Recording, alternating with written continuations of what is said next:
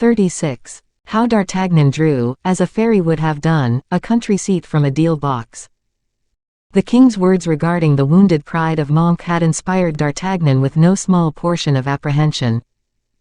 The lieutenant had had, all his life, the great art of choosing his enemies, and when he had found them implacable and invincible, it was when he had not been able, under any pretense, to make them otherwise. But points of view change greatly in the course of a life. It is a magic lantern, of which the eye of man every year changes the aspects. It results that from the last day of a year on which we saw white, to the first day of the year on which we shall see black, there is the interval of but a single night. Now, D'Artagnan, when he left Calais with his 10 scamps, would have hesitated as little in attacking a Goliath, a Nebuchadnezzar, or a Holofernes, as he would in crossing swords with a recruit or caviling with a landlady. Then he resembled the sparrow-hawk, which, when fasting, will attack a ram. Hunger is blind. But D'Artagnan satisfied, D'Artagnan rich, D'Artagnan a conqueror, D'Artagnan proud of so difficult a triumph, D'Artagnan had too much to lose not to reckon, figure by figure, with probable misfortune. His thoughts were employed, therefore, all the way on the road from his presentation, with one thing, and that was, how he should conciliate a man like Monck, a man whom Charles himself, king as he was, conciliated with difficulty, for, scarcely established, the protected might again stand in need of the protector, and would, consequently, not refuse him, such being the case, the petty satisfaction of transporting D'Artagnan, or of confining him in one of the Middlesex prisons, or drowning him a little on his passage from Dover to Boulogne. Such sorts of satisfaction kings are accustomed to render to viceroys without disagreeable consequences. It would not be at all necessary for the king to be active in that contrepartie of the play in which Monck should take his revenge. The part of the king would be confined to simply pardoning the Viceroy of Ireland all he should undertake against D'Artagnan. Nothing more was necessary to place the conscience of the Duke of Albemarle at rest than a te absolvo said with a laugh, or the scrawl of Charles the King, traced at the foot of a parchment, and with these 2 words pronounced, and these 2 words written, poor D'Artagnan was forever crushed beneath the ruins of his imagination. And then, a thing sufficiently disquieting for a man with such foresight as our musketeer, he found himself alone, and even the friendship of Athos could not restore his confidence. Certainly if the affair had only concerned a free distribution of sword thrusts, the musketeer would have counted upon his companion, but in delicate dealings with a king, when the perhaps of an unlucky chance should arise in justification of Monck or of Charles of England, D'Artagnan knew Athos well enough to be sure he would give the best possible coloring to the loyalty of the survivor, and would content himself with shedding floods of tears on the tomb of the dead, supposing the dead to be his friend, and afterwards composing his epitaph in the most pompous superlatives. Decidedly, thought the Gascon, and this thought was the result of the reflections which he had just whispered to himself and which we have repeated aloud, decidedly, I must be reconciled with Monck, and acquire proof of his perfect indifference for the past. If, and God forbid it should be so, he is still sulky and reserved in the expression of this sentiment, I shall give my money to Athos to take away with him, and remain in England just long enough to unmask him. Then, as I have a quick eye and a light foot, I shall notice the first hostile sign, to decamp or conceal myself at the residence of my Lord of Buckingham, who seems a good sort of devil at the bottom, and to whom, in return for his hospitality, I shall relate all that history of the diamonds, which can now compromise nobody but an old queen, who need not be ashamed, after being the wife of a miserly creature like Mazarin, of having formerly been the mistress of a handsome nobleman like Buckingham. Mordioux, that is the thing, and this Monck shall not get the better of me. And besides, I have an idea. We know that, in general, D'Artagnan was not wanting in ideas, and during this soliloquy, D'Artagnan buttoned his vest up to the chin, and nothing excited his imagination like this preparation for a combat of any kind, called accinction by the Romans. He was quite heated when he reached the mansion of the Duke of Albemarle. He was introduced to the viceroy with a promptitude which proved that he was considered as one of the household. Monck was in his business closet. "My lord," said D'Artagnan, with that expression of frankness which the Gascon knew so well how to assume, "my lord, I have come to ask your grace's advice." Monck, as closely buttoned up morally as his antagonist was physically, replied, "Ask, my friend," and his countenance presented an expression not less open than that of D'Artagnan. "My lord, in the first place, promise me secrecy and indulgence." "I promise you all you wish." "What is the matter? Speak." "It is, my lord, that I am not quite pleased with the king." "Indeed. And on what account, my dear lieutenant?" "Because his majesty gives way sometimes to jests very compromising for his servants, and jesting, my lord, is a weapon that seriously wounds men of the sword, as we are." Monck did all in his power not to betray his thought, but D'Artagnan watched him with too close attention not to detect an almost imperceptible flush upon his face. "Well, now, for my part," said he, with the most natural air possible, "I am not an enemy of jesting, my dear Monsieur d'Artagnan. My soldiers will tell you that even many times in camp, I listened very indifferently, and with a certain pleasure, to the satirical songs which the army of Lambert passed into mine, and which, certainly, would have caused the ears of a general more susceptible than I am to tingle." "Oh, my lord," said D'Artagnan, "I know you are a complete man. I know you have been, for a long time, placed above human miseries, but there are jests and jests of a certain kind, which have the power of irritating me beyond expression." "May I inquire what kind, my friend?" "Such as are directed against my friends or against people I respect, my lord." Monck made a slight movement, which D'Artagnan perceived. "Eh, and in what," asked Monck, "in what can the stroke of a pin which scratches another tickle your skin? Answer me that." "My lord, I can explain it to you in a single sentence, it concerns you." Monck advanced a single step towards D'Artagnan. "Concerns me," said he. "Yes, and this is what I cannot explain, but that arises, perhaps, from my want of knowledge of his character. How can the king have the heart to jest about a man who has rendered him so many and such great services? How can one understand that he should amuse himself in setting by the ears a lion like you with a gnat like me? I cannot conceive that in any way," said Monck. "But so it is. The king, who owed me a reward, might have rewarded me as a soldier, without contriving that history of the ransom, which affects you, my lord." "No," said Monck, laughing, "it does not affect me in any way, I can assure you." "Not as regards me, I can understand. You know me, my lord, I am so discreet that the grave would appear a babbler compared to me, but, do you understand, my lord?" "No," replied Monck, with persistent obstinacy. "If another knew the secret which I know." "What secret?"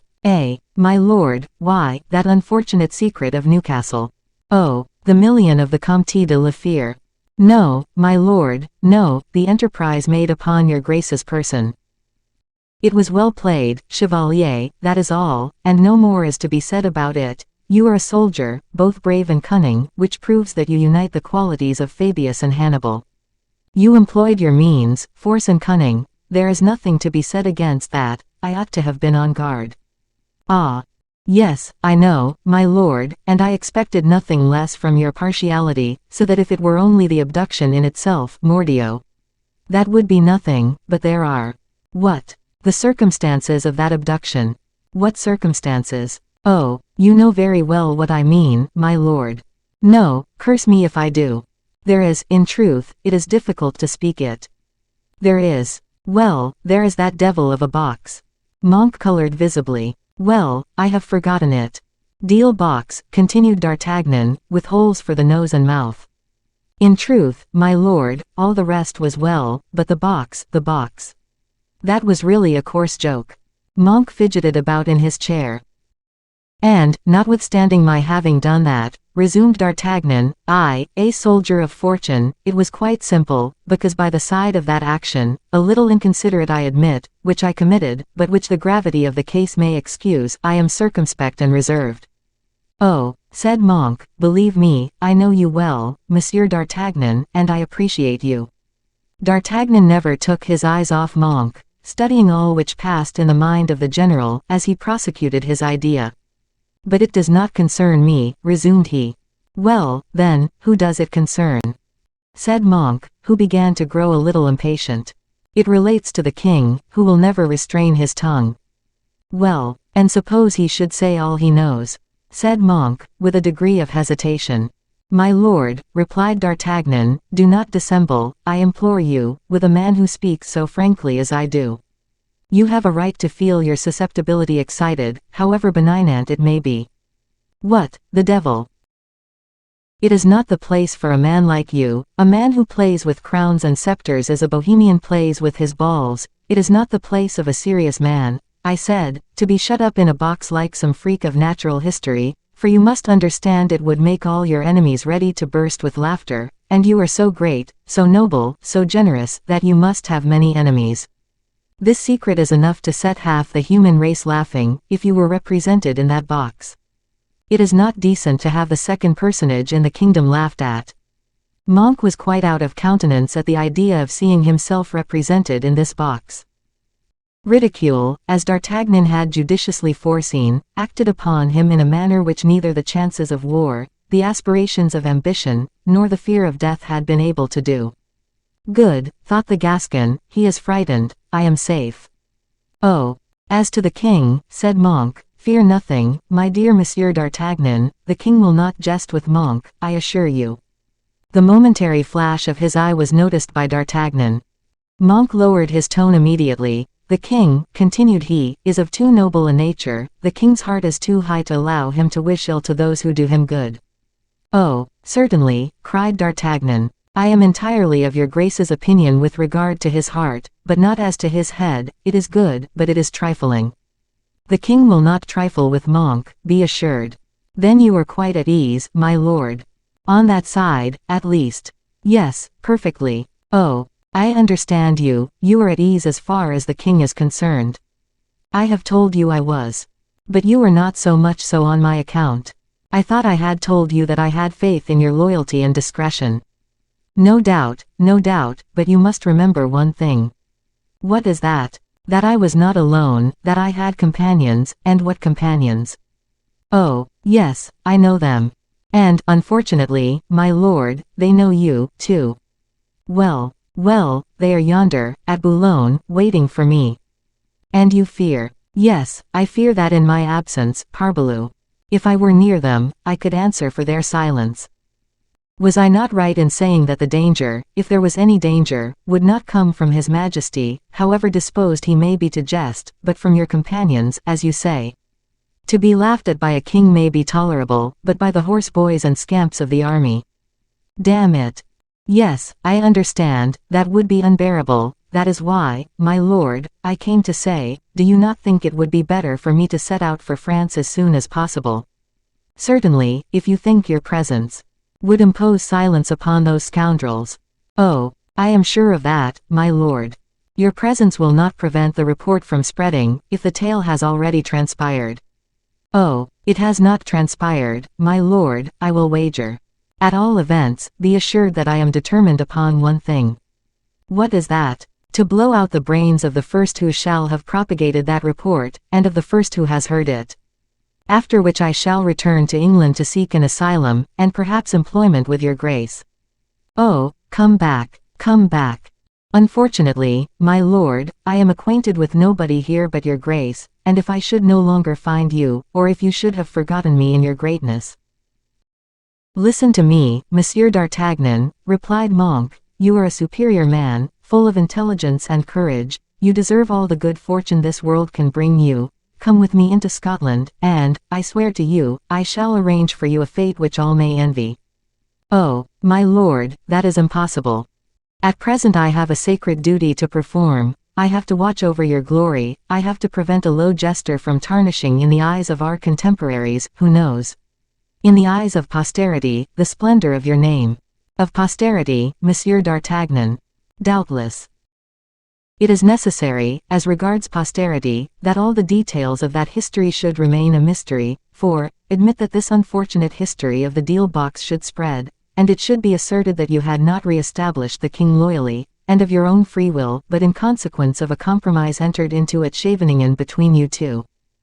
It would be vain for me to declare how the thing came about, for though I know I should not be believed, it would be said that I had received my part of the cake, and was eating it. Monck knitted his brow. Glory, honor, probity, said he, you are but empty words. Mist. replied D'Artagnan, nothing but mist, through which nobody can see clearly. Well, then, go to France, my dear Monsieur d'Artagnan, said Monck, go, and to render England more attractive and agreeable to you, accept a remembrance of me. What now? Thought D'Artagnan. I have on the banks of the Clyde, continued Monck, a little house in a grove, cottage as it is called here. To this house are attached 100 acres of land. Accept it as a souvenir. Oh, my lord. Faith, you will be there in your own home, and that will be the place of refuge you spoke of just now. For me to be obliged to your lordship to such an extent. Really, your grace, I am ashamed. Not at all, monsieur, replied Monck, with an arch smile, it is I who shall be obliged to you. And, pressing the hand of the musketeer, I shall go and draw up the deed of gift, and he left the room. D'Artagnan looked at him as he went out with something of a pensive and even an agitated air. After all, said he is a brave man. It is only a sad reflection that it is from fear of me, and not affection that he acts thus. Well, I shall endeavor that affection may follow. Then, after an instant's deeper reflection, bah, said he, to what purpose? He is an Englishman. And he in turn went out, a little confused after the combat. So, said he, I am a landowner. But how the devil am I to share the cottage with Planchet? Unless I give him the land, and I take the chateau, or that he takes the house and I, nonsense. Monck will never allow me to share a house he has inhabited with a grocer. He is too proud for that. Besides, why should I say anything about it to him? It was not with the money of the company I have acquired that property, it was with my mother wit alone, it is all mine, then. So, now I will go and find Athos. And he directed his steps towards the dwelling of the Comte de la Fere. 37. How D'Artagnan regulated the assets of the company before he established its liabilities. Decidedly, said D'Artagnan to himself, I have struck a good vein. That star which shines once in the life of every man, which shone for Job and Iris, the most unfortunate of the Jews and the poorest of the Greeks, is come at last to shine on me. I will commit no folly, I will take advantage of it, it comes quite late enough to find me reasonable. He supped that evening, in very good humor, with his friend Athos. He said nothing to him about the expected donation, but he could not forbear questioning his friend, while eating, about country produce, sowing, and planting. Athos replied complacently, as he always did.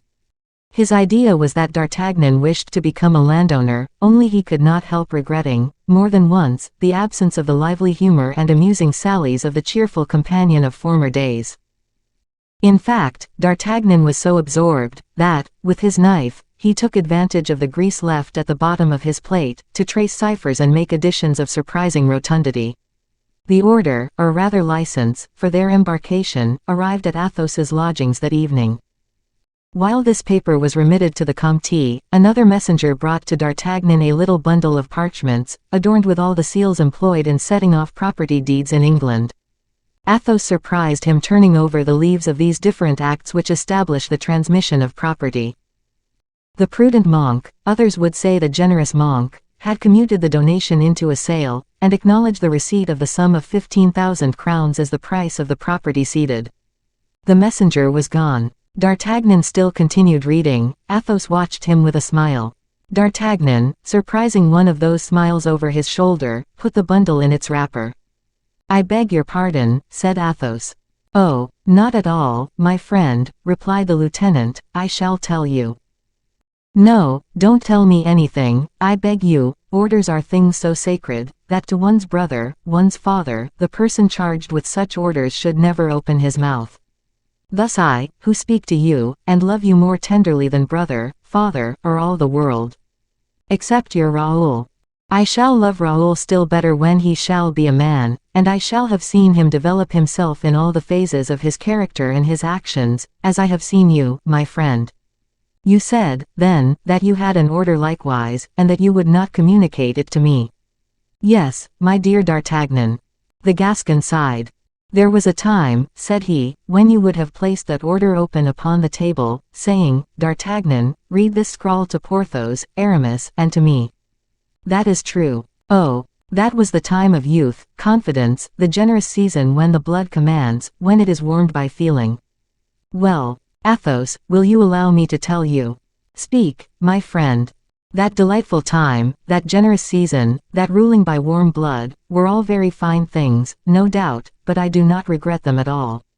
It is absolutely like the period of studies. I have constantly met with fools who would boast of the days of pensiums, ferules, and crusts of dry bread. It is singular, but I never loved all that. For my part, however active and sober I might be, if I was so, Athos, however simple I might appear in my clothes, I would not the less have preferred the braveries and embroideries of Porthos to my little perforated cassock, which gave passage to the wind in winter and the sun in summer. I should always, my friend, mistrust him who would pretend to prefer evil to good. Now, in times past all went wrong with me, and every month found a fresh hole in my cassock and in my skin, a gold crown less in my poor purse. Of that execrable time of small beer and seesaw, I regret absolutely nothing, nothing save our friendship, for within me I have a heart, and it is a miracle that heart has not been dried up by the wind of poverty which passed through the holes of my cloak, or pierced by the swords of all shapes which passed through the holes in my poor flesh. Do not regret our friendship, said Athos, that will only die with ourselves. Friendship is composed, above all things, of memories and habits, and if you have just now made a little satire upon mine, because I hesitate to tell you the nature of my mission into France. Oh, heavens! If you knew, my dear friend, how indifferent all the missions of the world will henceforth become to me. And he laid his hand upon the parchment in his vest pocket. Athos rose from the table and called the host in order to pay the reckoning. Since I have known you, my friend, said D'Artagnan, I have never discharged the reckoning. Porthos often did, Aramis sometimes, and you almost always drew out your purse with the dessert. I am now rich, and should like to try if it is heroic to pay. Do so, said Athos, returning his purse to his pocket. The two friends then directed their steps towards the port, not, however, without D'Artagnan's frequently turning round to watch the transportation of his dear crowns. Night had just spread her thick veil over the yellow waters of the Thames. They heard those noises of casks and pulleys, the preliminaries of preparing to sail which had so many times made the hearts of the musketeers beat when the dangers of the sea were the least of those they were going to face. This time they were to embark on board a large vessel which awaited them at Gravesend, and Charles II, always delicate in small affairs, had sent one of his yachts, with 12 men of his Scots Guard, to do honor to the ambassador he was sending to France. At midnight the yacht had deposited its passengers on board the vessel, and at 8 o'clock in the morning, the vessel landed the ambassador and his friend on the wharf at Boulogne. Whilst the Comte, with Grimaud, was busy procuring horses to go straight to Paris, D'Artagnan hastened to the hostelry where, according to his orders, his little army was to wait for him. These gentlemen were at breakfast upon oysters, fish, and spiced brandy, when D'Artagnan appeared. They were all very gay, but not one of them had yet exceeded the bounds of reason. A hurrah of joy welcomed the general. "Here I am," said D'Artagnan, "the campaign is ended. I am come to bring each his supplement of pay, as agreed upon." Their eyes sparkled. "I will lay a wager there are not, at this moment, 100 crowns remaining in the purse of the richest among you." "That is true," cried they in chorus. "Gentlemen," said D'Artagnan, "then, this is the last order. The Treaty of Commerce has been concluded, thanks to our coup de main which made us masters of the most skillful financier of England, for now I am at liberty to confess to you that the man we had to carry off was the treasurer of General Monck." This word treasurer produced a certain effect on his army. D'Artagnan observed that the eyes of Meneville alone did not evince perfect faith. "This treasurer," he continued, "I conveyed to a neutral territory, Holland. I forced him to sign the treaty. I have even reconducted him to Newcastle, and he was obliged to be satisfied with our proceedings towards him. The deal coffer being always carried without jolting, and being lined softly, I asked a gratification for you. Here it is." He threw a respectable-looking purse upon the cloth, and all involuntarily stretched out their hands. "One moment, my lambs," said D'Artagnan, "if there are profits, there are also charges." Oh, murmured they. "We are about to find ourselves, my friends, in a position which would not be tenable for people without brains. I speak plainly, we are between the gallows and the Bastille." Oh, said the chorus. That is easily understood. It was necessary to explain to General Monck the disappearance of his treasurer. I waited, for that purpose, till the unhoped-for moment of the restoration of King Charles II, who was one of my friends. This army exchanged a glance of satisfaction in reply to the sufficiently proud look of D'Artagnan. The king being restored, I restored to Monck his man of business, a little plucked, it is true, but, in short, I restored him. Now, General Monck, when he pardoned me, for he has pardoned me, could not help repeating these words to me, which I charge every one of you to engrave deeply there, between the eyes, under the vault of the cranium. Monsieur, the joke has been a good one, but I don't naturally like jokes. If ever a word of what you have done, you understand me, Meneville, escapes from your lips, or the lips of your companions, I have, in my government of Scotland and Ireland, 741 wooden gibbets, of strong oak, clamped with iron, and freshly greased every week. I will make a present of one of these gibbets to each of you, and observe well, M. D'Artagnan, added he, observe it also, M. Meneville, I shall still have 730 left for my private pleasure. And still further. Ah, said the auxiliaries, is there still more? A mere trifle. Monsieur D'Artagnan, I sent to the King of France the treaty in question, with a request that he will cast into the Bastille provisionally, and then send to me, all who have taken part in this expedition, and that is a prayer with which the king will certainly comply. A cry of terror broke from all corners of the table. There, said D'Artagnan, this brave M. Monck has forgotten one thing, and that is he does not know the name of any one of you. I alone know you, and it is not I, you well may believe, who will betray you. Why should I? As for you, I cannot suppose you will be silly enough to denounce yourselves, for then the king, to spare himself the expense of feeding and lodging you, will send you off to Scotland, where the 741 gibbets are to be found. That is all, messieurs, I have not another word to add to what I have had the honor to tell you. I am sure you have understood me perfectly well, have you not, M. Meneville? Perfectly, replied the latter. Now the crowns, said D'Artagnan. Shut the doors, he cried, and opened the bag upon the table, from which rolled several fine gold crowns. Everyone made a movement towards the floor.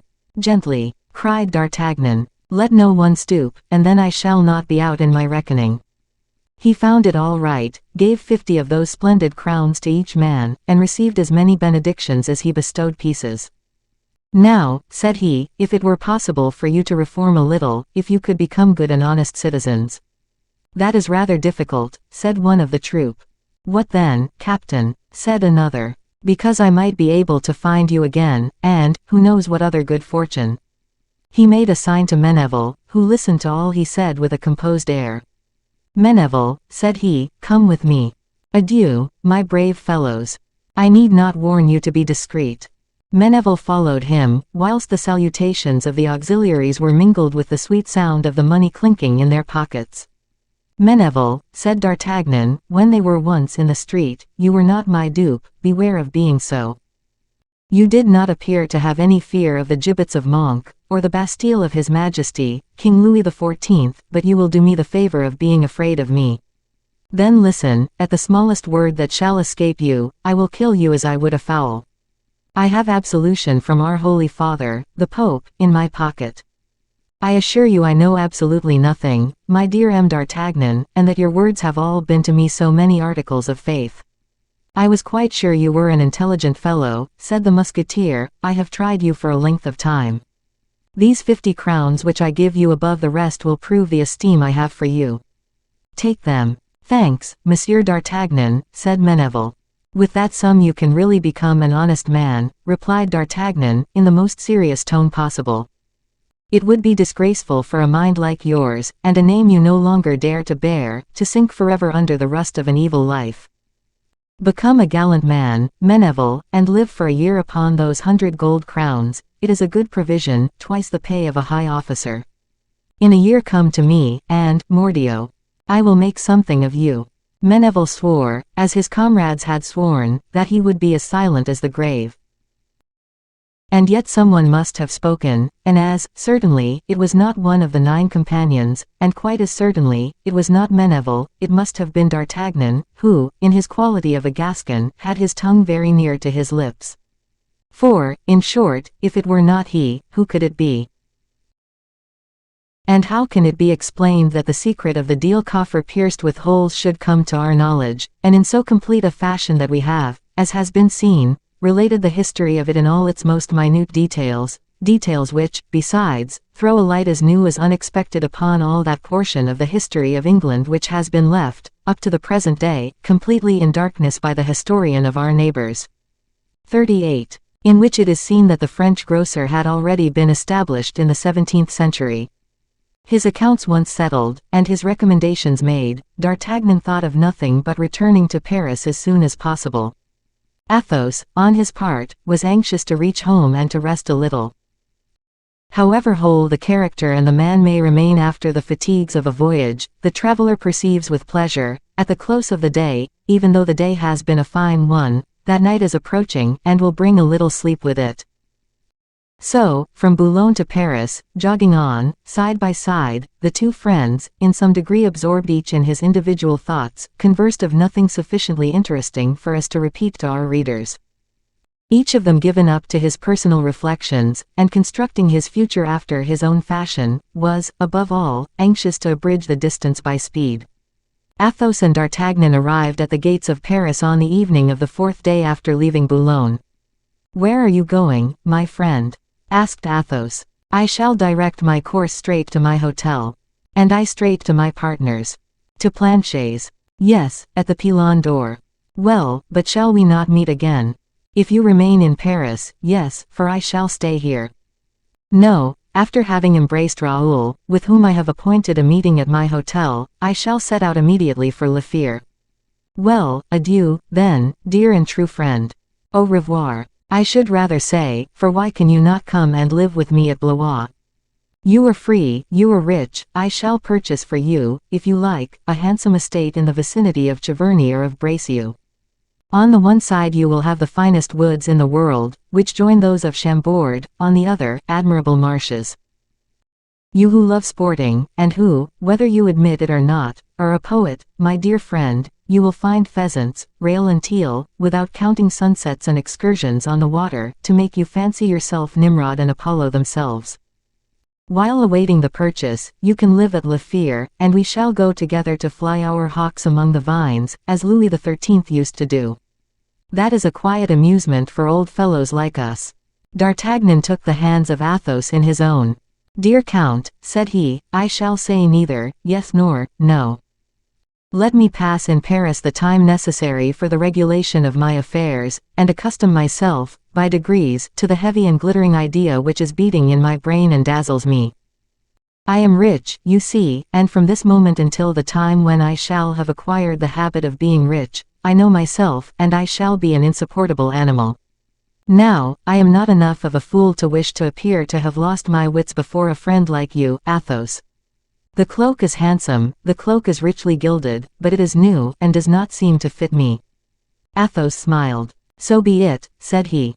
"But apropos of this cloak, dear D'Artagnan, will you allow me to offer you a little advice?" "Yes, willingly. You will not be angry. Proceed." "When wealth comes to a man late in life or all at once, that man, in order not to change, must most likely become a miser, that is to say, not spend much more money than he had done before, or else become a prodigal, and contract so many debts as to become poor again." "Oh, but what you say looks very much like a sophism, my dear philosophic friend." "I do not think so. Will you become a miser?" "No, pardieu. I was one already, having nothing. Let us change. Then be prodigal. Still less, mordio. Debts terrify me. Creditors appear to me, by anticipation, like those devils who turn the damned upon the gridirons, and as patience is not my dominant virtue, I am always tempted to thrash those devils. You are the wisest man I know, and stand in no need of advice from anyone. Great fools must they be who think they have anything to teach you. But are we not at the Rue Saint-Honoré? Yes, dear Athos. Look yonder, on the left, that small, long white house is the hotel where I lodge. You may observe that it has but 2 stories. I occupy the first, the other is let to an officer whose duties oblige him to be absent 8 or 9 months in the year, so I am in that house as in my own home, without the expense. Oh, how well you manage, Athos! What order and what liberality! They are what I wish to unite. But, of what use trying? That comes from birth, and cannot be acquired. You are a flatterer. Well, adieu, dear friend. Apropos, remember me to Master Planchet, he always was a bright fellow. And a man of heart, too, Athos. Adieu. And they separated. During all this conversation, D'Artagnan had not for a moment lost sight of a certain pack-horse, in whose panniers, under some hay, were spread the Sacoche's messenger's bags with the portmanteau. 9 o'clock was striking at St. Mary. Planchet's helps were shutting up his shop. D'Artagnan stopped the postilion who rode the pack-horse, at the corner of the Rue des Lombards, under a penthouse, and calling one of Planchet's boys, he desired him not only to take care of the 2 horses, but to watch the postilion, after which he entered the shop of the grocer, who had just finished supper, and who, in his little private room, was, with a degree of anxiety, consulting the calendar, on which, every evening, he scratched out the day that was past. At the moment when Planchet, according to his daily custom, with the back of his pen, erased another day, D'Artagnan kicked the door with his foot, and the blow made his steel spur jingle. "Oh, good Lord!" cried Planchet. The worthy grocer could say no more, he had just perceived his partner. D'Artagnan entered with a bent back and a dull eye. The Gascon had an idea with regard to Planchet. "Good God!" thought the grocer, looking earnestly at the traveler, "he looks sad." The Musketeer sat down. "My dear Monsieur d'Artagnan," said Planchet, with a horrible palpitation of the heart. "Here you are. And your health?" "Tolerably good, Planchet, tolerably good," said D'Artagnan, with a profound sigh. "You have not been wounded, I hope?" "Phew! Ah, I see," continued Planchet, more and more alarmed, "the expedition has been a trying one." "Yes," said D'Artagnan. A shudder ran down Planchet's back. "I should like to have something to drink," said the Musketeer, raising his head piteously. Planchet ran to the cupboard, and poured out to D'Artagnan some wine in a large glass. D'Artagnan examined the bottle. "What wine is that?" asked he. "Alas! That which you prefer, monsieur," said Planchet, "that good old Anjou wine, which was one day nearly costing us all so dear." "Ah," replied D'Artagnan, with a melancholy smile, "ah. My poor Planchet, ought I still to drink good wine? Come." "My dear master," said Planchet, making a superhuman effort, whilst all his contracted muscles, his pallor and his trembling betrayed the most acute anguish. "Come. I have been a soldier and consequently have some courage, do not make me linger, dear Monsieur d'Artagnan, our money is lost, is it not?" Before he answered, D'Artagnan took his time, and that appeared an age to the poor grocer. Nevertheless he did nothing but turn about on his chair. "And if that were the case," said he, slowly, moving his head up and down, "if that were the case, what would you say, my dear friend?" Planchet, from being pale, turned yellow. It might have been thought he was going to swallow his tongue, so full became his throat, so red were his eyes. 20,000 livres, murmured he. 20,000 livres, and yet. D'Artagnan, with his neck elongated, his legs stretched out, and his hands hanging listlessly, looked like a statue of discouragement. Planchet drew up a sigh from the deepest cavities of his breast. "Well," said he, "I see how it is. Let us be men. It is all over, is it not? The principal thing is, monsieur, that your life is safe." "Doubtless, doubtless, life is something, but I am ruined. Cordieu, monsieur," said Planchet. "If it is so, we must not despair for that. You shall become a grocer with me, I shall take you for my partner, we will share the profits, and if there should be no more profits, well, why then we shall share the almonds, raisins and prunes, and we will nibble together the last quarter of Dutch cheese." D'Artagnan could hold out no longer. "Mordioux!" cried he, with great emotion, "thou art a brave fellow, on my honor, Planchet. You have not been playing a part, have you? You have not seen the pack-horse with the bags under the shed yonder?" "What horse? What bags?" said Planchet, whose trembling heart began to suggest that D'Artagnan was mad. "Why, the English bags, Mordioux. said D'Artagnan, all radiant, quite transfigured. Ah, good God, articulated Planchet, drawing back before the dazzling fire of his looks. Imbecile, cried D'Artagnan, you think me mad. Mordioux. On the contrary, never was my head more clear, or my heart more joyous. To the bags, Planchet, to the bags. But to what bags, good heavens? D'Artagnan pushed Planchet towards the window. Under that shed yonder, don't you see a horse? Yes. Don't you see how his back is laden? Yes, yes. Don't you see your lad talking with the postilion? Yes, yes, yes. Well, you know the name of that lad, because he is your own. Call him. Abdon. Abdon, vociferated Planchet, from the window. Bring the horse, shouted D'Artagnan. Bring the horse, screamed Planchet. Now give 10 livres to the postilion, said D'Artagnan, in the tone he would have employed in commanding a maneuver, 2 lads to bring up the first 2 bags, 2 to bring up the 2 last, and move, Mordioux. Be lively. Planchet rushed down the stairs, as if the devil had been at his heels. A moment later the lads ascended the stairs, bending beneath their burden. D'Artagnan sent them off to their garrets, carefully closed the door, and addressing Planchet, who, in his turn, looked a little wild. Now, we are by ourselves, said he, and he spread upon the floor a large cover, and emptied the first bag into it. Planchet did the same with the second, then D'Artagnan, all in a tremble, let out the precious bowels of the third with a knife. When Planchet heard the provoking sound of the silver and gold, when he saw bubbling out of the bags the shining crowns, which glittered like fish from the sweep net, when he felt himself plunging his hands up to the elbows in that still rising tide of yellow and white coins, a giddiness seized him, and like a man struck by lightning, he sank heavily down upon the enormous heap, which his weight caused to roll away in all directions. Planchet, suffocated with joy, had lost his senses. D'Artagnan threw a glass of white wine in his face, which incontinently recalled him to life. Ah, good heavens, good heavens, good heavens, said Planchet, wiping his mustache and beard. At that time, as they do now, grocers wore the cavalier mustache and the lansquenet beard, only the money baths, already rare in those days, have become almost unknown now.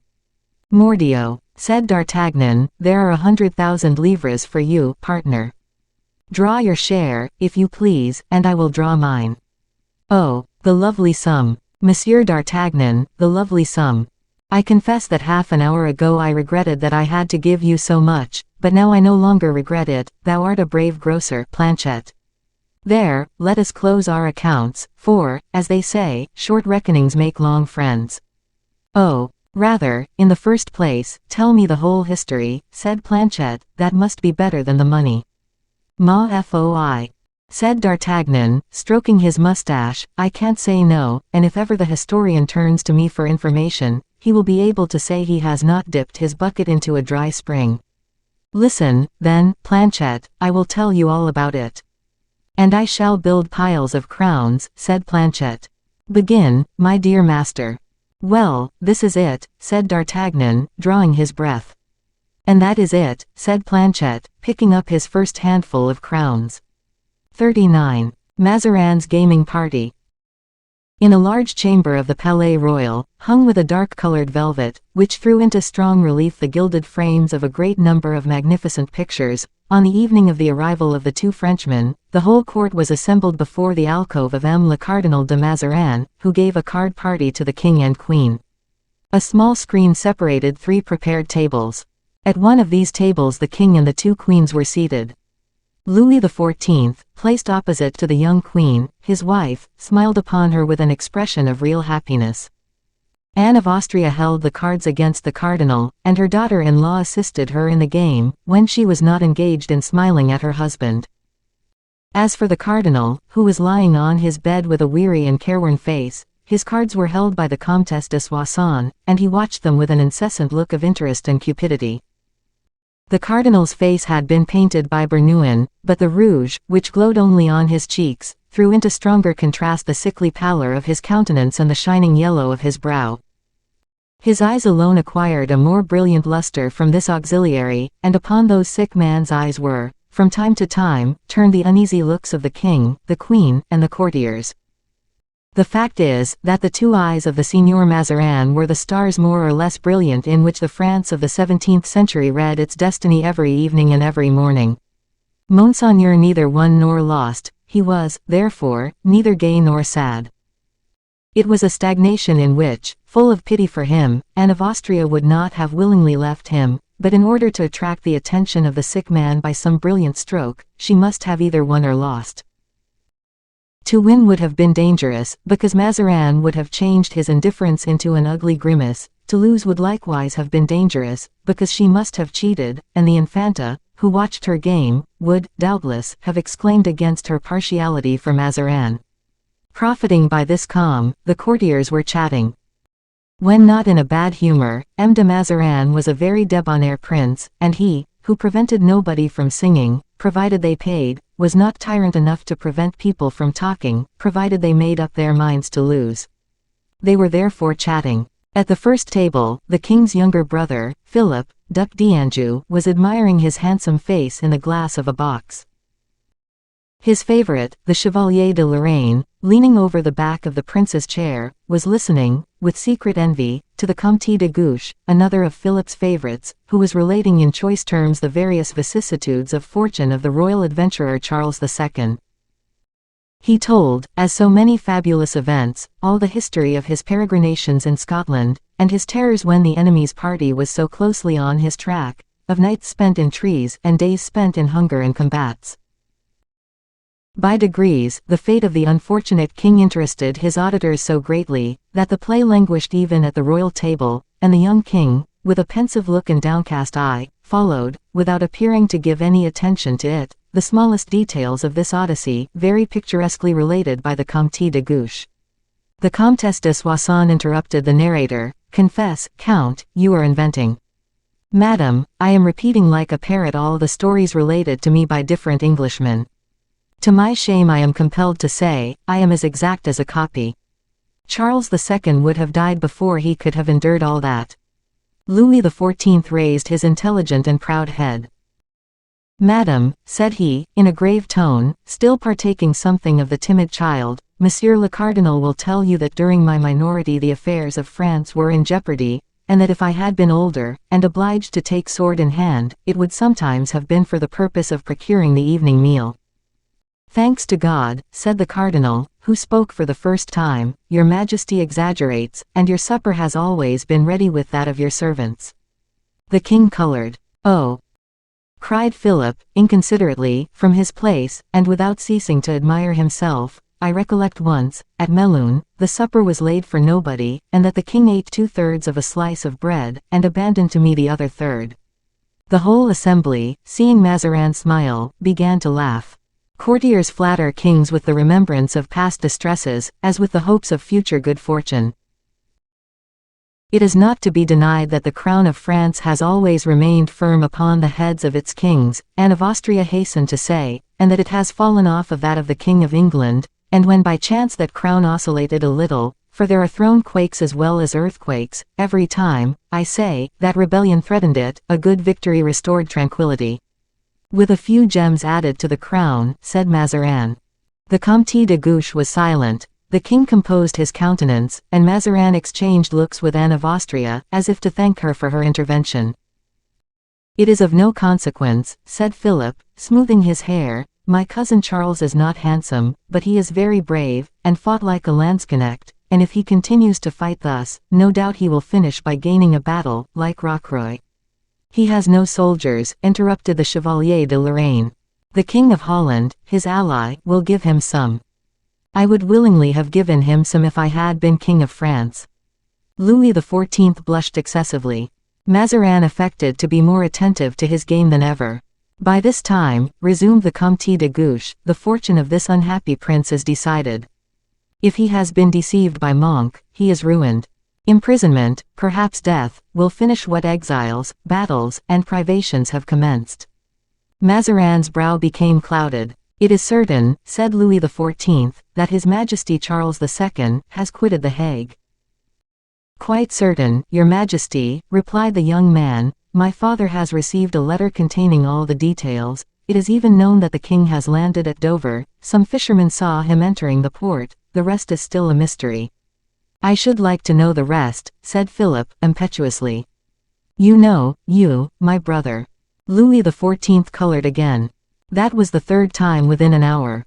"Ask my Lord Cardinal," replied he, in a tone which made Mazarin, Anne of Austria, and everybody else open their eyes.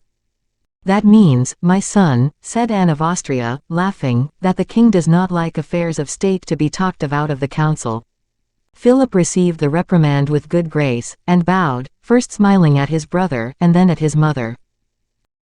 But Mazarin saw from the corner of his eye that a group was about to be formed in the corner of the room, and that the Duc d'Anjou, with the Comte de Gouche, and the Chevalier de Lorraine, prevented from talking aloud, might say, in a whisper, what it was not convenient should be said. He was beginning then to dart at them glances full of mistrust and uneasiness, inviting Anne of Austria to throw perturbation in the midst of the unlawful assembly, when, suddenly, Bernouin, entering from behind the tapestry of the bedroom, whispered in the ear of Mazarin, "Monseigneur, an envoy from His Majesty, the King of England." Mazarin could not help exhibiting a slight emotion, which was perceived by the king. To avoid being indiscreet, rather than to appear useless, Louis XIV rose immediately, and approaching his eminence, wished him good night. All the assembly had risen with a great noise of rolling of chairs and tables being pushed away.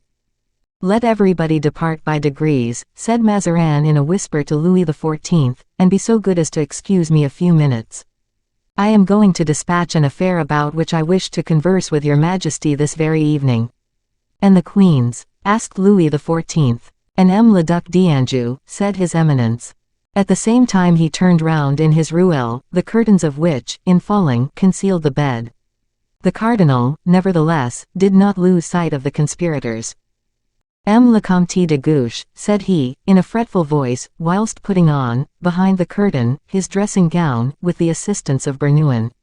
"I am here, my lord," said the young man, as he approached.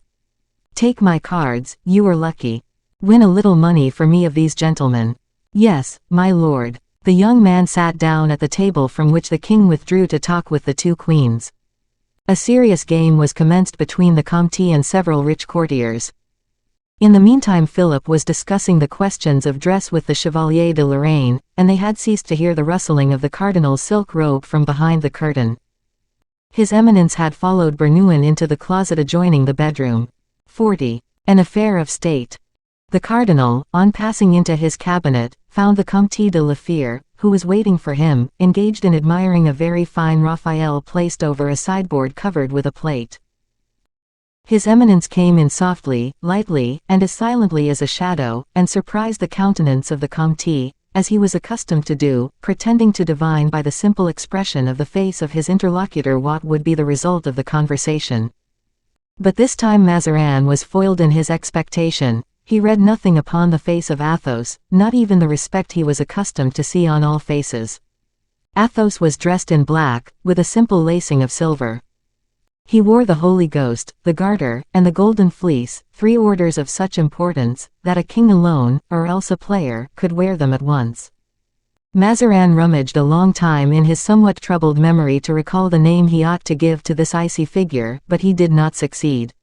"I am told," said he, at length, "you have a message from England for me." And he sat down, dismissing Bernouin, who, in his quality of secretary, was getting his pen ready. "On the part of His Majesty, the King of England, yes, your eminence." "You speak very good French for an Englishman, monsieur," said Mazarin, graciously, looking through his fingers at the Holy Ghost, Garter, and Golden Fleece, but more particularly at the face of the messenger. "I am not an Englishman, but a Frenchman, monsieur le cardinal," replied Athos. "It is remarkable that the King of England should choose a Frenchman for his ambassador, it is an excellent augury. Your name, monsieur, if you please." "Comte de la Fère," replied Athos, bowing more slightly than the ceremonial and pride of the all-powerful minister required. Mazarin bent his shoulders, as if to say, "I do not know that name." Athos did not alter his carriage. "And you come, monsieur," continued Mazarin, "to tell me." "I come on the part of His Majesty the King of Great Britain to announce to the King of France." Mazarin frowned. "To announce to the King of France," continued Athos, imperturbably, the happy restoration of His Majesty Charles II to the throne of his ancestors. This shade did not escape his cunning eminence. Mazarin was too much accustomed to mankind, not to see in the cold and almost haughty politeness of Athos, an index of hostility, which was not of the temperature of that hothouse called a court. "You have powers, I suppose?" asked Mazarin, in a short, querulous tone. "Yes, monseigneur." And the word, monseigneur, came so painfully from the lips of Athos that it might be said it skinned them. Athos took from an embroidered velvet bag which he carried under his doublet a dispatch. The cardinal held out his hand for it. "Your pardon, monseigneur," said Athos. "My dispatch is for the king. Since you are a Frenchman, monsieur, you ought to know the position of a prime minister at the court of France." "There was a time," replied Athos, "when I occupied myself with the importance of prime ministers, but I have formed, long ago, a resolution to treat no longer with any but the king." "Then, monsieur," said Mazarin, who began to be irritated, "you will neither see the minister nor the king." Mazarin rose. Athos replaced his dispatch in its bag, bowed gravely, and made several steps towards the door. This coolness exasperated Mazarin. "What strange diplomatic proceedings are these?" cried he. "Have we returned to the times when Cromwell sent us bullies in the guise of charges d'affaires?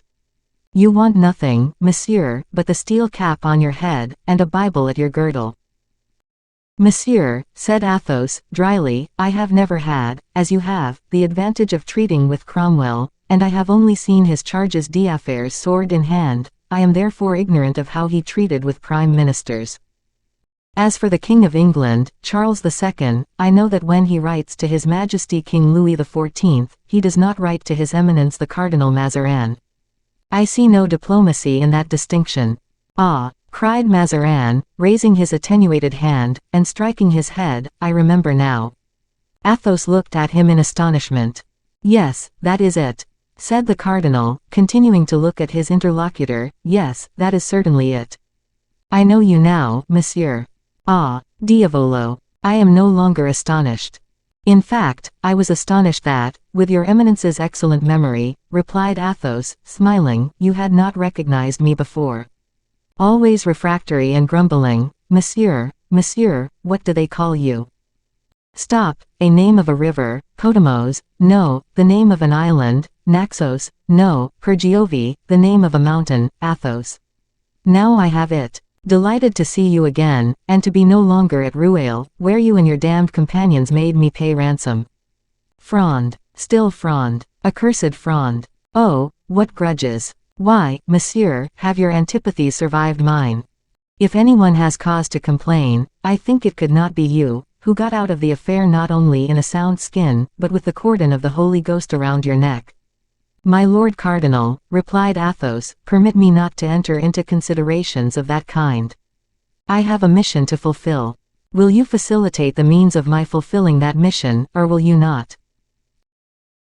"I am astonished," said Mazarin, quite delighted at having recovered his memory, and bristling with malice. "I am astonished, monsieur, Athos, that a Frondeur like you should have accepted a mission for the perfidious Mazarin, as used to be said in the good old times," and Mazarin began to laugh, in spite of a painful cough, which cut short his sentences, converting them into sobs.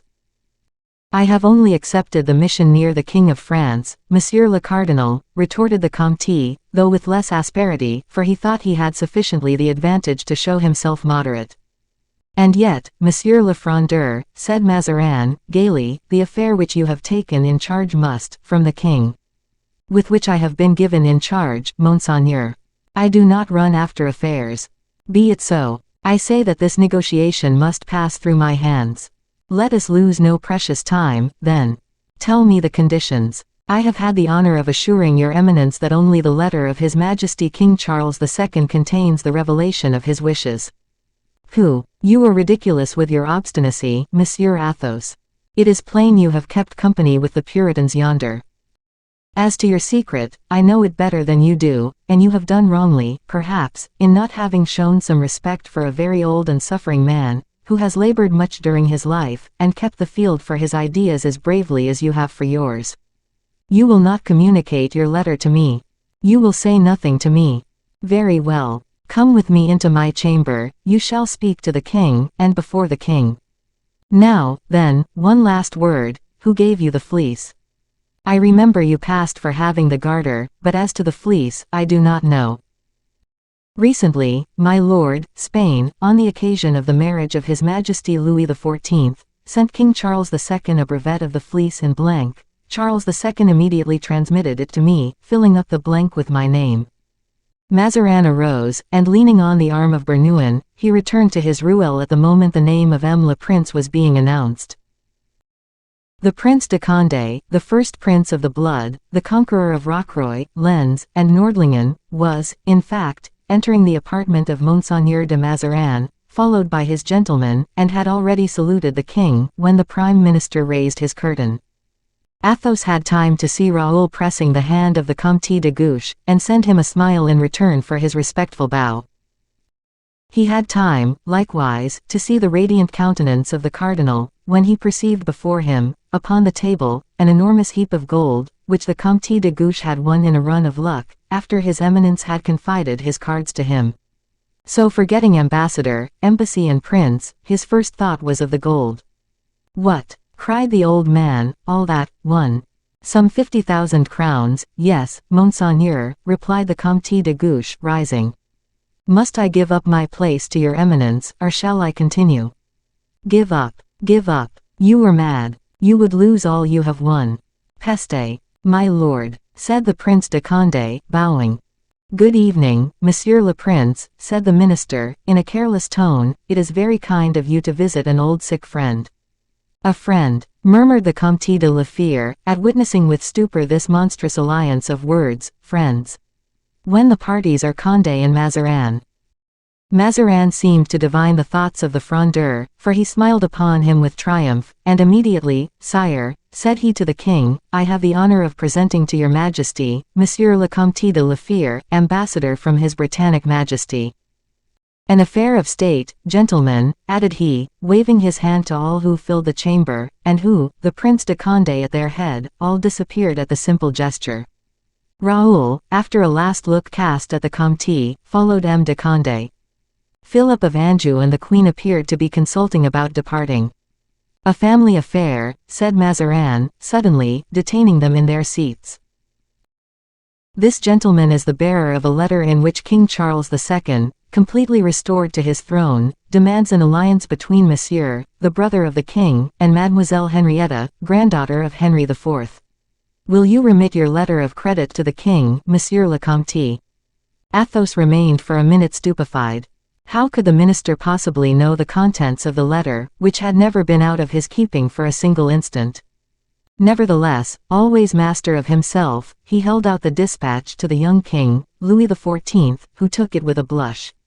A solemn silence reigned in the cardinal's chamber. It was only troubled by the dull sound of the gold, which Mazarin, with his yellow, dry hand, piled up in a casket, whilst the king was reading. 41. The recital. The maliciousness of the cardinal did not leave much for the ambassador to say, nevertheless, the word, restoration, had struck the king, who, addressing the Comte, upon whom his eyes had been fixed since his entrance, Monsieur, said he, will you have the kindness to give us some details concerning the affairs of England? You come from that country, you are a Frenchman, and the orders which I see glittering upon your person announce you to be a man of merit as well as a man of quality. Monsieur, said the cardinal, turning towards the Queen Mother, is an ancient servant of your Majesty's, Monsieur le Comte de la Fère. Anne of Austria was as oblivious as a queen whose life had been mingled with fine and stormy days. She looked at Mazarin, whose evil smile promised her something disagreeable, then she solicited from Athos, by another look, an explanation. Monsieur, continued the cardinal, was a Tréville musketeer, in the service of the late king. Monsieur is well acquainted with England, whither he has made several voyages at various periods, he is a subject of the highest merit. These words made allusion to all the memories which Anne of Austria trembled to evoke. England, that was her hatred of Richelieu and her love for Buckingham, a Tréville musketeer, that was the whole odyssey of the triumphs which had made the heart of the young woman throb, and of the dangers which had been so near overturning the throne of the young queen. These words had much power, for they rendered mute and attentive all the royal personages, who, with very various sentiments, set about recomposing at the same time the mysteries which the young had not seen, and which the old had believed to be forever effaced. "Speak, monsieur," said Louis XIV, the first to escape from troubles, suspicions, and remembrances. "Yes, speak," added Mazarin, to whom the little malicious thrust directed against Anne of Austria had restored energy and gaiety. "Sire," said the Comte, "a sort of miracle has changed the whole destiny of Charles II. That which men, till that time, had been unable to do, God resolved to accomplish." Mazarin coughed while tossing about in his bed. "King Charles II," continued Athos, "left the Hague neither as a fugitive nor a conqueror, but as an absolute king, who, after a distant voyage from his kingdom, returns amidst universal benedictions." "A great miracle, indeed," said Mazarin, "for, if the news was true, King Charles II, who has just returned amidst benedictions, went away amidst musket shots." The king remained impassible. Philip, younger and more frivolous, could not repress a smile, which flattered Mazarin as an applause of his pleasantry. "It is plain," said the king, "there is a miracle, but God, who does so much for kings, Monsieur le Comte, nevertheless employs the hand of man to bring about the triumph of his designs. To what men does Charles II principally owe his re-establishment?" "Why," interrupted Mazarin, without any regard for the king's pride, "does not your majesty know that it is to Monck?"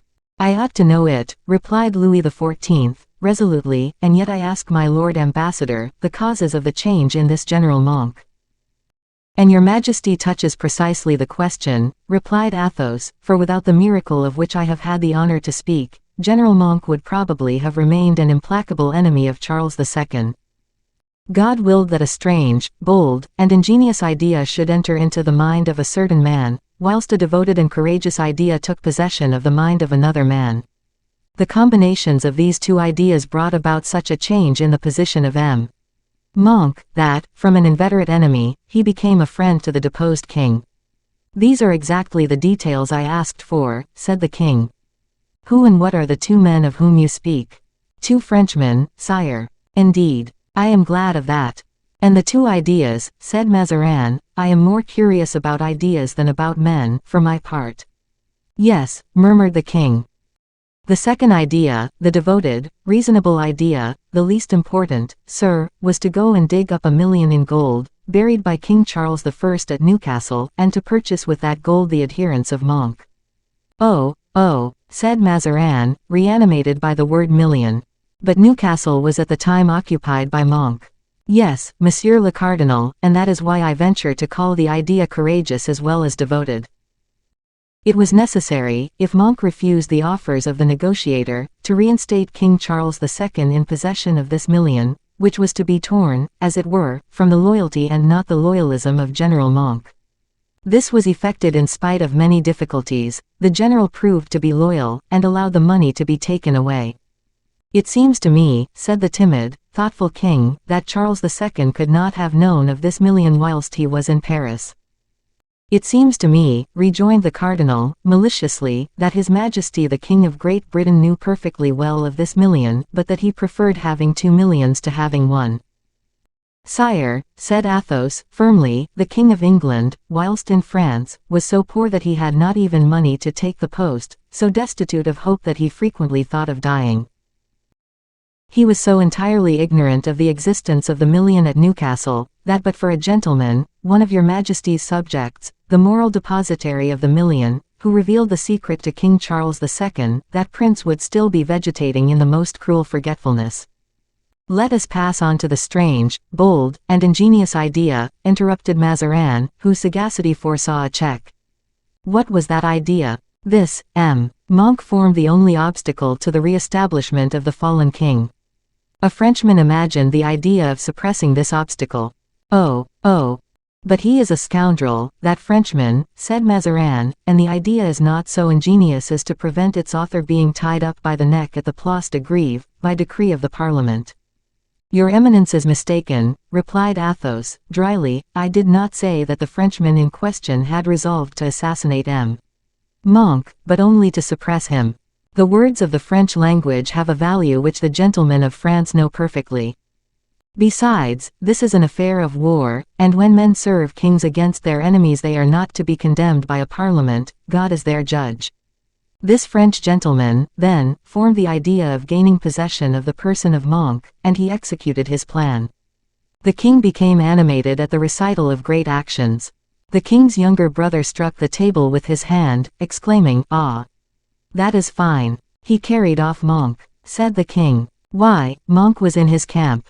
And the gentleman was alone, sire." "That is marvelous," said Philip. "Marvelous, indeed," cried the king. "Good. There are the two little lions unchained," murmured the cardinal. And with an air of spite, which he did not dissemble, "I am unacquainted with these details, will you guarantee their authenticity, monsieur?" "All the more easily, my lord cardinal, from having seen the events." "You have?" "Yes, monseigneur." The king had involuntarily drawn close to the count, the Duc d'Anjou had turned sharply round, and pressed Athos on the other side. "What next? Monsieur, what next?" cried they both at the same time. "Sire, Monck, being taken by the Frenchmen, was brought to King Charles II, at The Hague. The king gave back his freedom to Monck, and the grateful general, in return, gave Charles II the throne of Great Britain, for which so many valiant men had fought in vain." Philip clapped his hands with enthusiasm. Louis XIV, more reflective, turned towards the Comte de la Fère. "Is this true?" said he, "in all its details?" "Absolutely true, sire. That one of my gentlemen knew the secret of the million, and kept it." "Yes, sire. The name of that gentleman?" "It was your humble servant," said Athos, simply, and bowing. A murmur of admiration made the heart of Athos swell with pleasure. He had reason to be proud, at least. Mazarin, himself, had raised his arms towards heaven. "Monsieur," said the king, "I shall seek and find means to reward you." Athos made a movement. "Oh, not for your honesty, to be paid for that would humiliate you, but I owe you a reward for having participated in the restoration of my brother, King Charles II. "Certainly," said Mazarin. "It is the triumph of a good cause which fills the whole house of France with joy," said Anne of Austria. "I continue," said Louis XIV, "is it also true that a single man penetrated to Monck, in his camp, and carried him off? That man had 10 auxiliaries, taken from a very inferior rank. And nothing but them. Nothing more. And he is named Monsieur d'Artagnan, formerly lieutenant of the musketeers of your majesty." Anne of Austria colored, Mazarin became yellow with shame, Louis XIV was deeply thoughtful, and a drop of moisture fell from his pale brow. "What men?" murmured he. And, involuntarily, he darted a glance at the minister which would have terrified him, if Mazarin, at the moment, had not concealed his head under his pillow. "Monsieur," said the young Duc d'Anjou, placing his hand, delicate and white as that of a woman, upon the arm of Athos, "tell that brave man, I beg you, that Monsieur, brother of the king, will tomorrow drink his health before 500 of the best gentlemen of France." And, on finishing those words, the young man, perceiving that his enthusiasm had deranged one of his ruffles, set to work to put it to rights with the greatest care imaginable. "Let us resume business, sire," interrupted Mazarin, who never was enthusiastic, and who wore no ruffles. "Yes, monsieur," replied Louis XIV. "Pursue your communication, Monsieur le Comte," added he, turning towards Athos. Athos immediately began and offered in due form the hand of the Princess Henrietta Stuart to the young prince, the king's brother. The conference lasted an hour, after which the doors of the chamber were thrown open to the courtiers, who resumed their places as if nothing had been kept from them in the occupations of that evening. Athos then found himself again with Raoul, and the father and son were able to clasp each other's hands. 42. In which Mazarin becomes prodigal. Whilst Mazarin was endeavoring to recover from the serious alarm he had just experienced, Athos and Raoul were exchanging a few words in a corner of the apartment. "Well, here you are at Paris, then, Raoul," said the Comte. "Yes, monsieur, since the return of le Prince. I cannot converse freely with you here, because we are observed, but I shall return home presently, and shall expect you as soon as your duty permits." Raoul bowed, and, at that moment, le Prince came up to them.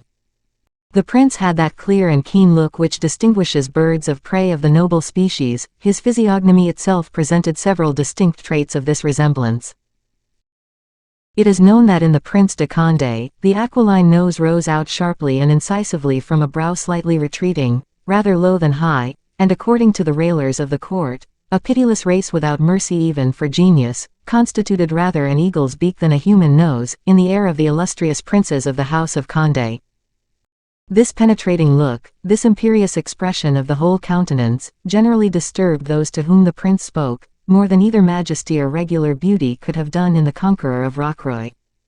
Besides this, the fire mounted so suddenly to his projecting eyes, that with the prince every sort of animation resembled passion. Now, on account of his rank, everybody at the court respected le prince, and many even, seeing only the man, carried their respect as far as terror.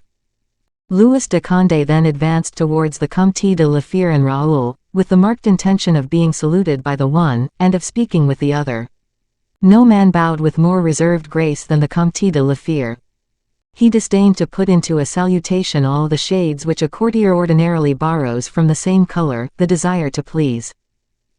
Athos knew his own personal value, and bowed to the prince like a man, correcting by something sympathetic and undefinable that which might have appeared offensive to the pride of the highest rank in the inflexibility of his attitude. The prince was about to speak to Raoul. Athos forestalled him. "If le Vicomte de Bragelonne," said he, "were not one of the humble servants of your Royal Highness, I would beg him to pronounce my name before you, mon prince." "I have the honor to address Monsieur le Comte de la Fère," said Condé instantly. "My protector," added Raoul, blushing. "One of the most honorable men in the kingdom," continued the prince, "one of the first gentlemen of France, and of whom I have heard so much that I have frequently desired to number him among my friends." "An honor of which I should be unworthy," replied Athos, "but for the respect and admiration I entertain for your Royal Highness." "Monsieur de Bragelonne," said the prince, "is a good officer, and it is plainly seen that he has been to a good school." "Ah, Monsieur le Comte, in your time, generals had soldiers." "That is true, my lord, but nowadays soldiers have generals." This compliment, which savored so little of flattery, gave a thrill of joy to the man whom already Europe considered a hero, and who might be thought to be satiated with praise. "I regret very much," continued the prince, "that you should have retired from the service, Monsieur le Comte, for it is more than probable that the king will soon have a war with Holland or England, and opportunities for distinguishing himself would not be wanting for a man who, like you, knows Great Britain as well as you do France. I believe I may say, Monseigneur, that I have acted wisely in retiring from the service," said Athos, smiling. "France and Great Britain will henceforward live like two sisters, if I can trust my presentiments." "Your presentiments? Stop, Monseigneur, listen to what is being said yonder, at the table of my lord the cardinal." "Where they are playing?" "Yes, my lord." The cardinal had just raised himself on one elbow, and made a sign to the king's brother, who went to him. "My lord," said the cardinal, "pick up, if you please, all those gold crowns." And he pointed to the enormous pile of yellow and glittering pieces which the Comte de Guiche had raised by degrees before him by a surprising run of luck at play. "For me," cried the Duc d'Anjou. "Those 50,000 crowns, yes, Monseigneur, they are yours." "Do you give them to me?" "I have been playing on your account, Monseigneur," replied the cardinal, getting weaker and weaker, as if this effort of giving money had exhausted all his physical and moral faculties. "Oh, good heavens!" exclaimed Philip, wild with joy, "what a fortunate day!" And he himself, making a rake of his fingers, drew a part of the sum into his pockets, which he filled, and still full a third remained on the table. "Chevalier," said Philip to his favorite, the Chevalier de Lorraine, "come hither, Chevalier." The favorite quickly obeyed. "Pocket the rest," said the young prince. This singular scene was considered by the persons present only as a touching kind of family fête. The cardinal assumed the airs of a father with the sons of France, and the two princes had grown up under his wing. No one then imputed to pride, or even impertinence, as would be done nowadays, this liberality on the part of the first minister. The courtiers were satisfied with envying the prince. The king turned away his head. "I never had so much money before," said the young prince, joyously, as he crossed the chamber with his favorite to go to his carriage. "No, never. What a weight these crowns are! But why has Monsieur le Cardinal given away all this money at once?" asked le Prince of the Comte de la Fère. He must be very ill, the dear cardinal. Yes, my lord, very ill, without doubt, he looks very ill, as your royal highness may perceive. But surely he will die of it. 150,000 livres. Oh, it is incredible. But, Comte, tell me a reason for it. Patience, Monseigneur, I beg of you. Here comes le Duc d'Anjou, talking with the Chevalier de Lorraine. I should not be surprised if they spared us the trouble of being indiscreet. Listen to them. In fact, the Chevalier said to the prince in a low voice, My lord, it is not natural for Mazarin to give you so much money. Take care, you will let some of the pieces fall, my lord. What design has the cardinal upon you to make him so generous? As I said, whispered Athos in the prince's ear, that, perhaps, is the best reply to your question. Tell me, my lord, repeated the Chevalier impatiently, as he was calculating, by weighing them in his pocket, the quota of the sum which had fallen to his share by rebound. My dear Chevalier, a wedding present. How a wedding present? Yes, I am going to be married, replied the Duc d'Anjou, without perceiving, at the moment, he was passing the prince and Athos, who both bowed respectfully. The Chevalier darted at the young Duke a glance so strange, and so malicious, that the Comte de la Fère quite started on beholding it. You to be married, repeated he, oh, that's impossible. You would not commit such a folly. Bah, I don't do it myself, I am made to do it, replied the Duc d'Anjou. But come, quick, let us get rid of our money. Thereupon he disappeared with his companion, laughing and talking, whilst all heads were bowed on his passage. Then, whispered the prince to Athos, that is the secret. It was not I who told you so, my lord. He is to marry the sister of Charles II. I believe so. The prince reflected for a moment, and his eye shot forth one of its not infrequent flashes. Humph, said he, slowly, as if speaking to himself, our swords are once more to be hung on the wall, for a long time. And he sighed. All that sigh contained of ambition silently stifled, of extinguished illusions and disappointed hopes, Athos alone divined, for he alone heard that sigh. Immediately after, the prince took leave and the king left the apartment. Athos, by a sign made to Bragelonne, renewed the desire he had expressed at the beginning of the scene. By degrees the chamber was deserted, and Mazarin was left alone, a prey to suffering which he could no longer dissemble. Bernouin, cried he in a broken voice. What does Monseigneur want? Guenaud, let Guenaud be sent for, said his eminence. I think I'm dying. Bernouin, in great terror, rushed into the cabinet to give the order, and the piqueur, who hastened to fetch the physician, passed the king's carriage in the Rue Saint-Honoré. 43. Guenaud. The cardinal's order was pressing, Guenaud quickly obeyed it. He found his patient stretched on his bed, his legs swelled, his face livid, and his stomach collapsed. Mazarin had a severe attack of gout. He suffered tortures with the impatience of a man who has not been accustomed to resistances. On seeing Guenaud, ah, said he, now I am saved. Guenaud was a very learned and circumspect man, who stood in no need of the critiques of Boileau to obtain a reputation. When facing a disease, if it were personified in a king, he treated the patient as a Turk treats a Moor. He did not therefore reply to Mazarin as the minister expected, here is the doctor, goodbye disease. On the contrary, on examining his patient, with a very serious air. Oh, said he. What? Guenaud, how you look at me. I look as I should on seeing your complaint, my lord, it is a very dangerous one. The gout. Oh, yes, the gout. With complications, my lord. Mazarin raised himself upon his elbow, and, questioning by look and gesture, what do you mean by that? Am I worse than I believe myself to be? My lord, said Guenaud, seating himself beside the bed, your eminence has worked very hard during your life, your eminence has suffered much. But I am not old, I fancy. The late M. de Richelieu was but 17 months younger than I am when he died, and died of a mortal disease. I am young, Guenaud, remember, I am scarcely 52. Oh, my lord, you are much more than that. How long did the Fronde last? For what purpose do you put such a question to me? For a medical calculation, Monseigneur. Well, some 10 years, off and on. Very well, be kind enough to reckon every year of the Fronde as 3 years, that makes 30, now 20 and 52 makes 72 years. You are 72, my lord, and that is a great age. Whilst saying this, he felt the pulse of his patient. This pulse was full of such fatal indications, that the physician continued, notwithstanding the interruptions of the patient, "Put down the years of the Fronde at 4 each, and you have lived 82 years. Are you speaking seriously, Genad?" "Alas, yes, monseigneur. You take a roundabout way, then, to inform me that I am very ill." "Ma foi. Yes, my lord, and with a man of the mind and courage of your eminence, it ought not to be necessary to do so." The cardinal breathed with such difficulty that he inspired pity even in a pitiless physician. "There are diseases and diseases," resumed Mazarin. "From some of them people escape." "That is true, my lord."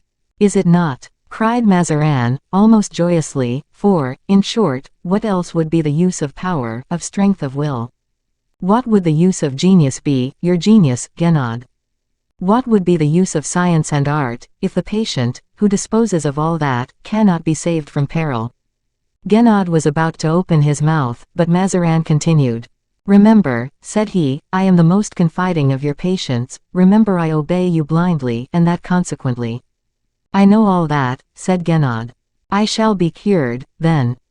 "Monseigneur, there is neither strength of will, nor power, nor genius, nor science that can resist a disease which God doubtless sends, or which he cast upon the earth at the creation, with full power to destroy and kill mankind. When the disease is mortal, and nothing can." "Is my disease mortal?" asked Mazarin. "Yes, my lord." His eminence sank down for a moment, like an unfortunate wretch who is crushed by a falling column. But the spirit of Mazarin was a strong one, or rather his mind was a firm one. "Genad," said he, recovering from his first shock, "you will permit me to appeal from your judgment. I will call together the most learned men of Europe, I will consult them. I will live, in short, by the virtue of I care not what remedy." "My lord must not suppose," said Genad, "that I have the presumption to pronounce alone upon an existence so valuable as yours. I have already assembled all the good physicians and practitioners of France and Europe. There were 12 of them. And they said that your eminence was suffering from a mortal disease. I have the consultation signed in my portfolio. If your eminence will please to see it, you will find the names of all the incurable diseases we have met with. There is first—" "No, no," cried Mazarin, pushing away the paper. "No, no, Genad, I yield. I yield." And a profound silence, during which the cardinal resumed his senses and recovered his strength, succeeded to the agitation of this scene. "There is another thing," murmured Mazarin, "there are empirics and charlatans. In my country, those whom physicians abandon run the chance of a quack, who kills them 10 times but saves them 100 times. Has not your eminence observed, that during the last month I have changed my remedies 10 times? Yes. Well, I have spent 50,000 crowns in purchasing the secrets of all these fellows, the list is exhausted, and so is my purse. You are not cured, and, but for my art, you would be dead." "That ends it," murmured the cardinal, "that ends it." And he threw a melancholy look upon the riches which surrounded him.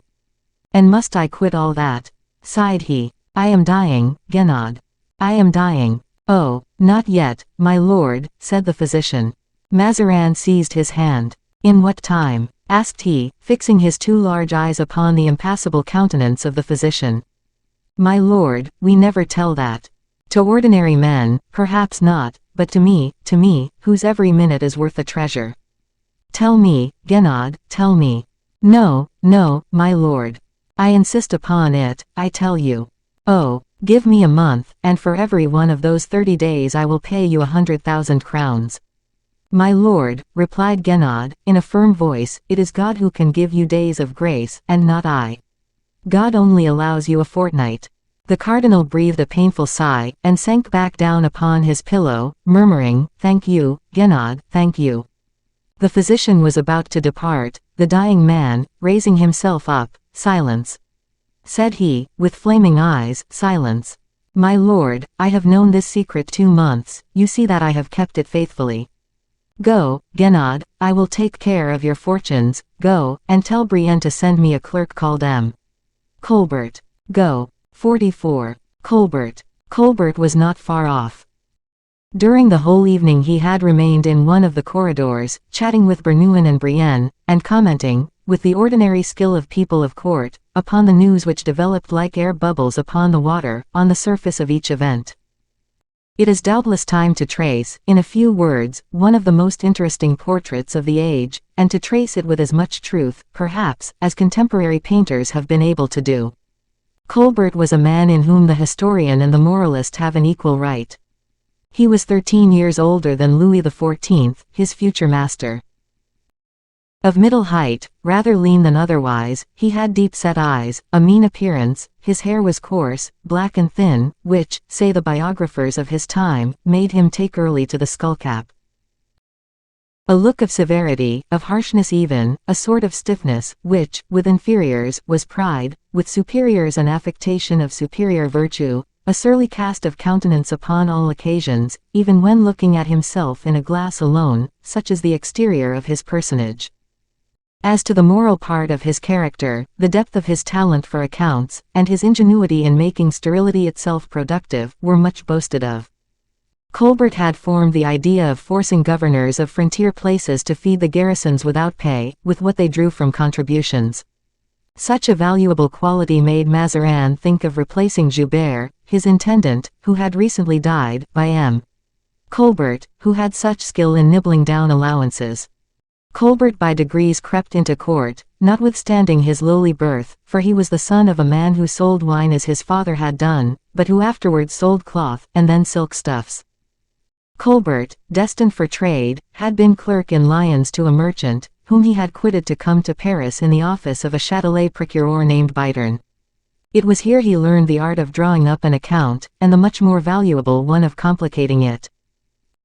This stiffness of manner in Colbert had been of great service to him. It is so true that fortune, when she has a caprice, resembles those women of antiquity, who, when they had a fancy, were disgusted by no physical or moral defects in either men or things.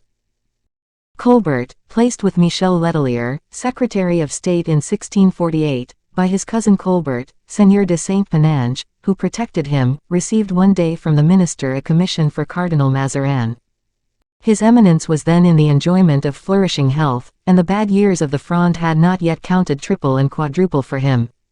He was at Sedan, very much annoyed at a court intrigue in which Anne of Austria seemed inclined to desert his cause. Of this intrigue Letelier held the thread. He had just received a letter from Anne of Austria, a letter very valuable to him, and strongly compromising Mazarin, but, as he already played the double part which served him so well, and by which he always managed two enemies so as to draw advantage from both, either by embroiling them more and more or by reconciling them, Michel Letelier wished to send Anne of Austria's letter to Mazarin, in order that he might be acquainted with it, and consequently pleased with his having so willingly rendered him a service.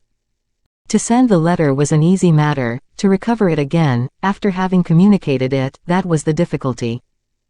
Letelier cast his eyes around him, and seeing the black and meagre clerk with the scowling brow, scribbling away in his office, he preferred him to the best gendarme for the execution of this design.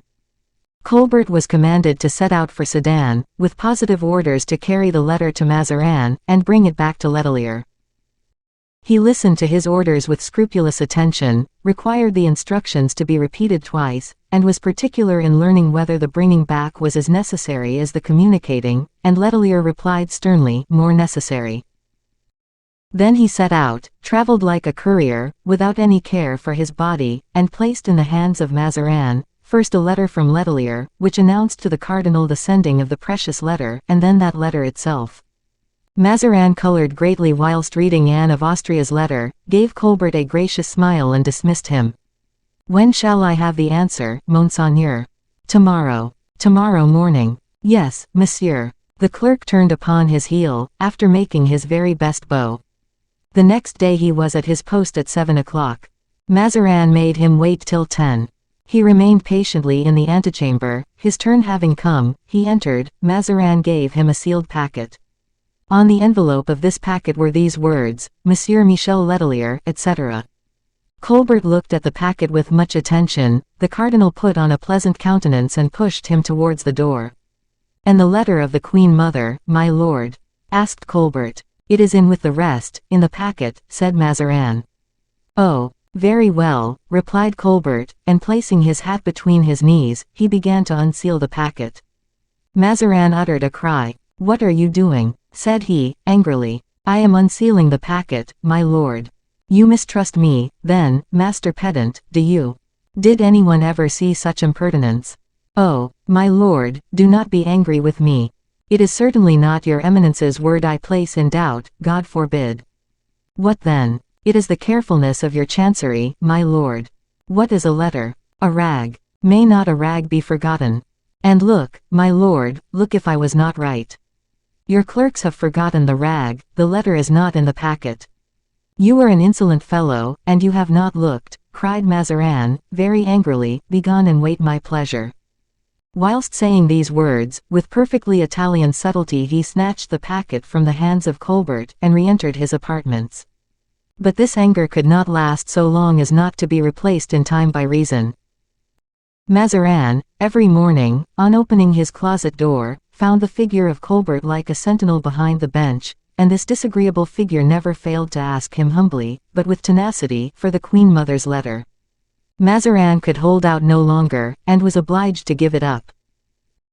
He accompanied this restitution with a most severe reprimand, during which Colbert contented himself with examining, feeling, even smelling, as it were, the paper, the characters, and the signature, neither more nor less than if he had to deal with the greatest forger in the kingdom. Mazarin behaved still more rudely to him, but Colbert, still impassible, having obtained a certainty that the letter was the true one, went off as if he had been deaf. This conduct obtained for him afterwards the post of Joubert, for Mazarin, instead of bearing malice, admired him, and was desirous of attaching so much fidelity to himself. It may be judged by this single anecdote, what the character of Colbert was.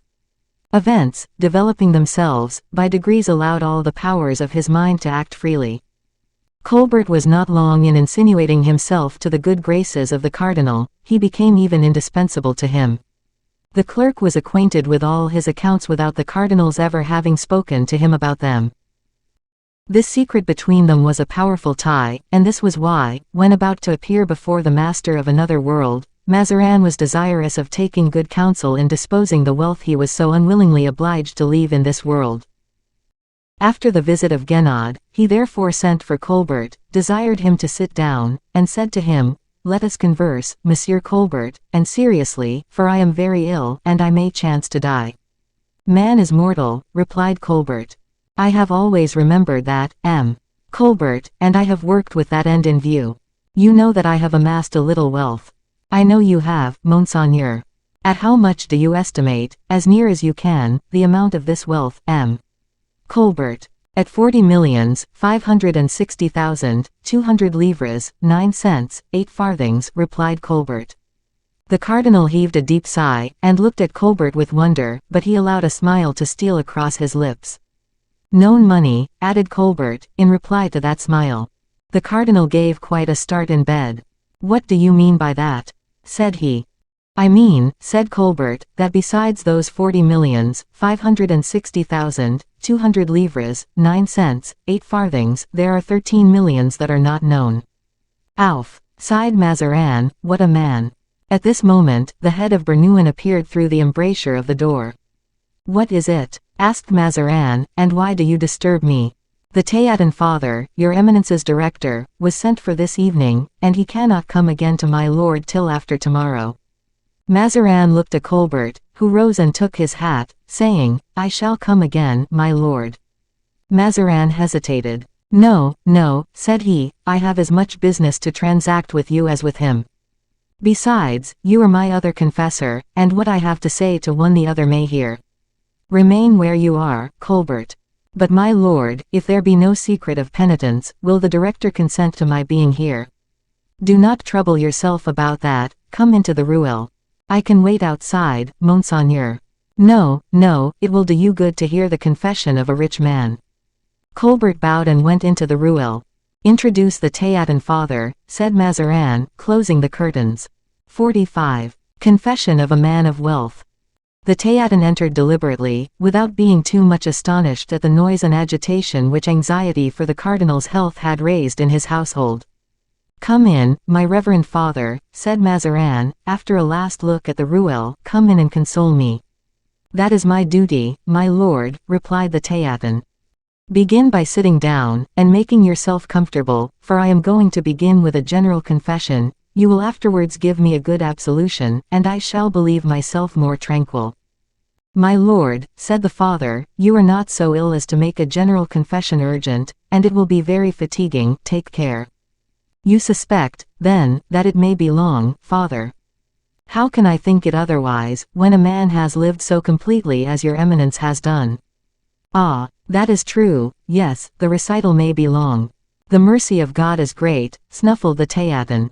"Stop," said Mazarin, "there I begin to terrify myself with having allowed so many things to pass which the Lord might reprove."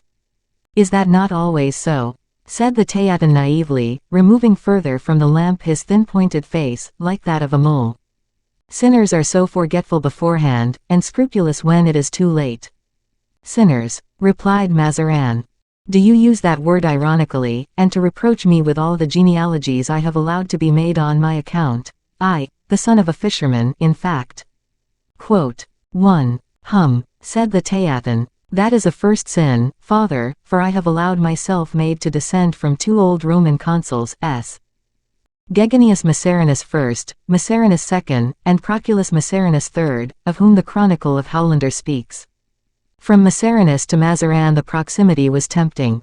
Macerinus, a diminutive, means leanish, poorish, out of case. Oh, Reverend Father, Mazarini may now be carried to the augmentative mager, thin as Lazarus. Look," and he showed his fleshless arms. "In your having been born of a family of fishermen I see nothing injurious to you, for, Saint Peter was a fisherman, and if you were a prince of the church, my lord, he was the supreme head of it. Pass on, if you please. So much the more for my having threatened with the Bastille a certain Bonnet, a priest of Avignon, who wanted to publish a genealogy of the Casa Mazarini much too marvelous to be probable," replied the Theatin. "Oh, if I had acted up to his idea, father, that would have been the vice of pride, another sin. It was an excess of wit, and a person is not to be reproached with such sorts of abuses. Pass on, pass on. I was all pride. Look you, father, I will endeavor to divide that into capital sins. I like divisions, when well made. I am glad of that. You must know that in 1630, alas, that is 31 years ago. You were then 29 years old, Monseigneur. A hot-headed age. I was then something of a soldier, and I threw myself at Casal into the arquebusiades, to show that I rode on horseback as well as an officer. It is true, I restored peace between the French and the Spaniards. That redeems my sin a little. I see no sin in being able to ride well on horseback," said the Theatin, "that is in perfect good taste, and does honor to our gown. As a Christian, I approve of your having prevented the effusion of blood. As a monk, I am proud of the bravery a monk has exhibited." Mazarin bowed his head humbly. "Yes," said he, "but the consequences." "What consequences?" "That damned sin of pride has roots without end. From the time that I threw myself in that manner between 2 armies, that I had smelt powder and faced lines of soldiers, I have held generals a little in contempt." "Ah," said the father, "there is the evil, so that I have not found one endurable since that time." "The fact is," said the Theatin, "that the generals we have not been remarkable." "Oh," cried Mazarin, "there was Monsieur le Prince. I have tormented him thoroughly. He is not much to be pitied. He has acquired sufficient glory, and sufficient wealth." "That may be, for Monsieur le Prince, but M. Beaufort, for example, whom I held suffering so long in the dungeon of Vincennes." "Ah, but he was a rebel, and the safety of the state required that you should make a sacrifice." "Pass on. I believe I have exhausted pride. There is another sin which I am afraid to qualify. I can qualify it myself." "Tell it." "A great sin, Reverend Father." "We shall judge, Monseigneur. You cannot fail to have heard of certain relations which I have had, with Her Majesty the Queen Mother, the malevolent." "The malevolent, my lord, are fools. Was it not necessary for the good of the state and the interests of the young king, that you should live in good intelligence with the queen?" "Pass on, pass on. I assure you," said Mazarin, "you remove a terrible weight from my breast." These are all trifles, look for something serious. I have had much ambition, father. That is the march of great minds and things, my lord. Even the longing for the tiara. To be pope is to be the first of Christians. Why should you not desire that?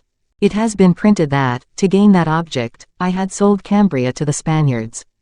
You have, perhaps, yourself written pamphlets without severely persecuting pamphleteers. Then, Reverend Father, I have truly a clean breast. I feel nothing remaining but slight peccadilloes. What are they? Play. That is rather worldly, but you were obliged by the duties of greatness to keep a good house. I like to win. No player plays to lose. I cheated a little. You took your advantage. Pass on. Well, Reverend Father, I feel nothing else upon my conscience. Give me absolution, and my soul will be able, when God shall please to call it, to mount without obstacle to the throne. The Theatin moved neither his arms nor his lips. What are you waiting for, father? Said Mazarin. I am waiting for the end. The end of what? Of the confession, monsieur. But I have ended. Oh, no, your eminence is mistaken. Not that I know of. Search diligently. I have searched as well as possible. Then I shall assist your memory. Do. The Theatin coughed several times. You have said nothing of avarice, another capital sin, nor of those millions, said he. What millions, father? Why, those you possess, my lord. Father, that money is mine, why should I speak to you about that? Because, you see, our opinions differ. You say that money is yours, whilst I believe it is rather the property of others. Mazarin lifted his cold hand to his brow, which was beaded with perspiration. How so? Stammered he. This way. Your Excellency had gained much wealth, in the service of the king. Much, that is, not too much. Whatever it may be, whence came that wealth? From the state. The state, that is the king. But what do you conclude from that, father? Said Mazarin, who began to tremble. I cannot conclude without seeing a list of the riches you possess. Let us reckon a little, if you please. You have the bishopric of Metz. Yes. The abbeys of St. Clement, St. Arnold, and St. Vincent, all at Metz. Yes. You have the abbey of St. Denis, in France, magnificent property. Yes, father. You have the abbey of Cluny, which is rich. I have that of St. Medard at Soissons, with a revenue of 100,000 livres. I cannot deny it. That of St. Victor, at Marseille, one of the best in the south. Yes, father. A good million a year. With the emoluments of the cardinalship and the ministry, I say too little when I say 2 millions a year.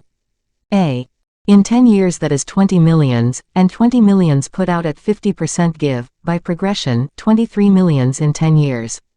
How well you reckon for a Theatin.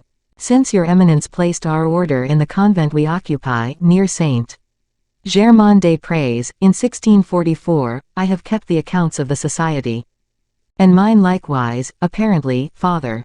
One ought to know a little of everything, my lord. Very well. Conclude, at present. I conclude that your baggage is too heavy to allow you to pass through the gates of paradise. Shall I be damned? If you do not make restitution, yes. Mazarin uttered a piteous cry. Restitution, but to whom, good God? To the owner of that money, to the king. But the king did not give it all to me. One moment, does not the king sign the ordonnances? Mazarin passed from sighs to groans. Absolution, absolution, cried he. Impossible, my lord. Restitution, restitution, replied the Theatin. But you absolve me from all other sins, why not from that? Because, replied the father, to absolve you for that motive would be a sin for which the king would never absolve me, my lord. Thereupon the confessor quitted his penitent with an air full of compunction. He then went out in the same manner he had entered. Oh, good God, groaned the cardinal. Come here, Colbert, I am very, very ill indeed, my friend. 46. The donation. Colbert reappeared beneath the curtains. Have you heard? Said Mazarin. Alas, yes, my lord. Can he be right? Can all this money be badly acquired? A Theatin, monseigneur, is a bad judge in matters of finance, replied Colbert coolly. And yet it is very possible that, according to his theological views, your eminence has been, in a certain degree, in the wrong. People generally find they have been so, when they die. In the first place, they commit the wrong of dying, Colbert. That is true, my lord. Against whom, however, did the Theatin make out that you had committed these wrongs? Against the king. Mazarin shrugged his shoulders. As if I had not saved both his state and his finances. That admits of no contradiction, my lord. Does it? Then I have received a merely legitimate salary, in spite of the opinion of my confessor. That is beyond doubt. And I might fairly keep for my own family, which is so needy, a good fortune, the whole, even, of which I have earned.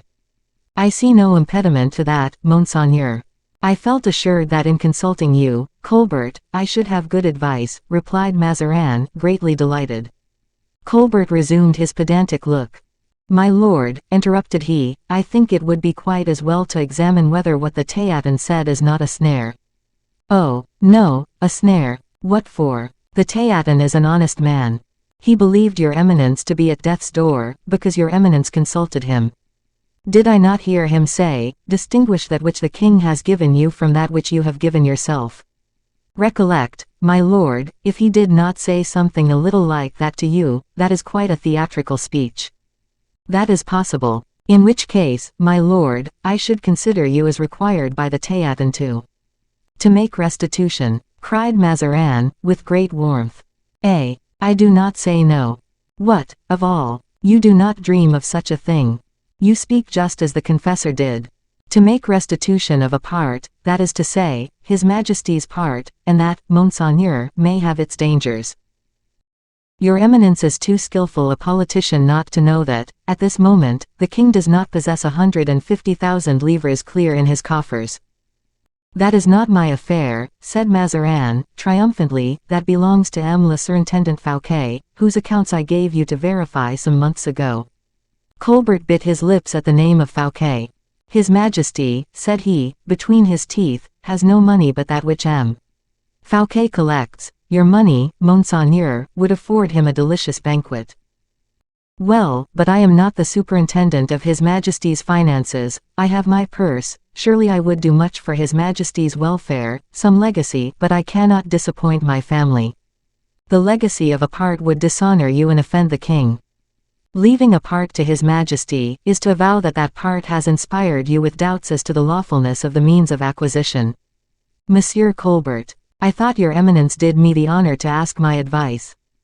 Yes, but you are ignorant of the principal details of the question. I am ignorant of nothing, my lord. During 10 years, all the columns of figures which are found in France, have passed into review before me, and if I have painfully nailed them into my brain, they are there now so well riveted, that, from the office of Letelier, who is sober, to the little secret largesses of Fouquet, who is prodigal, I could recite, figure by figure, all the money that is spent in France from Marseille to Cherbourg. Then, you would have me throw all my money into the coffers of the king, cried Mazarin, ironically, and from whom, at the same time the gout forced painful moans. Surely the king would reproach me with nothing, but he would laugh at me, while squandering my millions, and with good reason. Your eminence has misunderstood me. I did not, the least in the world, pretend that His Majesty ought to spend your money. You said so, clearly, it seems to me, when you advised me to give it to him. Ah, replied Colbert, that is because your eminence, absorbed as you are by your disease, entirely loses sight of the character of Louis XIV. How so? That character, if I may venture to express myself thus, resembles that which my lord confessed just now to the Theatin. Go on, that is. Pride. Pardon me, my lord, haughtiness, nobleness, kings have no pride, that is a human passion. Pride, yes, you were right. Next. Well, my lord, if I have divined rightly, your eminence has but to give all your money to the king, and that immediately. But for what? Said Mazarin, quite bewildered. Because the king will not accept of the whole. What, and he a young man, and devoured by ambition? Just so. A young man who is anxious for my death.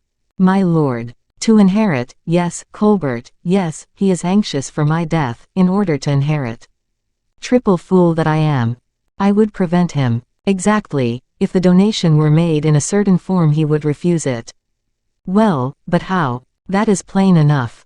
A young man who has yet done nothing, who burns to distinguish himself, who burns to reign alone, will never take anything ready-built, he will construct for himself.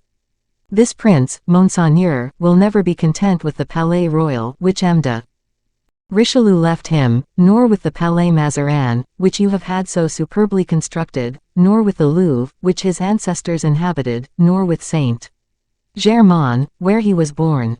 All that does not proceed from himself, I predict, he will disdain.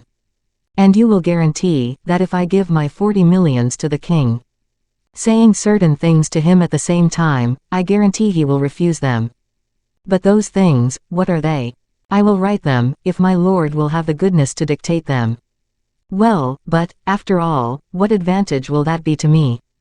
An enormous one. Nobody will afterwards be able to accuse your eminence of that unjust avarice with which pamphleteers have reproached the most brilliant mind of the present age. You were right, Colbert, you were right. Go, and seek the king, on my part, and take him my will. Your donation, my lord. But, if he should accept it, if he should even think of accepting it, then there would remain 13 millions for your family, and that is a good round sum. But then you would be either a fool or a traitor. And I am neither the one nor the other, my lord. You appear to be much afraid that the king will accept, you have a deal more reason to fear that he will not accept.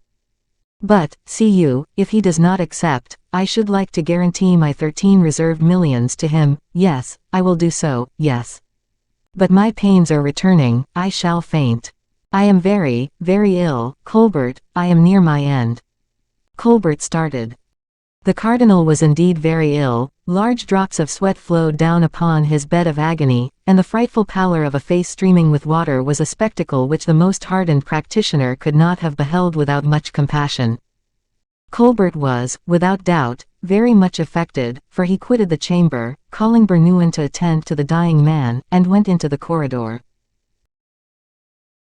There, walking about with a meditative expression, which almost gave nobility to his vulgar head, his shoulders thrown up, his neck stretched out, his lips half open, to give vent to unconnected fragments of incoherent thoughts, he lashed up his courage to the pitch of the undertaking contemplated, whilst within 10 paces of him, separated only by a wall, his master was being stifled by anguish which drew from him lamentable cries, thinking no more of the treasures of the earth, or of the joys of paradise, but much of all the horrors of hell. Whilst burning hot napkins, physic, revulsives, and Guénaud, who was recalled, were performing their functions with increased activity, Colbert, holding his great head in both his hands, to compress within it the fever of the projects engendered by the brain, was meditating the tenor of the donation he would make Mazarin write, at the first hour of respite his disease should afford him. It would appear as if all the cries of the cardinal, and all the attacks of death upon this representative of the past, were stimulants for the genius of this thinker with the bushy eyebrows, who was turning already towards the rising sun of a regenerated society. Colbert resumed his place at Mazarin's pillow at the first interval of pain, and persuaded him to dictate a donation thus conceived. About to appear before God, the master of mankind, I beg the king, who is my master on earth, to resume the wealth which his bounty has bestowed upon me, and which my family would be happy to see pass into such illustrious hands. The particulars of my property will be found, they are drawn up, at the first requisition of his majesty, or at the last sigh of his most devoted servant. Jules, Cardinal de Mazarin. The cardinal sighed heavily as he signed this. Colbert sealed the packet, and carried it immediately to the Louvre, whither the king had returned. He then went back to his own home, rubbing his hands with the confidence of workman who has done a good day's work. 47. How Anne of Austria gave one piece of advice to Louis XIV, and how M. Fouquet gave him another. The news of the extreme illness of the cardinal had already spread, and attracted at least as much attention among the people of the Louvre as the news of the marriage of Monsieur, the king's brother, which had already been announced as an official fact. Scarcely had Louis XIV returned home, with his thoughts fully occupied with the various things he had seen and heard in the course of the evening, when an usher announced that the same crowd of courtiers who, in the morning, had thronged his lever, presented themselves again at his coucher, a remarkable piece of respect which, during the reign of the cardinal, the court, not very discreet in its performance, had accorded to the minister, without caring about displeasing the king.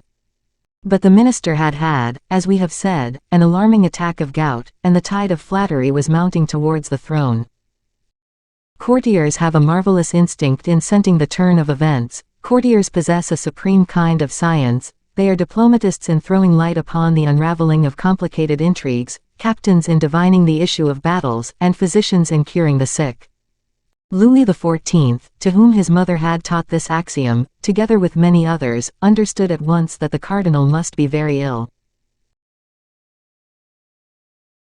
Scarcely had Anne of Austria conducted the young queen to her apartments and taken from her brow the headdress of ceremony, when she went to see her son in his cabinet, where, alone, melancholy, and depressed, he was indulging, as if to exercise his will, in one of those terrible inward passions, king's passions, which create events when they break out, and with Louis XIV, thanks to his astonishing command over himself, became such benign tempests, that his most violent, his only passion, that which Saint Simon mentions with astonishment, was that famous fit of anger which he exhibited 50 years later, on the occasion of a little concealment of the Duc de Mainz, and which had for result a shower of blows inflicted with a cane upon the back of a poor valet who had stolen a biscuit. The young king then was, as we have seen, a prey to a double excitement, and he said to himself as he looked in a glass, "O king, king by name, and not in fact, phantom, vain phantom art thou, inert statue, which has no other power than that of provoking salutations from courtiers, when wilt thou be able to raise thy velvet arm, or clench thy silken hand? When wilt thou be able to open for any purpose but to sigh or smile, lips condemned to the motionless stupidity of the marbles in thy gallery?" Then, passing his hand over his brow, and feeling the want of air, he approached a window, and looking down saw below some horsemen talking together, and groups of timid observers. These horsemen were a fraction of the watch. The groups were busy portions of the people, to whom a king is always a curious thing, the same as a rhinoceros, a crocodile, or a serpent. He struck his brow with his open hand, crying, "King of France! What a title! People of France! What a heap of creatures! I have just returned to my Louvre, my horses, just unharnessed, are still smoking, and I have created interest enough to induce scarcely 20 persons to look at me as I passed. 20. What do I say? No, there were not 20 anxious to see the King of France. There are not even 10 archers to guard my palace of residence. Archers, people, guards, all are at the Palais Royal. Why, my good God, have not I, the king, the right to ask of you all that?" "Because," said a voice, replying to his, and which sounded from the other side of the door of the cabinet, "because at the Palais Royal lies all the gold, that is to say, all the power of him who desires to reign." Louis turned round sharply. The voice which had pronounced these words was that of Anne of Austria. The king started, and advanced towards her. "I hope," said he, "your majesty has paid no attention to the vain declamations which the solitude and disgust familiar to kings suggest to the happiest dispositions. I only paid attention to one thing, my son, and that was, that you were complaining." "Who? I? Not at all," said Louis XIV, "no, in truth, you err, madam." "What were you doing, then?" "I thought I was under the ferule of my professor, and developing a subject of amplification." "My son," replied Anne of Austria, shaking her head, "you are wrong not to trust my word, you are wrong not to grant me your confidence. A day will come, and perhaps quickly, wherein you will have occasion to remember that axiom, gold is universal power, and they alone are kings who are all-powerful. Your intention," continued the king, "was not, however, to cast blame upon the rich men of this age, was it?" "No," said the queen, warmly, "no, sire, they who are rich in this age, under your reign, are rich because you have been willing they should be so, and I entertain against them neither malice nor envy. They have, without doubt, served your majesty sufficiently well for your majesty to have permitted them to reward themselves. That is what I mean to say by the words for which you reproach me. God forbid, madam, that I should ever reproach my mother with anything. Besides," continued Anne of Austria, "the Lord never gives the goods of this world but for a season. The Lord, as correctives to honor and riches, the Lord has placed sufferings, sickness, and death, and no one," added she, with a melancholy smile, which proved she made the application of the funeral precept to herself, "no man can take his wealth or greatness with him to the grave. It results, therefore, that the young gather the abundant harvest prepared for them by the old. Louis listened with increased attention to the words which Anne of Austria, no doubt, pronounced with a view to console him. "Madam," said he, looking earnestly at his mother, "one would almost say in truth that you had something else to announce to me." "I have absolutely nothing, my son, only you cannot have failed to remark that His Eminence the Cardinal is very ill." Louis looked at his mother, expecting some emotion in her voice, some sorrow in her countenance. The face of Anne of Austria appeared a little changed, but that was from sufferings of quite a personal character. Perhaps the alteration was caused by the cancer which had begun to consume her breast. "Yes, madam," said the king, "yes, M. de Mazarin is very ill. And it would be a great loss to the kingdom if God were to summon His Eminence away." "Is not that your opinion as well as mine, my son?" said the queen. "Yes, madam, yes, certainly, it would be a great loss for the kingdom," said Louis, coloring, "but the peril does not seem to me to be so great. Besides, the cardinal is still young." The king had scarcely ceased speaking when an usher lifted the tapestry, and stood with a paper in his hand, waiting for the king to speak to him. "What have you there?" asked the king. "A message from M. de Mazarin," replied the usher.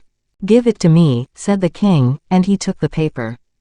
But at the moment he was about to open it, there was a great noise in the gallery, the antechamber, and the court. "Ah, ah," said Louis XIV, who doubtless knew the meaning of that triple noise. "How could I say there was but one king in France? I was mistaken, there are two." As he spoke or thought thus, the door opened, and the superintendent of finances, Fouquet, appeared before his nominal master. It was he who made the noise in the antechamber, it was his horse that made the noise in the courtyard. In addition to all this, a loud murmur was heard along his passage, which did not die away till some time after he had passed. It was this murmur which Louis XIV regretted so deeply not hearing as he passed, and dying away behind him. "He is not precisely a king, as you fancy," said Anne of Austria to her son, "he is only a man who is much too rich, that is all." Whilst saying these words, a bitter feeling gave to these words of the queen a most hateful expression, whereas the brow of the king, calm and self-possessed, on the contrary, was without the slightest wrinkle. He nodded, therefore, familiarly to Fouquet, whilst he continued to unfold the paper given to him by the usher. Fouquet perceived this movement, and with a politeness at once easy and respectful, advanced towards the queen, so as not to disturb the king. Louis had opened the paper, and yet he did not read it. He listened to Fouquet paying the most charming compliments to the queen upon her hand and arm. Anne of Austria's frown relaxed a little, she even almost smiled.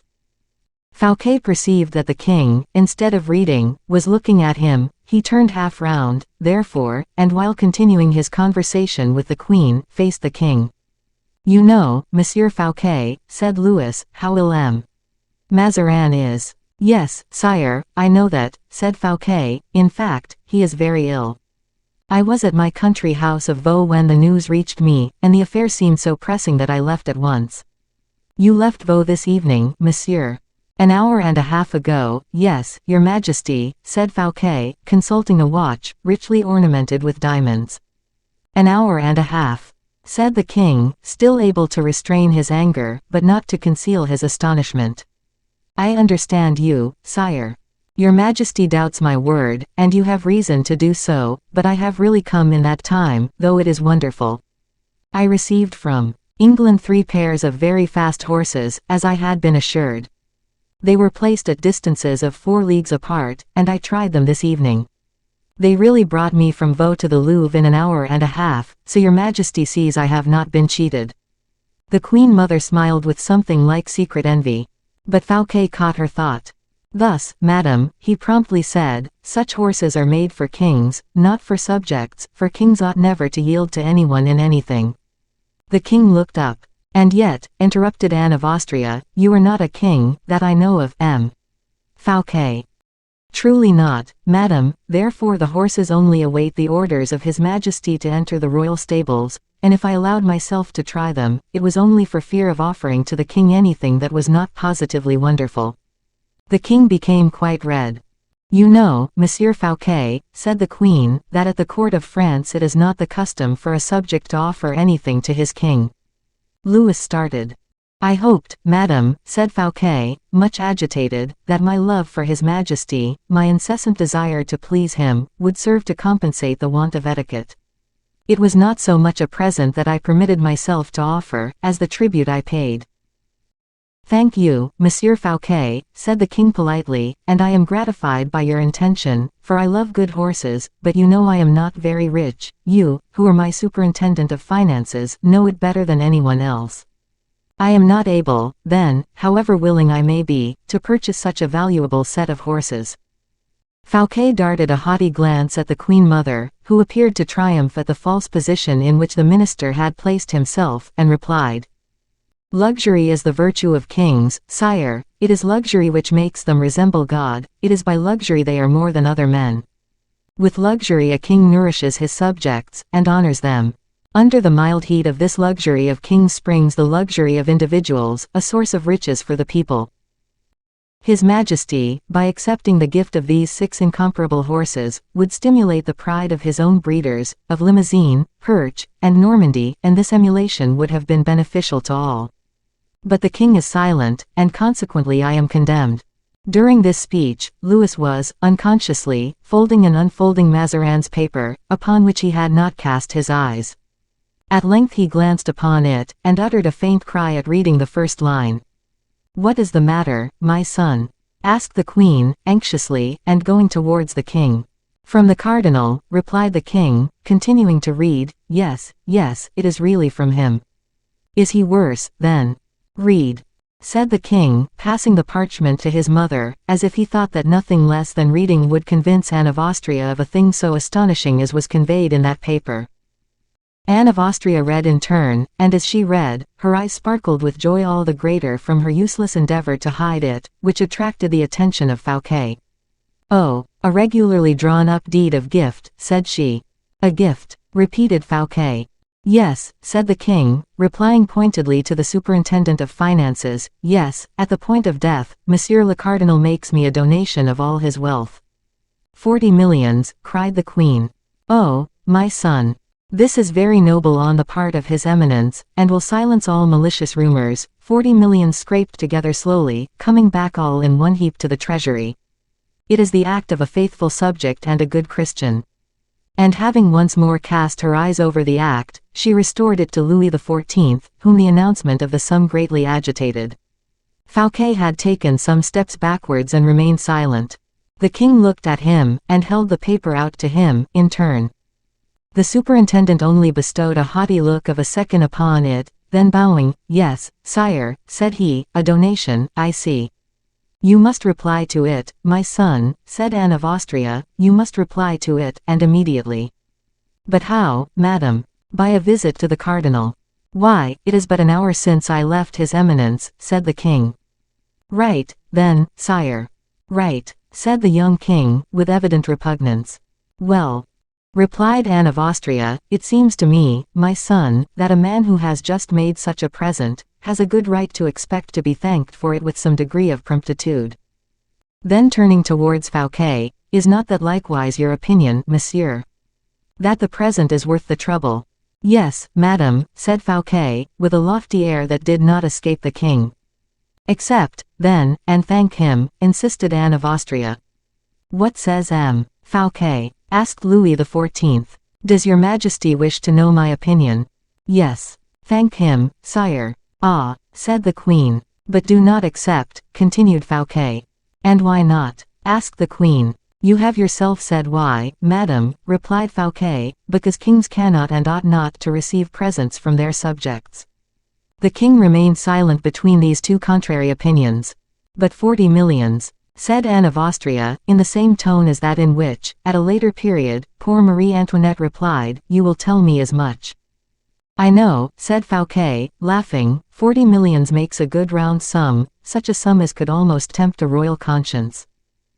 But, monsieur, said Anne of Austria, instead of persuading the king not to receive this present, recall to his majesty's mind, you, whose duty it is, that these 40 millions are a fortune to him. It is precisely, madam, because these 40 millions would be a fortune that I will say to the king, sire, if it be not decent for a king to accept from a subject 6 horses, worth 20,000 livres, it would be disgraceful for him to owe a fortune to another subject, more or less scrupulous in the choice of the materials which contributed to the building up of that fortune. It ill becomes you, monsieur, to give your king a lesson, said Anne of Austria. Better procure for him 40 millions to replace those you make him lose. The king shall have them whenever he wishes, said the superintendent of finances, bowing. Yes, by oppressing the people, said the queen. And were they not oppressed, madam, replied Fouquet, when they were made to sweat the 40 millions given by this deed? Furthermore, His Majesty has asked my opinion, I have given it. If His Majesty ask my concurrence, it will be the same. Nonsense. Accept, my son, accept, said Anne of Austria. You are above reports and interpretations. Refuse, sire, said Fouquet. As long as a king lives, he has no other measure but his conscience, no other judge than his own desires, but when dead, he has posterity which applauds or accuses. Thank you, mother, replied Louis, bowing respectfully to the queen. Thank you, Monsieur Fouquet, said he, dismissing the superintendent civilly. Do you accept? Asked Anne of Austria, once more. I shall consider of it, replied he, looking at Fouquet. 48. Agony. The day that the deed of gift had been sent to the king, the cardinal caused himself to be transported to Vincennes. The king and the court followed him thither. The last flashes of this torch still cast splendor enough around to absorb all other lights in its rays. Besides, as it has been seen, the faithful satellite of his minister, young Louis XIV, marched to the last minute in accordance with his gravitation.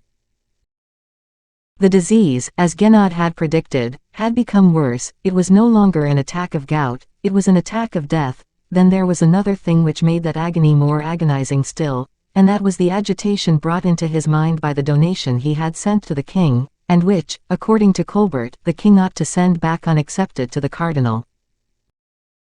The cardinal had, as we have said, great faith in the predictions of his secretary, but the sum was a large one, and whatever might be the genius of Colbert, from time to time the cardinal thought to himself that the Theatin also might possibly have been mistaken, and there was at least as much chance of his not being damned, as there was of Louis XIV sending back his millions.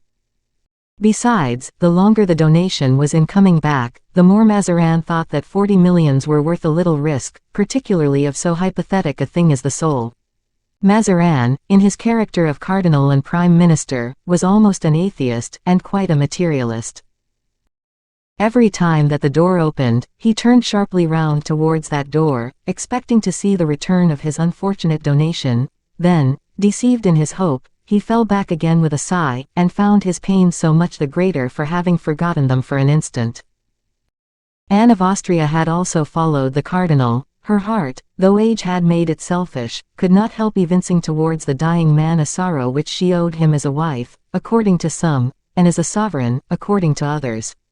She had, in some sort, put on a mourning countenance beforehand, and all the court wore it as she did. Louis, in order not to show on his face what was passing at the bottom of his heart, persisted in remaining in his own apartments, where his nurse alone kept him company. The more he saw the approach of the time when all constraint would be at an end, the more humble and patient he was, falling back upon himself, as all strong men do when they form great designs, in order to gain more spring at the decisive moment.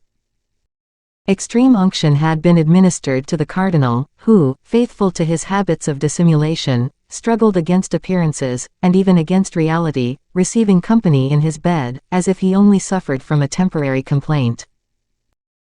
Guénaud, on his part, preserved profound secrecy. Wearied with visits and questions, he answered nothing but, "His Eminence is still full of youth and strength, but God wills that which he wills, and when he has decided that man is to be laid low, he will be laid low."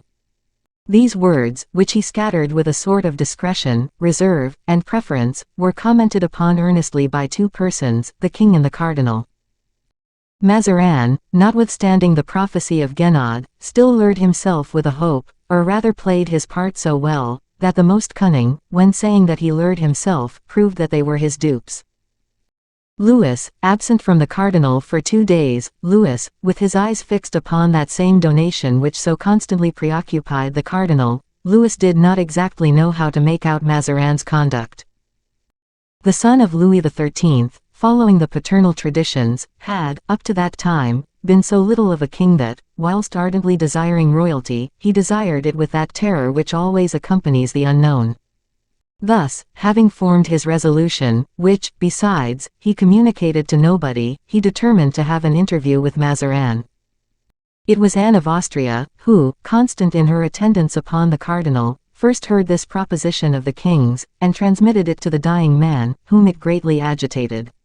For what purpose could Louis wish for an interview? Was it to return the deed, as Colbert had said he would? Was it to keep it, after thanking him, as Mazarin thought he would? Nevertheless, as the dying man felt that the uncertainty increased his torments, he did not hesitate an instant. "His Majesty will be welcome, yes, very welcome," cried he, making a sign to Colbert, who was seated at the foot of the bed, and which the latter understood perfectly.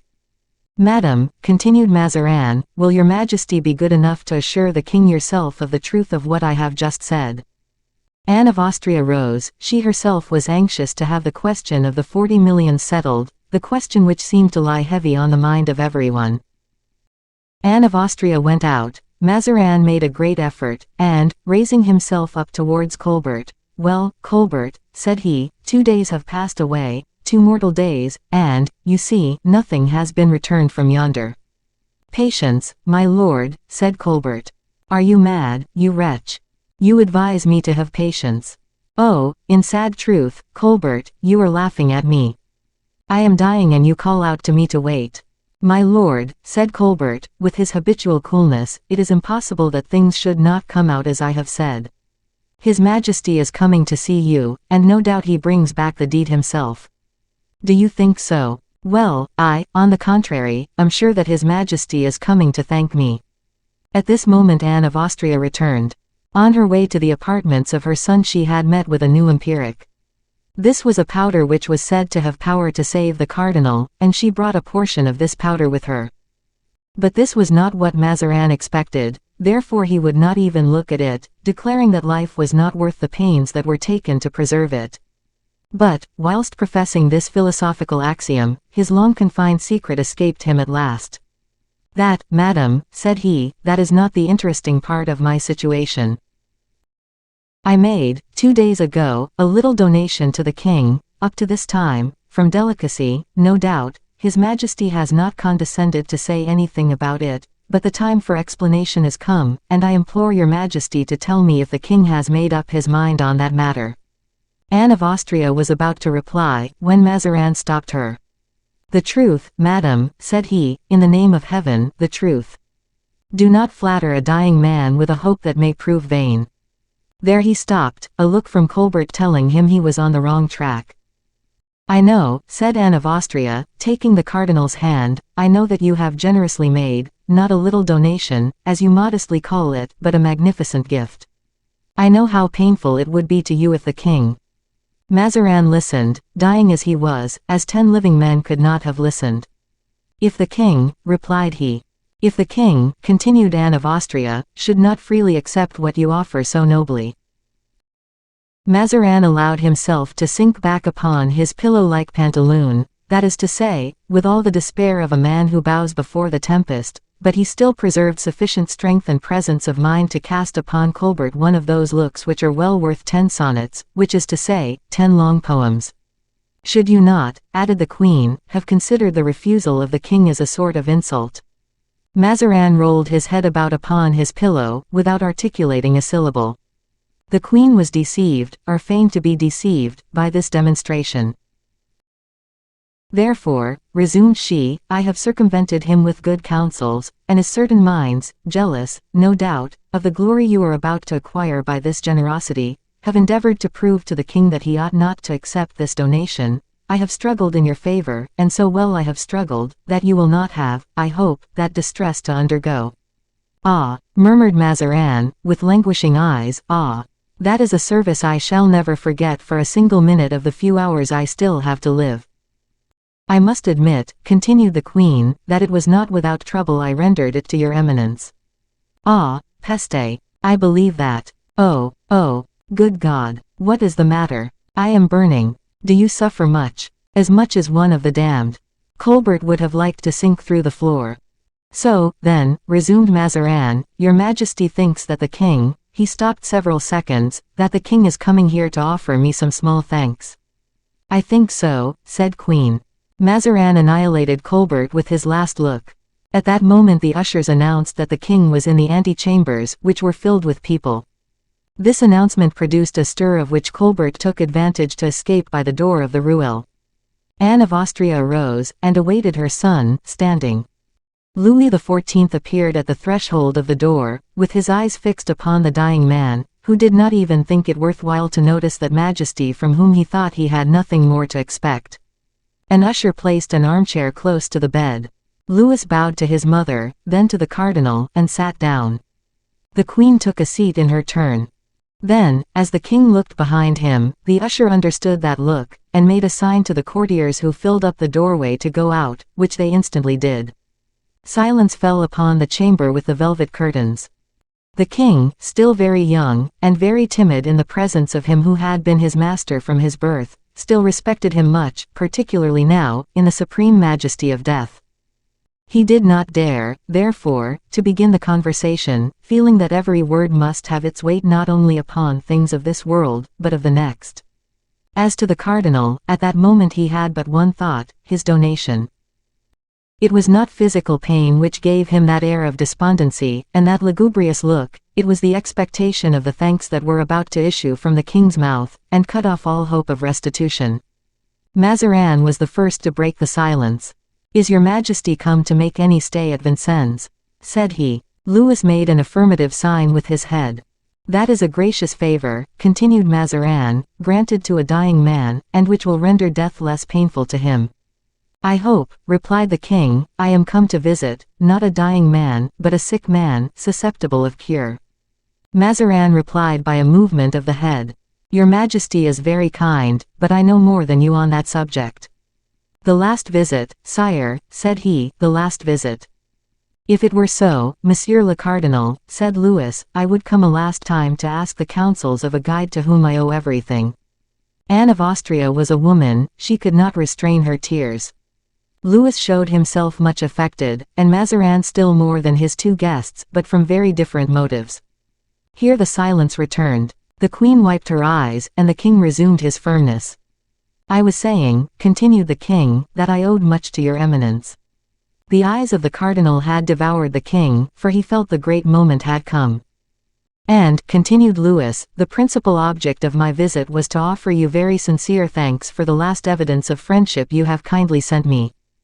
The cheeks of the cardinal became sunken, his lips partially opened, and the most lamentable sigh he had ever uttered was about to issue from his chest. "Sire," said he, "I shall have despoiled my poor family, I shall have ruined all who belong to me, which may be imputed to me as an error, but, at least, it shall not be said of me that I have refused to sacrifice everything to my king." Anne of Austria's tears flowed afresh. "My dear Monsieur Mazarin," said the king, in a more serious tone than might have been expected from his youth, "you have misunderstood me, apparently." Mazarin raised himself upon his elbow. "I have no purpose to despoil your dear family, nor to ruin your servants." "Oh, no, that must never be." "Humph," thought Mazarin, "he is going to restore me some scraps, let us get the largest piece we can."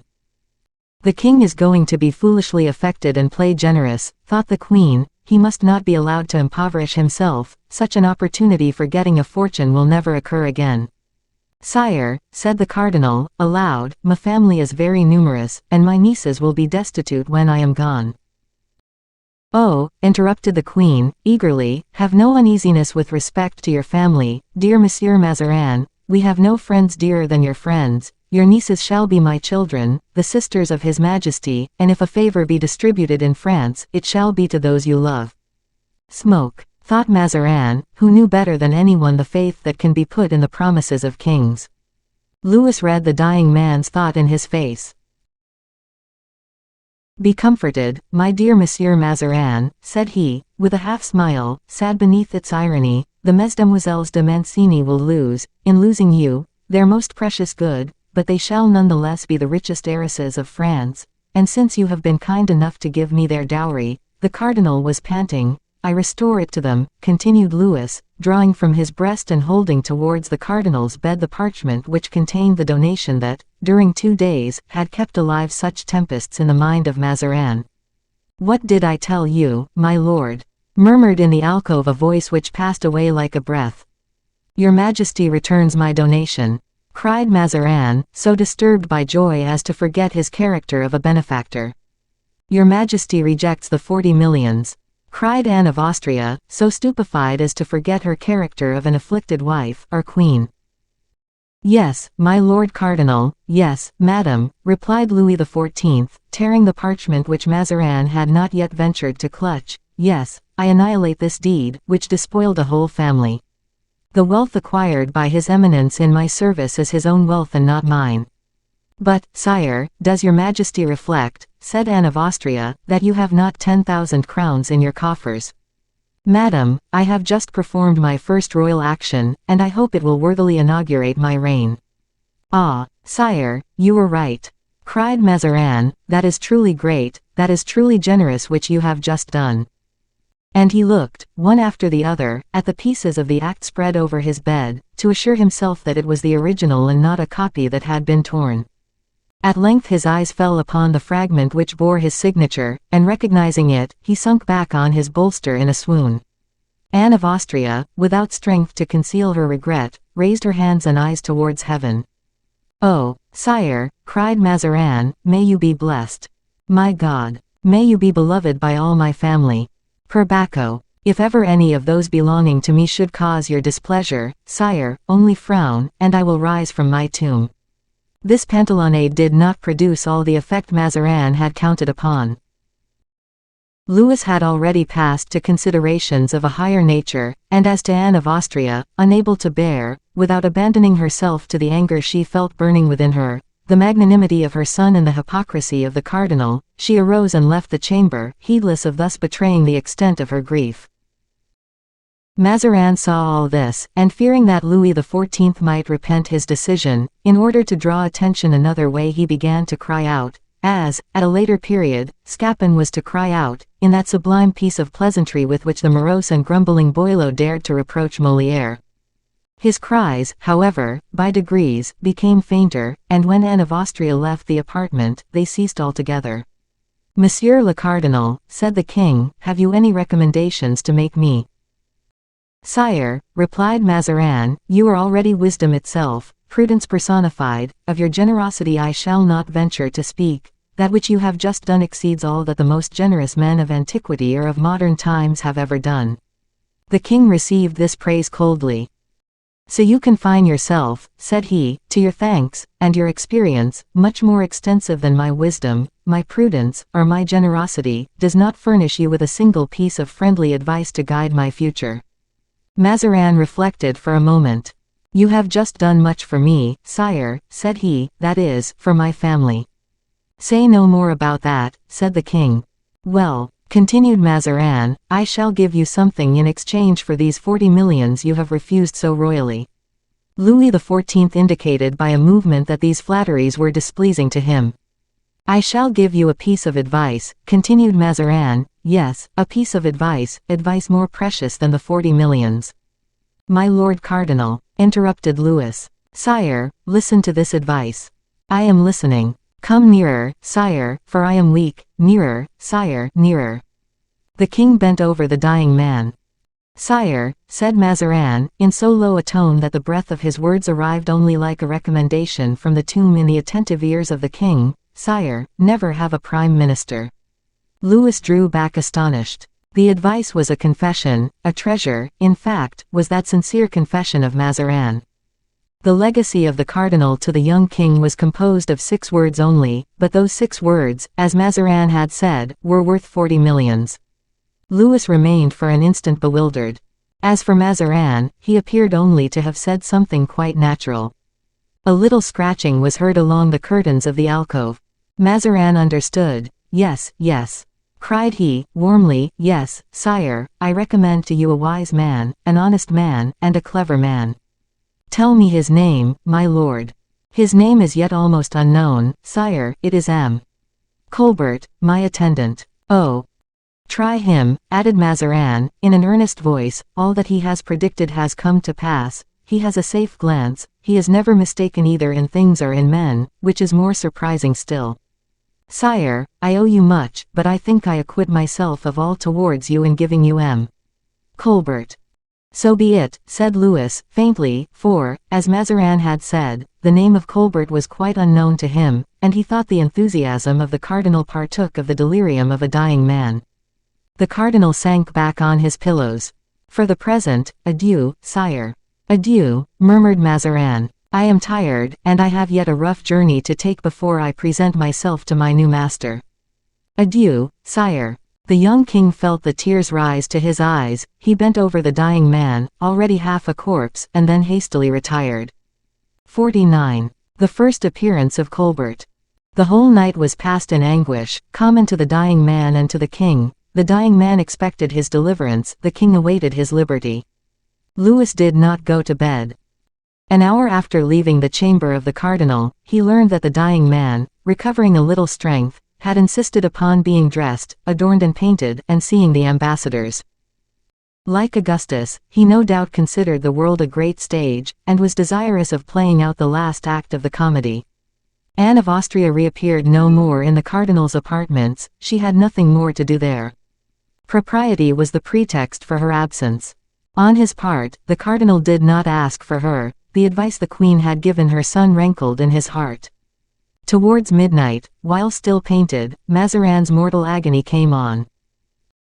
He had revised his will, and as this will was the exact expression of his wishes, and as he feared that some interested influence might take advantage of his weakness to make him change something in it, he had given orders to Colbert, who walked up and down the corridor which led to the cardinal's bedchamber, like the most vigilant of sentinels.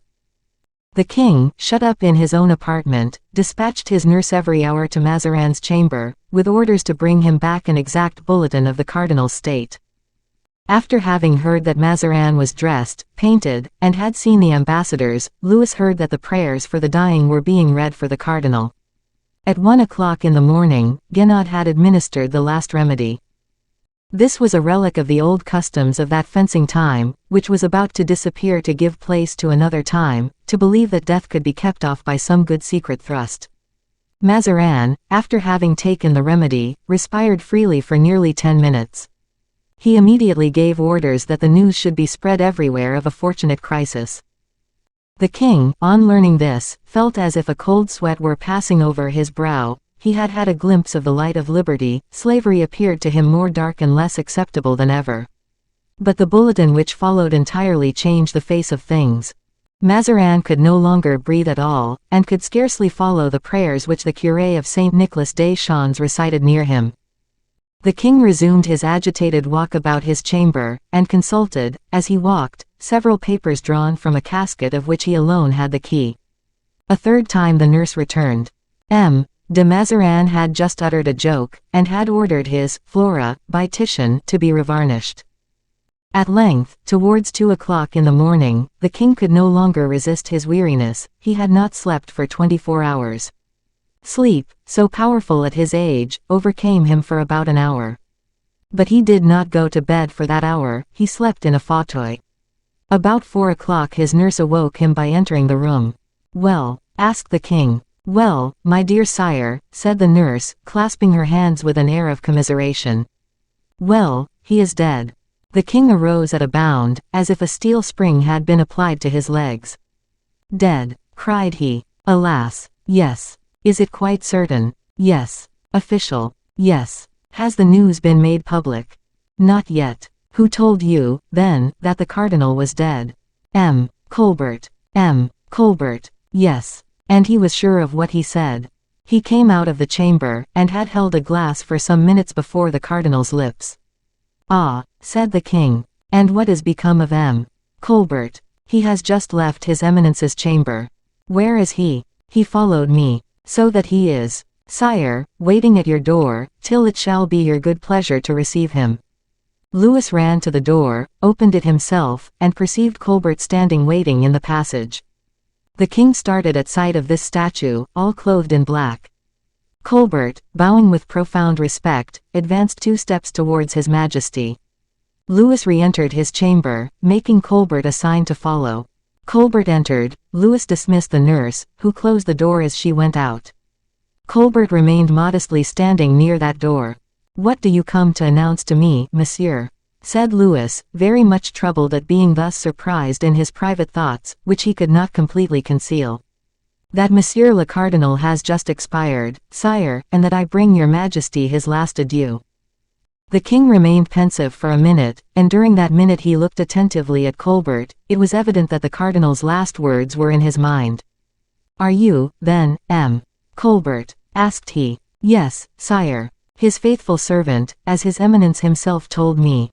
"Yes, sire. The depositary of many of his secrets." "Of all of them. The friends and servants of his eminence will be dear to me, monsieur, and I shall take care that you are well placed in my employment."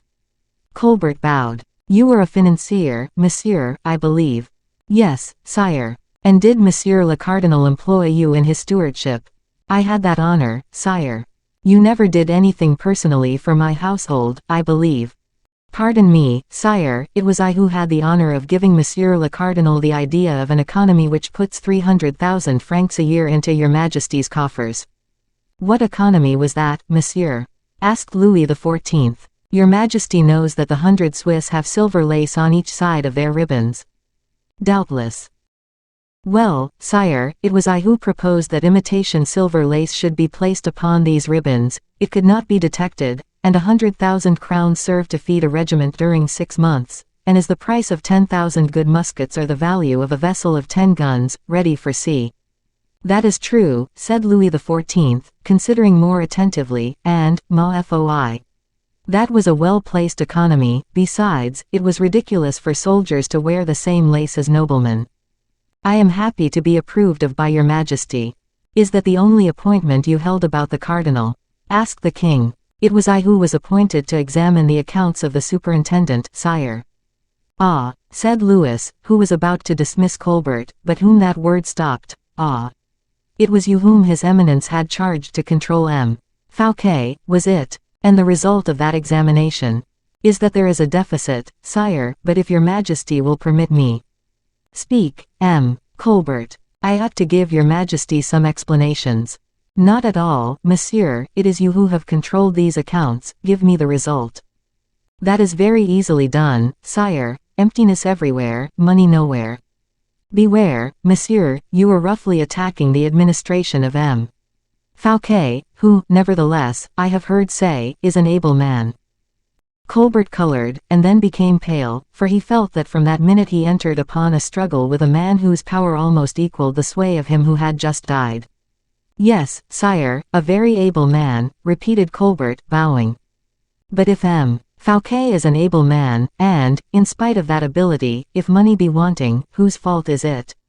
"I do not accuse, sire, I verify." "That is well, make out your accounts, and present them to me." "There is a deficit, you say?" "A deficit may be temporary, credit returns and funds are restored."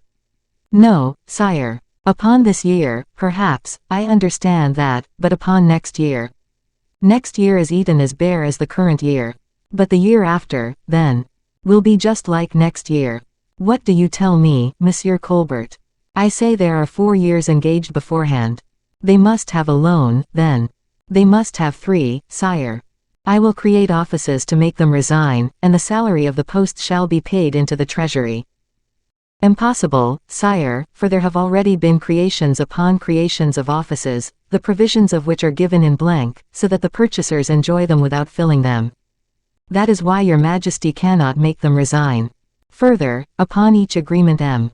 Fouquet has made an abatement of 1/3, so that the people have been plundered, without your Majesty profiting by it." The king started. "Explain me that, M.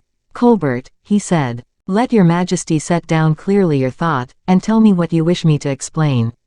"You were right, clearness is what you wish, is it not?" "Yes, sire, clearness.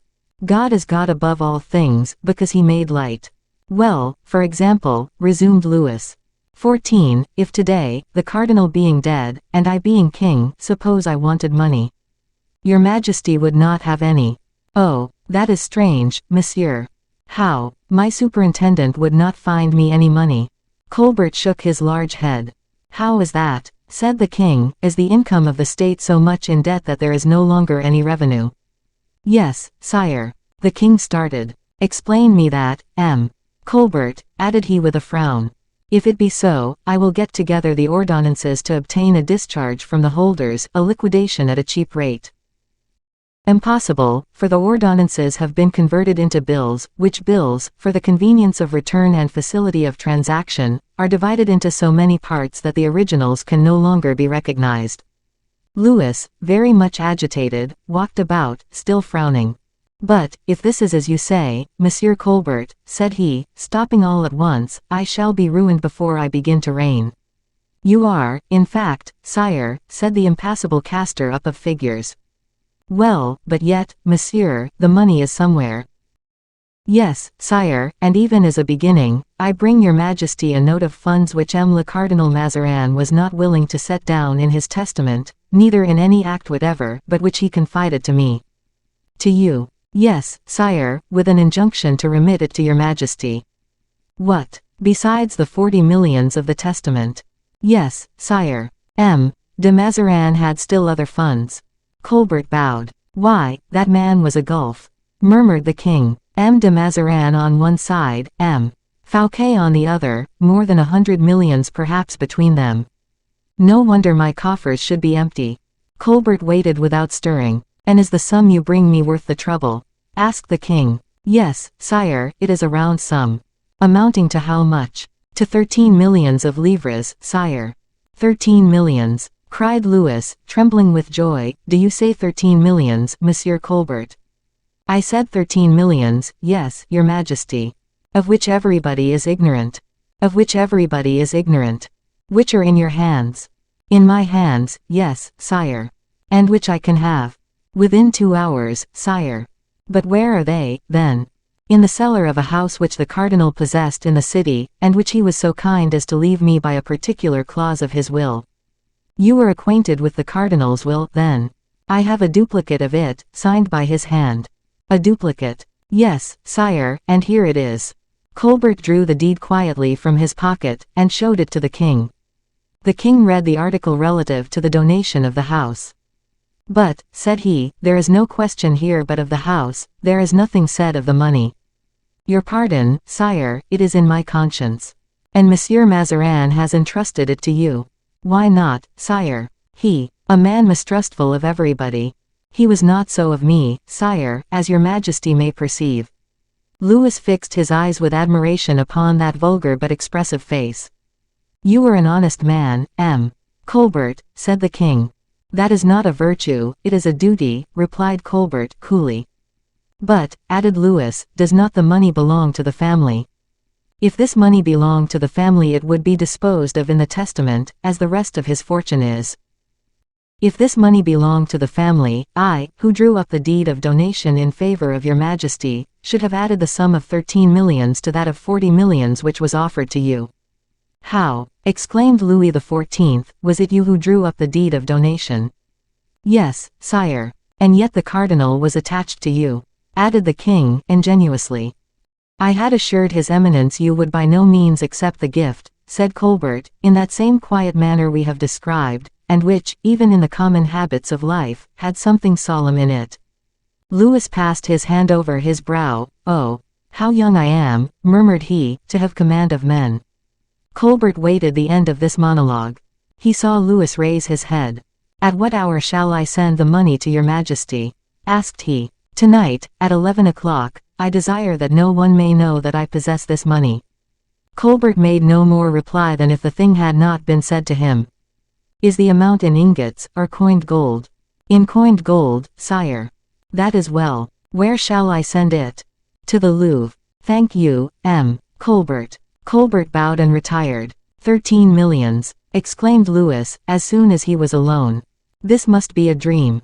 Then he allowed his head to sink between his hands, as if he were really asleep. But, at the end of a moment, he arose, and opening the window violently, he bathed his burning brow in the keen morning air, which brought to his senses the scent of the trees, and the perfume of the flowers. A splendid dawn was gilding the horizon, and the first rays of the sun bathed in flame the young king's brow. "This is the dawn of my reign," murmured Louis XIV. "It's a presage sent by the Almighty." 50. The first day of the royalty of Louis XIV. In the morning, the news of the death of the cardinal was spread through the castle and then speedily reached the city. The ministers Fouquet, Lyon, and Letelier entered La Salle des Séances to hold a council. The king sent for them immediately. "Messieurs," said he, "as long as Monsieur le Cardinal lived, I allowed him to govern my affairs, but now I mean to govern them myself. You will give me your advice when I ask it. You may go." The ministers looked at each other with surprise. If they concealed a smile, it was with a great effort, for they knew that the prince, brought up in absolute ignorance of business, by this took upon himself a burden much too heavy for his strength. Fouquet took leave of his colleagues upon the stairs, saying, "Messieurs, there will be so much the less labor for us." And he gaily climbed into his carriage. The others, a little uneasy at the turn things had taken, went back to Paris together. Towards 10 o'clock the king repaired to the apartment of his mother, with whom he had a long and private conversation. After dinner, he got into his carriage, and went straight to the Louvre. There he received much company, and took a degree of pleasure in remarking the hesitation of each, and the curiosity of all. Towards evening he ordered the doors of the Louvre to be closed, with the exception of only one, which opened on the quay. He placed on duty at this point 200 Swiss, who did not speak a word of French, with orders to admit all who carried packages, but no others, and by no means to allow anyone to go out. At 11 o'clock precisely, he heard the rolling of a heavy carriage under the arch, then of another, then of a third, after which the gate grated upon its hinges to be closed. Soon after, somebody scratched with his nail at the door of the cabinet. The king opened it himself, and beheld Colbert, whose first word was this: "The money is in your Majesty's cellar." The king then descended and went himself to see the barrels of specie, in gold and silver, which, under the direction of Colbert, 4 men had just rolled into a cellar of which the king had given Colbert the key in the morning. This review completed, Louis returned to his apartments, followed by Colbert, who had not apparently warmed with one ray of personal satisfaction. "Monsieur," said the king, "what do you wish that I should give you, as a recompense for this devotedness and probity?" "Absolutely nothing, sire." "How, nothing? Not even an opportunity of serving me?" "If your Majesty were not to furnish me with that opportunity, I should not the less serve you. It is impossible for me not to be the best servant of the king." "You shall be intendant of the finances, M. Colbert." "But there is already a superintendent, sire." "I know that. Sire, the superintendent of the finances is the most powerful man in the kingdom." "Ah," cried Louis, coloring, "do you think so?" "He will crush me in a week, sire." "Your Majesty gives me a contrôle for which strength is indispensable. An intendant under a superintendent, that is inferiority. You want support, you do not reckon upon me.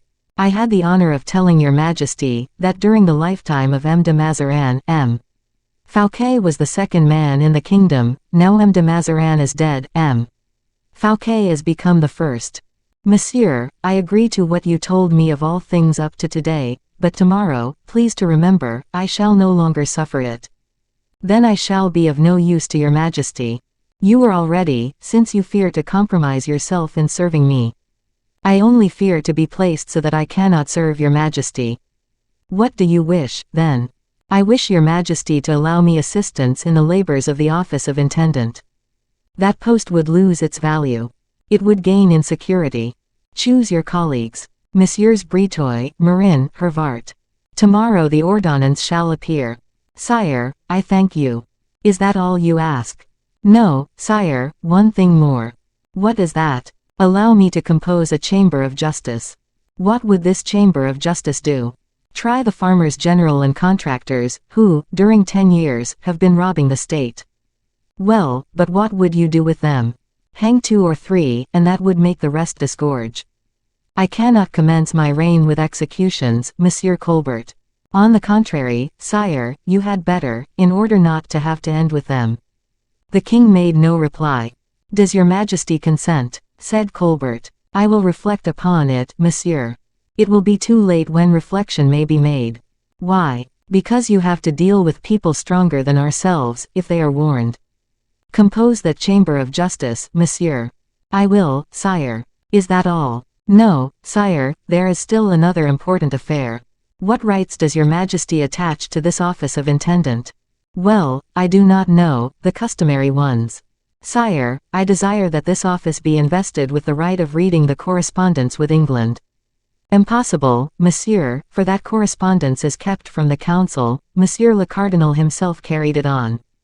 I thought your majesty had this morning declared that there should no longer be a council. Yes, I said so. Let your majesty then have the goodness to read all the letters yourself, particularly those from England. I hold strongly to this article.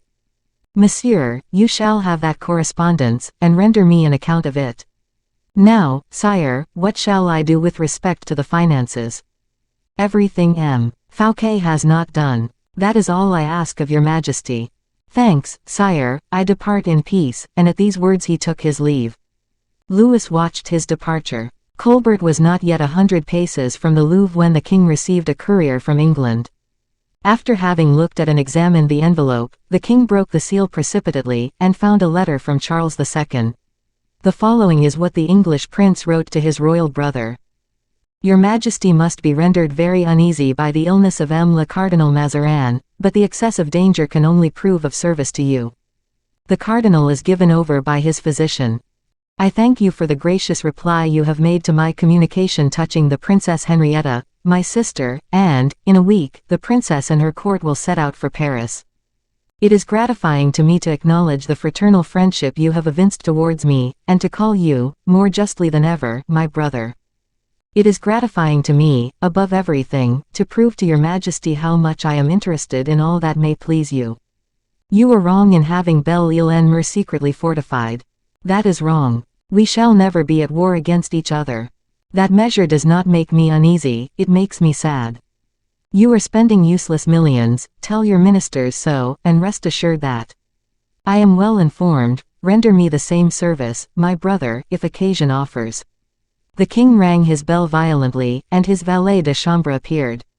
Monsieur Colbert is just gone, he cannot be far off. Let him be called back, exclaimed he. The valet was about to execute the order, when the king stopped him.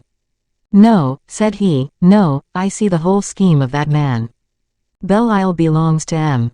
Fouquet, Belle-Isle is being fortified, that is a conspiracy on the part of M. Fouquet. The discovery of that conspiracy is the ruin of the superintendent, and that discovery is the result of the correspondence with England. This is why Colbert wished to have that correspondence. Oh, but I cannot place all my dependence upon that man. He has a good head, but I must have an arm. Louis, all at once, uttered a joyful cry. I had, said he, a lieutenant of musketeers. Yes, sire, Monsieur d'Artagnan. He quitted the service for a time. Yes, sire. Let him be found, and be here tomorrow the first thing in the morning. The valet de chambre bowed and went out. 13 millions in my cellar, said the king, Colbert carrying my purse and D'Artagnan my sword, I am king. 51. A passion. The day of his arrival, on returning from the Palais Royal, Athos, as we have seen, went straight to his hotel in the Rue Saint-Honoré. He there found the Vicomte de Bragelonne waiting for him in his chamber, chatting with Grimaud. It was not an easy thing to talk with this old servant. Two men only possessed the secret, Athos and D'Artagnan. The first succeeded, because Grimaud sought to make him speak himself, D'Artagnan, on the contrary, because he knew how to make Grimaud talk. Raoul was occupied in making him describe the voyage to England, and Grimaud had related it in all its details, with a limited number of gestures and 8 words, neither more nor less. He had, at first, indicated by an undulating movement of his hand, that his master and he had crossed the sea. Upon some expedition, Raoul had asked. Grimaud by bending down his head had answered, yes. When Monsieur le Comte incurred much danger? Asked Raoul. Neither too much nor too little, was replied by a shrug of the shoulders. But still, what sort of danger? Insisted Raoul. Grimaud pointed to the sword, he pointed to the fire and to a musket that was hanging on the wall. Monsieur le Comte had an enemy there, then, cried Raoul. Monck, replied Grimaud. It is strange, continued Raoul, that Monsieur le Comte persists in considering me a novice, and not allowing me to partake the honor and danger of his adventure. Grimaud smiled. It was at this moment. Athos came in. The host was lighting him up the stairs, and Grimaud, recognizing the step of his master, hastened to meet him, which cut short the conversation. But Raoul was launched on the sea of interrogatories, and did not stop. Taking both hands of the Comte, with warm, but respectful tenderness, "How is it, monsieur," said he, "that you have set out upon a dangerous voyage without bidding me adieu, without commanding the aid of my sword, of myself, who ought to be your support? Now I have the strength, whom you have brought up like a man. Ah, monsieur, can you expose me to the cruel trial of never seeing you again?" "Who told you, Raoul," said the Comte, placing his cloak and hat in the hands of Grimaud, who had unbuckled his sword, "who told you that my voyage was a dangerous one?" "I," said Grimaud. "And why did you do so?" said Athos, sternly. Grimaud was embarrassed. Raoul came to his assistance, by answering for him. "It is natural, monsieur, that our good Grimaud should tell me the truth in what concerns you. By whom should you be loved and supported, if not by me?" Athos did not reply. He made a friendly motion to Grimaud, which sent him out of the room. He then seated himself in a fauteuil, whilst Raoul remained standing before him. "But it is true," continued Raoul, "that your voyage was an expedition, and that steel and fire threatened you." "Say no more about that, Vicomte," said Athos, mildly. "I set out hastily, it is true, but the service of King Charles II required a prompt departure. As to your anxiety, I thank you for it, and I know that I can depend on you. You have not wanted for anything, Vicomte, in my absence, have you?" "No, monsieur, thank you. I left orders with Blaisois to pay you 100 pistoles, if you should stand in need of money." "Monsieur, I have not seen Blaisois." "You have been without money, then?" "Monsieur, I had 30 pistoles left from the sale of the horses I took in my last campaign, and M. le Prince had the kindness to allow me to win 200 pistoles at his play table 3 months ago." "Do you play?" "I don't like that, Raoul. I never play, monsieur. It was M. le Prince who ordered me to hold his cards at Chantilly, one night when a courier came to him from the king. I won, and M. le Prince commanded me to take the stakes." "Is that a practice in the household, Raoul?" asked Athos with a frown. "Yes, monsieur, every week M. le Prince affords, upon one occasion or another, a similar advantage to one of his gentlemen. There are 50 gentlemen in his Highness's household. It was my turn." "Very well. You went into Spain, then?" "Yes, monsieur, I made a very delightful and interesting journey." "You have been back a month, have you not?"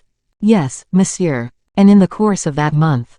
"In that month. What have you done?" "My duty, monsieur." "Have you not been home, to La Fère?" Raoul colored. Athos looked at him with a fixed but tranquil expression. "You would be wrong not to believe me," said Raoul. I feel that I colored, and in spite of myself. "The question you did me the honor to ask me is of a nature to raise in me much emotion. I color, then, because I am agitated, not because I meditate a falsehood. I know, Raoul, you never lie." "No, monsieur. Besides, my young friend, you would be wrong, what I wanted to say. I know quite well, monsieur. You would ask me if I have not been to Blois. Exactly so. I have not been there, I have not even seen the person to whom you allude." Raoul's voice trembled as he pronounced these words. Athos, a sovereign judge in all matters of delicacy, immediately added, "Raoul, you answer me with a painful feeling, you are unhappy." "Very, monsieur, you have forbidden me to go to Blois, or to see Mademoiselle de la Vallière again." Here the young man stopped. That dear name, so delightful to pronounce, made his heart bleed, although so sweet upon his lips. "And I have acted rightly, Raoul." Athos hastened to reply. "I am neither an unjust nor a barbarous father. I respect true love, but I look forward for you to a future, an immense future. A new reign is about to break upon us like a fresh dawn. War calls upon a young king full of chivalric spirit. What is wanting to assist this heroic ardor is a battalion of young and free lieutenants who would rush to the fight with enthusiasm, and fall, crying, 'Vive le roi!' instead of, 'Adieu, my dear wife.' You understand that, Raoul. However brutal my reasoning may appear, I conjure you, then, to believe me, and to turn away your thoughts from those early days of youth in which you took up this habit of love, days of effeminate carelessness, which soften the heart and render it incapable of consuming those strong bitter draughts called glory and adversity. Therefore, Raoul, I repeat to you, you should see in my counsel only the desire of being useful to you, only the ambition of seeing you prosper. I believe you capable of becoming a remarkable man. March alone, and you will march better, and more quickly. You have commanded, monsieur, replied Raoul, and I obey. Commanded, cried Athos. Is it thus you reply to me? I have commanded you. Oh, you distort my words as you misconceive my intentions. I do not command you, I request you. No, monsieur, you have commanded, said Raoul, persistently. Had you requested me, your request is even more effective than your order. I have not seen Mademoiselle de la Vallière again. But you are unhappy. You are unhappy, insisted Athos. Raoul made no reply. I find you pale, I find you dull. The sentiment is strong, then. It is a passion, replied Raoul. No, a habit. Monsieur, you know I have traveled much, that I have passed 2 years far away from her. A habit would yield to an absence of 2 years, I believe, whereas, on my return, I loved not more, that was impossible, but as much. Mademoiselle de la Vallière is for me the one lady above all others, but you are for me a god upon earth, to you I sacrifice everything. You are wrong, said Athos, I have no longer any right over you. Age has emancipated you, you no longer even stand in need of my consent. Besides, I will not refuse my consent after what you have told me. Marry Mademoiselle de la Vallière, if you like. Raoul was startled, but suddenly, you are very kind, monsieur, said he, and your concession excites my warmest gratitude, but I will not accept it. Then you now refuse. Yes, monsieur. I will not oppose you in anything, Raoul. But you have at the bottom of your heart an idea against this marriage, it is not your choice. That is true. That is sufficient to make me resist, I will wait. Beware, Raoul. What you are now saying is serious. I know it is, monsieur, as I said, I will wait. Until I die, said Athos, much agitated. Oh, monsieur, cried Raoul, with tears in his eyes, is it possible that you should wound my heart thus? I have never given you cause of complaint. Dear boy, that is true, murmured Athos, pressing his lips violently together to conceal the emotion of which he was no longer master. No, I will no longer afflict you, only I do not comprehend what you mean by waiting. Will you wait till you love no longer? Ah, for that, no, monsieur. I will wait till you change your opinion. I should wish to put the matter to a test, Raoul, I should like to see if Mademoiselle de la Vallière will wait as you do. I hope so, monsieur.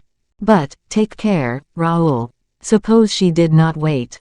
Ah, you are young, so confiding, so loyal. Women are changeable. You have never spoken ill to me of women, monsieur, you have never had to complain of them, why should you doubt of Mademoiselle de la Vallière? That is true, said Athos, casting down his eyes, I have never spoken ill to you of women, I have never had to complain of them, Mademoiselle de la Vallière never gave birth to a suspicion, but when we are looking forward, we must go even to exceptions, even to improbabilities.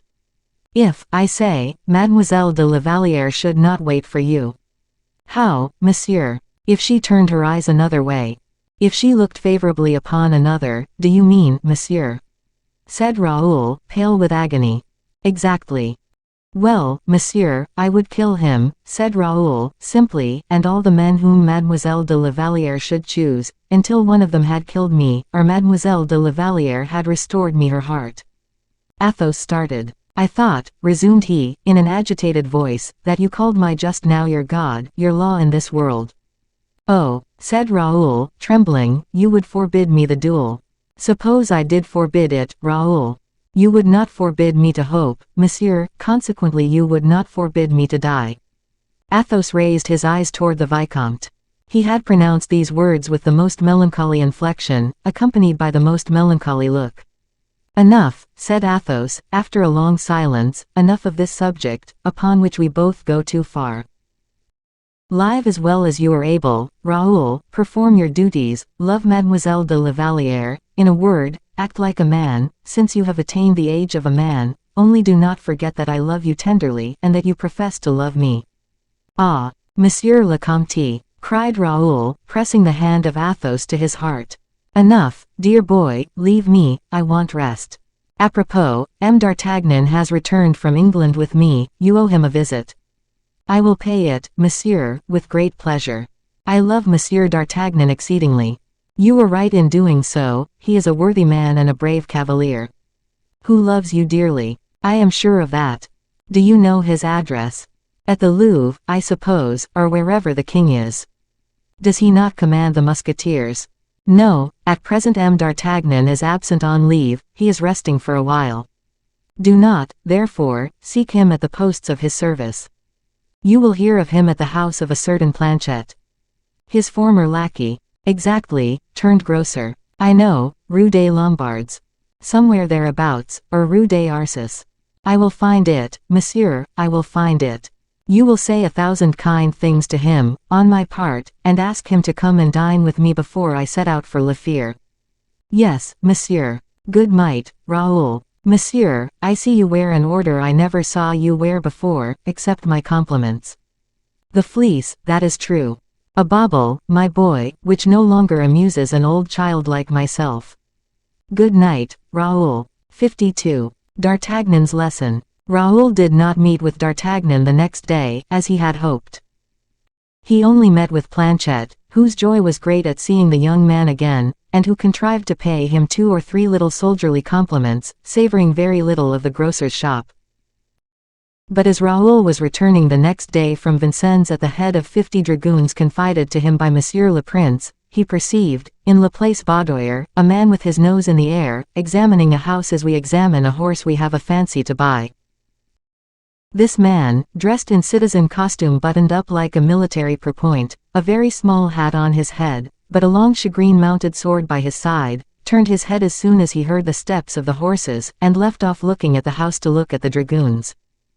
It was simply M. d'Artagnan, D'Artagnan on foot, D'Artagnan with his hands behind him, passing a little review upon the dragoons, after having reviewed the buildings. Not a man, not a tag, not a horse's hoof escaped his inspection. Raoul rode at the side of his troop, D'Artagnan perceived him the last. Said he, Mordio. I was not mistaken, cried Raoul, turning his horse towards him. Mistaken, no. Good day to you, replied the ex-musketeer, whilst Raoul eagerly pressed the hand of his old friend.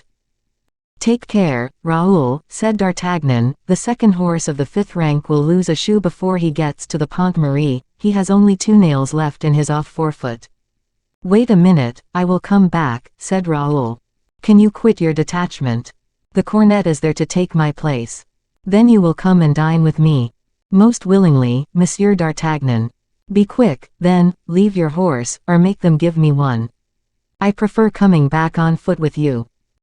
Raoul hastened to give notice to the cornet, who took his post. He then dismounted, gave his horse to one of the dragoons, and with great delight seized the arm of M. d'Artagnan, who had watched him during all these little evolutions with the satisfaction of a connoisseur. What, do you come from Vincennes? Said he. Yes, Monsieur le Chevalier. And the cardinal is very ill, it is even reported he is dead. Are you on good terms with M. Fouquet? Asked D'Artagnan, with a disdainful movement of the shoulders, proving that the death of Mazarin did not affect him beyond measure. With M. Fouquet, said Raoul, I do not know him. So much the worse, so much the worse, for a new king always seeks to get good men in his employment. Oh, the king means no harm, replied the young man. I say nothing about the crown, cried D'Artagnan, I am speaking of the king, that is M. Fouquet, if the cardinal is dead. You must contrive to stand well with M. Fouquet, if you do not wish to moulder away all your life as I have mouldered. It is true you have, fortunately, other protectors. M. Le Prince, for instance. Worn out. M. Le Comte de La Fere. Athos. Oh. That's different, yes, Athos, and if you have any wish to make your way in England, you cannot apply to a better person. I can even say, without too much vanity, that I myself have some credit at the court of Charles II. There is a king, God speed him. Ah, cried Raoul, with the natural curiosity of well-born young people, while listening to experience and courage. Yes, a king who amuses himself, it is true, but who has had a sword in his hand, and can appreciate useful men. Athos is on good terms with Charles II. Take service there, and leave these scoundrels of contractors and farmers general, who steal as well with French hands as others have done with Italian hands, leave the little snivelling king, who is going to give us another reign of Francis II. Do you know anything of history, Raoul? Yes, Monsieur le Chevalier. Do you know, then, that Francis II had always the earache? No, I did not know that. That Charles IV had always the headache. Indeed. And Henry III had always the stomachache. Raoul began to laugh. Well, my dear friend, Louis XIV always has the heartache. It is deplorable to see a king sighing from morning till night without saying once in the course of the day, Ventre Saint Gris. Corboeuf. Or anything to rouse one. Was that the reason why you quitted the service, Monsieur le Chevalier? Yes. But you yourself, M. d'Artagnan, are throwing the handle after the axe. You will not make a fortune. Who? I, replied D'Artagnan, in a careless tone. I am settled, I had some family property. Raoul looked at him. The poverty of D'Artagnan was proverbial. A Gascon, he exceeded in ill luck all the Gasconades of France and Navarre. Raoul had 100 times heard Job and D'Artagnan named together, as the twins Romulus and Remus. D'Artagnan caught Raoul's look of astonishment. And has not your father told you I have been in England? Yes, Monsieur le Chevalier. And that I there met with a very lucky chance. No, monsieur, I did not know that. Yes, a very worthy friend of mine, a great nobleman, the Viceroy of Scotland and Ireland, has endowed me with an inheritance. An inheritance. And a good one, too. Then you are rich. Bah. Receive my sincere congratulation. Thank you. Look, that is my house. Place de Grève. Yes, don't you like this quarter? On the contrary, the lookout over the water is pleasant. Oh, what a pretty old house. The sign Notre Dame, it is an old cabaret, which I have transformed into a private house in 2 days. But the cabaret is still open. Pardieu. And where do you lodge, then? I lodge with Planchet. You said, just now, this is my house. I said so, because, in fact, it is my house. I have bought it. Ah, said Raoul. At 10 years' purchase, my dear Raoul, a superb affair. I bought the house for 30,000 livres. It has a garden which opens to the Rue de la Mortellerie. The cabaret lets for 1,000 livres, with the first story, the garret, or second floor, for 500 livres. Indeed. Yes, indeed. 500 livres for a garret. Why, it is not habitable. Therefore no one inhabits it, only, you see, this garret has 2 windows which look out upon the place. Yes, monsieur. Well, then, every time anybody is broken on the wheel or hung, quartered, or burnt, these 2 windows let for 20 pistoles. Oh, said Raoul, with horror. It is disgusting, is it not? Said D'Artagnan. Oh, repeated Raoul. It is disgusting, but so it is. These Parisian cockneys are sometimes real anthropophagi. I cannot conceive how men, Christians, can make such speculation. That is true. As for myself, continued D'Artagnan, if I inhabited that house, on days of execution I would shut it up to the very keyholes, but I do not inhabit it. And you let the garret for 500 livres. To the ferocious cabaretier, who sublets it. I said, then, 1,500 livres. The natural interest of money, said Raoul, 5%. Exactly so. I then have left the side of the house at the back, storerooms, and cellars, inundated every winter, 200 livres, and the garden, which is very fine, well planted, well shaded under the walls and the portal of Saint Gervais Saint Protais, 1,300 livres. 1,300 livres. Why, that is royal. This is the whole history. I strongly suspect some canon of the parish. These canons are all rich as Croesus. I suspect some canon of having hired the garden to take his pleasure in. The tenant has given the name of M. Godard. That is either a false name or a real name. If true, he is a canon; if false, he is some unknown, but of what consequence is it to me? He always pays in advance. I had also an idea just now, when I met you, of buying a house in the Place Baudoyer, the back premises of which join my garden, and would make a magnificent property. Your dragoons interrupted my calculations. But come, let us take the Rue de la Vannerie, that will lead us straight to M. Planchet's. D'Artagnan mended his pace, and conducted Raoul to Planchet's dwelling, a chamber of which the grocer had given up to his old master. Planchette was out, but the dinner was ready.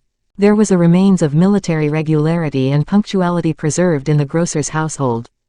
D'Artagnan returned to the subject of Raoul's future. "Your father brings you up rather strictly," said he. "Justly, Monsieur le Chevalier." "Oh, yes, I know Athos is just, but close, perhaps."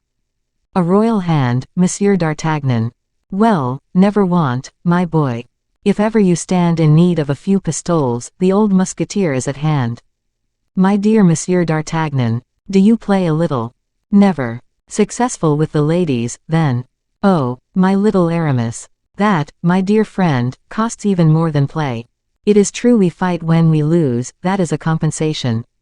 "Bah, that little sniveller, the king, makes winners give him his revenge." "What a reign, my poor Raoul, what a reign!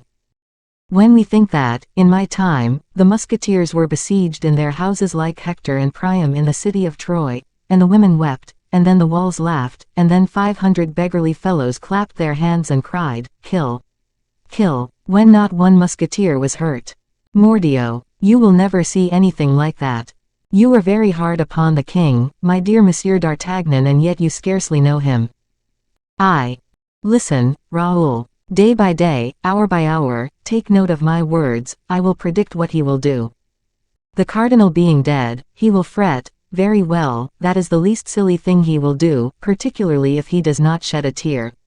And then, why, then he will get M.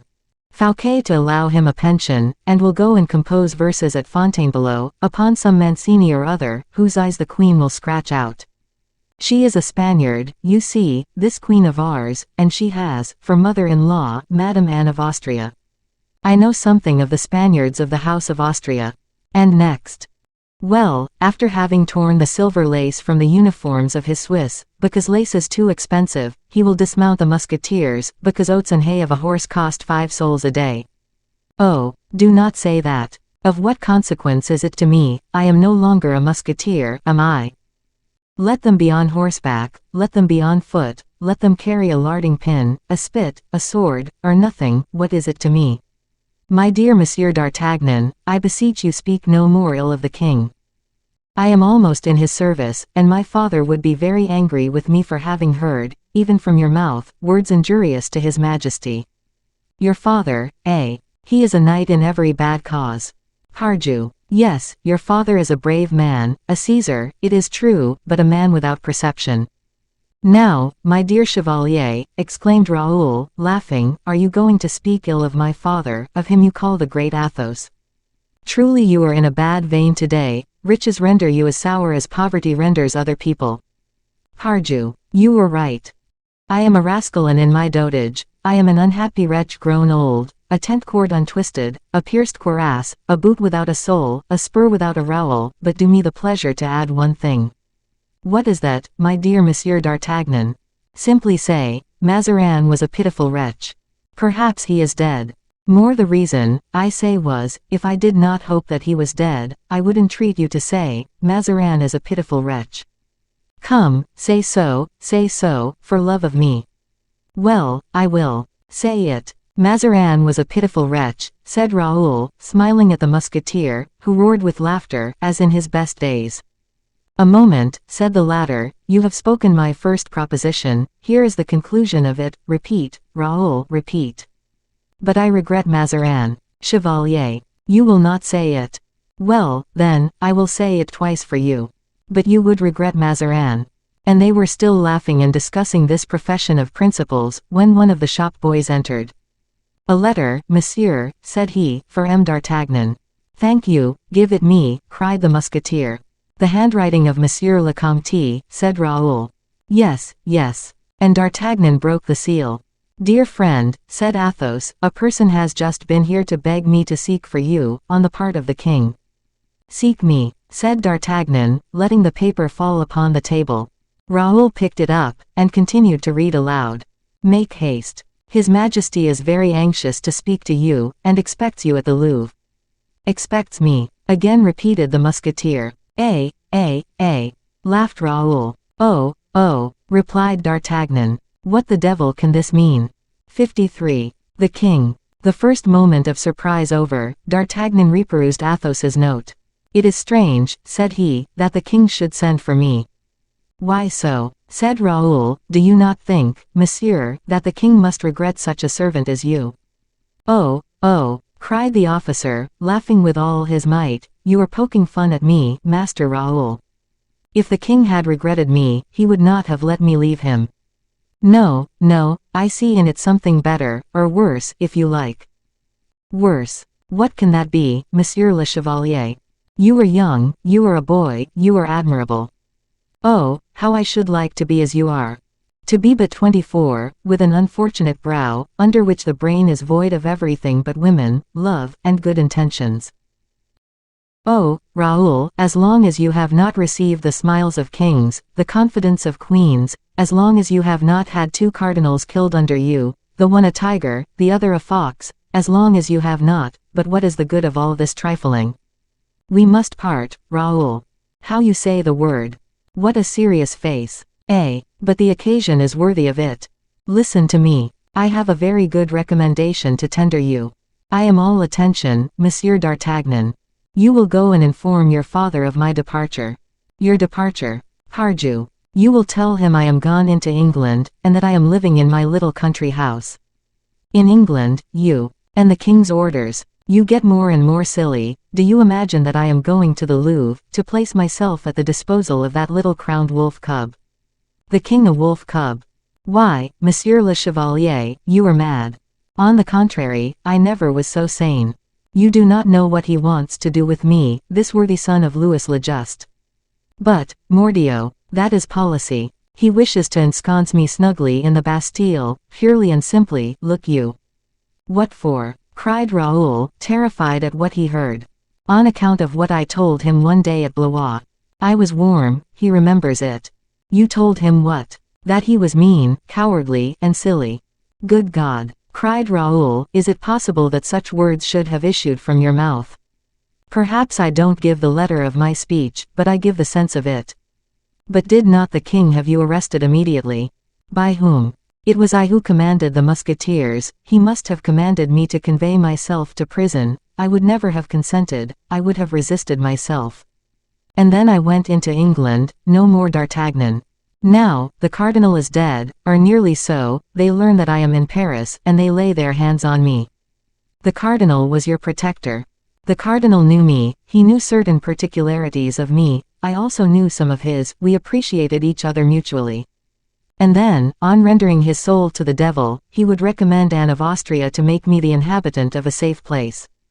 Go, then, and find your father, relate the fact to him, and adieu. My dear Monsieur d'Artagnan, said Raoul, very much agitated, after having looked out the window, you cannot even fly. Why not? Because there is below an officer of the Swiss guards waiting for you. Well, well, he will arrest you. D'Artagnan broke into a Homeric laugh. Oh! I know very well that you will resist, that you will fight, even, I know very well that you will prove the conqueror, but that amounts to rebellion, and you are an officer yourself, knowing what discipline is. Devil of a boy, how logical that is! Grumbled D'Artagnan. You approve of it, do you not? Yes, instead of passing into the street, where that idiot is waiting for me, I will slip quietly out at the back. I have a horse in the stable, and a good one. I will ride him to death, my means permit me to do so, and by killing one horse after another, I shall arrive at Boulogne in 11 hours, I know the road. Only tell your father one thing. What is that? That is, that the thing he knows about is placed at Planchet's house, except a fifth, and that. But, my dear D'Artagnan, rest assured that if you fly, 2 things will be said of you. What are they, my dear friend? The first, that you have been afraid. Ah, and who will dare to say that? The king first. Well, but he will tell the truth, I am afraid. The second, that you knew yourself guilty. Guilty of what? Why, of the crimes they wish to impute to you. That is true again. So, then, you advise me to go and get myself made a prisoner in the Bastille. Le Comte de la Fere would advise you just as I do. Pardieu. I know he would, said D'Artagnan thoughtfully. You were right, I shall not escape. But if they cast me into the Bastille, we will get you out again, said Raoul, with a quiet, calm air. Mordio. You said that after a brave fashion, Raoul, said D'Artagnan, seizing his hand, that savors of Athos, distinctly. Well, I will go, then. Do not forget my last word. Except a fifth, said Raoul. Yes, you are a fine boy. And I wish you to add one thing to that last word. Speak, Chevalier. It is that if you cannot get me out of the Bastille, and I remain there, oh. That will be so, and I shall be a detestable prisoner, I, who have been a passable man. In that case, I give 3/5 to you, and the 4th to your father. Chevalier. Mordioux. If you will have some masses said for me, you are welcome. That being said, D'Artagnan took his belt from the hook, girded on his sword, took a hat the feather of which was fresh, and held his hand out to Raoul, who threw himself into his arms. When in the shop, he cast a quick glance at the shop lads, who looked upon the scene with a pride mingled with some inquietude, then plunging his hands into a chest of currants, he went straight to the officer who was waiting for him at the door. Those features. Can it be you, Monsieur de Fredesque? Cried D'Artagnan, gaily. What, do we arrest our friends? Arrest, whispered the lads among themselves. Yes, it is I, Monsieur d'Artagnan. Good day to you, said the Swiss, in his mountain patois. Must I give you up my sword? I warn you that it is long and heavy. You had better let me wear it to the Louvre. I feel quite lost in the streets without a sword, and you would be more at a loss that I should, with two. The king has given me no orders about it, replied the Swiss, so keep your sword. Well, that is very polite on the part of the king. Let us go, at once. Monsieur Fredesque was not a talker, and D'Artagnan had too many things to think about to say much. From Planchet's shop to the Louvre was not far, they arrived in 10 minutes. It was a dark night. De Fredesque wanted to enter by the wicket. No, said D'Artagnan, you would lose time by that, take the little staircase. The Swiss did as D'Artagnan advised, and conducted him to the vestibule of the king's cabinet. When arrived there, he bowed to his prisoner, and, without saying anything, returned to his post. D'Artagnan had not had time to ask why his sword was not taken from him, when the door of the cabinet opened, and a valet de chambre called, D'Artagnan. The musketeer assumed his parade carriage, and entered, with his large eyes wide open, his brow calm, his mustache stiff. The king was seated at a table writing. He did not disturb himself when the step of the musketeer resounded on the floor, he did not even turn his head. D'Artagnan advanced as far as the middle of the room, and seeing that the king paid no attention to him, and suspecting, besides, that this was nothing but affectation, a sort of tormenting preamble to the explanation that was preparing, he turned his back on the prince, and began to examine the frescoes on the cornices and the cracks in the ceiling. This maneuver was accompanied by a little tacit monologue. Ah! You want to humble me, do you, you, whom I have seen so young, you, whom I have saved as I would my own child, you, whom I have served as I would a god, that is to say, for nothing. Wait a while, wait a while. You shall see what a man can do who has suffered the air of the fire of the Huguenots, under the beard of Monsieur le Cardinal, the true cardinal. At this moment Louis turned round. Ah, are you there, Monsieur d'Artagnan? Said he. D'Artagnan saw the movement and imitated it. Yes, sire, said he. Very well, have the goodness to wait till I have cast this up. D'Artagnan made no reply, he only bowed. That is polite enough, thought he, I have nothing to say. Louis made a violent dash with his pen, and threw it angrily away. Ah, go on, work yourself up. Thought the musketeer, you will put me at my ease. You shall find I did not empty the bag, the other day, at Blois. Louis rose from his seat, passed his hand over his brow, then, stopping opposite to D'Artagnan, he looked at him with an air at once imperious and kind. What the devil does he want with me? I wish he would begin. Thought the musketeer. Monsieur, said the king, you know, without doubt, that Monsieur le Cardinal is dead. I suspected so, sire. You know that, consequently, I am master in my own kingdom. That is not a thing that dates from the death of Monsieur le Cardinal, sire. A man is always master in his own house, when he wishes to be so. Yes, but do you not remember all you said to me at Blois? Now we come to it, thought D'Artagnan, I was not deceived.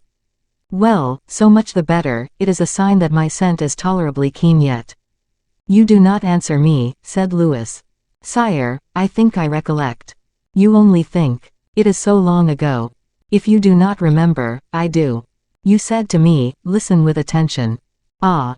I shall listen with all my ears, sire, for it is very likely the conversation will turn in a fashion very interesting to me. Louis once more looked at the musketeer. The latter smoothed the feather of his hat, then his mustache, and waited bravely. Louis XIV continued, You quitted my service, monsieur, after having told me the whole truth. Yes, sire. That is, after having declared to me all you thought to be true, with regard to my mode of thinking and acting. That is always a merit. You began by telling me that you had served my family 30 years, and were fatigued. I said so, yes, sire. And you afterwards admitted that that fatigue was a pretext, and that discontent was the real cause. I was discontented, in fact, but that discontent has never betrayed itself, that I know of, and if, like a man of heart, I have spoken out before your majesty, I have not even thought of the matter before anybody else.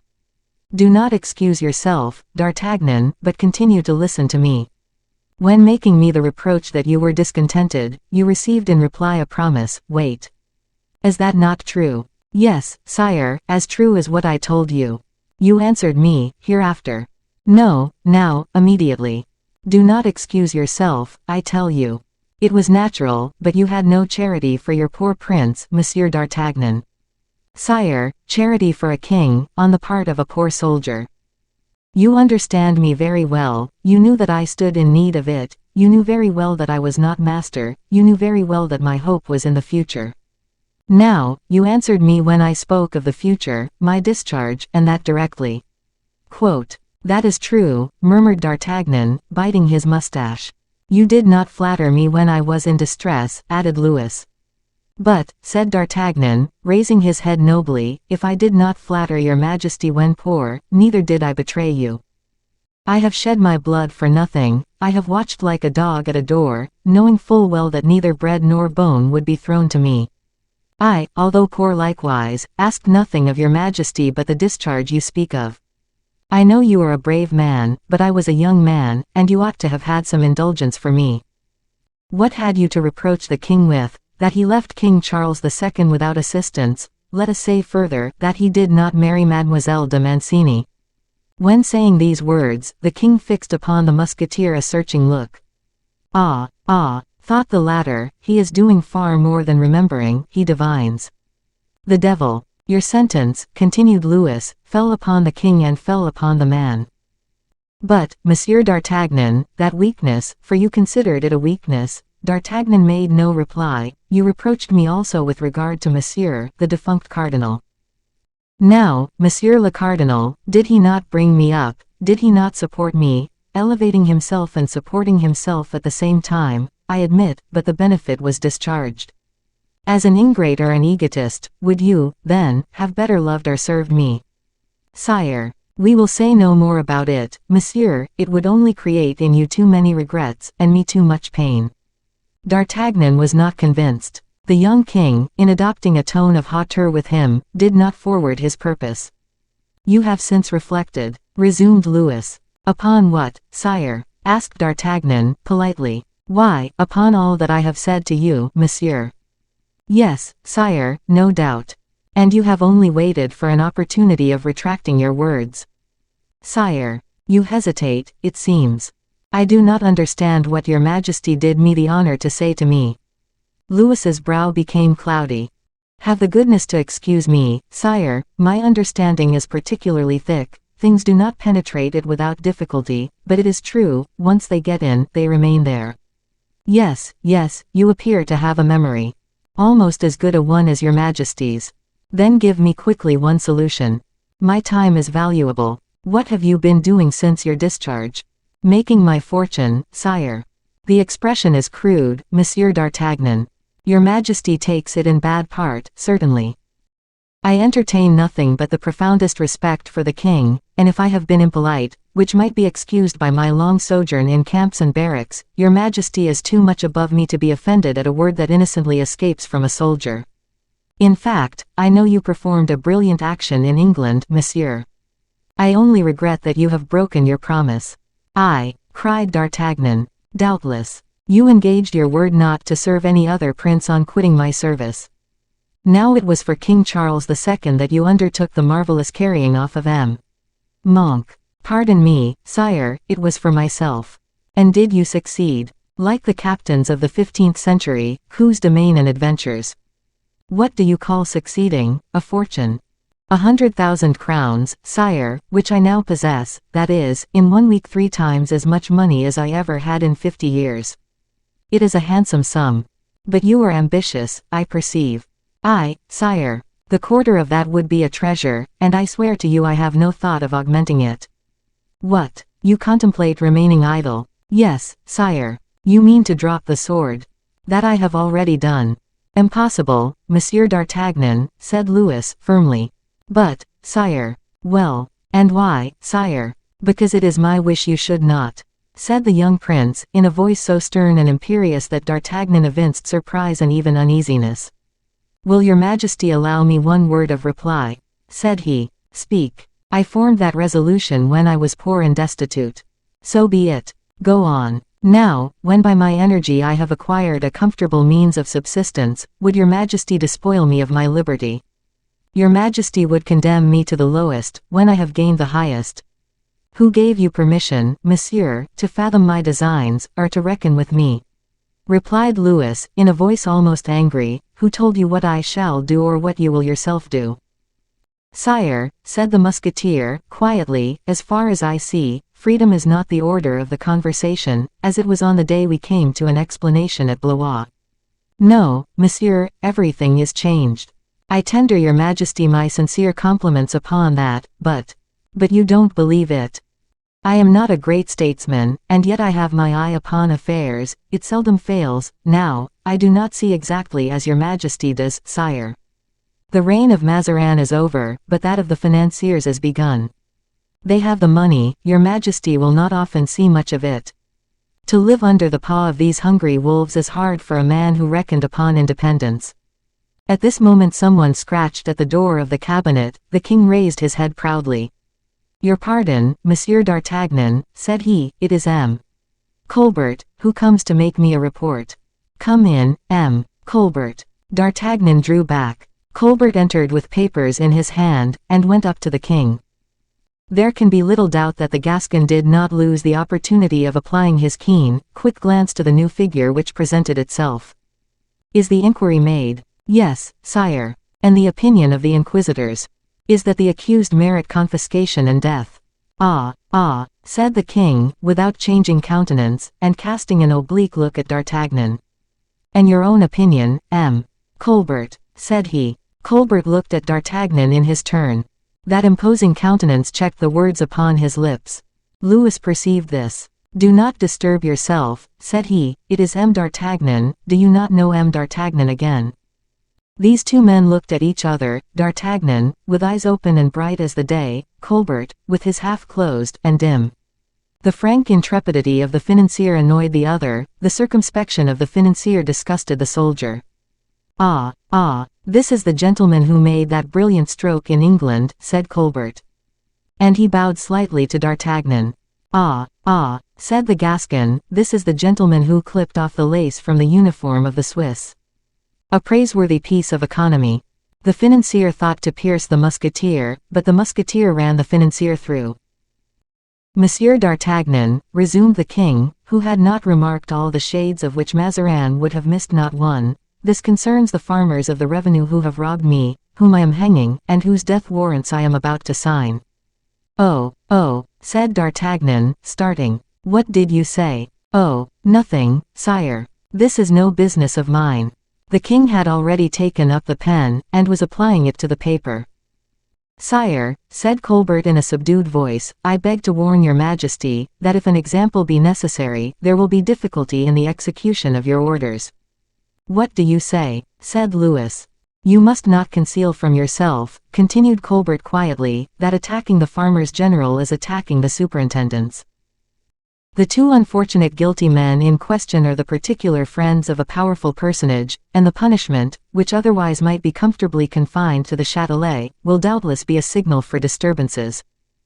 Louis colored and turned towards D'Artagnan, who took a slight bite at his mustache, not without a smile of pity for the financier, and for the king who had to listen to him so long. But Louis seized the pen, and with a movement so rapid that his hand shook, he affixed his signature at the bottom of the 2 papers presented by Colbert. Then looking the latter in the face, "Monsieur Colbert," said he, "when you speak to me on business, exclude more frequently the word difficulty from your reasonings and opinions. As to the word impossibility, never pronounce it." Colbert bowed, much humiliated at having to undergo such a lesson before the musketeer. He was about to go out, but, jealous to repair his check, "I forgot to announce to your Majesty," said he, "that the confiscations amount to the sum of 5 millions of livres." "That's pretty well," thought D'Artagnan. "Which makes in my coffers," said the king. 18 millions of livres, sire," replied Colbert, bowing. "Mordioux," growled D'Artagnan, "that's glorious." "Monsieur Colbert," added the king, "you will, if you please, go through the gallery where M. Leon is waiting, and will tell him to bring hither what he has drawn up, by my order." "Directly, sire, if your Majesty wants me no more this evening."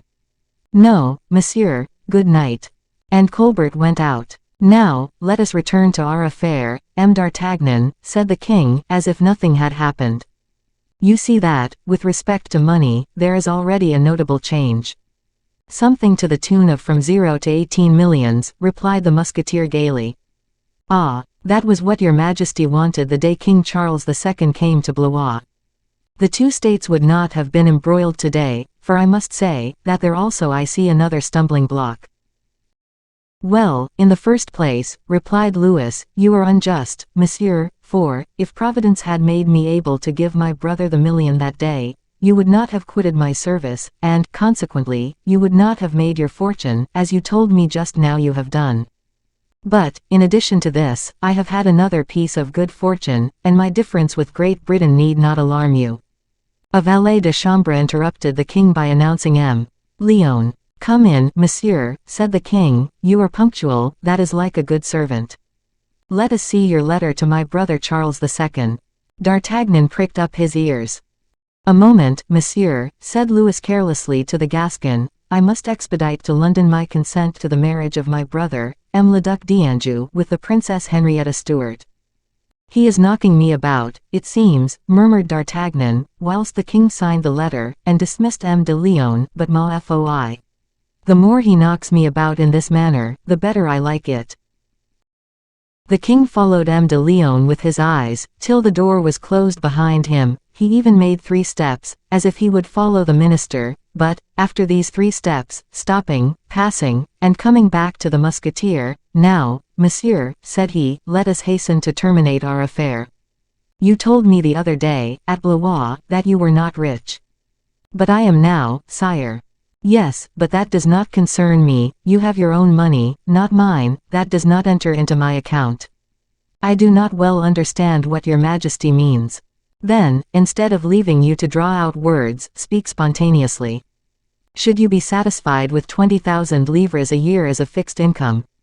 "But, sire," said D'Artagnan, opening his eyes to the utmost, "would you be satisfied with 4 horses furnished and kept, and with a supplement of funds such as you might require, according to occasions and needs, or would you prefer a fixed sum which would be, for example, 40,000 livres?" Answer: "Sire, your Majesty." "Yes, you are surprised, that is natural, and I expected it. Answer me, come, or I shall think you have no longer that rapidity of judgment I have so much admired in you. It is certain, sire, that 20,000 livres a year make a handsome sum, but—" "No buts. Yes or no, is it an honorable indemnity?" "Oh, very certainly. You will be satisfied with it. That is well. It will be better to reckon the extra expenses separately, you can arrange that with Colbert. Now let us pass to something more important." "But, sire, I told your Majesty that you wanted rest." "I know you did, only I replied that I would not allow it. I am master, I suppose." "Yes, sire. That is well. You were formerly in the way of becoming captain of the musketeers." "Yes, sire." "Well, here is your commission signed. I place it in this drawer. The day on which you return from a certain expedition which I have to confide to you, on that day you may yourself take the commission from the drawer. D'Artagnan still hesitated, and hung down his head. "Come, monsieur," said the king, "one would believe, to look at you, that you did not know that at the court of the most Christian king, the captain general of the musketeers takes precedence of the maréchals of France." "Sire, I know he does." "Then, am I to think you do put no faith in my word?" "Oh, sire, never, never dream of such a thing. I have wished to prove to you, that you, so good a servant, had lost a good master. Am I anything like the master that will suit you?" "I begin to think you are, sire." "Then, monsieur, you will resume your functions. Your company is quite disorganized since your departure, and the men go about drinking and rioting in the cabarets, where they fight, in spite of my edicts and those of my father. You will reorganize the service as soon as possible." "Yes, sire." "You will not again quit my person." "Very well, sire." "You will march with me to the army, you will encamp round my tent." "Then, sire," said D'Artagnan, "if it is only to impose upon me a service like that, your majesty need not give me 20,000 livres a year. I shall not earn them. I desire that you shall keep open house, I desire that you should keep a liberal table, I desire that my captain of musketeers should be a personage." "And I," said D'Artagnan, bluntly, "I do not like easily found money, I like money won. Your majesty gives me an idle trade, which the first comer would perform for 4,000 livres." Louis XIV began to laugh. "You are a true Gascon, Monsieur d'Artagnan, you will draw my heart's secret from me." "Bah, has your majesty a secret, then?" "Yes, monsieur." "Well, then I accept the 20,000 livres, for I will keep that secret, and discretion is above all price, in these times. Will your majesty speak now?" "Boot yourself, Monsieur d'Artagnan, and to horse." "Directly, sire." "Within 2 days." "That is well, sire, for I have my affairs to settle before I set out, particularly if it is likely there should be any blows stirring." "That may happen. We can receive them."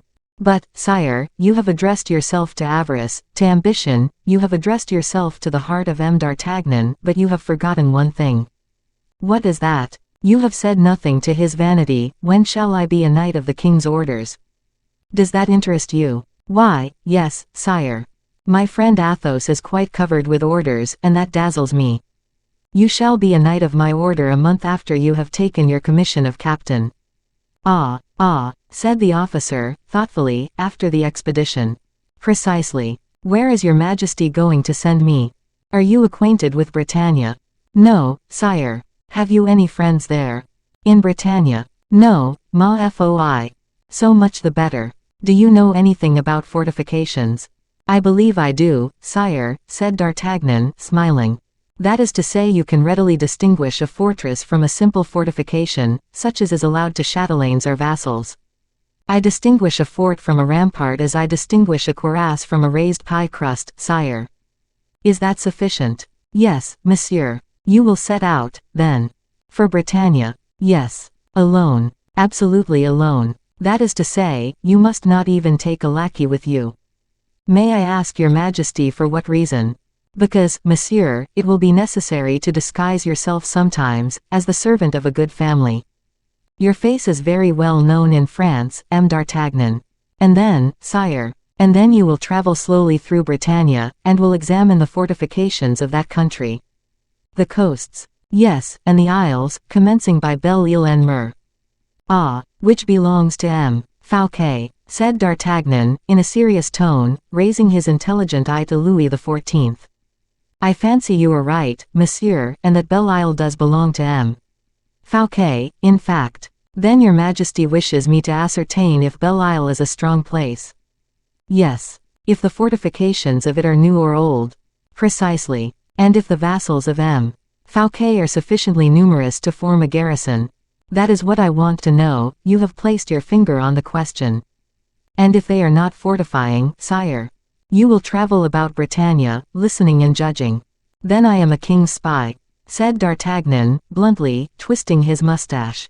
"No, monsieur. Your pardon, sire, I spy on your majesty's account. You start on a voyage of discovery, monsieur. Would you march at the head of your musketeers, with your sword in your hand, to observe any spot whatever, or an enemy's position?" At this word D'Artagnan started. Do you, continued the king, imagine yourself to be a spy? No, no, said D'Artagnan, but pensively, the thing changes its face when one observes an enemy, one is but a soldier. And if they are fortifying Belle Isle, added he, quickly, you will take an exact plan of the fortifications. Will they permit me to enter? That does not concern me, that is your affair. Did you not understand that I reserved for you a supplement of 20,000 livres per annum, if you wished it? Yes, sire, but if they are not fortifying, you will return quietly, without fatiguing your horse. Sire, I am ready. You will begin tomorrow by going to Monsieur le Surintendant's to take the first quarter of the pension I give you. Do you know M. Fouquet? Very little, sire, but I beg your majesty to observe that I don't think it immediately necessary that I should know him. Your pardon, monsieur, for he will refuse you the money I wish you to take, and it is that refusal I look for. Ah, said D'Artagnan. Then, sire, the money being refused, you will go and seek it at M. Colbert's. Apropos, have you a good horse? An excellent one, sire. How much did it cost you? 150 pistoles. I will buy it of you. Here is a note for 200 pistoles. But I want a horse for my journey, sire.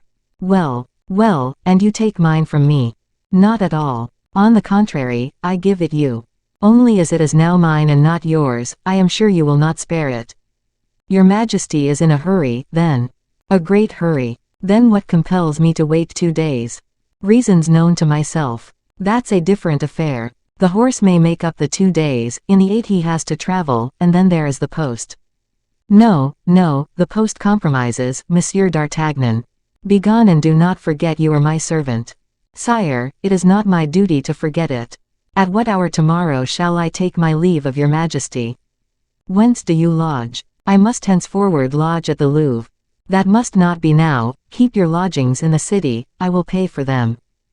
As to your departure, it must take place at night, you must set out without being seen by anyone, or, if you are seen, it must not be known that you belong to me. Keep your mouth shut, monsieur. Your Majesty spoils all you have said by that single word. I asked where you lodged, for I cannot always send to M. le Comte de la Fere to seek you.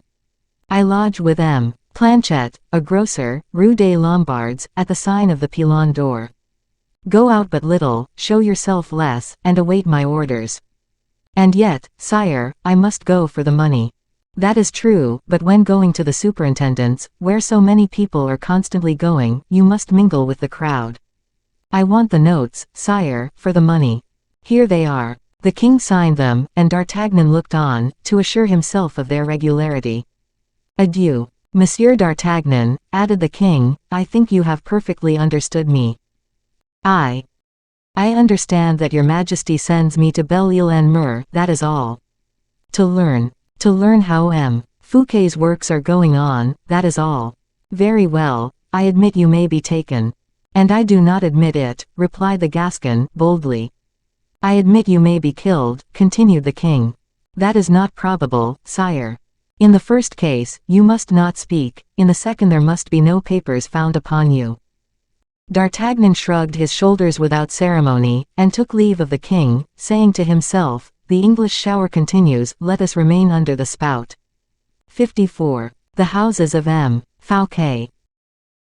Whilst D'Artagnan was returning to Planchet's house, his head aching and bewildered with all that had happened to him, there was passing a scene of quite a different character, and which, nevertheless, is not foreign to the conversation our musketeer had just had with the king, only this scene took place out of Paris, in a house possessed by the superintendent Fouquet in the village of Saint-Mandé. The minister had just arrived at this country house, followed by his principal clerk, who carried an enormous portfolio full of papers to be examined, and others waiting for signature. As it might be about 5 o'clock in the afternoon, the masters had dined, supper was being prepared for 20 subaltern guests. The superintendent did not stop. On alighting from his carriage, he, at the same bound, sprang through the doorway, traversed the apartments and gained his cabinet, where he declared he would shut himself up to work, commanding that he should not be disturbed for anything but an order from the king. As soon as this order was given, Fouquet shut himself up, and 2 footmen were placed as sentinels at his door. Then Fouquet pushed a bolt which displaced a panel that walled up the entrance, and prevented everything that passed in this apartment from being either seen or heard.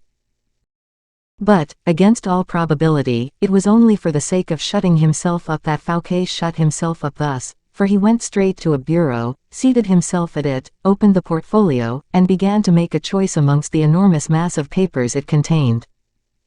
It was not more than 10 minutes after he had entered, and taken all the precautions we have described, when the repeated noise of several slight equal knocks struck his ear, and appeared to fix his utmost attention. Fouquet raised his head, turned his ear, and listened. The strokes continued. Then the worker arose with a slight movement of impatience and walked straight up to a glass behind which the blows were struck by a hand, or by some invisible mechanism. It was a large glass let into a panel. 3 other glasses, exactly similar to it, completed the symmetry of the apartment. Nothing distinguished that one from the others. Without doubt, these reiterated knocks were a signal, for, at the moment Fouquet approached the glass listening, the same noise was renewed, and in the same measure. "Oh, oh," murmured the intendant, with surprise, "who is yonder? I did not expect anybody today." And without doubt, to respond to the signal, he pulled out a gilded nail near the glass, and shook it thrice. Then returning to his place, and seating himself again, "Ma foi. Let them wait," said he. And plunging again into the ocean of papers unrolled before him, he appeared to think of nothing now but work. In fact, with incredible rapidity and marvelous lucidity, Fouquet deciphered the largest papers and most complicated writings, correcting them, annotating them with a pen moved as if by a fever, and the work melting under his hands, signatures, figures, references, became multiplied as if 10 clerks, that is to say, 100 fingers and 10 brains had performed the duties instead of the 5 fingers and single brain of this man. From time to time, only, Fouquet, absorbed by his work, raised his head to cast a furtive glance upon a clock placed before him. The reason of this was, Fouquet set himself a task, and when this task was once set, in 1 hour's work he, by himself, did what another would not have accomplished in a day, always certain, consequently, provided he was not disturbed, of arriving at the close in the time his devouring activity had fixed. But in the midst of his ardent labor, the soft strokes upon the little bell placed behind the glass sounded again, hasty, and, consequently, more urgent. "The lady appears to be impatient," said Fouquet. "Humph, a com. That must be the Comtesse, but, no, the Comtesse is gone to Rambouillet for 3 days. The Présidente, then. Oh, no, the Présidente would not assume such grand airs, she would ring very humbly, then she would wait my good pleasure. The greatest certainty is, that I do not know who it can be, but that I know who it cannot be. And since it is not you, Marquise, since it cannot be you, deuce take the rest." And he went on with his work in spite of the reiterated appeals of the bell. At the end of a quarter of an hour, however, impatience prevailed over Fouquet in his turn. He might be said to consume, rather than to complete the rest of his work. He thrust his papers into his portfolio, and giving a glance at the mirror, whilst the taps continued faster than ever, "Oh! Oh," said he, "whence comes all this racket? What has happened, and who can the Ariadne be who expects me so impatiently? Let us see." He then applied the tip of his finger to the nail parallel to the one he had drawn. Immediately the glass moved like a folding door and discovered a secret closet, rather deep, into which the superintendent disappeared as if going into a vast box. When there, he touched another spring, which opened, not a board, but a block of the wall, and he went out by that opening, leaving the door to shut of itself. Then Fouquet descended about a score of steps which sank, winding, underground, and came to a long, subterranean passage, lighted by imperceptible loopholes. The walls of this vault were covered with slabs or tiles, and the floor with carpeting. This passage was under the street itself, which separated Fouquet's house from the park of Vincennes. At the end of the passage ascended a winding staircase parallel with that by which Fouquet had entered. He mounted these other stairs, entered by means of a spring placed in a closet similar to that in his cabinet, and from this closet an untenanted chamber furnished with the utmost elegance. As soon as he entered, he examined carefully whether the glass closed without leaving any trace, and, doubtless satisfied with his observation, he opened by means of a small gold key the triple fastenings of a door in front of him. This time the door opened upon a handsome cabinet, sumptuously furnished, in which was seated upon cushions a lady of surpassing beauty, who at the sound of the lock sprang towards Fouquet. "Ah, good heavens!" cried the latter, starting back with astonishment. "Madame la Marquise de Bellier, you here?" "Yes," murmured la Marquise. "Yes, it is I, monsieur." "Marquise. Dear Marquise," added Fouquet, ready to prostrate himself. "Ah, my God, how did you come here? And I, to keep you waiting. A long time, monsieur, yes, a very long time. I am happy in thinking this waiting has appeared long to you, Marquise." "Oh, an eternity, monsieur, oh. I rang more than 20 times. Did you not hear me? Marquise, you are pale, you tremble. Did you not hear, then, that you were summoned?" "Oh, yes, I heard plainly enough, madam, but I could not come. After your rigors and your refusals, how could I dream it was you? If I could have had any suspicion of the happiness that awaited me, believe me, madam, I would have quitted everything to fall at your feet, as I do at this moment." "Are we quite alone, monsieur?" asked the marquise, looking round the room. "Oh, yes, madam, I can assure you of that." "Really," said the marquise, in a melancholy tone. "You sigh," said Fouquet. "What mysteries, what precautions," said the marquise, with a slight bitterness of expression, "and how evident it is that you fear the least suspicion of your amours to escape. Would you prefer their being made public?" "Oh, no, you act like a delicate man," said the marquise, smiling. "Come, dear marquise, punish me not with reproaches, I implore you." "Reproaches? Have I a right to make you any?" "No, unfortunately, no, but tell me, you, who during a year I have loved without return or hope." "You were mistaken, without hope it is true, but not without return." "What? For me, of my love? There is but one proof, and that proof I still want." "I am here to bring it, monsieur."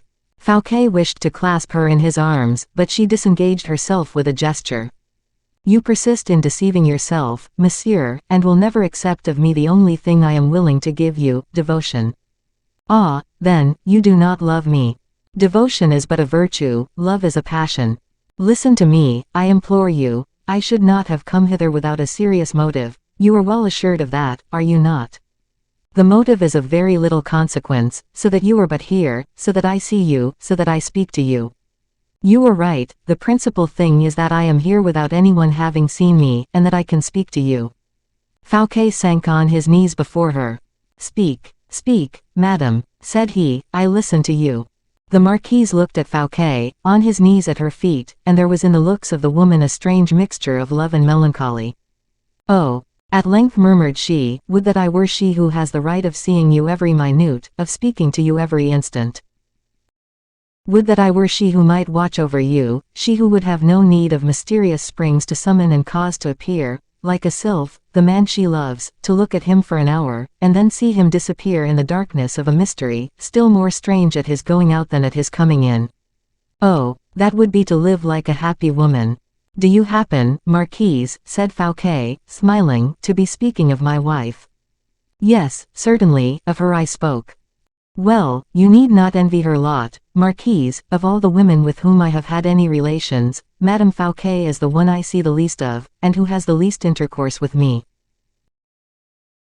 At least, monsieur, she is not reduced to place, as I have done, her hand upon the ornament of a glass to call you to her. At least you do not reply to her by the mysterious, alarming sound of a bell, the spring of which comes from I don't know where. At least you have not forbidden her to endeavor to discover the secret of these communications under pain of breaking off forever your connections with her, as you have forbidden all who come here before me, and who will come after me. Dear marquise, how unjust you are, and how little do you know what you are doing in thus exclaiming against mystery. It is with mystery alone we can love without trouble, it is with love without trouble alone that we can be happy. But let us return to ourselves, to that devotion of which you were speaking, or rather let me labor under a pleasing delusion, and believe this devotion is love." "Just now," repeated the marquise, passing over her eyes a hand that might have been a model for the graceful contours of antiquity, "just now I was prepared to speak, my ideas were clear and bold, now I am quite confused, quite troubled, I fear I bring you bad news." If it is to that bad news I owe your presence, Marquise, welcome be even that bad news.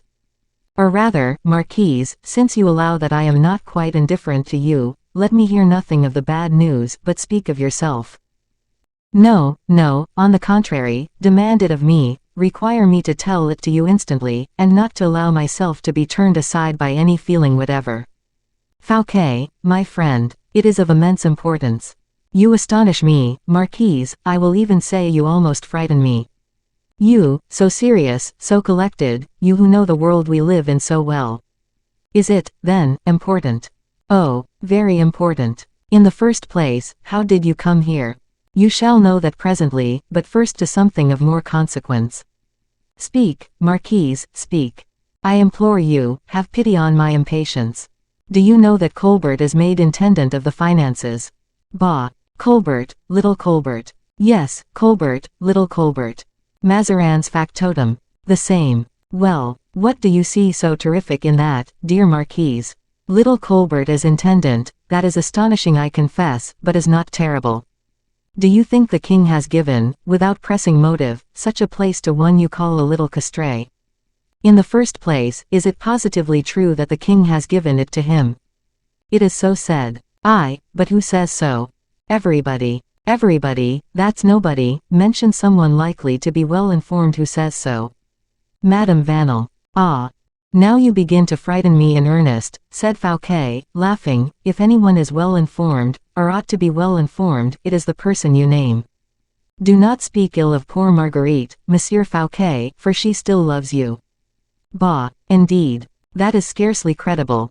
I thought little Colbert, as you said just now, had passed over that love, and left the impression upon it of a spot of ink or a stain of grease. Fouquet. Fouquet. Is this the way you always treat the poor creatures you desert? Why, you surely are not going to undertake the defense of Madame Vanel. Yes, I will undertake it, for, I repeat, she loves you still, and the proof is she saves you. But your interposition, Marquise, that is very cunning on her part. No angel could be more agreeable to me, or could lead me more certainly to salvation. But, let me ask you, do you know Marguerite? She was my convent friend. And you say that she has informed you that Monsieur Colbert was named intendant? Yes, she did. Well, enlighten me, Marquise, granted Monsieur Colbert as intendant, so be it. In what can an intendant, that is to say my subordinate, my clerk, give me umbrage or injure me, even if he is Monsieur Colbert? You do not reflect, monsieur, apparently, replied the Marquise. Upon what? This, that Monsieur Colbert hates you. Hates me, cried Fouquet. Good heavens, Marquise, whence do you come? Where can you live? Hates me, why all the world hates me, he, of course, as others do. He more than others, let him. He is ambitious. Who is not, Marquise? Yes, but with him ambition has no bounds. I am quite aware of that, since he made it a point to succeed me with Madame Vanel. And obtained his end, look at that. Do you mean to say he has the presumption to pass from intendant to superintendent? Have you not yourself already had the same fear? Oh, said Fouquet, to succeed with Madame Vanel is one thing, to succeed me with the king is another. France is not to be purchased so easily as the wife of a maître des comptes. Monsieur, everything is to be bought, if not by gold, by intrigue. Nobody knows to the contrary better than you, madam, you to whom I have offered millions. Instead of millions, Fouquet, you should have offered me a true, only, and boundless love, I might have accepted that. So you see, still, everything is to be bought, if not in one way, by another. So, Colbert, in your opinion, is in a fair way of bargaining for my place of superintendent. Make yourself easy on that head, my dear Marquise, he is not yet rich enough to purchase it. But if he should rob you of it? Ah, that is another thing. Unfortunately, before he can reach me, that is to say, the body of the place, he must destroy, must make a breach in the advanced works, and I am devilishly well fortified, Marquise. What you call your advanced works are your creatures, are they not, your friends? Exactly so. And is M. Damaris one of your creatures? Yes, he is. Is M. Lyodot one of your friends? Certainly. M. de Vannon. Ah, they may do what they like with him, but, But they must not touch the others. Well, if you are anxious they should not touch 'em. Damaris and Lyodot, it is time to look about you. Who threatens them? Will you listen to me now? Attentively, Marquise. Without interrupting me. Speak. Well, this morning Marguerite sent for me. And what did she want with you? I dare not see M. Fouquet myself, said she. Bah, why should she think I would reproach her? Poor woman, she vastly deceives herself. See him yourself, said she, and tell him to beware of M. Colbert. What? She warned me to beware of her lover. I have told you she still loves you. Go on, Marquise. M. Colbert, she added, came to me 2 hours ago, to inform me he was appointed intendant. Quote, I have already told you, Marquise, that M. Colbert would only be the more in my power for that. Yes, but that is not all. Marguerite is intimate, as you know, with Madame Damaris and Madame Lyodot. I know it. Well, M. Colbert put many questions to her, relative to the fortunes of these two gentlemen, and as to the devotion they had for you. Oh, as to those two, I can answer for them, they must be killed before they will cease to be mine. Then, as Madame Vanel was obliged to quit M. Colbert for an instant to receive a visitor, and as M. Colbert is industrious, scarcely was the new intendant left alone, before he took a pencil from his pocket, and, there was paper on the table, began to make notes. Notes concerning Damaris and Lyodot. Exactly. I should like to know what those notes were about. And that is just what I have brought you. Madame Vanel has taken Colbert's notes and sent them to me. No, but by a chance which resembles a miracle, she has a duplicate of those notes. How could she get that? Listen, I told you that Colbert found paper on the table. Yes. That he took a pencil from his pocket. Yes. And wrote upon that paper. Yes. Well, this pencil was a lead pencil, consequently hard, so, it marked in black upon the first sheet, and in white upon the second. Go on. Colbert, when tearing off the first sheet, took no notice of the second. Well, on the second was to be read what had been written on the first. Madame Vanel read it, and sent for me. Yes. Then, when she was assured I was your devoted friend, she gave me the paper, and told me the secret of this house. And this paper, said Fouquet, in some degree of agitation. Here it is, monsieur, read it, said the marquise. Fouquet read. Names of the farmers of revenue to be condemned by the Chamber of Justice, Damaris, friend of M.F. Lyodot, friend of M.F. de Vanin, Indif. Damaris and Lyodot, cried Fouquet, reading the paper eagerly again. Friends of M.F., pointed the marquise with her finger. But what is the meaning of these words, to be condemned by the Chamber of Justice? Dame, said the marquise, that is clear enough, I think. Besides, that is not all. Read on, and Fouquet continued. The two first to death, the third to be dismissed, with de Houtemont and de Lavalette, who will only have their property confiscated. Great God, cried Fouquet, to death, Lyodot and Damaris. But even if the Chamber of Justice should condemn them to death, the king will never ratify their condemnation, and they cannot be executed without the king's signature. The king has made M. Colbert intendant. Oh, cried Fouquet, as if he caught a glimpse of the abyss that yawned beneath his feet, impossible. Impossible. But who passed a pencil over the marks made by Colbert? I did. I was afraid the first would be effaced. Oh, I will know all. You will know nothing, monsieur, you despise your enemy too much for that. Pardon me, my dear marquise, excuse me, yes, M. Colbert is my enemy, I believe him to be so, yes, M. Colbert is a man to be dreaded, I admit. But I have time, and as you are here, as you have assured me of your devotion, as you have allowed me to hope for your love, as we are alone. I came here to save you, Monsieur Fouquet, and not to ruin myself, said the marquise, rising, therefore, beware. Marquise, in truth you terrify yourself too much at least, unless this terror is but a pretext. He is very deep, this M. Colbert, beware. Fouquet, in his turn, drew himself up. And I, asked he, and you have only a noble heart. Beware.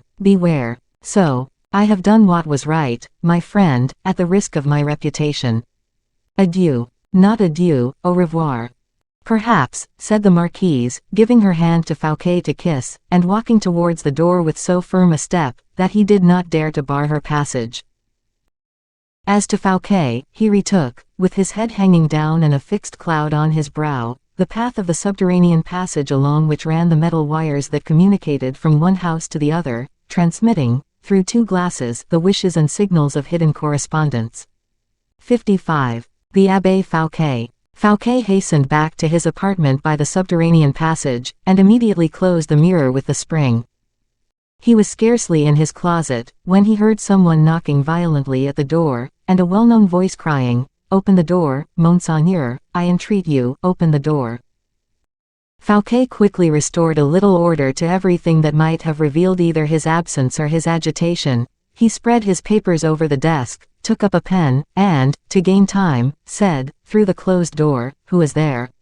"What, Monseigneur, do you not know me?" replied the voice. "Yes, yes," said Fouquet to himself, "yes, my friend, I know you well enough." And then, aloud, "Is it not Gourville?" "Why, yes, Monseigneur." Fouquet arose, cast a look at one of his glasses, went to the door, pushed back the bolt, and Gourville entered. "Ah, Monseigneur, Monseigneur," cried he, "what cruelty! In what? I have been a quarter of an hour imploring you to open the door, and you would not even answer me. Once and for all, you know that I will not be disturbed when I am busy. Now, although I might make you an exception, Gourville, I insist upon my orders being respected by others. Monseigneur, at this moment, orders, doors, bolts, locks, and walls I could have broken, forced and overthrown." Ah, it relates to some great event, then?" asked Fouquet. "Oh, I assure you it does, Monseigneur," replied Gourville. "And what is this event?" said Fouquet, a little troubled by the evident agitation of his most intimate confidant. "There is a secret chamber of justice instituted, Monseigneur." "I know there is, but do the members meet, Gourville?" "They not only meet, but they have passed a sentence, Monseigneur." "A sentence?" said the superintendent, with a shudder and pallor he could not conceal. "A sentence, and on whom?" "Two of your best friends." "Lyodot and Damaris, do you mean? But what sort of a sentence?" "Sentence of death. Passed." "Oh, you must be mistaken, Gourville, that is impossible. Here is a copy of the sentence which the king is to sign today, if he has not already signed it." Fouquet seized the paper eagerly, read it, and returned it to Gourville. "The king will never sign that," said he. Gourville shook his head. "Monseigneur, Colbert is a bold counsellor, do not be too confident." "Monsieur Colbert again," cried Fouquet. "How is it that that name rises upon all occasions to torment my ears, during the last 2 or 3 days? You make so trifling a subject of too much importance, Gourville. Let Colbert appear, I will face him, let him raise his head, I will crush him, but you understand, there must be an outline upon which my look may fall, there must be a surface upon which my feet may be placed. Patience, Monseigneur, for you do not know what Colbert is, study him quickly, it is with this dark financier as it is with meteors, which the eye never sees completely before their disastrous invasion, when we feel them we are dead." "Oh, Gourville, this is going too far," replied Fouquet, smiling. "Allow me, my friend, not to be so easily frightened. Colbert a meteor. Corbelau, we confront the meteor. Let us see acts, and not words." "What has he done?" "He has ordered 2 gibbets of the executioner of Paris," answered Gourville. Fouquet raised his head, and a flash gleamed from his eyes. "Are you sure of what you say?" cried he. "Here is the proof, Monseigneur." And Gourville held out to the superintendent a note communicated by a certain secretary of the Hôtel de Ville, who was one of Fouquet's creatures. "Yes, that is true," murmured the minister, "the scaffold may be prepared, but the king has not signed, Gourville, the king will not sign." "I shall soon know," said Gourville. "How?" "If the king has signed, the gibbets will be sent this evening to the Hôtel de Ville, in order to be got up and ready by tomorrow morning." "Oh, no, no," cried the superintendent, once again, "you are all deceived, and deceive me in my turn. Lyodot came to see me only the day before yesterday, only 3 days ago I received a present of some Syracuse wine from poor Damaris." "What does that prove?" replied Gourville, "except that the chamber of justice has been secretly assembled, has deliberated in the absence of the accused, and that the whole proceeding was complete when they were arrested. What? Are they, then, arrested? No doubt they are. But where, when, and how have they been arrested? Lyodot, yesterday at daybreak, Damaris, the day before yesterday, in the evening, as he was returning from the house of his mistress. Their disappearances had disturbed nobody, but at length M. Colbert all at once raised the mask, and caused the affair to be published. It is being cried by sound of trumpet, at this moment in Paris, and, in truth, Monseigneur, there is scarcely anybody but yourself ignorant of the event. Fouquet began to walk about in his chamber with an uneasiness that became more and more serious. "What do you decide upon, Monseigneur?" said Gourville. "If it were really as easy as you say, I would go to the king," cried Fouquet. "But as I go to the Louvre, I will pass by the Hôtel de Ville. We shall see if the sentence is signed." "Incredulity. Thou art the pest of all great minds," said Gourville, shrugging his shoulders. Gourville. "Yes," continued he, "an incredulity. Thou ruinest, as contagion destroys the most robust health, that is to say, in an instant." "Let us go," cried Fouquet. "Desire the door to be opened, Gourville." "Be cautious," said the latter, "the Abbé Fouquet is there." "Ah, my brother," replied Fouquet, in a tone of annoyance, "he is there, is he? He knows all the ill news, then, and is rejoiced to bring it to me, as usual. The devil! If my brother is there, my affairs are bad. Gourville, why did you not tell me that sooner? I should have been the more readily convinced." "Monseigneur calumniates him," said Gourville, laughing. "If he has come, it is not with a bad intention." "What, do you excuse him?" cried Fouquet, "a fellow without a heart, without ideas, a devourer of wealth. He knows you are rich, and would ruin me. No, but he would have your purse. That is all. Enough, enough. 100,000 crowns per month, during 2 years. Corbeloux, it is I that pay, Gourville, and I know my figures." Gourville laughed in a silent, sly manner. "Yes, yes, you mean to say it is the king pays," said the superintendent. "Ah, Gourville, that is a vile joke. This is not the place." "Monseigneur, do not be angry." "Well, then, send away the Abbé Fouquet. I have not a sou." Gourville made a step towards the door. "He has been a month without seeing me," continued Fouquet. "Why could he not be 2 months?" "Because he repents of living in bad company," said Gourville, "and prefers you to all his bandits." "Thanks for the preference. You make a strange advocate, Gourville, today, the advocate of the Abbé Fouquet." But everything and every man has a good side, their useful side, Monseigneur. The bandits whom the Abbé keeps in pay and drink have their useful side, have they? Prove that, if you please. Let the circumstance arise, Monseigneur, and you will be very glad to have these bandits under your hand. You advise me, then, to be reconciled to the Abbé," said Fouquet, ironically. "I advise you, Monseigneur, not to quarrel with 100 or 120 loose fellows, who, by putting their rapiers end to end, would form a cordon of steel capable of surrounding 3,000 men." Fouquet darted a searching glance at Gourville, and passing before him, "That is all very well, let l'Abbé Fouquet be introduced," said he to the footman. "You were right, Gourville." 2 minutes after, the Abbé Fouquet appeared in the doorway, with profound reverence. He was a man of from 40 to 45 years of age, half churchman, half soldier, a Spartan grafted upon an abbé. Upon seeing that he had not a sword by his side, you might be sure he had pistols. Fouquet saluted him more as elder brother than as a minister. "What can I do to serve you, Monsieur l'Abbé?" said he. Oh, how coldly you speak to me, brother." "I speak like a man who is in a hurry, monsieur." The Abbé looked maliciously at Gourville, and anxiously at Fouquet, and said, "I have 300 pistoles to pay to M. de Brégy this evening. A play debt, a sacred debt." "What next?" said Fouquet bravely, for he comprehended that the Abbé Fouquet would not have disturbed him for such a want. 1,000 to my butcher, who will supply no more meat. Next.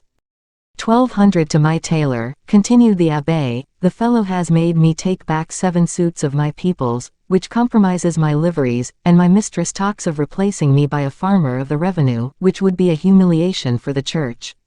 "What else?" said Fouquet. You will please to remark, said the abbé, humbly, that I have asked nothing for myself. That is delicate, monsieur, replied Fouquet, so, as you see, I wait. And I ask nothing, oh. No, it is not for want of need, though, I assure you. The minister reflected for a minute. 1,200 pistoles to the tailor, that seems a great deal for clothes, said he. I maintain 100 men, said the abbé, proudly, that is a charge, I believe. Why 100 men, said Fouquet. Are you a Richelieu or a Mazarin, to require 100 men as a guard? What use do you make of these men, speak? And do you ask me that? Cried the abbé Fouquet, ah. How can you put such a question, why I maintain 100 men? Ah. Why, yes, I do put that question to you. What have you to do with 100 men, answer. Ingrate, continued the abbé, more and more affected. Explain yourself. Why, monsieur the superintendent, I only want one valet de chambre, for my part, and even if I were alone, could help myself very well, but you who have so many enemies, 100 men are not enough for me to defend you with. 100 men, you ought to have 10,000. I maintain, then, these men in order that in public places, in assemblies, no voice may be raised against you, and without them, monsieur, you would be loaded with imprecations, you would be torn to pieces, you would not last a week, no, not a week, do you understand? Ah, I did not know you were my champion to such an extent, monsieur l'Abbé. You doubt it, cried the abbé. Listen, then, to what happened, no longer ago than yesterday, in the Rue de la Hochette. A man was cheapening a fowl. Well, how could that injure me, abbé? This way. The fowl was not fat. The purchaser refused to give 18 sous for it, saying that he could not afford 18 sous for the skin of a fowl from which M. Fouquet had sucked all the fat. Go on. The joke caused a deal of laughter, continued the abbé, laughter at your expense, death to the devils. And the canaille were delighted. The joker added, give me a fowl fed by M. Colbert, if you like. And I will pay all you ask. And immediately there was a clapping of hands. A frightful scandal. You understand, a scandal which forces a brother to hide his face. Fouquet colored. And you veiled it, said the superintendent. No, for so it happened I had one of my men in the crowd, a new recruit from the provinces, one M. Meneville, whom I like very much.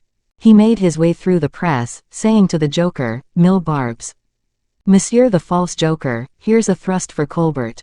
And one for Fouquet, replied the joker. Upon which they drew in front of the cook's shop, with a hedge of the curious round them, and 500 as curious at the windows. Well, said Fouquet.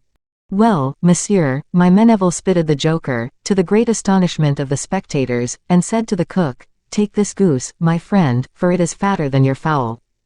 That is the way, monsieur, ended the abbé, triumphantly, in which I spend my revenues, I maintain the honor of the family, monsieur. Fouquet hung his head. And I have 100 as good as he, continued the abbé. Very well, said Fouquet, give the account to Gourville, and remain here this evening. Shall we have supper? Yes, there will be supper. But the chest is closed. Gourville will open it for you. Leave us, monsieur l'abbé, leave us. Then we are friends, said the abbé, with a bow. Oh, yes, friends. Come, Gourville. Are you going out? You will not stay to supper, then. I shall be back in an hour, rest easy, abbé. Then aside to Gourville, let them put to my English horses, said he, and direct the coachman to stop at the Hôtel de Ville de Paris. 56. M. de La Fontaine's wine. Carriages were already bringing the guests of Fouquet to Saint-Mandé, already the whole house was getting warm with the preparations for supper, when the superintendent launched his fleet horses upon the roads to Paris, and going by the quays, in order to meet fewer people on the way, soon reached the Hôtel de Ville. It wanted 7:45. Fouquet alighted at the corner of the Rue de Longpont, and, on foot, directed his course towards the Place de Grève, accompanied by Gourville. At the turning of the place they saw a man dressed in black and violet, of dignified mien, who was preparing to get into a hired carriage, and told the coachman to stop at Vincennes. He had before him a large hamper filled with bottles, which he had just purchased at the cabaret with the sign of L'Image de Notre Dame. But, that is Vitel, my maître d'hôtel, said Fouquet to Gourville. Yes, Monseigneur, replied the latter. What can he have been doing at the sign of L'Image de Notre Dame? Buying wine, no doubt. What? Buy wine for me, at a cabaret? Said Fouquet. My cellar, then, must be in a miserable condition. And he advanced towards the maître d'hôtel, who was arranging his bottles in the carriage with the most minute care. Hola, Vitel, said he, in the voice of a master.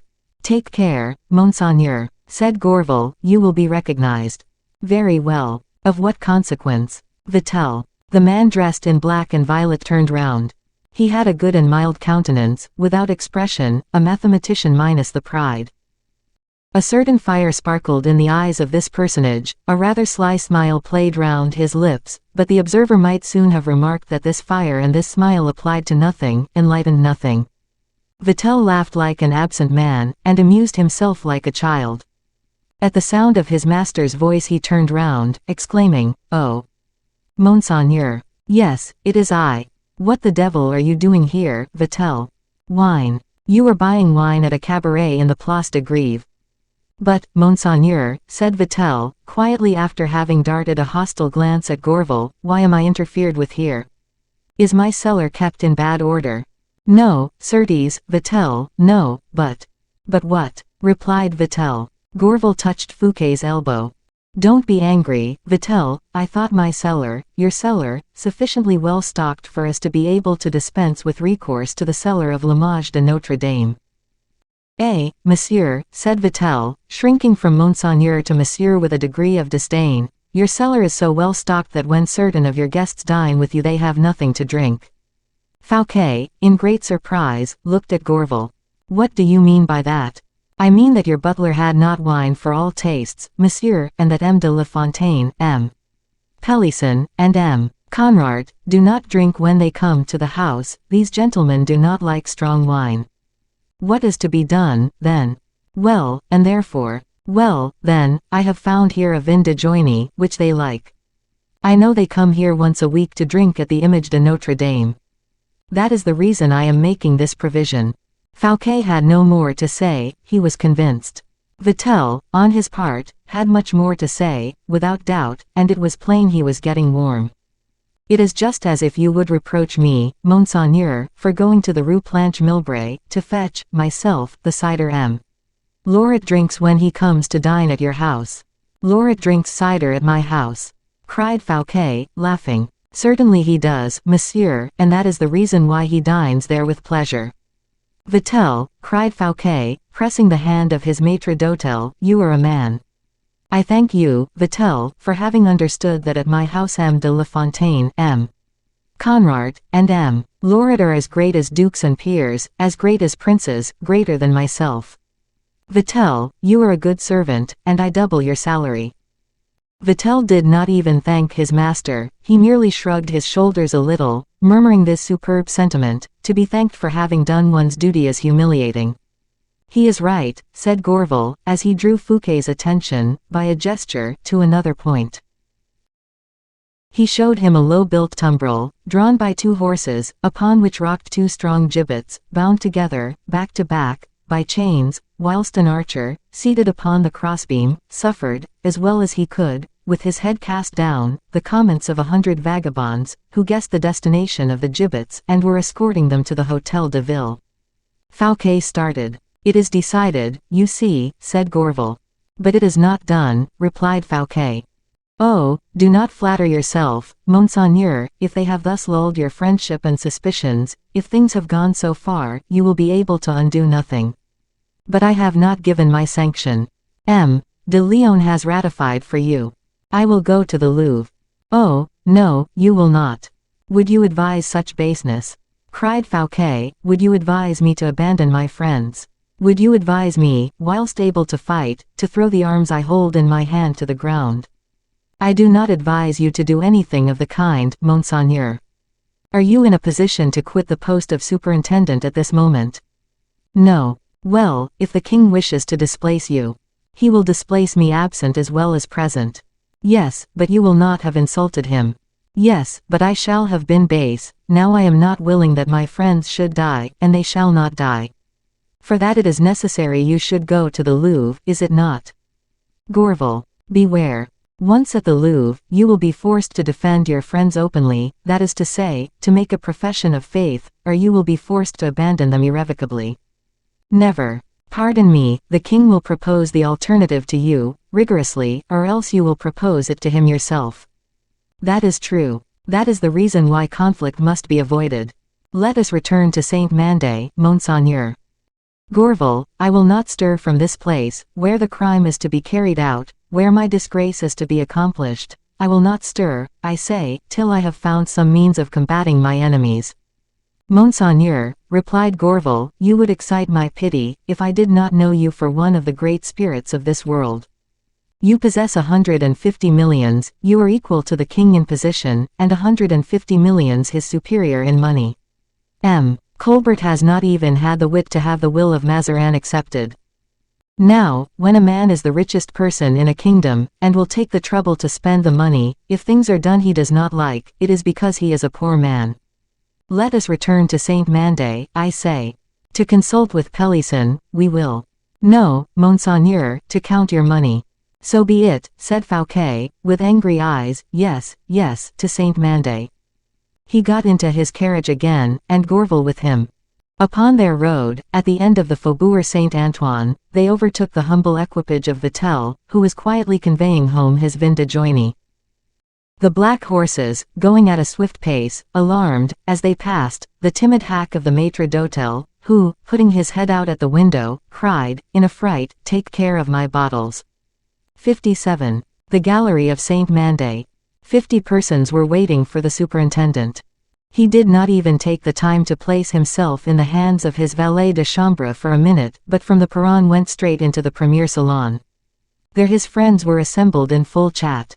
The intendant was about to order supper to be served, but, above all, the Abbé Fouquet watched for the return of his brother, and was endeavoring to do the honors of the house in his absence. Upon the arrival of the superintendent, a murmur of joy and affection was heard. Fouquet, full of affability, good humor, and munificence, was beloved by his poets, his artists, and his men of business.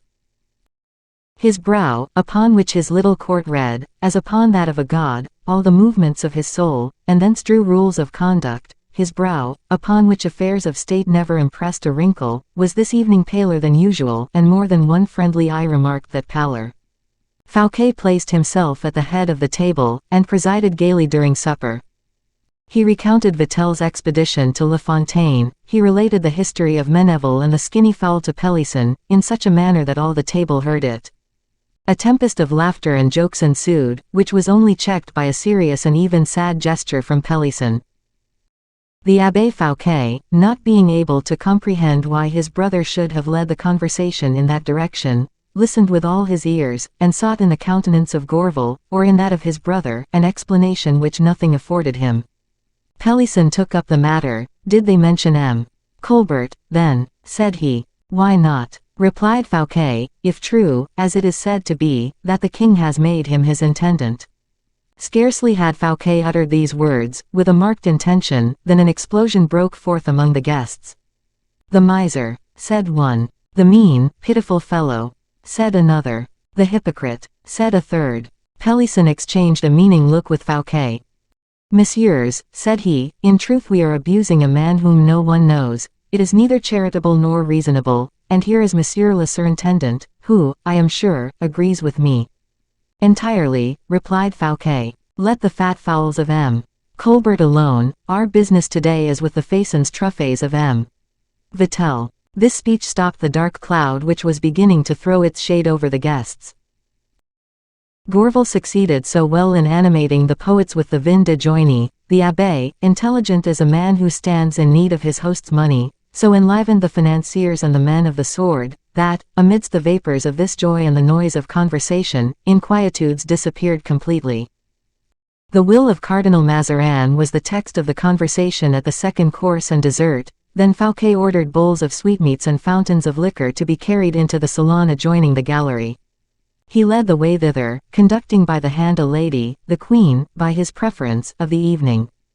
The musicians then supped, and the promenades in the gallery and the gardens commenced, beneath a spring sky, mild and flower-scented. Pelisson then approached the superintendent, and said, "Something troubles Monseigneur." "Greatly," replied the minister, "ask Gourville to tell you what it is." Pelisson, on turning round, found La Fontaine treading upon his heels. He was obliged to listen to a Latin verse, which the poet had composed upon Vatel. La Fontaine had, for an hour, been scanning this verse in all corners, seeking someone to pour it out upon advantage Ousley. He thought he had caught Pelisson, but the latter escaped him. He turned towards Sorel, who had, himself, just composed a quatrain in honor of the supper and the amphitryon. La Fontaine in vain endeavored to gain attention to his verses. Sorel wanted to obtain a hearing for his quatrain.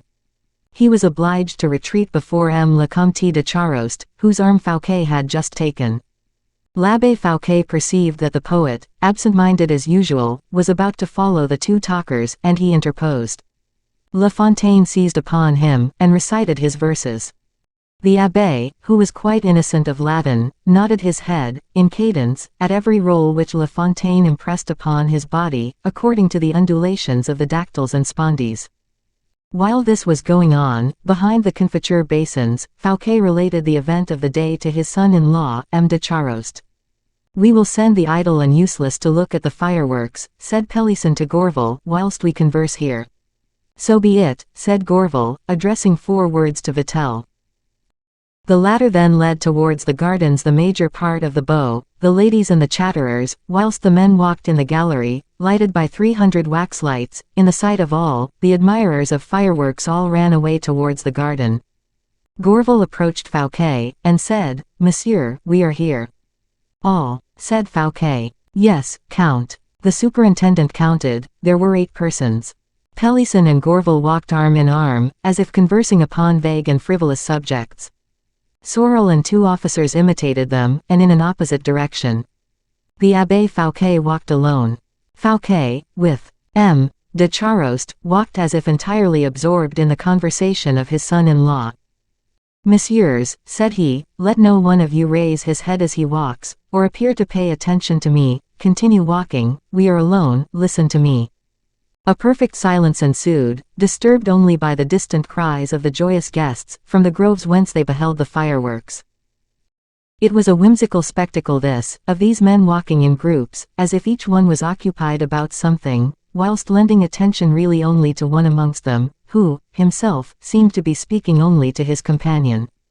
"Messieurs," said Fouquet, "you have, without doubt, remarked the absence of 2 of my friends this evening, who were with us on Wednesday. For God's sake, Abbé, do not stop. It is not necessary to enable you to listen. Walk on, carrying your head in a natural way, and as you have excellent sight, place yourself at the window, and if anyone returns towards the gallery, give us notice by coughing." The abbé obeyed. "I have not observed their absence," said Pelisson, who, at this moment, was turning his back to Fouquet, and walking the other way. "I do not see M. Lyodot," said Sorel, "who pays me my pension." "And I," said the abbé, "at the window, do not see M. Damaris, who owes me 1100 livres from our last game of Brelon." "Sorel," continued Fouquet, walking bent, and gloomily, "you will never receive your pension any more from M. Lyodot, and you, abbé, will never be paid you 1100 livres by M. Damaris, for both are doomed to die." "To die!" exclaimed the whole assembly, arrested, in spite of themselves, in the comedy they were playing, by that terrible word. "Recover yourselves, messieurs," said Fouquet, "for perhaps we are watched." "I said, to die." "To die," repeated Pelisson. "What, the men I saw 6 days ago, full of health, gaiety, and the spirit of the future. What then is man, good God? That disease should thus bring him down all at once." "It is not a disease," said Fouquet. "Then there is a remedy," said Sorel. "No remedy. Messieurs de Lyodot and Damaris are on the eve of their last day." "Of what are these gentlemen dying, then?" asked an officer. "Ask of him who kills them," replied Fouquet. "Who kills them? Are they being killed, then?" cried the terrified chorus. "They do better still, they are hanging them," murmured Fouquet, in a sinister voice, which sounded like a funeral knell in that rich gallery, splendid with pictures, flowers, velvet, and gold. Involuntarily everyone stopped. The abbé quitted his window. The first fusées of the fireworks began to mount above the trees. A prolonged cry from the gardens attracted the superintendent to enjoy the spectacle.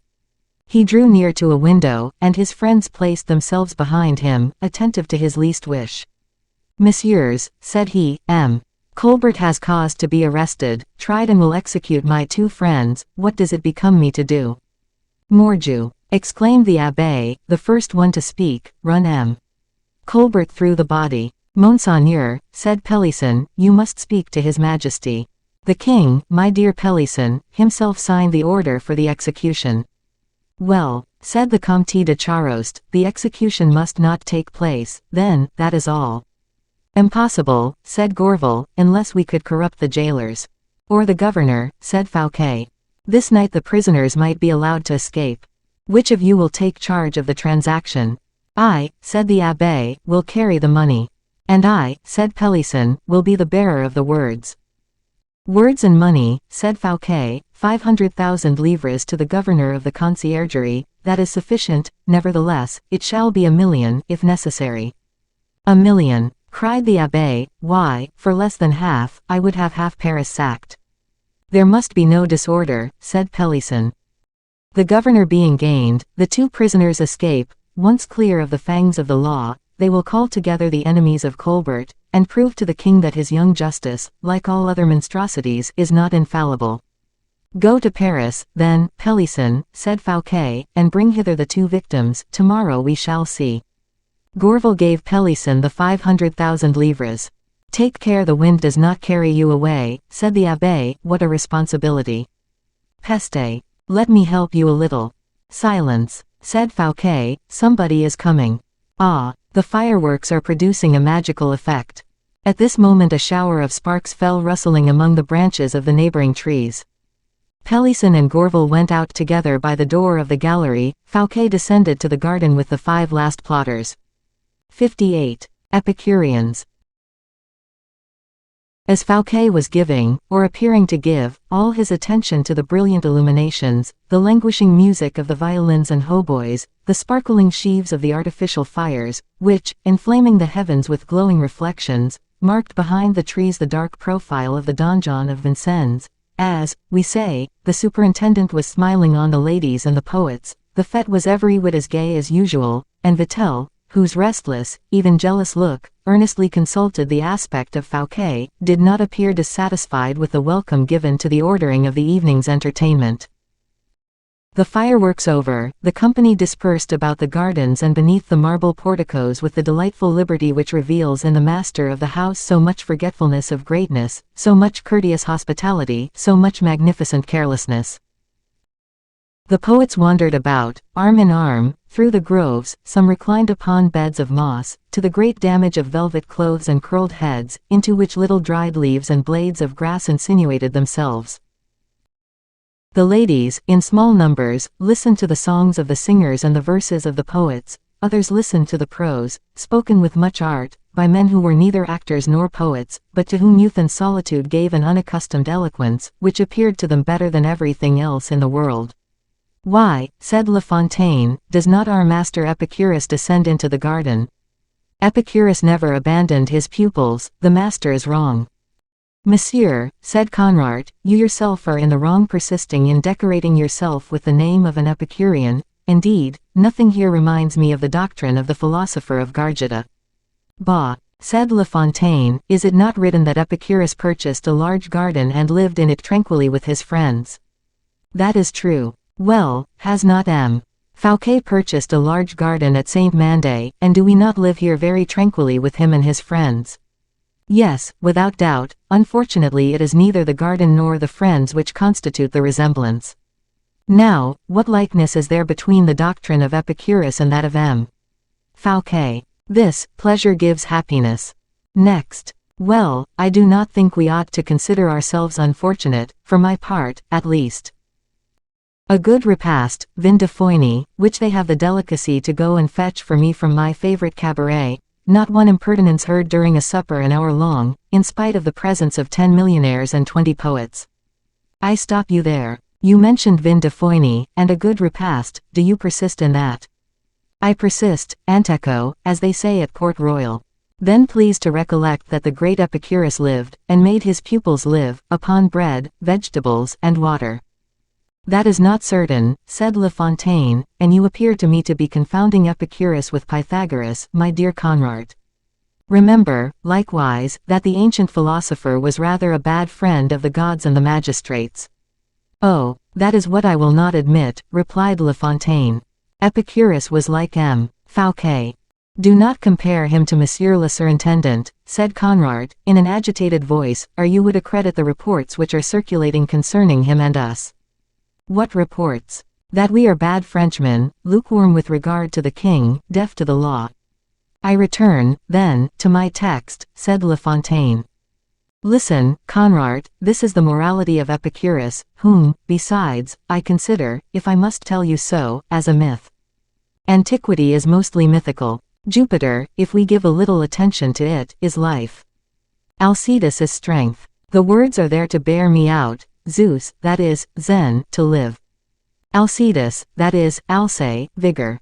Well, Epicurus, that is mild watchfulness, that is protection, now who watches better over the state, or who protects individuals better than M. Fouquet does. You talk etymology and not morality, I say that we modern Epicureans are indifferent citizens. Oh, cried La Fontaine, if we become bad citizens, it is not through following the maxims of our master. Listen to one of his principal aphorisms. I will pray for good leaders. Well, what does M. Fouquet say to us every day? When shall we be governed? Does he say so? Come, Conrart, be frank. He says so, that is true. Well, that is a doctrine of Epicurus. Yes, but that is a little seditious, observe. What? Seditious to wish to be governed by good heads or leaders? Certainly, when those who govern are bad. Patience, I have a reply for all. Even for what I have just said to you. Listen, would you submit to those who govern ill? Oh, it is written, kakos politousi. You grant me the text. Harju. I think so. Do you know, you speak Greek as well as Aesop did, my dear La Fontaine. Is there any wickedness in that, my dear Conrart? God forbid I should say so. Then let us return to M. Fouquet. What did he repeat to us all the day? Was it not this? What a castray is that Mazarin! What an ass! What a leech! We must, however, submit to that fellow. Now, Conrart, did he say so, or did he not? I confess that he said it, and even perhaps too often. Like Epicurus, my friend, still like Epicurus, I repeat, we are Epicureans, and that is very amusing. Yes, but I am afraid there will rise up, by the side of us, a sect like that of Epictetus, you know him well, the philosopher of Hierapolis, he who called bread luxury, vegetables prodigality, and clear water drunkenness, he who, being beaten by his master, said to him, grumbling a little it is true, but without being angry, I will lay a wager you have broken my leg, and who won his wager. He was a goose, that fellow Epictetus. Granted, but he might easily become the fashion by only changing his name into that of Colbert. Bah, replied La Fontaine, that is impossible. Never will you find Colbert in Epictetus. You were right, I shall find Coluber there, at the most. Ah, you were beaten, Conrart, you were reduced to a play upon words. M. Arnaud pretends that I have no logic, I have more than M. Nicole. Yes, replied Conrart, you have logic, but you are a Jansenist. This peroration was hailed with a boisterous shout of laughter. By degrees the promenaders had been attracted by the exclamations of the two disputants around the arbor under which they were arguing. The discussion had been religiously listened to, and Fouquet himself, scarcely able to suppress his laughter, had given an example of moderation. But with the denouement of the scene he threw off all restraint, and laughed aloud. Everybody laughed as he did, and the two philosophers were saluted with unanimous felicitations. La Fontaine, however, was declared conqueror, on account of his profound erudition and his irrefragable logic. Conrart obtained the compensation due to an unsuccessful combatant. He was praised for the loyalty of his intentions and the purity of his conscience. At the moment when this jollity was manifesting itself by the most lively demonstrations, when the ladies were reproaching the two adversaries with not having admitted women into the system of Epicurean happiness, Gourville was seen hastening from the other end of the garden, approaching Fouquet, and detaching him, by his presence alone, from the group. The superintendent preserved on his face the smile and character of carelessness, but scarcely was he out of sight than he threw off the mask. "Well," said he, eagerly, "where is Pelisson? What is he doing?" "Pelisson has returned from Paris." "Has he brought back the prisoners?" "He has not even seen the concierge of the prison." "What? Did he not tell him he came from me?"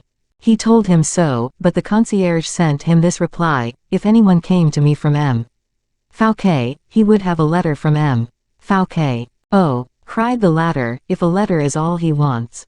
"It is useless, monsieur," said Pelisson, showing himself at the corner of the little wood. "Useless. Go yourself, and speak in your own name." "You were right. I will go in, as if to work. Let the horses remain harnessed, Pelisson. Entertain my friends, Gourville." "One last word of advice, monseigneur," replied the latter. "Speak, Gourville. Do not go to the concierge save at the last minute. It is brave, but it is not wise." "Excuse me, Monsieur Pelisson, if I am not of the same opinion as you, but take my advice, monseigneur, send again a message to this concierge. He is a worthy man, but do not carry it yourself." "I will think of it," said Fouquet. "Besides, we have all the night before us.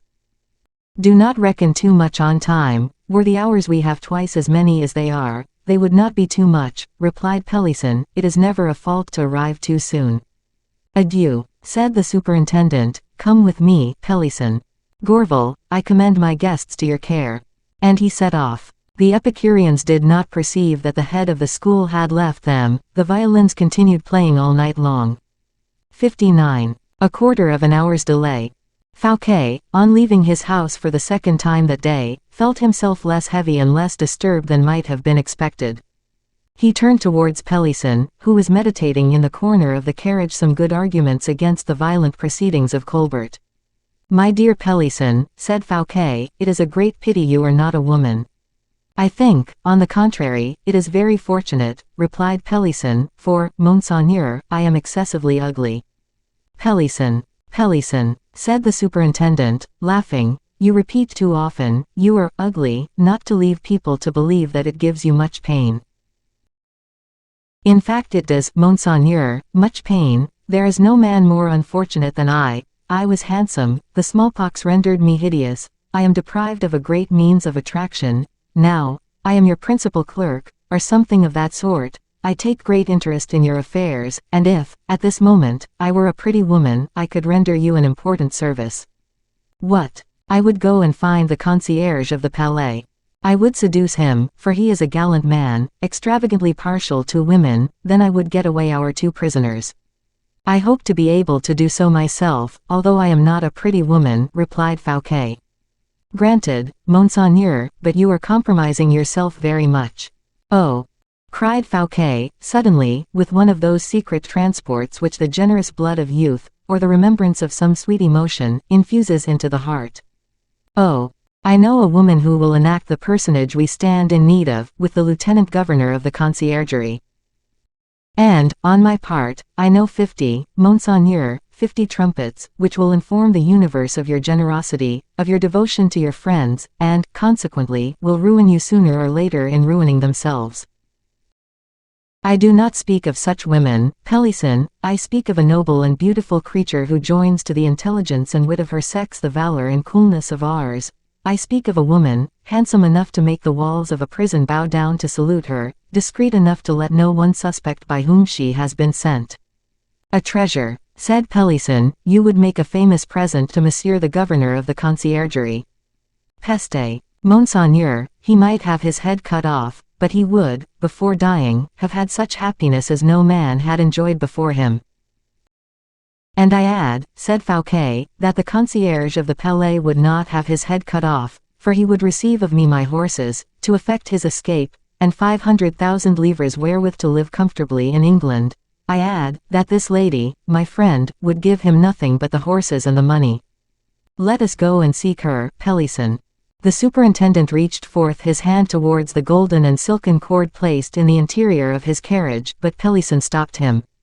Monseigneur, said he, you are going to lose as much time in seeking this lady as Columbus took to discover the New World.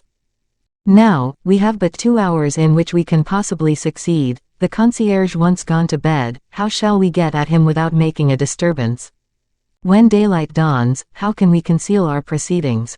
Go yourself, Monseigneur, and do not seek either woman or angel tonight. But, my dear Pelisson, here we are before her door. What? Before the angel's door? Why, yes. This is the hotel of Madame de Bellier. Hush. Ah. Good Lord, exclaimed Pelisson. What have you to say against her? Nothing, alas. And it is that which causes my despair. Nothing, absolutely nothing. Why can I not, on the contrary, say ill enough of her to prevent your going to her? But Fouquet had already given orders to stop, and the carriage was motionless. Prevent me, cried Fouquet. Why, no power on earth should prevent my going to pay my compliments to Madame de Plessis Bellier. Besides, who knows that we shall not stand in need of her? No, Monseigneur, no. But I do not wish you to wait for me, Pelisson, replied Fouquet, sincerely courteous. The more reason I should, Monseigneur, knowing that you are keeping me waiting. You will, perhaps, stay a shorter time. Take care. You see there is a carriage in the courtyard. She has someone with her. Fouquet leaned towards the steps of the carriage. One word more, cried Pelisson, do not go to this lady till you have been to the concierge, for heaven's sake. 5 minutes, Pelisson, replied Fouquet, alighting at the steps of the hotel, leaving Pelisson in the carriage, in a very ill humor. Fouquet ran upstairs, told his name to the footman, which excited an eagerness and a respect that showed the habit the mistress of the house had of honoring that name in her family. Monsieur le Surintendant, cried the Marquise, advancing, very pale, to meet him. What an honor! What an unexpected pleasure, said she. Then, in a low voice, take care, added the Marquise, Marguerite Vanel is here. Madame, replied Fouquet, rather agitated, I came on business. One single word, and quickly, if you please. And he entered the salon. Madame Vanel had risen, paler, more livid, than envy herself. Fouquet in vain addressed her, with the most agreeable, most pacific salutation. She only replied by a terrible glance darted at the Marquise and Fouquet. This keen glance of a jealous woman is a stiletto which pierces every cuirass. Marguerite Vanel plunged it straight into the hearts of the two confidants. She made a courtesy to her friend, a more profound one to Fouquet, and took leave, under pretense of having a number of visits to make, without the Marquise trying to prevent her, or Fouquet, a prey to anxiety, thinking further about her. She was scarcely out of the room, and Fouquet left alone with the Marquise, before he threw himself on his knees, without saying a word. I expected you, said the Marquise, with a tender sigh. Oh, no, cried he, or you would have sent away that woman. She has been here little more than half an hour, and I had no expectation she would come this evening. You love me just a little, then, Marquise. That is not the question now, it is of your danger. How are your affairs going on? I am going this evening to get my friends out of the prisons of the Palais. How will you do that? By buying and bribing the governor. He is a friend of mine. Can I assist you, without injuring you? Oh, Marquise, it would be a signal service, but how can you be employed without your being compromised? Now, never shall my life, my power, or even my liberty, be purchased at the expense of a single tear from your eyes, or of one frown of pain upon your brow. Monseigneur, no more such words, they bewilder me. I have been culpable in trying to serve you, without calculating the extent of what I was doing. I love you in reality, as a tender friend, and as a friend, I am grateful for your delicate attentions, but, alas, alas! You will never find a mistress in me. Marquise, cried Fouquet, in a tone of despair, why not? Because you are too much beloved, said the young woman, in a low voice, because you are too much beloved by too many people, because the splendor of glory and fortune wound my eyes, whilst the darkness of sorrow attracts them, because, in short, I, who have repulsed you in your proud magnificence, I who scarcely looked at you in your splendor, I came, like a mad woman, to throw myself, as it were, into your arms, when I saw a misfortune hovering over your head. You understand me now, Monseigneur. Become happy again, that I may remain chaste in heart and in thought. Your misfortune entails my ruin. Oh, Madam, said Fouquet, with an emotion he had never before felt, were I to fall to the lowest degree of human misery, and hear from your mouth that word which you now refuse me, that day, Madam, you will be mistaken in your noble egotism, that day you will fancy you are consoling the most unfortunate of men, and you will have said, I love you to the most illustrious, the most delighted, the most triumphant of the happy beings of this world. He was still at her feet, kissing her hand, when Pelisson entered precipitately, crying, in very ill humor, Monseigneur. Madam, for heaven's sake, excuse me. Monseigneur, you have been here half an hour. Oh, do not both look at me so reproachfully. Madam, pray who is that lady who left your house soon after Monseigneur came in? Madame Vanel, said Fouquet. Ha, cried Pelisson, I was sure of that. Well, what then? Why, she got into her carriage, looking deadly pale. What consequence is that to me? Yes, but what she said to her coachman is of consequence to you.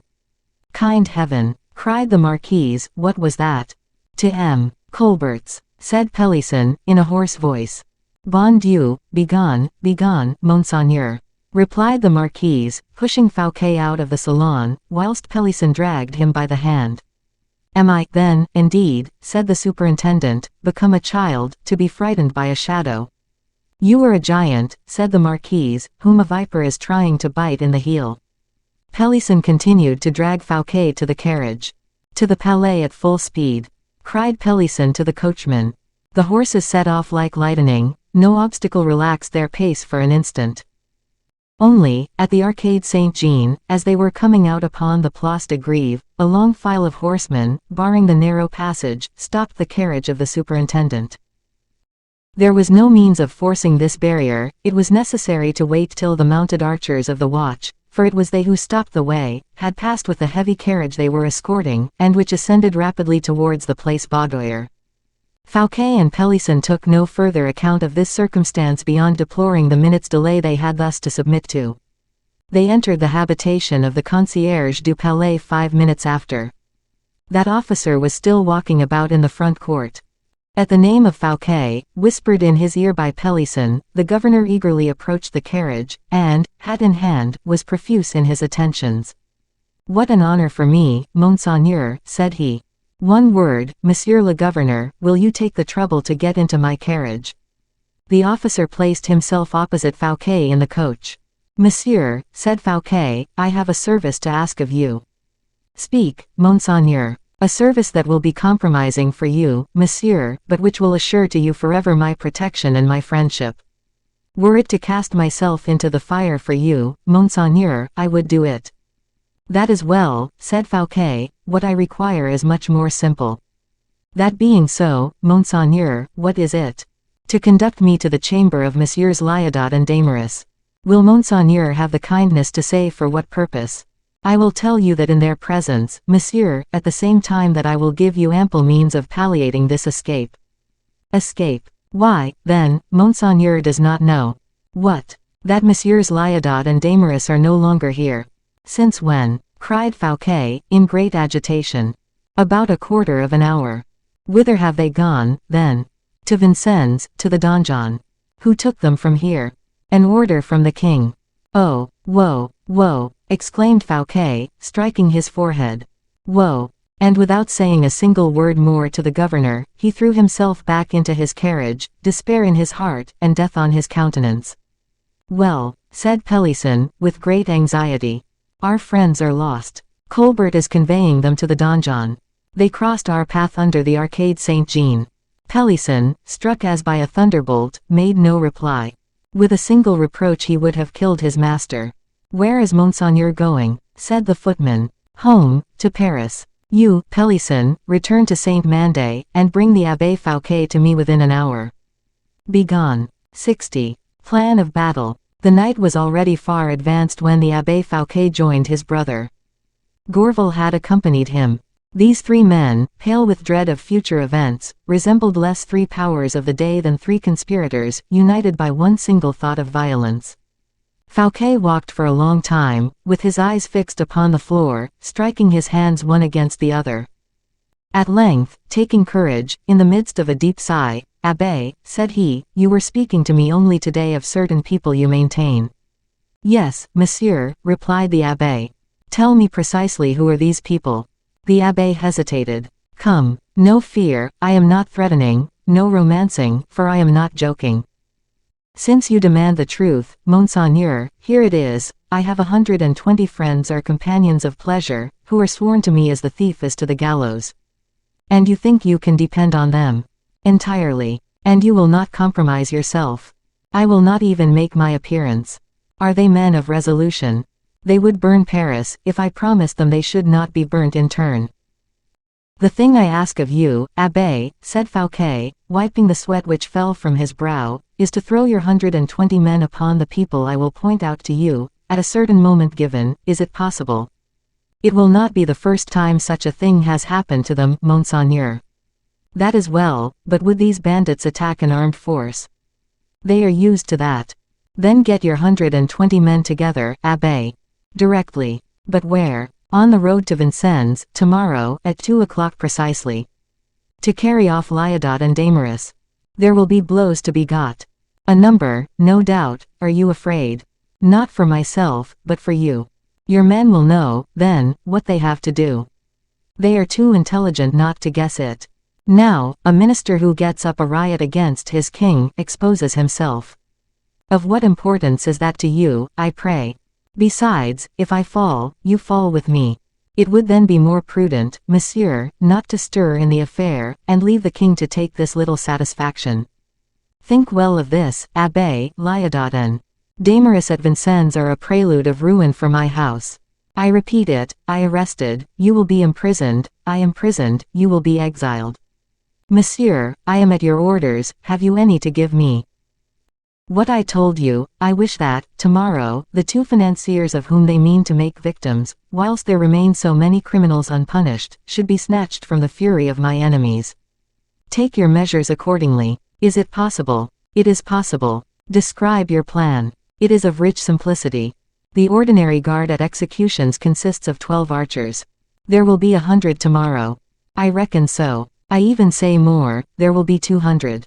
Then your 120 men will not be enough. Pardon me. In every crowd composed of 100,000 spectators, there are 10,000 bandits or cutpurses, only they dare not take the initiative.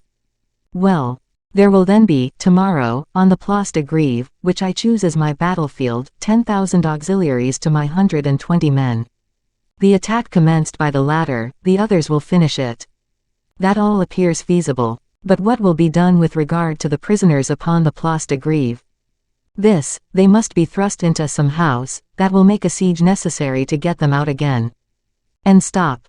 Here is another idea, more sublime still. Certain houses have 2 issues, one upon the place, and the other into the Rue de la Mortellerie, or la Vannerie, or la Tixeranderie.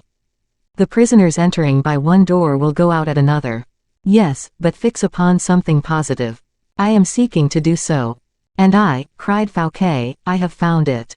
Listen to what has occurred to me at this moment. I am listening. Fouquet made a sign to Gourville, who appeared to understand. One of my friends lends me sometimes the keys of a house which he rents, Rue Baudoyer, the spacious gardens of which extend behind a certain house on the Place de Grève. That is the place for us, said the abbé. What house? A cabaret, pretty well frequented, whose sign represents the image of Notre Dame. I know it, said the abbé. This cabaret has windows opening upon the place, a place of exit into the court, which must abut upon the gardens of my friend by a door of communication. Good, said the abbé. Enter by the cabaret, take the prisoners in, defend the door while you enable them to fly by the garden and the place Baudoyer. That is all plain. Monsieur, you would make an excellent general, like Monsieur le Prince. Have you understood me? Perfectly well. How much will it amount to make your bandits all drunk with wine, and to satisfy them with gold? Oh, monsieur, what an expression. Oh, monsieur, if they heard you. Some of them are very susceptible. I mean to say they must be brought to the point where they cannot tell the heavens from the earth, for I shall tomorrow contend with the king, and when I fight I mean to conquer, please to understand. It shall be done, monsieur. Give me your other ideas. That is your business. Then give me your purse. Gourville, count 100,000 livres for the abbé. Good. And spare nothing, did you not say? Nothing. That is well. Monseigneur, objected Gourville, if this should be known, we should lose our heads. Gourville, replied Fouquet, purple with anger, you excite my pity. Speak for yourself, if you please. My head does not shake in that manner upon my shoulders. Now, abbé, is everything arranged? Everything. At 2 o'clock tomorrow. At 12, because it will be necessary to prepare our auxiliaries in a secret manner. That is true, do not spare the wine of the cabaretier. I will spare neither his wine nor his house, replied the abbé, with a sneering laugh.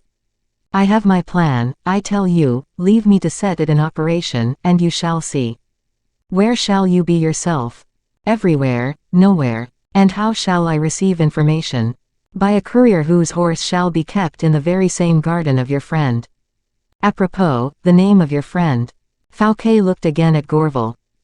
The latter came to the succor of his master, saying, accompany Monsieur l'Abbé, for several reasons, only the house is easily to be known, the Image de Notre Dame, in the front, a garden, the only one in the quarter, behind.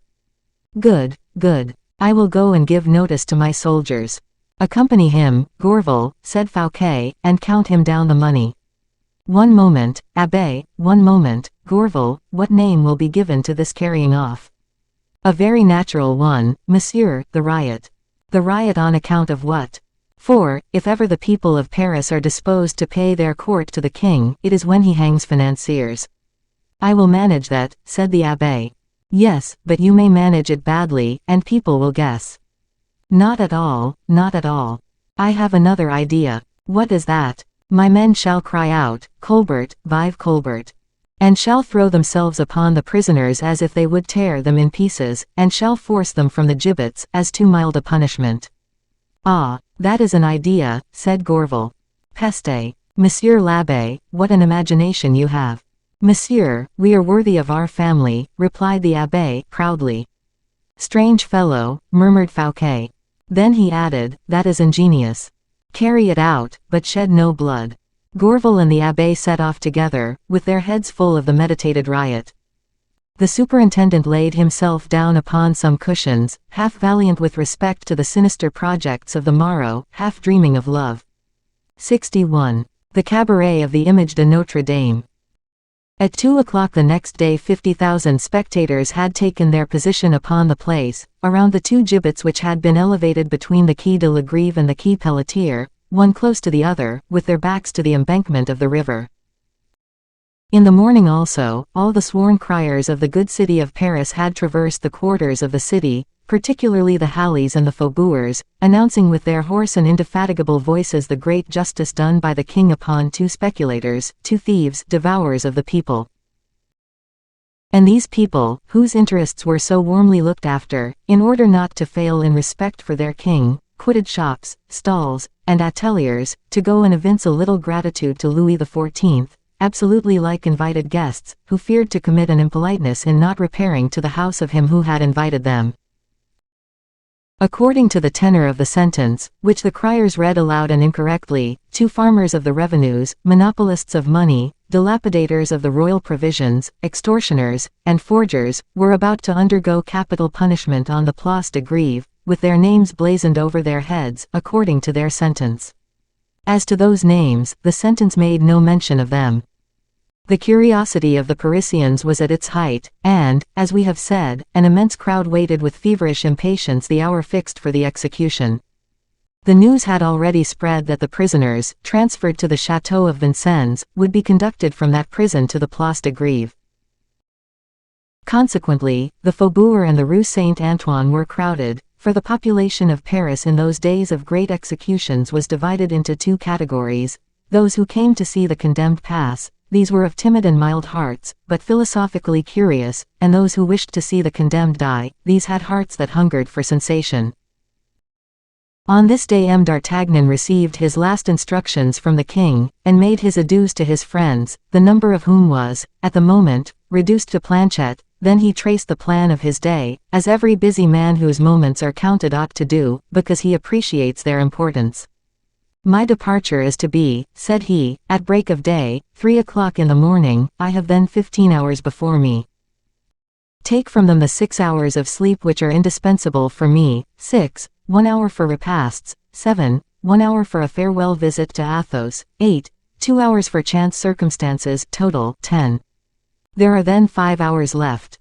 1 hour to get my money, that is, to have payment refused by M. Fouquet, another hour to go and receive my money of M. Colbert, together with his questions and grimaces, 1 hour to look over my clothes and arms, and get my boots cleaned. I still have 2 hours left. Mordioux, how rich I am.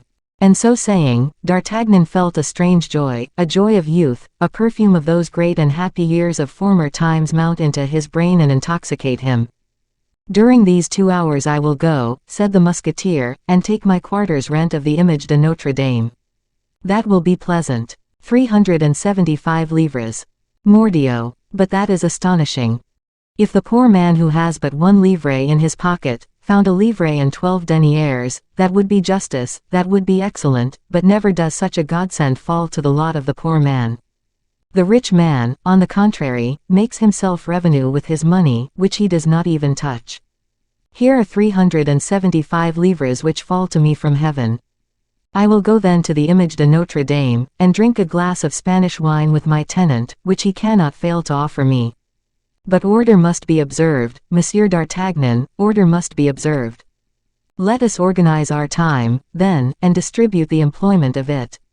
Art. First, Athos, art. Second, the Image de Notre Dame, art. Third, M. Fouquet, art. Fourth, M. Colbert, art. Fifth, supper, art. Sixth, clothes, boots, horse, portmanteau, art. Seventh and last, sleep. In consequence of this arrangement, D'Artagnan went straight to the Comte de la Fère, to whom, modestly and ingenuously, he related a part of his fortunate adventures. Athos had not been without uneasiness on the subject of D'Artagnan's visit to the king, but few words sufficed for an explanation of that. Athos divined that Louis had charged D'Artagnan with some important mission, and did not even make an effort to draw the secret from him. He only recommended him to take care of himself, and offered discreetly to accompany him if that were desirable. But, my dear friend, said D'Artagnan, I am going nowhere. What? You come and bid me adieu, and are going nowhere? Oh, yes, yes, replied D'Artagnan, coloring a little, I am going to make an acquisition. That is quite another thing. Then I change my formula. Instead of, do not get yourself killed, I will say, do not get yourself robbed.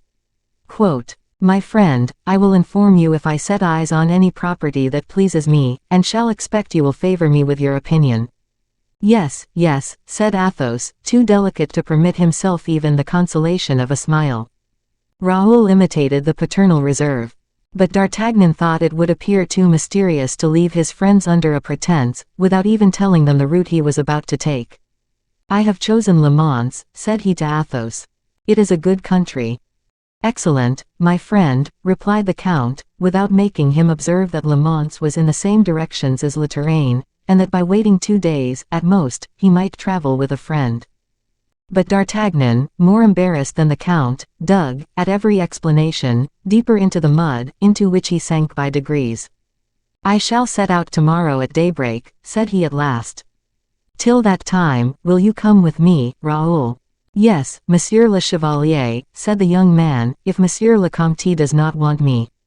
No, Raoul, I am to have an audience today of Monsieur, the king's brother, that is all I have to do. Raoul asked Grimaud for his sword, which the old man brought him immediately. Now then, added D'Artagnan, opening his arms to Athos, adieu, my dear friend.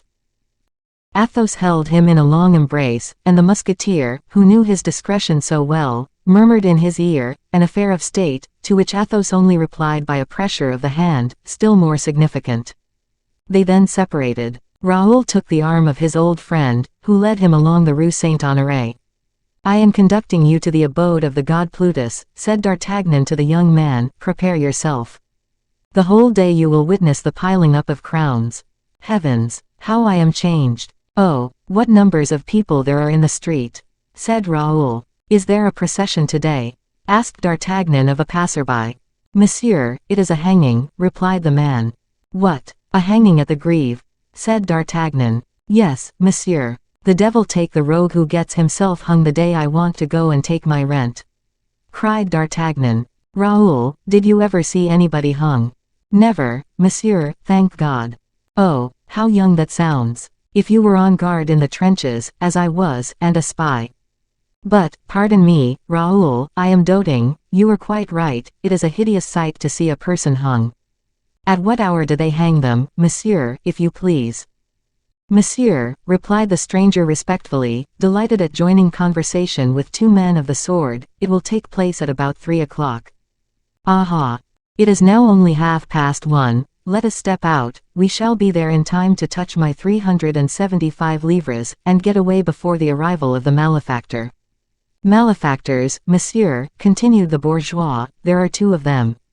Monsieur, I return to you many thanks, said D'Artagnan, who as he grew older, had become polite to a degree. Drawing Raoul along, he directed his course rapidly in the direction of Le Greve. Without that great experience musketeers have of a crowd, to which were joined an irresistible strength of wrist and an uncommon suppleness of shoulders, our 2 travelers would not have arrived at their place of destination. They followed the line of the quay, which they had gained on quitting the Rue Saint-Honoré, where they left Athos. D'Artagnan went first. His elbow, his wrist, his shoulder formed 3 wedges which he knew how to insinuate with skill into the groups, to make them split and separate like firewood. He made use sometimes of the hilt of his sword as an additional help, introducing it between ribs that were too rebellious, making it take the part of a lever or crowbar, to separate husband from wife, uncle from nephew, and brother from brother. And all that was done so naturally, and with such gracious smiles, that people must have had ribs of bronze not to cry thank you when the wrist made its play, or hearts of diamond not to be enchanted when such a bland smile enlivened the lips of the musketeer. Raoul, following his friend, cajoled the women who admired his beauty, pushed back the men who felt the rigidity of his muscles, and both opened, thanks to these maneuvers, the compact and muddy tide of the populace. They arrived in sight of the 2 gibbets, from which Raoul turned away his eyes in disgust. As for D'Artagnan, he did not even see them. His house with its gabled roof, its windows crowded with the curious, attracted and even absorbed all the attention he was capable of. He distinguished in the place and around the houses a good number of musketeers on leave, who, some with women, others with friends, awaited the crowning ceremony. What rejoiced him above all was to see that his tenant, the cabaretier, was so busy he hardly knew which way to turn. 3 lads could not supply the drinkers. They filled the shop, the chambers, and the court, even. D'Artagnan called Raoul's attention to this concourse, adding, the fellow will have no excuse for not paying his rent. Look at those drinkers, Raoul, one would say they were jolly companions. Mordioux! Why, there is no room anywhere. D'Artagnan, however, contrived to catch hold of the master by the corner of his apron, and to make himself known to him. Ah, Monsieur le Chevalier, said the cabaretier, half distracted, 1 minute if you please. I have here 100 mad devils turning my cellar upside down. The cellar, if you like, but not the money box. Oh, monsieur, your 37.5 pistoles are all counted out ready for you, upstairs in my chamber, but there are in that chamber 30 customers, who are sucking the staves of a little barrel of Oporto which I tapped for them this very morning. Give me a minute, only a minute. So be it, so be it. I will go, said Raoul, in a low voice, to D'Artagnan, this hilarity is vile. Monsieur, replied D'Artagnan, sternly, you will please to remain where you are. The soldier ought to familiarize himself with all kinds of spectacles. There are in the eye, when it is young, fibers which we must learn how to harden, and we are not truly generous and good save from the moment when the eye has become hardened, and the heart remains tender. Besides, my little Raoul, would you leave me alone here? That would be very wrong of you. Look, there is yonder in the lower court a tree, and under the shade of that tree we shall breathe more freely than in this hot atmosphere of spilt wine. From the spot on which they had placed themselves the 2 new guests of the Image de Notre Dame heard the ever-increasing hubbub of the tide of people, and lost neither a cry nor a gesture of the drinkers, at tables in the cabaret, or disseminated in the chambers. If D'Artagnan had wished to place himself as a vedette for an expedition, he could not have succeeded better. The tree under which he and Raoul were seated covered them with its already thick foliage. It was a low, thick chestnut tree, with inclined branches, that cast their shade over a table so dilapidated the drinkers had abandoned it. We said that from this post D'Artagnan saw everything. He observed the goings and comings of the waiters, the arrival of fresh drinkers, the welcome, sometimes friendly, sometimes hostile, given to the newcomers by others already installed. He observed all this to amuse himself, for the 37.5 pistoles were a long time coming. Raoul recalled his attention to it. "Monsieur," said he, "you do not hurry your tenant, and the condemned will soon be here. There will then be such a press we shall not be able to get out." "You were right," said the musketeer. "Hola! Oh, somebody there. Mordioux!" But it was in vain he cried and knocked upon the wreck of the old table, which fell to pieces beneath his fist. Nobody came. D'Artagnan was preparing to go and seek the cabaretier himself, to force him to a definite explanation, when the door of the court in which he was with Raoul, a door which communicated with the garden situated at the back, opened, and a man dressed as a cavalier, with his sword in the sheath, but not at his belt, crossed the court without closing the door, and having cast an oblique glance at D'Artagnan and his companion, directed his course towards the cabaret itself, looking about in all directions with his eyes capable of piercing walls of consciences. "Humph," said D'Artagnan, "my tenants are communicating. That, no doubt, now, is some amateur in hanging matters." At the same moment the cries and disturbance in the upper chambers ceased. Silence, under such circumstances, surprises more than a twofold increase of noise. D'Artagnan wished to see what was the cause of this sudden silence. He then perceived that this man, dressed as a cavalier, had just entered the principal chamber, and was haranguing the tipplers, who all listened to him with the greatest attention. D'Artagnan would perhaps have heard his speech but for the dominant noise of the popular clamors, which made a formidable accompaniment to the harangue of the orator. But it was soon finished, and all the people the cabaret contained came out, one after the other, in little groups, so that there only remained 6 in the chamber.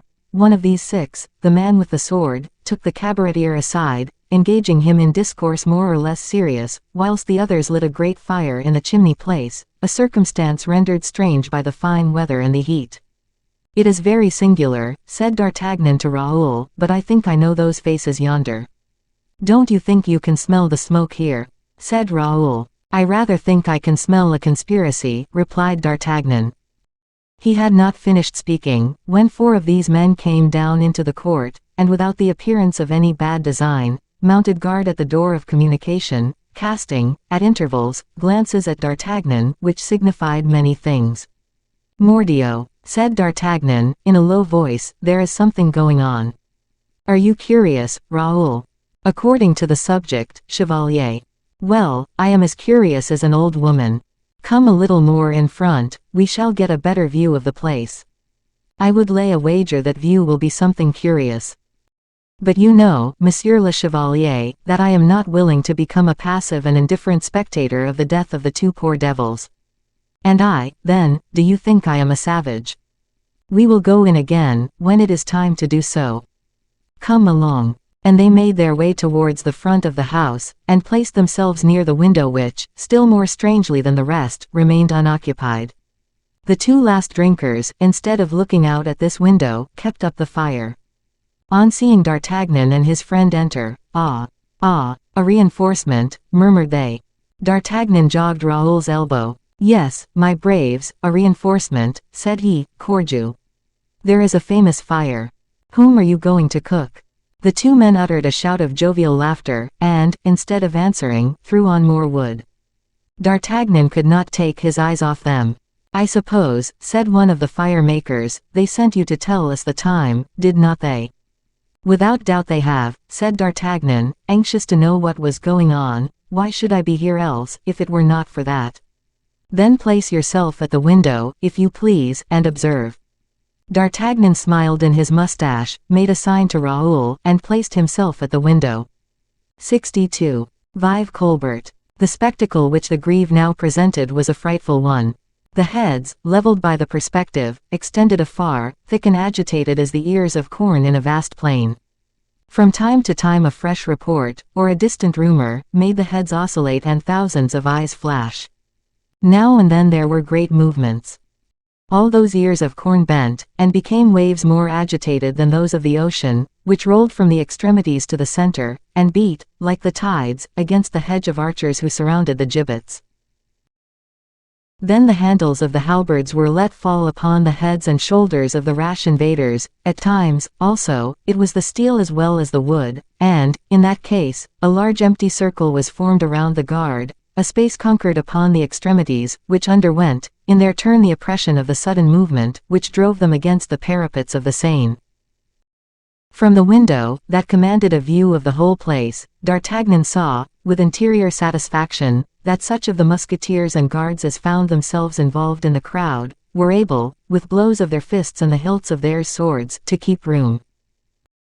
He even remarked that they had succeeded, by that esprit de corps which doubles the strength of the soldier, in getting together in one group to the amount of about 50 men, and that, with the exception of a dozen stragglers whom he still saw rolling here and there, the nucleus was complete, and within reach of his voice. But it was not the musketeers and guards that drew the attention of D'Artagnan. Around the gibbets, and particularly at the entrances to the Arcade of Saint-Jean, moved a noisy mass, a busy mass. Daring faces, resolute demeanors were to be seen here and there, mingled with silly faces and indifferent demeanors. Signals were exchanged, hands given and taken. D'Artagnan remarked among the groups, and those groups the most animated, the face of the cavalier whom he had seen enter by the door of communication from his garden, and who had gone upstairs to harangue the drinkers. That man was organizing troops and giving orders. Mordioux, said D'Artagnan to himself, I was not deceived, I know that man, it is Meneville. What the devil is he doing here? A distant murmur, which became more distinct by degrees, stopped this reflection, and drew his attention another way. This murmur was occasioned by the arrival of the culprits. A strong picket of archers preceded them, and appeared at the angle of the arcade. The entire crowd now joined as if in one cry, all the cries united formed one immense howl. D'Artagnan saw Raoul was becoming pale, and he slapped him roughly on the shoulder. The fire-keepers turned round on hearing the great cry, and asked what was going on. The condemned are arrived, said D'Artagnan. That's well, replied they, again replenishing the fire. D'Artagnan looked at them with much uneasiness. It was evident that these men who were making such a fire for no apparent purpose had some strange intentions. The condemned appeared upon the place. They were walking, the executioner before them, whilst 50 archers formed a hedge on their right and their left. Both were dressed in black, they appeared pale, but firm. They looked impatiently over the people's heads, standing on tiptoe at every step. D'Artagnan remarked this. Mordioux, cried he, they are in a great hurry to get a sight of the gibbet. Raoul drew back, without, however, having the power to leave the window. Terror even has its attractions. To the death, cried 50,000 voices. Yes, to the death, howled 100 frantic others, as if the great mass had given them the reply. To the halter, cried the great whole. Vive le roi. Well, said D'Artagnan, this is droll, I should have thought it was M. Colbert who had caused them to be hung. There was, at this moment, a great rolling movement in the crowd, which stopped for a moment the march of the condemned. The people of a bold and resolute mien, whom D'Artagnan had observed, by dint of pressing, pushing, and lifting themselves up, had succeeded in almost touching the hedge of archers. The cortège resumed its march. All at once, to cries of "Vive Colbert!" those men, of whom D'Artagnan never lost sight, fell upon the escort, which in vain endeavored to stand against them. Behind these men was the crowd. Then commenced, amidst a frightful tumult, as frightful a confusion. This time there was something more than cries of expectation or cries of joy, there were cries of pain. Halberds struck men down, swords ran through them, muskets were discharged at them. The confusion became then so great that D'Artagnan could no longer distinguish anything. Then, from this chaos, suddenly surged something like a visible intention, like a will pronounced. The condemned had been torn from the hands of the guards, and were being dragged towards the house of L'Image de Notre Dame. Those who dragged them shouted, "Vive Colbert!" The people hesitated, not knowing which they ought to fall upon, the archers or the aggressors. What stopped the people was, that those who cried, "Vive Colbert!" began to cry, at the same time, "No halter! No halter!" To the fire! To the fire! Burn the thieves! Burn the extortioners! This cry, shouted with an ensemble, obtained enthusiastic success. The populace had come to witness an execution, and here was an opportunity offered them of performing one themselves.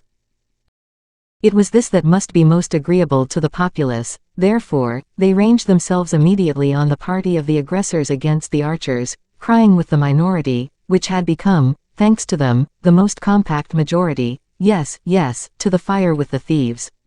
Vive Colbert! Mordioux! Exclaimed D'Artagnan, this begins to look serious. One of the men who remained near the chimney approached the window, a firebrand in his hand. Ah, ah, said he, it gets warm.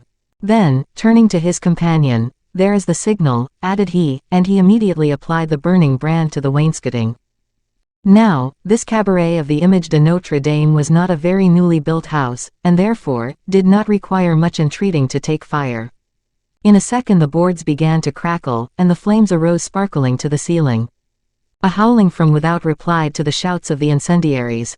D'Artagnan, who had not seen what passed, from being engaged at the window, felt, at the same time, the smoke which choked him and the fire that scorched him. "Hola!" cried he, turning round, "is the fire here? Are you drunk or mad, my masters?"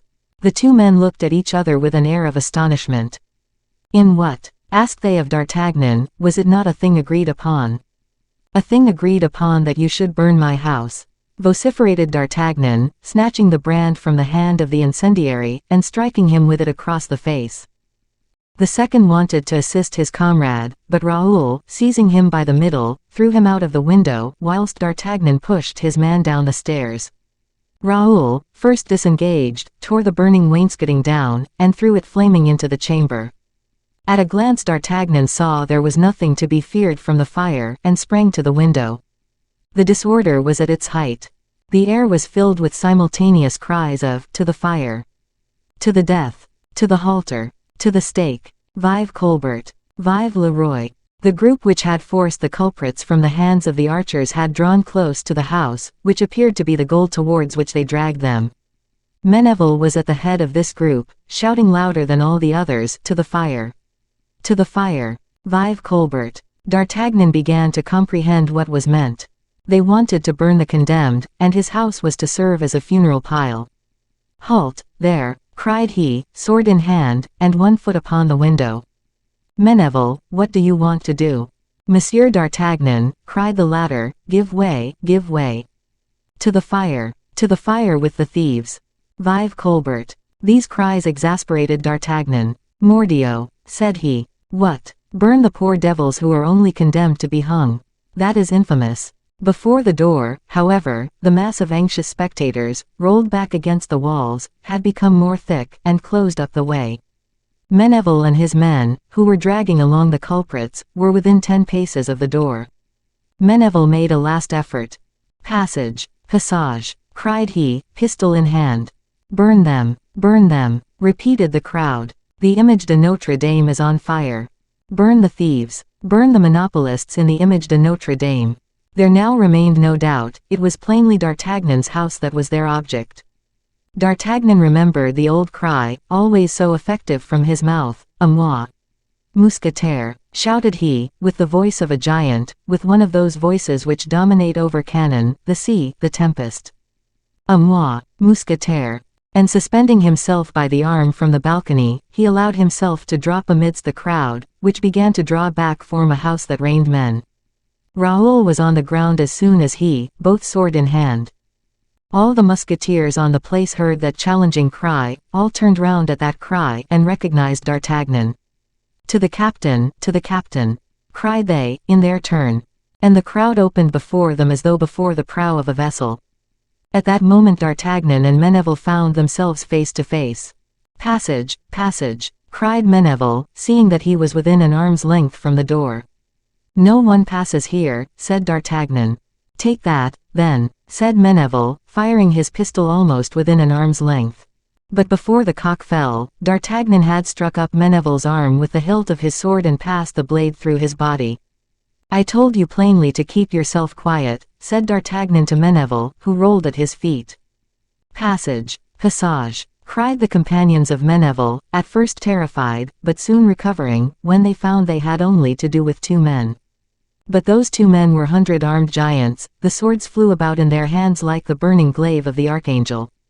They pierce with its point, strike with the flat, cut with the edge, every stroke brings down a man. For the king, cried D'Artagnan, to every man he struck at, that is to say, to every man that fell. This cry became the charging word for the musketeers, who, guided by it, joined D'Artagnan. During this time the archers, recovering from the panic they had undergone, charge the aggressors in the rear, and regular as mill strokes, overturn or knock down all that oppose them. The crowd, which sees swords gleaming, and drops of blood flying in the air, the crowd falls back and crushes itself. At length cries for mercy and of despair resound, that is, the farewell of the vanquished. The 2 condemned are again in the hands of the archers. D'Artagnan approaches them, seeing them pale and sinking. "Console yourselves, poor men," said he, "you will not undergo the frightful torture with which these wretches threatened you. The king has condemned you to be hung, you shall only be hung. Go on, hang them, and it will be over. There is no longer anything going on at the Image de Notre Dame. The fire has been extinguished with 2 tons of wine in default of water. The conspirators have fled by the garden. The archers are dragging the culprits to the gibbets." From this moment the affair did not occupy much time. The executioner, heedless about operating according to the rules of the art, made such haste that he dispatched the condemned in a couple of minutes.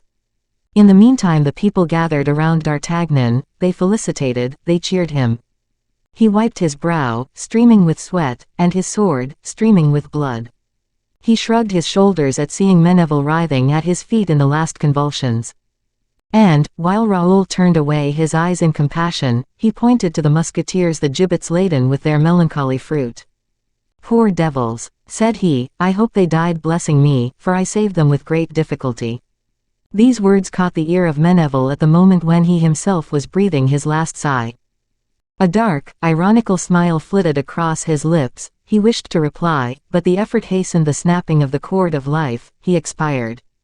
"Oh, all this is very frightful," murmured Raoul. "Let us be gone, Monsieur le Chevalier." "You were not wounded?" asked D'Artagnan. "Not at all, thank you."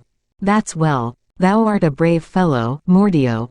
The head of the father, and the arm of Porthos. Ah, if he had been here, good Porthos, you would have seen something worth looking at."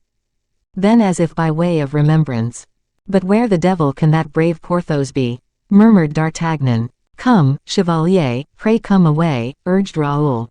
"1 minute, my friend, let me take my 37.5 pistoles, and I am at your service." "The house is a good property," added D'Artagnan, as he entered the Image de Notre Dame, "but decidedly, even if it were less profitable, I should prefer its being in another quarter." 63. How M. Damarus's diamond passed into the hands of M. D'Artagnan. Whilst this violent, noisy, and bloody scene was passing on the Greve, several men, barricaded behind the gate of communication with the garden, replaced their swords in their sheaths, assisted one among them to mount a ready saddled horse which was waiting in the garden, and like a flock of startled birds, fled in all directions, some climbing the walls, others rushing out at the gates with all the fury of a panic. He who mounted the horse, and gave him the spur so sharply that the animal was near leaping the wall, this cavalier, we say, crossed the place Baudoyer, passed like lightning before the crowd in the streets, riding against, running over and knocking down all that came in his way, and, 10 minutes after, arrived at the gates of the superintendent, more out of breath than his horse. The Abbé Fouquet, at the clatter of hoofs on the pavement, appeared at a window of the court, and before even the cavalier had set foot to the ground, "Well, Danicamp," cried he, leaning half out of the window. "Well, it is all over," replied the cavalier. "All over," cried the abbé. "Then they are saved." "No, monsieur," replied the cavalier, "they are hung." "Hung," repeated the abbé, turning pale. A lateral door suddenly opened, and Fouquet appeared in the chamber, pale, distracted, with lips half opened, breathing a cry of grief and anger. He stopped upon the threshold to listen to what was addressed from the court to the window. "Miserable wretches," said the abbé, "you did not fight, then. Like lions. Say like cowards. Monsieur, 100 men accustomed to war, sword in hand, are worth 10,000 archers in a surprise. Where is Meneville, that boaster, that braggart, who was to come back either dead or a conqueror? Well, monsieur, he kept his word. He is dead. Dead. Who killed him? A demon disguised as a man, a giant armed with 10 flaming swords, a madman, who at one blow extinguished the fire, put down the riot, and caused 100 musketeers to rise up out of the pavement of the Greve. Fouquet raised his brow, streaming with sweat, murmuring, "Oh! Lyodot and Damaris, dead, dead, dead, and I dishonored." The abbé turned round, and perceiving his brother, despairing and livid, "Come, come," said he, "it is a blow of fate, monsieur, we must not lament thus. Our attempt has failed because God—" "Be silent, abbé, be silent," cried Fouquet, "your excuses are blasphemies. Order that man up here, and let him relate the details of this terrible event." "But, brother—" "Obey, monsieur." The abbé made a sign, and in half a minute the man's step was heard upon the stairs. At the same time Gourville appeared behind Fouquet, like the guardian angel of the superintendent, pressing one finger on his lips to enjoin observation even amidst the bursts of his grief. The minister resumed all the serenity that human strength left at the disposal of a heart half broken with sorrow. Danicamp appeared. "Make your report," said Gourville. "Monsieur," replied the messenger, "we received orders to carry off the prisoners, and to cry, 'Vive Colbert!' whilst carrying them off." "To burn them alive, was it not, abbé?" interrupted Gourville. "Yes, yes, the order was given to Meneville. Meneville knew what was to be done, and Meneville is dead." This news appeared rather to reassure Gourville than to sadden him. "Yes, certainly to burn them alive," said the abbé, eagerly. "Granted, monsieur, granted," said the man, looking into the eyes and the faces of the two interlocutors, to ascertain what there was profitable or disadvantageous to himself in telling the truth. "Now, proceed," said Gourville. "The prisoners," cried Danicamp, "were brought to the Greve, and the people, in a fury, insisted upon their being burnt instead of being hung." "And the people were right," said the abbé. "Go on." "But," resumed the man, "at the moment the archers were broken, at the moment the fire was set to one of the houses of the place destined to serve as a funeral pile for the guilty, this fury, this demon, this giant of whom I told you, and who, we had been informed, was the proprietor of the house in question, aided by a young man who accompanied him, threw out of the window those who kept the fire, called to his assistance the musketeers who were in the crowd, leapt himself from the window of the first story into the place, and plied his sword so desperately that the victory was restored to the archers, the prisoners were retaken, and Meneville killed. When once recaptured, the condemned were executed in 3 minutes. Fouquet, in spite of his self-command, could not prevent a deep groan escaping him. "And this man, the proprietor of the house, what is his name?" said the abbé. "I cannot tell you, not having even been able to get sight of him. My post had been appointed in the garden, and I remained at my post, only the affair was related to me as I repeat it. I was ordered, when once the affair was at an end, to come at best speed and announce to you the manner in which it finished. According to this order, I set out, full gallop, and here I am." "Very well, monsieur, we have nothing else to ask of you," said the abbé, more and more dejected, in proportion as the moment approached for finding himself alone with his brother. "Have you been paid?" asked Gourville. "Partly, monsieur," replied Danicamp. "Here are 20 pistols. Begone, monsieur, and never forget to defend, as this time has been done, the true interests of the king." "Yes, monsieur," said the man, bowing and pocketing the money. After which he went out. Scarcely had the door closed after him when Fouquet, who had remained motionless, advanced with a rapid step and stood between the abbé and Gourville. Both of them at the same time opened their mouths to speak to him. "No excuses," said he, "no recriminations against anybody. If I had not been a false friend I should not have confided to anyone the care of delivering Lyodot and Damaris. I alone am guilty, to me alone are reproaches and remorse due.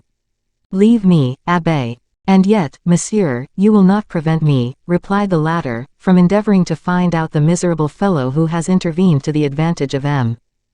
Colbert in this so well arranged affair, for, if it is good policy to love our friends dearly, I do not believe that is bad which consists in obstinately pursuing our enemies." A truce to policy, Abbé, begone, I beg of you, and do not let me hear any more of you till I send for you. What we most need is circumspection and silence. You have a terrible example before you, gentlemen, no reprisals, I forbid them. There are no orders, grumbled the abbé, which will prevent me from avenging a family affront upon the guilty person. And I, cried Fouquet, in that imperative tone to which one feels there is nothing to reply, if you entertain one thought, one single thought, which is not the absolute expression of my will, I will have you cast into the Bastille 2 hours after that thought has manifested itself. Regulate your conduct accordingly, abbé. The abbé colored and bowed. Fouquet made a sign to Gourville to follow him, and was already directing his steps towards his cabinet, when the usher announced with a loud voice, Monsieur le Chevalier d'Artagnan. Who is he? Said Fouquet, negligently, to Gourville. An ex-lieutenant of His Majesty's Musketeers, replied Gourville, in the same tone. Fouquet did not even take the trouble to reflect, and resumed his walk. I beg your pardon, Monseigneur, said Gourville, but I have remembered, this brave man has quitted the king's service, and probably comes to receive an installment of some pension or other. Devil take him, said Fouquet, why does he choose his opportunity so ill? Permit me then, Monseigneur, to announce your refusal to him, for he is one of my acquaintance, and is a man whom, in our present circumstances, it would be better to have as a friend than an enemy. Answer him as you please, said Fouquet. Good Lord, said the abbé, still full of malice, like an egotistical man, tell him there is no money, particularly for musketeers. But scarcely had the abbé uttered this imprudent speech, when the partly open door was thrown back, and D'Artagnan appeared. Monsieur Fouquet, said he, I was well aware there was no money for musketeers here. Therefore I did not come to obtain any, but to have it refused. That being done, receive my thanks. I give you good day, and will go and seek it at M. Colbert's. And he went out, making an easy bow. Gourville, said Fouquet, run after that man and bring him back. Gourville obeyed, and overtook D'Artagnan on the stairs. D'Artagnan, hearing steps behind him, turned round and perceived Gourville. Mordioux, my dear monsieur, said he, there are sad lessons which you gentlemen of finance teach us. I come to M. Fouquet to receive a sum accorded by His Majesty, and I am received like a mendicant who comes to ask charity, or a thief who comes to steal a piece of plate. But you pronounce the name of M. Colbert, my dear M. D'Artagnan, you said you were going to M. Colbert's. I certainly am going there, were it only to ask satisfaction of the people who try to burn houses, crying, Vive Colbert. Gourville pricked up his ears. Oh, said he, you allude to what has just happened at the Greve. Yes, certainly. And in what did that which has taken place concern you? What? Do you ask me whether it concerns me or does not concern me, if M. Colbert pleases to make a funeral pile of my house? So your house, was it your house they wanted to burn? Pardieu, was it? Is the cabaret of the Image de Notre Dame yours, then? It has been this week. Well, then, are you the brave captain, are you the valiant blade who dispersed those who wished to burn the condemned? My dear Monsieur Gourville, put yourself in my place. I was an agent of the public force and a landlord, too. As a captain, it is my duty to have the orders of the king accomplished. As a proprietor, it is to my interest my house should not be burnt. I have at the same time attended to the laws of interest and duty in replacing Messieurs Liaudot and Damaris in the hands of the archers. Then it was you who threw the man out of the window. It was I, myself, replied D'Artagnan, modestly. And you who killed Meneval. I had that misfortune, said D'Artagnan, bowing like a man who was being congratulated. It was you, then, in short, who caused the 2 condemned persons to be hung. Instead of being burnt, yes, monsieur, and I am proud of it. I saved the poor devils from horrible tortures. Understand, my dear Monsieur de Gourville, that they wanted to burn them alive. It exceeds imagination. Go, my dear Monsieur d'Artagnan, go, said Gourville, anxious to spare Fouquet the sight of the man who had just caused him such profound grief. No, said Fouquet, who had heard all from the door of the antechamber, not so, on the contrary, Monsieur d'Artagnan, come in. D'Artagnan wiped from the hilt of his sword a last bloody trace, which had escaped his notice, and returned. He then found himself face to face with these three men, whose countenances wore very different expressions. With the abbé it was anger, with Gourville stupor, with Fouquet it was dejection. "I beg your pardon, Monsieur le Ministre," said D'Artagnan, "but my time is short. I have to go to the office of the intendant, to have an explanation with Monsieur Colbert, and to receive my quarter's pension." "But, monsieur," said Fouquet, "there is money here." D'Artagnan looked at the superintendent with astonishment. "You have been answered inconsiderately, monsieur, I know, because I heard it," said the minister. "A man of your merit ought to be known by everybody." D'Artagnan bowed. "Have you an order?" added Fouquet. "Yes, monsieur." "Give it me, I will pay you myself, come with me." He made a sign to Gourville and the abbé, who remained in the chamber where they were. He led D'Artagnan into his cabinet. As soon as the door was shut, "How much is due to you, monsieur?" "Why, something like 5,000 livres, monseigneur." "For arrears of pay?" "For a quarter's pay." "A quarter consisting of 5,000 livres," said Fouquet, fixing upon the musketeer a searching look. "Does the king, then, give you 20,000 livres a year?" "Yes, monseigneur, 20,000 livres a year." "Do you think it is too much?" "Aye," cried Fouquet, and he smiled bitterly.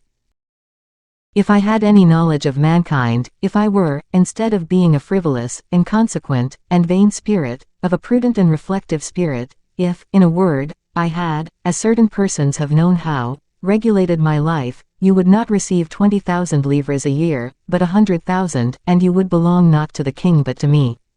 D'Artagnan colored slightly. There is sometimes in the manner in which a eulogium is given, in the voice, in the affectionate tone, a poison so sweet, that the strongest mind is intoxicated by it. The superintendent terminated his speech by opening a drawer, and taking from it 4 rouleaux, which he placed before D'Artagnan. The Gascon opened one. "Gold," said he. "It will be less burdensome, monsieur." "But, then, monsieur, these make 20,000 livres." "No doubt they do. But only 5 are due to me. I wish to spare you the trouble of coming 4 times to my office." "You overwhelm me, monsieur." "I do only what I ought to do, monsieur le chevalier, and I hope you will not bear me any malice on account of the rude reception my brother gave you. He is of a sour, capricious disposition." "Monsieur," said D'Artagnan, "believe me, nothing would grieve me more than an excuse from you. Therefore I will make no more, and will content myself with asking you a favor." "Oh, monsieur." Fouquet drew from his finger a ring worth about 3,000 pistoles. "Monsieur," said he, "this stone was given me by a friend of my childhood, by a man to whom you have rendered a great service." "A service, aye," said the musketeer, "I have rendered a service to one of your friends. You cannot have forgotten it, monsieur, for it dates this very day." "And that friend's name was?" "M. Damaris." "One of the condemned?" "Yes, one of the victims." "Well, Monsieur D'Artagnan, in return for the service you have rendered him, I beg you to accept this diamond." "Do so for my sake." "Monsieur, you accept it, I say. Today is with me a day of mourning. Hereafter you will, perhaps, learn why. Today I have lost one friend, well, I will try to get another. But, Monsieur Fouquet, adieu." "Monsieur D'Artagnan, adieu," cried Fouquet, with much emotion, or rather, au revoir. And the minister quitted the cabinet, leaving in the hands of the musketeer the ring and the 20,000 livres. "Oh," said D'Artagnan, after a moment's dark reflection. "How on earth am I to understand what this means? Mordioux! I can understand this much, only, he is a gallant man. I will go and explain matters to M. Colbert." And he went out. 64. On the notable difference D'Artagnan finds between Monsieur the Intendant and Monsieur the Superintendent. M. Colbert resided in the Rue Neuve des Petits Champs, in a house which had belonged to Boutroux. D'Artagnan's legs cleared the distance in a short quarter of an hour. When he arrived at the residence of the new favorite, the court was full of archers and police, who came to congratulate him, or to excuse themselves, according to whether he should choose to praise or blame. The sentiment of flattery is instinctive with people of abject condition. They have the sense of it, as the wild animal has that of hearing and smell. These people, or their leader, understood that there was a pleasure to offer to M. Colbert, in rendering him an account of the fashion in which his name had been pronounced during the rash enterprise of the morning. D'Artagnan made his appearance just as the chief of the watch was giving his report. He stood close to the door, behind the archers. That officer took Colbert on one side, in spite of his resistance and the contradiction of his bushy eyebrows. "In case," said he, "you really desired, monsieur, that the people should do justice on the two traitors, it would have been wise to warn us of it, for, indeed, monsieur, in spite of our regret at displeasing you, or thwarting your views, we had our orders to execute." "Triple fool," replied Colbert, furiously shaking his hair, thick and black as a mane, "what are you telling me?" "What? That I could have had an idea of a riot. Are you mad or drunk?"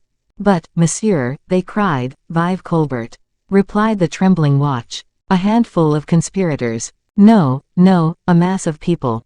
"Ah, indeed," said Colbert, expanding. A mass of people cried, "Vive Colbert." "Are you certain of what you say, monsieur?" We had nothing to do but open our ears, or rather to close them, so terrible were the cries. And this was from the people, the real people. "Certainly, monsieur, only these real people beat us." "Oh, very well," continued Colbert, thoughtfully.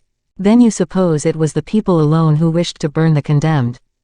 "Oh, yes, monsieur. That is quite another thing." "You strongly resisted, then?" "We had 3 of our men crushed to death, monsieur." "But you killed nobody yourselves?" "Monsieur, a few of the rioters were left upon the square, and one among them who was not a common man." "Who was he?" "A certain Meneville, upon whom the police have a long time had an eye." "Meneville!" cried Colbert. "What, he who killed Rue de la Huchette, a worthy man who wanted a fat fowl?" "Yes, monsieur, the same." "And did this Meneville also cry, 'Vive Colbert'?" "Louder than all the rest, like a madman." Colbert's brow grew dark and wrinkled. A kind of ambitious glory which had lighted his face was extinguished, like the light of glowworms we crush beneath the grass. "Then you say," resumed the deceived intendant, "that the initiative came from the people." "Meneville was my enemy, I would have had him hung, and he knew it well." "Meneville belonged to the Abbé Fouquet, the affair originated with Fouquet. Does not everybody know that the condemned were his friends from childhood?" "That is true," thought D'Artagnan, "and thus are all my doubts cleared up. I repeat it, Monsieur Fouquet may be called what they please, but he is a very gentlemanly man." "And," continued Colbert, "are you quite sure Meneville is dead?" D'Artagnan thought the time was come for him to make his appearance. "Perfectly, monsieur," replied he, advancing suddenly. "Oh, is that you, monsieur?" said Colbert. "In person," replied the musketeer with his deliberate tone. "It appears that you had in Meneville a pretty enemy." "It was not I, monsieur, who had an enemy," replied Colbert, "it was the king."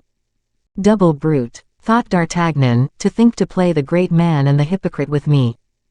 Well," continued he to Colbert, "I am very happy to have rendered so good a service to the king. Will you take upon you to tell his majesty, monsieur l'intendant? What commission is this you give me, and what do you charge me to tell his majesty, monsieur?"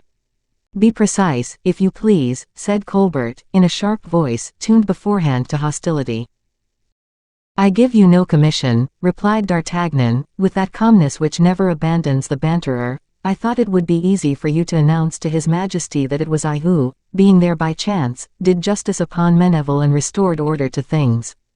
Colbert opened his eyes and interrogated the chief of the watch with a look. "Ah! It is very true," said the latter, "that this gentleman saved us. Why did you not tell me, monsieur, that you came to relate me this?" Said Colbert with envy. "Everything is explained, and more favorably for you than for anybody else." "You were in error, monsieur l'intendant. I did not at all come for the purpose of relating that to you. It is an exploit, nevertheless." "Oh," said the musketeer carelessly, "constant habit blunts the mind. To what do I owe the honor of your visit, then?" "Simply to this: the king ordered me to come to you." "Ah," said Colbert, recovering himself when he saw D'Artagnan draw a paper from his pocket, "it is to demand some money of me." "Precisely, monsieur. Have the goodness to wait, if you please, monsieur, till I have dispatched the report of the watch." D'Artagnan turned upon his heel, insolently enough, and finding himself face to face with Colbert, after his first turn, he bowed to him as a harlequin would have done. Then, after a second evolution, he directed his steps towards the door in quick time. Colbert was struck with this pointed rudeness, to which he was not accustomed. In general, men of the sword, when they came to his office, had such a want of money, that though their feet seemed to take root in the marble, they hardly lost their patience. Was D'Artagnan going straight to the king? Would he go and describe his rough reception, or recount his exploit? This was a matter for grave consideration. At all events, the moment was badly chosen to send D'Artagnan away, whether he came from the king, or on his own account. The musketeer had rendered too great a service, and that too recently, for it to be already forgotten. Therefore Colbert thought it would be better to shake off his arrogance and call D'Artagnan back. "Ho! Monsieur D'Artagnan," cried Colbert, "what? Are you leaving me thus?" D'Artagnan turned round. "Why not?" said he, quietly. "We have no more to say to each other, have we? You have, at least, money to receive, as you have an order." "Who, I? Oh, not at all, my dear Monsieur Colbert. But, monsieur, you have an order. And, in the same manner as you give a sword thrust, when you are required, I, on my part, pay when an order is presented to me. Present yours." "It is useless, my dear Monsieur Colbert," said D'Artagnan, who inwardly enjoyed this confusion in the ideas of Colbert. "My order is paid." "Paid? By whom?" "By Monsieur le Surintendant." Colbert grew pale. "Explain yourself," said he, in a stifled voice. "If you are paid, why do you show me that paper?" "In consequence of the word of order of which you spoke to me so ingeniously just now, dear M. Colbert. The king told me to take a quarter of the pension he is pleased to make me." "Of me?" said Colbert. "Not exactly. The king said to me, go to M. Fouquet, the superintendent will, perhaps, have no money, then you will go and draw it of M. Colbert." Quote, "The countenance of M. Colbert brightened for a moment, but it was with his unfortunate physiognomy as with a stormy sky, sometimes radiant, sometimes dark as night, according as the lightning gleams or the cloud passes. And was there any money in the superintendent's coffers?" asked he. "Why, yes, he could not be badly off for money," replied D'Artagnan, "it may be believed, since M. Fouquet, instead of paying me a quarter or 5,000 livres." "A quarter or 5,000 livres!" cried Colbert, struck, as Fouquet had been, with the generosity of the sum for a soldier's pension. "Why, that would be a pension of 20,000 livres." "Exactly, M. Colbert. Peste! You reckon like old Pythagoras. Yes, 20,000 livres. 10 times the appointment of an intendant of the finances." "I beg to offer you my compliments," said Colbert, with a vicious smile. "Oh," said D'Artagnan, "the king apologized for giving me so little, but he promised to make it more hereafter, when he should be rich, but I must be gone, having much to do." "So, then, notwithstanding the expectation of the king, the superintendent paid you, did he? In the same manner, as, in opposition to the king's expectation, you refused to pay me." "I did not refuse, monsieur, I only begged you to wait." "And you say that M. Fouquet paid you your 5,000 livres?" "Yes, as you might have done, but he did even better than that, M. Colbert." "And what did he do?" "He politely counted me down the sum total, saying, that for the king, his coffers were always full." "The sum total. M. Fouquet has given you 20,000 livres instead of 5,000. "Yes, monsieur." "And what for?" "In order to spare me 3 visits to the money chest of the superintendent, so that I have the 20,000 livres in my pocket in good new coin. You see, then, that I am able to go away without standing in need of you, having come here only for form's sake." And D'Artagnan slapped his hand upon his pocket, with a laugh which disclosed to Colbert 32 magnificent teeth, as white as teeth of 25 years old, and which seemed to say in their language, "Serve up to us 32 little Colberts, and we will chew them willingly." The serpent is as brave as the lion, the hawk as courageous as the eagle, that cannot be contested. It can only be said of animals that are decidedly cowardly, and are so called, that they will be brave only when they have to defend themselves. Colbert was not frightened at the 32 teeth of D'Artagnan.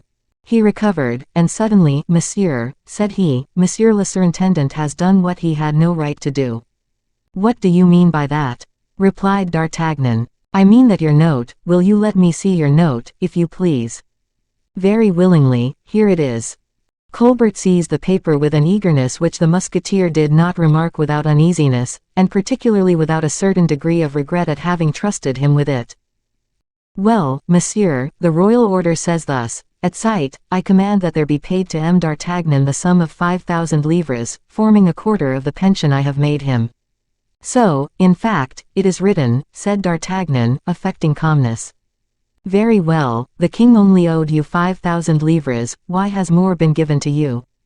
"Because there was more, and M. Fouquet was willing to give me more, that does not concern anybody." "It is natural," said Colbert with a proud ease, "that you should be ignorant of the usages of state finance, but, monsieur, when you have 1,000 livres to pay, what do you do?" "I never have 1,000 livres to pay," replied D'Artagnan. "Once more," said Colbert, irritated, "once more, if you had any sum to pay, would you not pay what you ought?" "That only proves one thing," said D'Artagnan, "and that is, that you have your own particular customs in finance, and M. Fouquet has his own. Mine, monsieur, are the correct ones. I do not say that they are not. And you have accepted what was not due to you." D'Artagnan's eyes flashed. "What is not due to me yet, you meant to say, M. Colbert, for if I have received what was not due to me at all, I should have committed a theft." Colbert made no reply to this subtlety. "You then owe 15,000 livres to the public chest," said he, carried away by his jealous ardor. "Then you must give me credit for them," replied D'Artagnan, with his imperceptible irony. "Not at all, monsieur." "Well, what will you do, then? You will not take my rouleaux from me, will you? You must return them to my chest." "Oh, Monsieur Colbert, don't reckon upon that. The king wants his money, monsieur. And monsieur, I want the king's money. That may be so, but you must return this. Not a sou. I have always understood that in matters of comptabilité, as you call it, a good cashier never gives back or takes back. Then, monsieur, we shall see what the king will say about it. I will show him this note, which proves that M. Fouquet not only pays what he does not owe, but that he does not even take care of vouchers for the sums that he has paid. Ah, now I understand why you have taken that paper, M. Colbert." Colbert did not perceive all that there was of a threatening character in his name pronounced in a certain manner. "You shall see hereafter what use I will make of it," said he, holding up the paper in his fingers. "Oh," said D'Artagnan, snatching the paper from him with a rapid movement, "I understand perfectly well, M. Colbert, I have no occasion to wait for that." And he crumpled up the paper he had so cleverly seized. "Monsieur, cried Colbert, "this is violence." "Nonsense. You must not be particular about a soldier's manners," replied D'Artagnan. "I kiss your hands, my dear M. Colbert." And he went out, laughing in the face of the future minister. "That man, now," muttered he, "was about to grow quite friendly. It is a great pity I was obliged to cut his company so soon." 65. Philosophy of the heart and mind. For a man who had seen so many much more dangerous ones, the position of D'Artagnan with respect to M. Colbert was only comic. D'Artagnan, therefore, did not deny himself the satisfaction of laughing at the expense of Monsieur l'Intendant, from the Rue des Petits Champs to the Rue des Lombards. It was a great while since D'Artagnan had laughed so long together. He was still laughing when Planchet appeared, laughing likewise, at the door of his house, for Planchet, since the return of his patron, since the entrance of the English guineas, passed the greater part of his life in doing what D'Artagnan had only done from the Rue Neuve des Petits Champs to the Rue des Lombards. "You are home, then, my dear master," said Planchet. "No, my friend," replied the musketeer, "I am off, and that quickly. I will sup with you, go to bed, sleep 5 hours, and at break of day leap into my saddle. Has my horse had an extra feed?" "My dear master," replied Planchet, "you know very well that your horse is the jewel of the family, that my lads are caressing it all day, and cramming it with sugar, nuts, and biscuits. You ask me if he has had an extra feed of oats, you should ask if he has not had enough to burst him." "Very well, Planchet, that is all right. Now, then, I pass to what concerns me, my supper. Ready. A smoking roast joint, white wine, crayfish, and fresh gathered cherries. All ready, my master." You are a capital fellow, Planchet. Come on, then, let us sup, and I will go to bed." During supper D'Artagnan observed that Planchet kept rubbing his forehead, as if to facilitate the issue of some idea closely pent within his brain. He looked with an air of kindness at this worthy companion of former adventures and misadventures, and, clinking glass against glass, "Come, Planchet," said he, "let us see what it is that gives you so much trouble to bring forth. Mordioux, speak freely, and quickly." "Well, this is it," replied Planchet. "You appear to me to be going on some expedition or another." "I don't say that I am not." "Then you have some new idea." "That is possible, too, Planchet." "Then there will be fresh capital to be ventured. I will lay down 50,000 livres upon the idea you are about to carry out." And so saying, Planchet rubbed his hands one against the other with a rapidity evincing great delight. "Planchet," said D'Artagnan, "there is but one misfortune in it." "And what is that?" "That the idea is not mine. I can risk nothing upon it." These words drew a deep sigh from the heart of Planchet. "That avarice is an ardent counselor, she carries away her man, as Satan did Jesus, to the mountain, and when once she has shown to an unfortunate all the kingdoms of the earth, she is able to repose herself, knowing full well that she has left her companion envy to gnaw at his heart." Planchet had tasted of riches easily acquired, and was never afterwards likely to stop in his desires, but, as he had a good heart in spite of his covetousness, as he adored D'Artagnan, he could not refrain from making him 1,000 recommendations, each more affectionate than the others. He would not have been sorry, nevertheless, to have caught a little hint of the secret his master concealed so well. Tricks, turns, counsels, and traps were all useless. D'Artagnan let nothing confidential escape him. The evening passed thus. After supper the portmanteau occupied D'Artagnan. He took a turn to the stable, patted his horse, and examined his shoes and legs. Then, having counted over his money, he went to bed, sleeping as if only 20, because he had neither inquietude nor remorse. He closed his eyes 5 minutes after he had blown out his lamp. Many events might, however, have kept him awake. Thought boiled in his brain, conjectures abounded, and D'Artagnan was a great drawer of horoscopes, but, with that imperturbable phlegm which does more than genius for the fortune and happiness of men of action, he put off reflection till the next day, for fear, he said, not to be fresh when he wanted to be so. The day came. The Rue des Lombards had its share of the caresses of Aurora with the rosy fingers, and D'Artagnan arose like Aurora. He did not awaken anybody. He placed his portmanteau under his arm, descended the stairs without making one of them creak, and without disturbing one of the sonorous snorings in every story from the garret to the cellar. Then, having saddled his horse, shut the stable and house doors, he set off, at a foot pace, on his expedition to Bretagne. He had done quite right not to trouble himself with all the political and diplomatic affairs which solicited his attention, for, in the morning, in freshness and mild twilight, his ideas developed themselves in purity and abundance. In the first place, he passed before the house of Fouquet, and threw in a large gaping box the fortunate order which, the evening before, he had had so much trouble to recover from the hooked fingers of the intendant. Placed in an envelope, and addressed to Fouquet, it had not even been divined by Planchet, who in divination was equal to Calchas or the Pythian Apollo. D'Artagnan thus sent back the order to Fouquet, without compromising himself, and without having thenceforward any reproaches to make himself. When he had effected this proper restitution, "Now," he said to himself, "let us inhale much maternal air, much freedom from cares, much health. Let us allow the horse Zephyr, whose flanks puff as if he had to respire an atmosphere, to breathe, and let us be very ingenious in our little calculations. It is time," said D'Artagnan, "to form a plan of the campaign, and, according to the method of M. Turenne, who has a large head full of all sorts of good counsels, before the plan of the campaign it is advisable to draw a striking portrait of the generals to whom we are opposed. In the first place, M. Fouquet presents himself." "What is M. Fouquet?" "M. Fouquet," replied D'Artagnan to himself, "is a handsome man, very much beloved by the women, a generous man very much beloved by the poets, a man of wit, much execrated by pretenders. Well, now I am neither woman, poet, nor pretender, I neither love nor hate Monsieur le Surintendant. I find myself, therefore, in the same position in which M. Turenne found himself when opposed to the Prince de Condé at Jargeau, Guion in the Faubourg Saint-Antoine. He did not execrate Monsieur le Prince, it is true, but he obeyed the king. Monsieur le Prince is an agreeable man, but the king is king. Turenne heaved a deep sigh, called Condé, my cousin, and swept away his army. Now what does the king wish? That does not concern me. Now, what does M. Colbert wish? Oh, that's another thing. M. Colbert wishes all that M.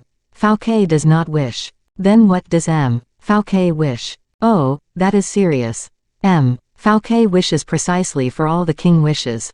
This monologue ended, D'Artagnan began to laugh, whilst making his whip whistle in the air. He was already on the high road, frightening the birds in the hedges, listening to the livres chinking and dancing in his leather pocket, at every step, and, let us confess it, every time that D'Artagnan found himself in such conditions, tenderness was not his dominant vice. Come, said he, I cannot think the expedition a very dangerous one, and it will fall out with my voyage as with that piece M. Monck took me to see in London, which was called, I think, Much Ado About Nothing. 66. The Journey. It was perhaps the 50th time since the day on which we open this history, that this man, with a heart of bronze and muscles of steel, had left house and friends, everything, in short, to go in search of fortune and death. The one, that is to say, death, had constantly retreated before him, as if afraid of him, the other, that is to say, fortune, for only a month past had really made an alliance with him. Although he was not a great philosopher, after the fashion of either Epicurus or Socrates, he was a powerful spirit, having knowledge of life, and endowed with thought. No one is as brave, as adventurous, or as skillful as D'Artagnan, without at the same time being inclined to be a dreamer. He had picked up, here and there, some scraps of M. de la Rochefoucauld, worthy of being translated into Latin by M. de Port Royal, and he had made a collection, en passant, in the society of Athos and Aramis, of many morsels of Seneca and Cicero, translated by them, and applied to the uses of common life. That contempt of riches which our Gascon had observed as an article of faith during the 35 first years of his life, had for a long time been considered by him as the first article of the code of bravery. Article first, said he, a man is brave because he has nothing. A man has nothing because he despises riches. Therefore, with these principles, which, as we have said, had regulated the 35 first years of his life, D'Artagnan was no sooner possessed of riches, than he felt it necessary to ask himself if, in spite of his riches, he were still brave. To this, for any other but D'Artagnan, the events of the Place de Grève might have served as a reply. Many consciences would have been satisfied with them, but D'Artagnan was brave enough to ask himself sincerely and conscientiously if he were brave. Therefore to this. But it appears to me that I drew promptly enough, and cut and thrust pretty freely on the Place de Grève, to be satisfied of my bravery. D'Artagnan had himself replied. Gently, Captain, that is not an answer. I was brave that day, because they were burning my house, and there are 100, and even 1,000, to speak against one, that if those gentlemen of the riots had not formed that unlucky idea, their plan of attack would have succeeded, or, at least, it would not have been I who would have opposed myself to it. Now, what will be brought against me? I have no house to be burnt in Britannia, I have no treasure there that can be taken from me. No, but I have my skin, that precious skin of M. D'Artagnan, which to him is worth more than all the houses and all the treasures of the world. That skin to which I cling above everything, because it is, everything considered, the binding of a body which encloses a heart very warm and ready to fight, and, consequently, to live. Then, I do desire to live, and, in reality, I live much better, more completely, since I have become rich. Who the devil ever said that money spoiled life? Upon my soul, it is no such thing, on the contrary, it seems as if I absorbed a double quantity of air and sun. Mordioux! What will it be then, if I double that fortune, and if, instead of the switch I now hold in my hand, I should ever carry the baton of a maréchal? Then I really don't know if there will be, from that moment, enough of air and sun for me. In fact, this is not a dream. Who the devil would oppose it, if the king made me a maréchal, as his father, King Louis XIII, made a duke and constable of Albert de Lens? Am I not as brave, and much more intelligent, than that imbecile de Vitry? Ah, That's exactly what will prevent my advancement. I have too much wit. Luckily, if there is any justice in this world, fortune owes me many compensations. She owes me certainly a recompense for all I did for Anne of Austria, and an indemnification for all she has not done for me. Then, at the present, I am very well with a king, and with a king who has the appearance of determining to reign. May God keep him in that illustrious road. For, if he is resolved to reign, he will want me, and if he wants me, he will give me what he has promised me, warmth and light, so that I march, comparatively, now, as I marched formerly, from nothing to everything.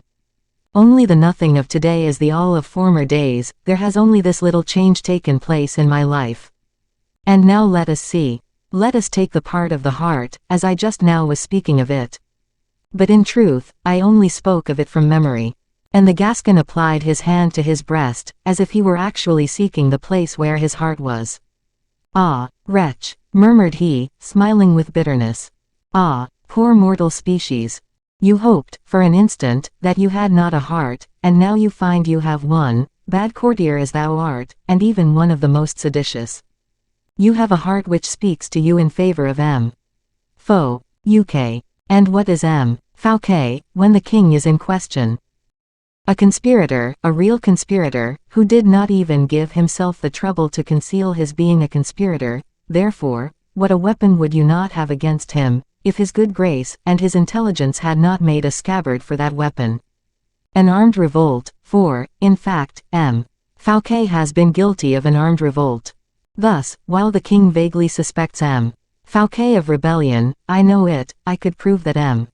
Fouquet had caused the shedding of the blood of His Majesty's subjects. Now, then, let us see. Knowing all that, and holding my tongue, what further would this heart wish in return for a kind action of M. Fouquet's, for an advance of 15,000 livres, for a diamond worth 1,000 pistoles, for a smile in which there was as much bitterness as kindness? I save his life. Now, then, I hope, continued the musketeer, that this imbecile of a heart is going to preserve silence, and so be fairly quits with M. Fouquet. Now, then, the king becomes my son, and as my heart is quits with M. Fouquet, let him beware who places himself between me and my son. Forward, for His Majesty Louis XIV, forward. These reflections were the only impediments which were able to retard the progress of D'Artagnan. These reflections once made, he increased the speed of his horse. But, however perfect his horse Zephyr might be, it could not hold out at such a pace forever. The day after his departure from Paris, his mount was left at Chartres, at the house of an old friend D'Artagnan had met with in an hotelier of that city. From that moment the musketeer travelled on post horses. Thanks to this mode of locomotion, he traversed the space separating Chartres from Chateaubriand. In the last of these two cities, far enough from the coast to prevent anyone guessing that D'Artagnan wished to reach the sea, far enough from Paris to prevent all suspicion of his being a messenger from Louis XIV, whom D'Artagnan had called his son, without suspecting that he who was only at present a rather poor star in the heaven of royalty, would, one day, make that star his emblem. The messenger of Louis XIV, we say, quitted his post and purchased a bidet of the meanest appearance, one of those animals which an officer of the cavalry would never choose, for fear of being disgraced. Excepting the color, this new acquisition recalled to the mind of D'Artagnan the famous orange-colored horse with which, or rather upon which, he had made his first appearance in the world. Truth to say, from the moment he crossed this new steed, it was no longer D'Artagnan who was traveling. It was a good man clothed in an iron-grey juste au corps, brown haut de chausses, holding the medium between a priest and a layman. That which brought him nearest to the churchman was, that D'Artagnan had placed on his head a calotte of threadbare velvet, and over the calotte, a large black hat, no more sword, a stick hung by a cord to his wrist, but to which, he promised himself, as an unexpected auxiliary, to join, upon occasion, a good dagger, 10 inches long, concealed under his cloak. The bidet purchased at Chateaubriand completed the metamorphosis. It was called, or rather D'Artagnan called it, Ferret. If I have changed Zephyr into Ferret, said D'Artagnan, I must make some diminutive or other of my own name.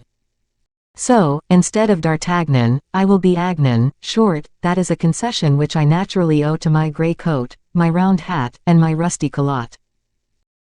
Monsieur d'Artagnan travelled, then, pretty easily upon Ferret, who ambled like a true butter-woman's pad, and who, with his amble, managed cheerfully about 12 leagues a day, upon 4 spindle shanks, of which the practised eye of D'Artagnan had appreciated the strength and safety beneath the thick mass of hair which covered them.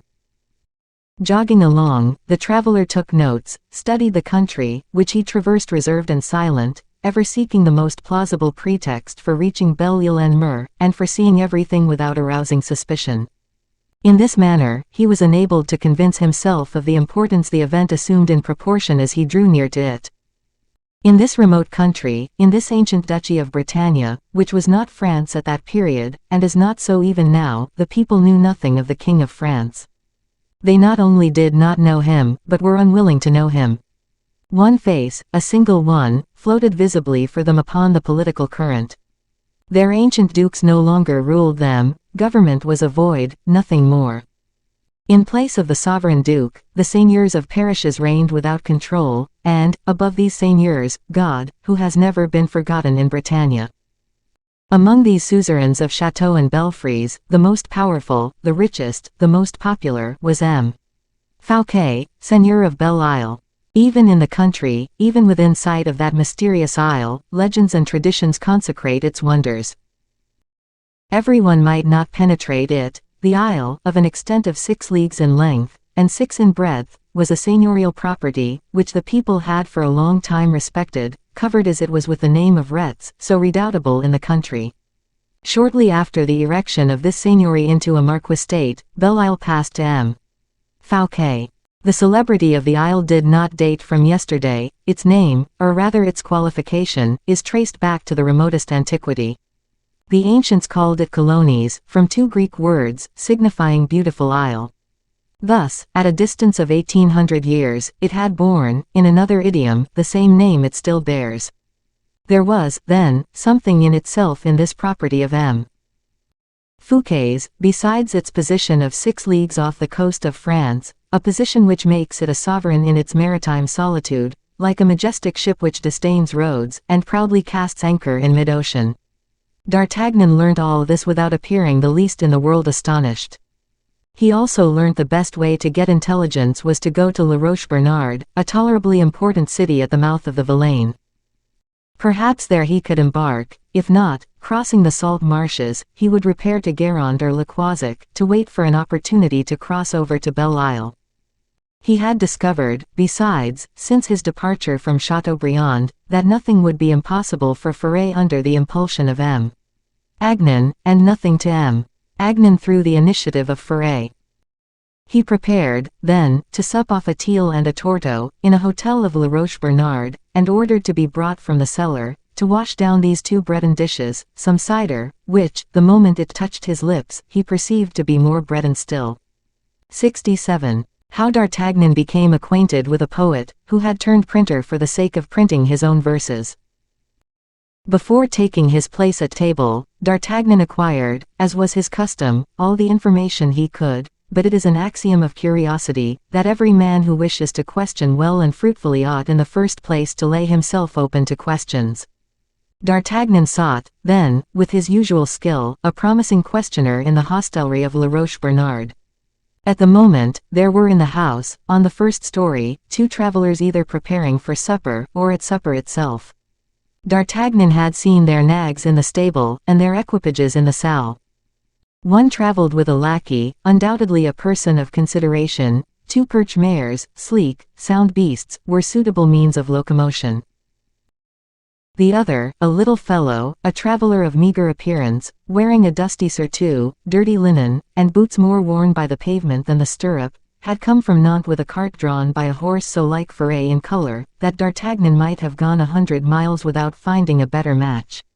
This cart contained divers large packets wrapped in pieces of old stuff. "That traveller yonder," said D'Artagnan to himself, "is the man for my money. He will do, he suits me, I ought to do for him and suit him." M. Agnan, with the grey doublet and the rusty culotte, is not unworthy of supping with the gentleman of the old boots and still older horse. This said, D'Artagnan called the host, and desired him to send his teal, torteau, and cider up to the chamber of the gentleman of modest exterior. He himself climbed, a plate in his hand, the wooden staircase which led to the chamber, and began to knock at the door. "Come in," said the unknown. D'Artagnan entered, with a simper on his lips, his plate under his arm, his hat in one hand, his candle in the other. "Excuse me, monsieur," said he, "I am as you are, a traveler, I know no one in the hotel, and I have the bad habit of losing my spirits when I eat alone, so that my repast appears a bad one to me, and does not nourish me. Your face, which I saw just now, when you came down to have some oysters opened, your face pleased me much. Besides, I have observed you have a horse just like mine, and that the host, no doubt on account of that resemblance, has placed them side by side in the stable, where they appear to agree amazingly well together. I therefore, monsieur, do not see any reason why the masters should be separated when the horses are united. Accordingly, I am come to request the pleasure of being admitted to your table. My name is Agnan, at your service, monsieur, the unworthy steward of a rich seigneur, who wishes to purchase some salt mines in this country, and sends me to examine his future acquisitions. In truth, monsieur, I should be well pleased if my countenance were as agreeable to you as yours is to me, for, upon my honor, I am quite at your service." The stranger, whom D'Artagnan saw for the first time, for before he had only caught a glimpse of him, the stranger had black and brilliant eyes, a yellow complexion, a brow a little wrinkled by the weight of 50 years, bonhomie in his features collectively, but some cunning in his look. One would say, thought D'Artagnan, that this merry fellow has never exercised more than the upper part of his head, his eyes, and his brain.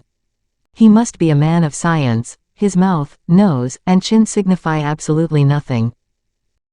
"Monsieur," replied the latter, "with whose mind and person we have been making so free, you do me much honor, not that I am ever ennuyé, for I have," added he, smiling, "a company which amuses me always, but, never mind that, I am happy to receive you."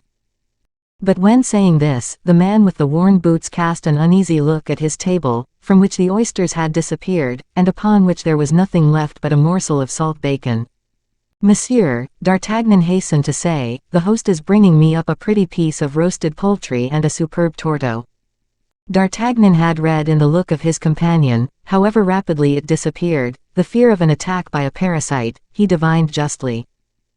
At this opening, the features of the man of modest exterior relaxed, and, as if he had watched the moment for his entrance, as D'Artagnan spoke, the host appeared, bearing the announced dishes. The torteau and the teal were added to the morsel of broiled bacon. D'Artagnan and his guest bowed, sat down opposite to each other, and, like two brothers, shared the bacon and the other dishes. "Monsieur," said D'Artagnan, "you must confess that association is a wonderful thing." "How so?" replied the stranger, with his mouth full. "Well, I will tell you," replied D'Artagnan. The stranger gave a short truce to the movement of his jaws, in order to hear the better. "In the first place," continued D'Artagnan, "instead of one candle, which each of us had, we have two." "That is true," said the stranger, struck with the extreme lucidity of the observation. "Then I see that you eat my torteau in preference, whilst I, in preference, eat your bacon." "That is true again. And then, in addition to being better lighted and eating what we prefer, I place the pleasure of your company." "Truly, monsieur, you are very jovial," said the unknown, cheerfully. "Yes, monsieur, jovial, as all people are who carry nothing on their minds, or, for that matter, in their heads."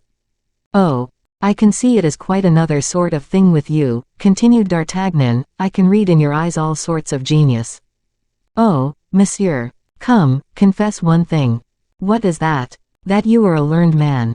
"Ma foi, monsieur. Hein. Almost. Come, then, I am an author." "There," cried D'Artagnan, clapping his hands, "I knew I could not be deceived." "It is a miracle." "Monsieur. What, shall I have the honor of passing the evening in the society of an author, of a celebrated author, perhaps?" "Oh," said the unknown, blushing, "celebrated, monsieur, celebrated is not the word." "Modest," cried D'Artagnan, transported, "he is modest." Then, turning towards the stranger, with a character of blunt bonhomie, "But tell me at least the name of your works, monsieur, for you will please to observe you have not told me your name, and I have been forced to divine your genius." "My name is Jupinet, monsieur," said the author. "A fine name, a grand name. Upon my honor, and I do not know why, pardon me the mistake, if it be one, but surely I have heard that name somewhere. I have made verses, said the poet, modestly. Ah, that is it, then, I have heard them read. A tragedy. I must have seen it played. The poet blushed again, and said, I do not think that can be the case, for my verses have never been printed. Well, then, it must have been the tragedy which informed me of your name. You are again mistaken, for the comedians of the Hôtel de Bourgogne would have nothing to do with it, said the poet, with a smile, the receipt for which certain sorts of pride alone knew the secret. D'Artagnan bit his lips. Thus, then, you see, monsieur, continued the poet, you are in error on my account, and that not being at all known to you, you have never heard tell of me. Ah, that confounds me. That name, Jupinet, appears to me, nevertheless, a fine name, and quite as worthy of being known as those of Corneille, or Rotrou, or Garnier. I hope, monsieur, you will have the goodness to repeat to me a part of your tragedy presently, by way of dessert, for instance. That will be sugared roast meat, mordio. Ah, pardon me, monsieur, that was a little oath which escaped me, because it is a habit with my lord and master. I sometimes allow myself to usurp that little oath, as it seems in pretty good taste. I take this liberty only in his absence, please to observe, for you may understand that in his presence, but, in truth, monsieur, this cider is abominable, do you not think so? And besides, the pot is of such an irregular shape it will not stand on the table. Suppose we were to make it level. To be sure, but with what? With this knife. And the teal, with what shall we cut that up? Do you not, by chance, mean to touch the teal? Certainly. Well, then, wait. And the poet rummaged in his pocket, and drew out a piece of brass, oblong, quadrangular, about a line in thickness, and an inch and a half in length. But scarcely had this little piece of brass seen the light, than the poet appeared to have committed an imprudence, and made a movement to put it back again in his pocket.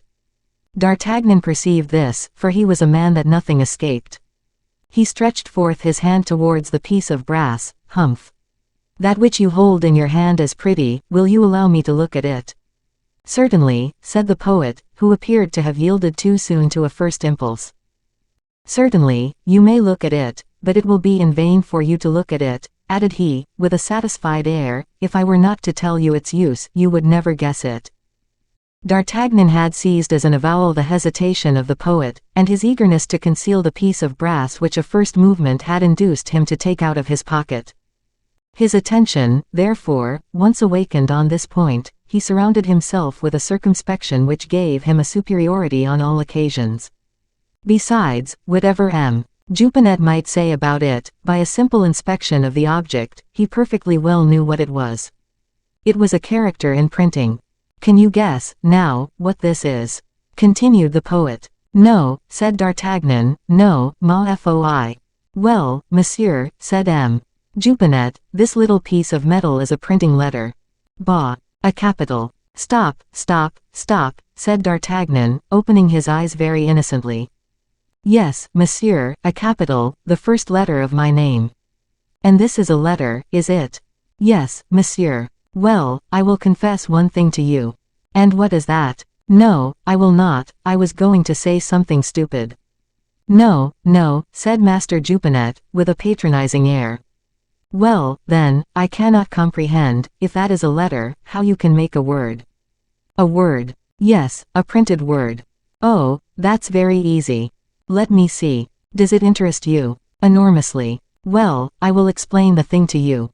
Attend. I am attending. This is it. Good. Look attentively. I am looking. D'Artagnan, in fact, appeared absorbed in observations. Jupinet drew from his pocket 7 or 8 other pieces of brass smaller than the first. Ah, said D'Artagnan. What? You have, then, a whole printing office in your pocket. Peste. That is curious, indeed. Is it not? Good God, what a number of things we learn by traveling. To your health, said Jupinet, quite enchanted. To yours, mordio, to yours. But, an instant, not in this cider. It is an abominable drink, unworthy of a man who quenches his thirst at the Hippocrene fountain. Is not it so you call your fountain, you poets? Yes, monsieur, our fountain is so called. That comes from two Greek words, hippos, which means a horse, and Monsieur, interrupted D'Artagnan, you shall drink of a liquor which comes from one single French word, and is none the worse for that, from the word grape. This cider gives me the heartburn. Allow me to inquire of your host if there is not a good bottle of Bougaincy, or of the Saran growth, at the back of the large bins in his cellar. The host, being sent for, immediately attended. Monsieur, interrupted the poet, take care, we shall not have time to drink the wine, unless we make great haste, for I must take advantage of the tide to secure the boat. What boat? Asked D'Artagnan. Why, the boat which sets out for Belle Isle. Ah, for Belle Isle, said the musketeer, that is good. Bah! You will have plenty of time, monsieur, replied the hotelier, uncorking the bottle, the boat will not leave this hour.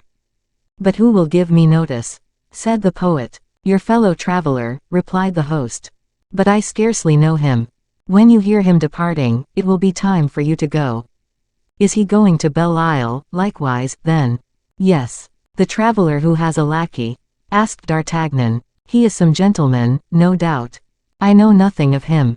What, know nothing of him? No, all I know is, that he is drinking the same wine as you. Peste, that is a great honor for us, said D'Artagnan, filling his companion's glass whilst the host went out. So, resumed the poet, returning to his dominant ideas, you never saw any printing done. Never. Well, then, take the letters thus, which compose the word, you see, A-B, ma-foi. Here is an R, two E-E, then a G. And he assembled the letters with a swiftness and skill which did not escape the eye of D'Artagnan. Abrégé, said he, as he ended. Good, said D'Artagnan, here are plenty of letters got together, but how are they kept so? And he poured out a second glass for the poet. M. Jupenet smiled like a man who has an answer for everything, then he pulled out, still from his pocket, a little metal ruler, composed of two parts, like a carpenter's rule, against which he put together, and in a line, the characters, holding them under his left thumb. And what do you call that little metal ruler? Said D'Artagnan, for, I suppose, all these things have names. This is called a composing stick, said Jupenet, it is by the aid of this stick that the lines are formed. Come, then, I was not mistaken in what I said, you have a press in your pocket, said D'Artagnan, laughing with an air of simplicity so stupid, that the poet was completely his dupe. No, replied he, but I am too lazy to write, and when I have a verse in my head, I print it immediately. That is a labor spared. Mordioux, thought D'Artagnan to himself, this must be cleared up.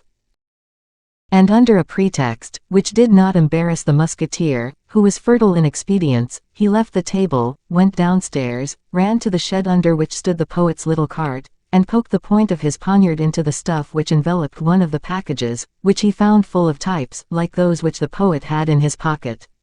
Humph, said D'Artagnan, I do not yet know whether M. Fouquet wishes to fortify Belle Isle, but, at all events, here are some spiritual munitions for the castle. Then, enchanted with his rich discovery, he ran upstairs again, and resumed his place at the table. D'Artagnan had learnt what he wished to know. He, however, remained, none the less, face to face with his partner, to the moment when they heard from the next room symptoms of a person's being about to go out. The printer was immediately on foot, he had given orders for his horse to be got ready. His carriage was waiting at the door. The second traveler got into his saddle, in the courtyard, with his lackey. D'Artagnan followed Jupenet to the door, he embarked his cart and horse on board the boat. As to the opulent traveler, he did the same with his 2 horses and servant. But all the wit D'Artagnan employed in endeavoring to find out his name was lost, he could learn nothing. Only he took such notice of his countenance, that it was impressed upon his mind forever. D'Artagnan had a great inclination to embark with the 2 travelers, but an interest more powerful than curiosity, that of success, repelled him from the shore, and brought him back again to the hostelry. He entered with a sigh, and went to bed directly in order to be ready early in the morning with fresh ideas and the sage counsel of sufficing sleep. 68. D'Artagnan continues his investigations. At daybreak D'Artagnan saddled Ferré, who had fared sumptuously all night, devouring the remainder of the oats and hay left by his companions. The musketeer sifted all he possibly could out of the host, who he found cunning, mistrustful, and devoted, body and soul, to M. Fouquet. In order not to awaken the suspicions of this man, he carried on his fable of being a probable purchaser of some salt mines. To have embarked for Belle Isle at Roche Bernard, would have been to expose himself still further to comments which had, perhaps, been already made, and would be carried to the castle. Moreover, it was singular that this traveller and his lackey should have remained a mystery to D'Artagnan, in spite of all the questions addressed by him to the host, who appeared to know him perfectly well. The musketeer then made some inquiries concerning the salt mines, and took the road to the marshes, leaving the sea on his right, and penetrating into that vast and desolate plain which resembles a sea of mud, of which, here and there, a few crests of salt silver the undulations. Ferret walked admirably, with his little nervous legs, along the foot-wide causeways which separate the salt mines.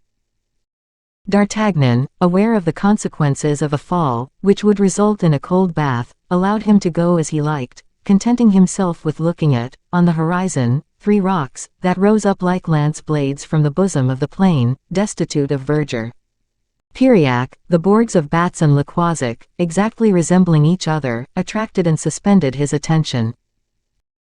If the traveller turned round, the better to make his observations, he saw on the other side an horizon of 3 other steeples, Guérande, Le Poligoin, and Saint Joachim, which, in their circumference, represented a set of skittles, of which he and Ferret were but the wandering ball.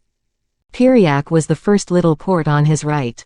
He went thither, with the names of the principal salters on his lips. At the moment he reached the little port of Piriac, 5 large barges, laden with stone, were leaving it. It appeared strange to D'Artagnan, that stones should be leaving a country where none are found. He had recourse to all the amenity of M. Agnan to learn from the people of the port the cause of this singular arrangement. An old fisherman replied to M. Agnan, that the stones very certainly did not come from Piriac or the marshes. Where do they come from, then? Asked the musketeer. Monsieur, they come from Nantes and Paimboeuf. Where are they going, then? Monsieur, to Belle Isle. Ah, said D'Artagnan, in the same tone he had assumed to tell the printer that his character interested him. Are they building at Belle Isle, then? Why, yes, Monsieur, M. Fouquet has the walls of the castle repaired every year. It is in ruins, then. It is old. Thank you. The fact is, said D'Artagnan to himself, nothing is more natural. Every proprietor has a right to repair his own property. It would be like telling me I was fortifying the image de Notre Dame, when I was simply obliged to make repairs. In good truth, I believe false reports have been made to His Majesty, and he is very likely to be in the wrong. You must confess, continued he then, aloud, and addressing the fisherman, for his part of a suspicious man was imposed upon him by the object even of his mission, you must confess, my dear monsieur, that these stones travel in a very curious fashion. How so? Said the fisherman. They come from Nantes or Paimboeuf by the Loire, do they not? With the tide. That is convenient, I don't say it is not, but why do they not go straight from Saint-Nazaire to Belle Isle? Because the Chalons barges are freshwater boats, and take the sea badly, replied the fisherman. That is not sufficient reason. Pardon me, monsieur, one may see that you have never been a sailor, added the fisherman, not without a sort of disdain. Explain to me, if you please, my good man. It appears to me that to come from Paimboeuf to Piriac, and go from Piriac to Belle Isle, is as if we went from Roche Bernard to Nantes, and from Nantes to Piriac. By water that would be the nearest way, replied the fisherman imperturbably. But there is an elbow. The fisherman shook his head. The shortest road from one place to another is a straight line, continued D'Artagnan. You forget the tide, monsieur. Well, take the tide. And the wind. Well, and the wind. Without doubt, the current of the Loire carries barks almost as far as Croisic.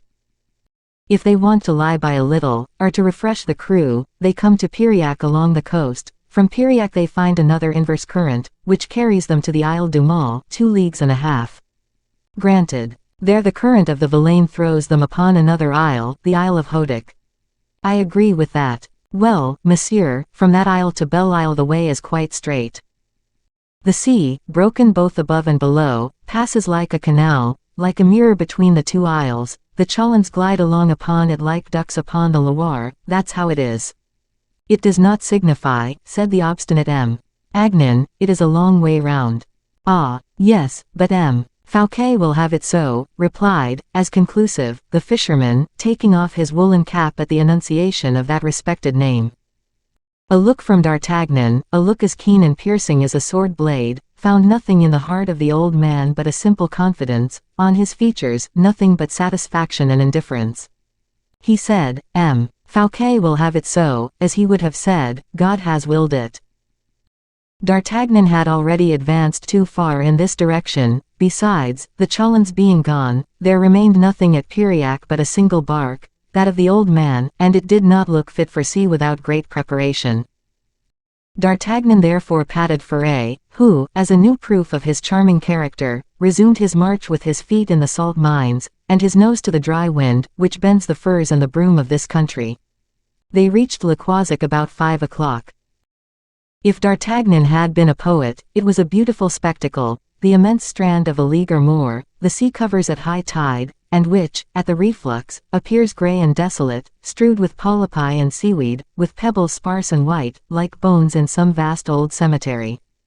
But the soldier, the politician, and the ambitious man, had no longer the sweet consolation of looking towards heaven to read there a hope or a warning. A red sky signifies nothing to such people but wind and disturbance. White and fleecy clouds upon the azure only say that the sea will be smooth and peaceful. D'Artagnan found the sky blue, the breeze embalmed with saline perfumes, and he said, I will embark with the first tide, if it be but in a nutshell. At Le Croisic as at Piriac, he had remarked enormous heaps of stone lying along the shore. These gigantic walls, diminished every tide by the barges for Belle Isle, were, in the eyes of the musketeer, the consequence and the proof of what he had well divined at Piriac. Was it a wall that M. Fouquet was constructing? Was it a fortification that he was erecting? To ascertain that, he must make fuller observations. D'Artagnan put Ferret into a stable, supped, went to bed, and on the morrow took a walk upon the port or rather upon the shingle. Le Croisic has a port of 50 feet, it has a lookout which resembles an enormous brioche, a kind of cake elevated on a dish. The flat strand is the dish. Hundreds of barrows full of earth amalgamated with pebbles, and rounded into cones, with sinuous passages between, are lookouts and brioches at the same time. It is so now, and it was so 200 years ago, only the brioche was not so large, and probably there were to be seen no trellises of lath around the brioche, which constitute an ornament, planted like guards fous along the passages that wind towards the little terrace. Upon the shingle lounged 3 or 4 fishermen talking about sardines and shrimps. D'Artagnan, with his eyes animated by a rough gaiety, and a smile upon his lips, approached these fishermen. Any fishing going on today? Said he. Yes, monsieur, replied one of them, we are only waiting for the tide. Where do you fish, my friends? Upon the coasts, monsieur. Which are the best coasts? Ah, that is all according. The tour of the isles, for example. Yes, but they are a long way off, those isles, are they not? Not very, 4 leagues. 4 leagues. That is a voyage. The fisherman laughed in M. Agnan's face. Hear me, then, said the latter with an air of simple stupidity, 4 leagues off you lose sight of land, do you not? Why, not always. Ah, it is a long way, too long, or else I would have asked you to take me aboard, and to show me what I have never seen. What is that? A live sea fish. Monsieur comes from the province. Said a fisherman. Yes, I come from Paris. The Breton shrugged his shoulders, then. Have you ever seen M. Fouquet in Paris? Asked he. Often, replied D'Artagnan. Often, repeated the fishermen, closing their circle round the Parisian. Do you know him? A little, he is the intimate friend of my master. Ah, said the fisherman, in astonishment. And, said D'Artagnan, I have seen all his chateau of Saint-Mandé, of Vaux, and his hotel in Paris. Is that a fine place? Superb. It is not so fine a place as Belle Isle, said the fisherman. Bah, cried M. D'Artagnan, breaking into a laugh so loud that he angered all his auditors.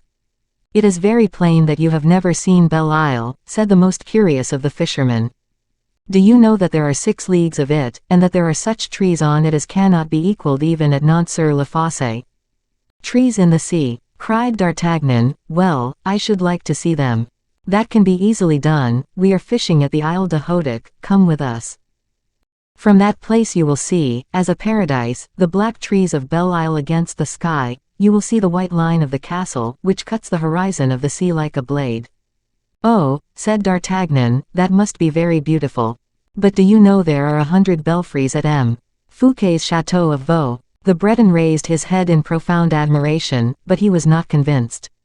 100 belfries. Ah, that may be, but Belle Isle is finer than that. Should you like to see Belle Isle? Is that possible? Asked D'Artagnan. Yes, with permission of the governor. But I do not know the governor.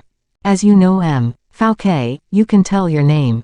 Oh, my friends, I am not a gentleman. Everybody enters Belle Isle, continued the fisherman in his strong, pure language, provided he means no harm to Belle Isle or its master. A slight shudder crept over the body of the musketeer. That is true, thought he. Then recovering himself, if I were sure, said he, not to be seasick. What, upon her, said the fisherman, pointing with pride to his pretty round-bottomed bark. Well, you almost persuade me, cried M. Agnan. I will go and see Belle Isle, but they will not admit me. We shall enter, safe enough. You. What for? Why, dame, to sell fish to the corsairs. Ha! Corsairs, what do you mean? Well, I mean that M. Fouquet is having 2 corsairs built to chase the Dutch and the English, and we sell our fish to the crews of those little vessels. Come, come, said D'Artagnan to himself, better and better. A printing press, bastions, and corsairs. Well, M. Fouquet is not an enemy to be despised, as I presume to fancy. He is worth the trouble of traveling to see him nearer. We set out at 5:30, said the fisherman gravely. I am quite ready, and I will not leave you now. So D'Artagnan saw the fishermen haul their barks to meet the tide with a windlass. The sea rose. M. Agnan allowed himself to be hoisted on board, not without sporting a little fear and awkwardness, to the amusement of the young beach urchins who watched him with their large intelligent eyes. He laid himself down upon a folded sail, not interfering with anything whilst the bark prepared for sea, and, with its large square sail, it was fairly out within 2 hours. The fishermen, who prosecuted their occupation as they proceeded, did not perceive that their passenger had not become pale, neither groaned nor suffered, that in spite of that horrible tossing and rolling of the bark, to which no hand imparted direction, the novice passenger had preserved his presence of mind and his appetite. They fished, and their fishing was sufficiently fortunate. To lines baited with prawn, soles came, with numerous gambols, to bite.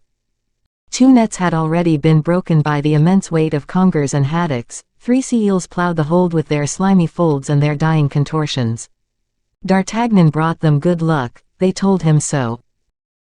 The soldier found the occupation so pleasant, that he put his hand to the work, that is to say, to the lines, and uttered roars of joy, and mordio enough to have astonished his musketeers themselves, every time that a shock given to his line by the captured fish required the play of the muscles of his arm, and the employment of his best dexterity. The party of pleasure had made him forget his diplomatic mission. He was struggling with a very large conger, and holding fast with one hand to the side of the vessel, in order to seize with the other the gaping jowl of his antagonist, when the master said to him, "Take care they don't see you from Belle Isle."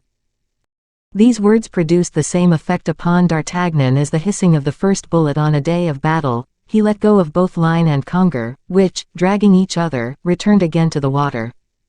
D'Artagnan perceived, within half a league at most, the blue and marked profile of the rocks of Belle Isle, dominated by the majestic whiteness of the castle. In the distance, the land with its forests and verdant plains, cattle on the grass. This was what first attracted the attention of the musketeer. The sun darted its rays of gold upon the sea, raising a shining mist round this enchanted isle.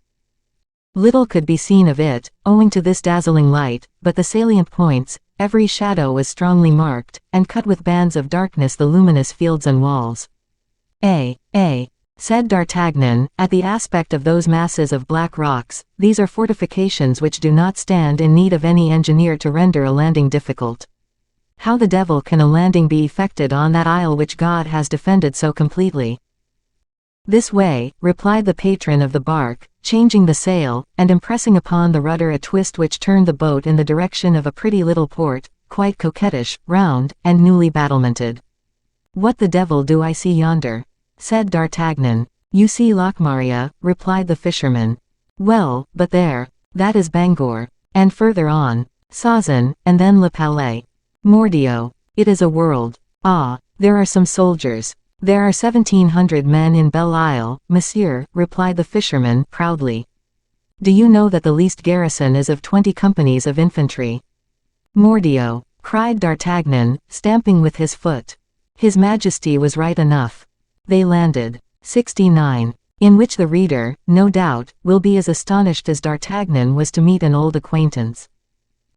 There is always something in a landing, if it be only from the smallest sea-boat, a trouble and a confusion which do not leave the mind the liberty of which it stands in need in order to study at the first glance the new locality presented to it.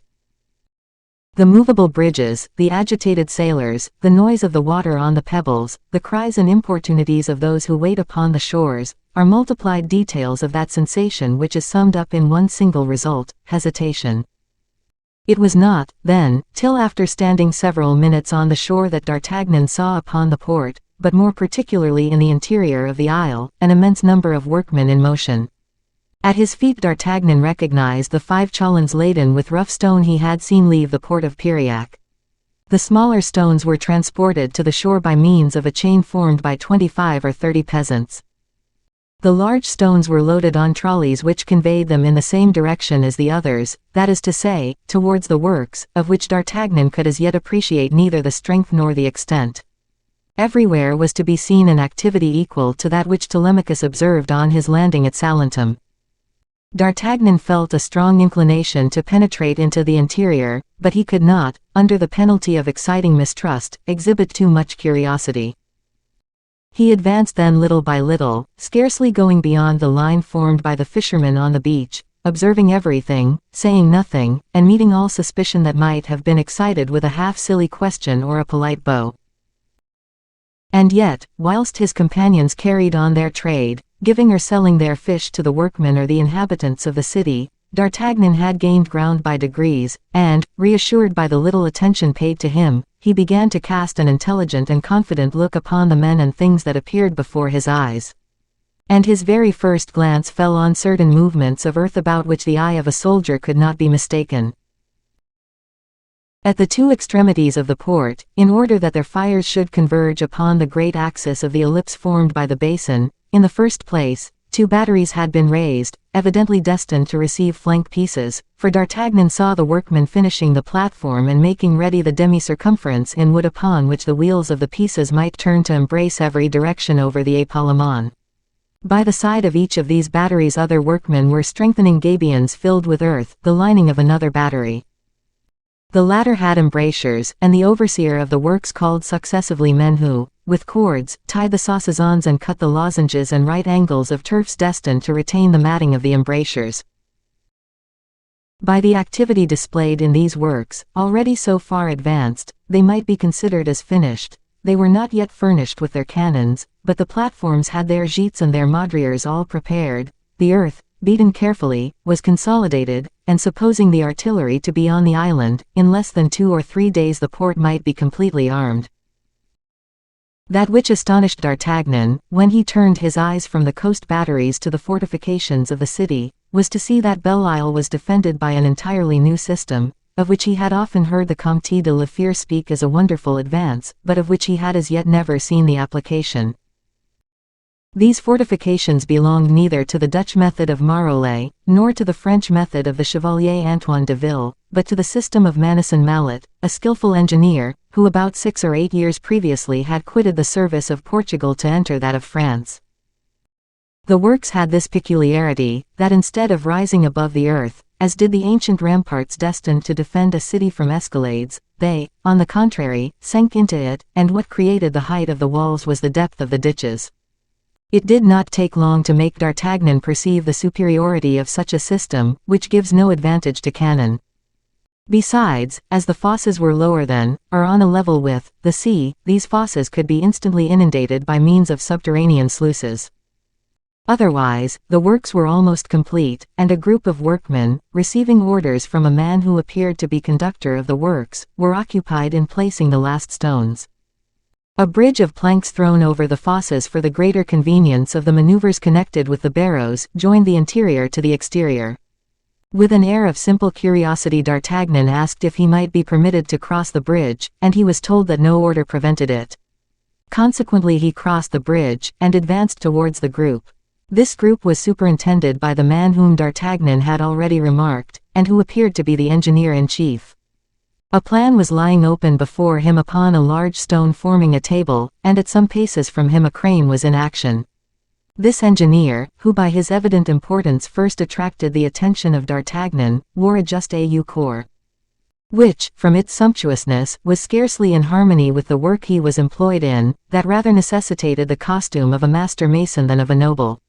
He was a man of immense stature and great square shoulders, and wore a hat covered with feathers. He gesticulated in the most majestic manner, and appeared, for D'Artagnan only saw his back, to be scolding the workmen for their idleness and want of strength. D'Artagnan continued to draw nearer. At that moment the man with the feathers ceased to gesticulate, and, with his hands placed upon his knees, was following, half bent, the effort of 6 workmen to raise a block of hewn stone to the top of a piece of timber destined to support that stone, so that the cord of the crane might be passed under it. The 6 men, all on one side of the stone, united their efforts to raise it to 8 or 10 inches from the ground, sweating and blowing, whilst a 7th got ready for when there should be daylight enough beneath it to slide in the roller that was to support it. But the stone had already twice escaped from their hands before gaining a sufficient height for the roller to be introduced. There can be no doubt that every time the stone escaped them, they bounded quickly backwards, to keep their feet from being crushed by the refalling stone. Every time, the stone, abandoned by them, sunk deeper into the damp earth, which rendered the operation more and more difficult.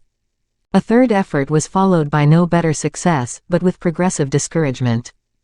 And yet, when the 6 men were bent towards the stone, the man with the feathers had himself, with a powerful voice, given the word of command, firm, which regulates maneuvers of strength.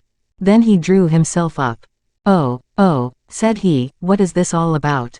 Have I to do with men of straw? Corne de boeuf. Stand on one side, and you shall see how this is to be done. Peste, said D'Artagnan, will he pretend to raise that rock? That would be a sight worth looking at. The workmen, as commanded by the engineer, drew back with their ears down, and shaking their heads, with the exception of the one who held the plank, who prepared to perform the office. The man with the feathers went up to the stone, stooped, slipped his hands under the face lying upon the ground, stiffened his Herculean muscles, and without a strain, with a slow motion, like that of a machine, he lifted the end of the rock a foot from the ground. The workman who held the plank profited by the space thus given him, and slipped the roller under the stone.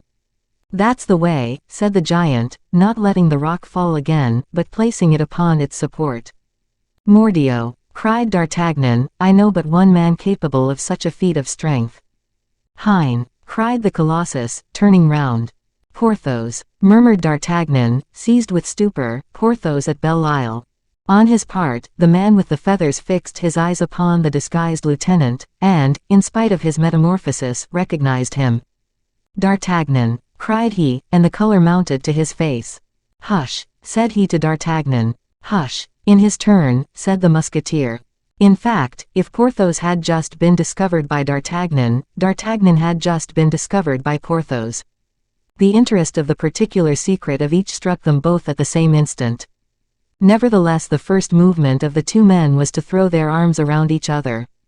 What they wished to conceal from the bystanders was not their friendship, but their names. But, after the embrace, came reflection. What the devil brings Porthos to Belle-Isle, lifting stones? Said D'Artagnan. Only D'Artagnan uttered that question in a low voice. Less strong in diplomacy than his friend, Porthos thought aloud. How the devil did you come to Belle-Isle? Asked he of D'Artagnan, and what do you want to do here? It was necessary to reply without hesitation. To hesitate in answer to Porthos would have been a check, for which the self-love of D'Artagnan would never have consoled itself. "Pardieu, my friend, I am at Belle Isle because you are." "Ah, bah," said Porthos, visibly stupefied with the argument and seeking to account for it to himself, with the felicity of deduction we know to be particular to him. "Without doubt," continued D'Artagnan, unwilling to give his friend time to recollect himself, "I have been to see you at Pierrefonds." "Indeed." "Yes. And you did not find me there." "No, but I found Mouston." "Is he well?" "Peste. Well, but Mouston did not tell you I was here." "Why should he not? Have I, perchance, deserved to lose his confidence?" "No, but he did not know it." "Well, that is a reason at least that does not offend my self-love." "Then how did you manage to find me?" "My dear friend, a great noble like you always leaves traces behind him on his passage, and I should think but poorly of myself, if I were not sharp enough to follow the traces of my friends." This explanation, flattering as it was, did not entirely satisfy Porthos. "But I left no traces behind me, for I came here disguised," said Porthos. "Ah, you came disguised, did you?" said D'Artagnan. "Yes. And how?" "As a miller. And do you think a great noble, like you, Porthos, can affect common manners so as to deceive people?" "Well, I swear to you, my friend, that I played my part so well that everybody was deceived." "Indeed, so well, that I have not discovered and joined you." "Yes, but how did you discover and join me?" "Stop a bit. I was going to tell you how.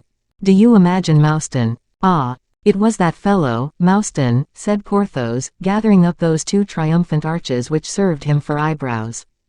"But stop, I tell you, it was no fault of Mouston's because he was ignorant of where you were." "I know he was, and that is why I am in such haste to understand." "Oh, how impatient you are, Porthos. When I do not comprehend, I am terrible." "Well, you will understand. Aramis wrote to you at Pierrefonds, did he not?" "Yes. And he told you to come before the equinox." "That is true." "Well, that is it," said D'Artagnan, hoping that this reason would mystify Porthos. Porthos appeared to give himself up to a violent mental labor. "Yes, yes," said he, "I understand. As Aramis told me to come before the equinox, you have understood that that was to join him. You then inquired where Aramis was, saying to yourself, where Aramis is, there Porthos will be. You have learnt that Aramis was in Bretagne, and you said to yourself, Porthos is in Bretagne." Quote. "Exactly. In good truth, Porthos, I cannot tell why you have not turned conqueror. So you understand that, arriving at Roche-Bernard, I heard of the splendid fortifications going on at Belle Isle. The account raised my curiosity. I embarked in a fishing boat, without dreaming that you were here. I came, and I saw a monstrous fine fellow lifting a stone Ajax could not have stirred. I cried out, nobody but the Baron de Bracieux could have performed such a feat of strength. You heard me, you turned round, you recognized me, we embraced, and, ma foi. If you like, my dear friend, we will embrace again." "Ah, now all is explained," said Porthos, and he embraced D'Artagnan with so much friendship as to deprive the musketeer of his breath for 5 minutes. "Why, you are stronger than ever," said D'Artagnan, "and still, happily, in your arms." Porthos saluted D'Artagnan with a gracious smile. During the 5 minutes D'Artagnan was recovering his breath, he reflected that he had a very difficult part to play. It was necessary that he always should question and never reply. By the time his respiration returned, he had fixed his plans for the campaign. 70. Wherein the ideas of D'Artagnan, at first strangely clouded, begin to clear up a little. D'Artagnan immediately took the offensive. "Now that I have told you all, dear friend, or rather you have guessed all, tell me what you are doing here, covered with dust and mud." Porthos wiped his brow, and looked around him with pride. "Why, it appears," said he, "that you may see what I am doing here." No doubt, you lift great stones." "Oh, to show these idle fellows what a man is," said Porthos, with contempt. "But you understand." "Yes, that is not your place to lift stones, although there are many whose place it is, who cannot lift them as you do. It was that which made me ask you, just now. What are you doing here, Baron?" "I am studying topography, Chevalier." "You are studying topography?" "Yes, but you, what are you doing in that common dress?" D'Artagnan perceived he had committed a fault in giving expression to his astonishment. Porthos had taken advantage of it, to retort with a question. "Why," said he, "you know I am a bourgeois. In fact, my dress, then, has nothing astonishing in it, since it conforms with my condition." "Nonsense. You are a musketeer. You were wrong, my friend, I have given in my resignation." "Bah! Oh, mon Dieu, yes. And you have abandoned the service."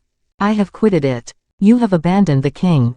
"Quite." Porthos raised his arms towards heaven, like a man who has heard extraordinary news. "Well, that does confound me," said he. "It is nevertheless true. And what led you to form such a resolution?" "The king displeased me. Mazarin had disgusted me for a long time, as you know, so I threw my cassock to the nettles. But Mazarin is dead. I know that well enough, parbleu. Only, at the period of his death, my resignation had been given in and accepted 2 months. Then, feeling myself free, I set off for Pierrefonds, to see my friend Porthos. I had heard talk of the happy division you had made of your time, and I wished, for a fortnight, to divide mine after your fashion. My friend, you know that it is not for a fortnight my house is open to you, it is for a year, for 10 years, for life." "Thank you, Porthos. Ah, but perhaps you want money, do you?" said Porthos, making something like 50 louis chink in his pocket. "In that case, you know." "No, thank you, I am not in want of anything. I placed my savings with Planchet, who pays me the interest of them." "Your savings?" "Yes, to be sure," said D'Artagnan. "Why should I not put by my savings, as well as another, Porthos?" "Oh, there is no reason why. On the contrary, I always suspected you, that is to say, Aramis always suspected you to have savings. For my own part, d'ye see, I take no concern about the management of my household, but I presume the savings of a musketeer must be small." "No doubt, relative to yourself, Porthos, who are a millionaire, but you shall judge. I had laid by 25,000 livres." "That's pretty well," said Porthos, with an affable air. "And," continued D'Artagnan, "on the 28th of last month I added to it 200,000 livres more." Porthos opened his large eyes, which eloquently demanded of the musketeer, "Where the devil did you steal such a sum as that, my dear friend?" 200,000 livres, cried he, at length. "Yes, which, with the 25 I had, and 20,000 I have about me, complete the sum of 245,000 livres. But tell me, whence comes this fortune?" "I will tell you all about it presently, dear friend, but as you have, in the first place, many things to tell me yourself, let us have my recital in its proper order." "Bravo," said Porthos, "then we are both rich. But what can I have to relate to you?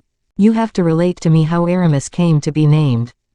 "Ah, Bishop of Vannes. That's it," said D'Artagnan, "Bishop of Vannes.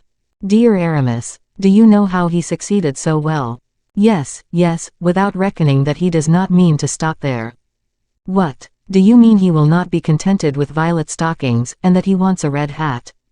"Hush, that is promised him." "Bah, by the king. By somebody more powerful than the king."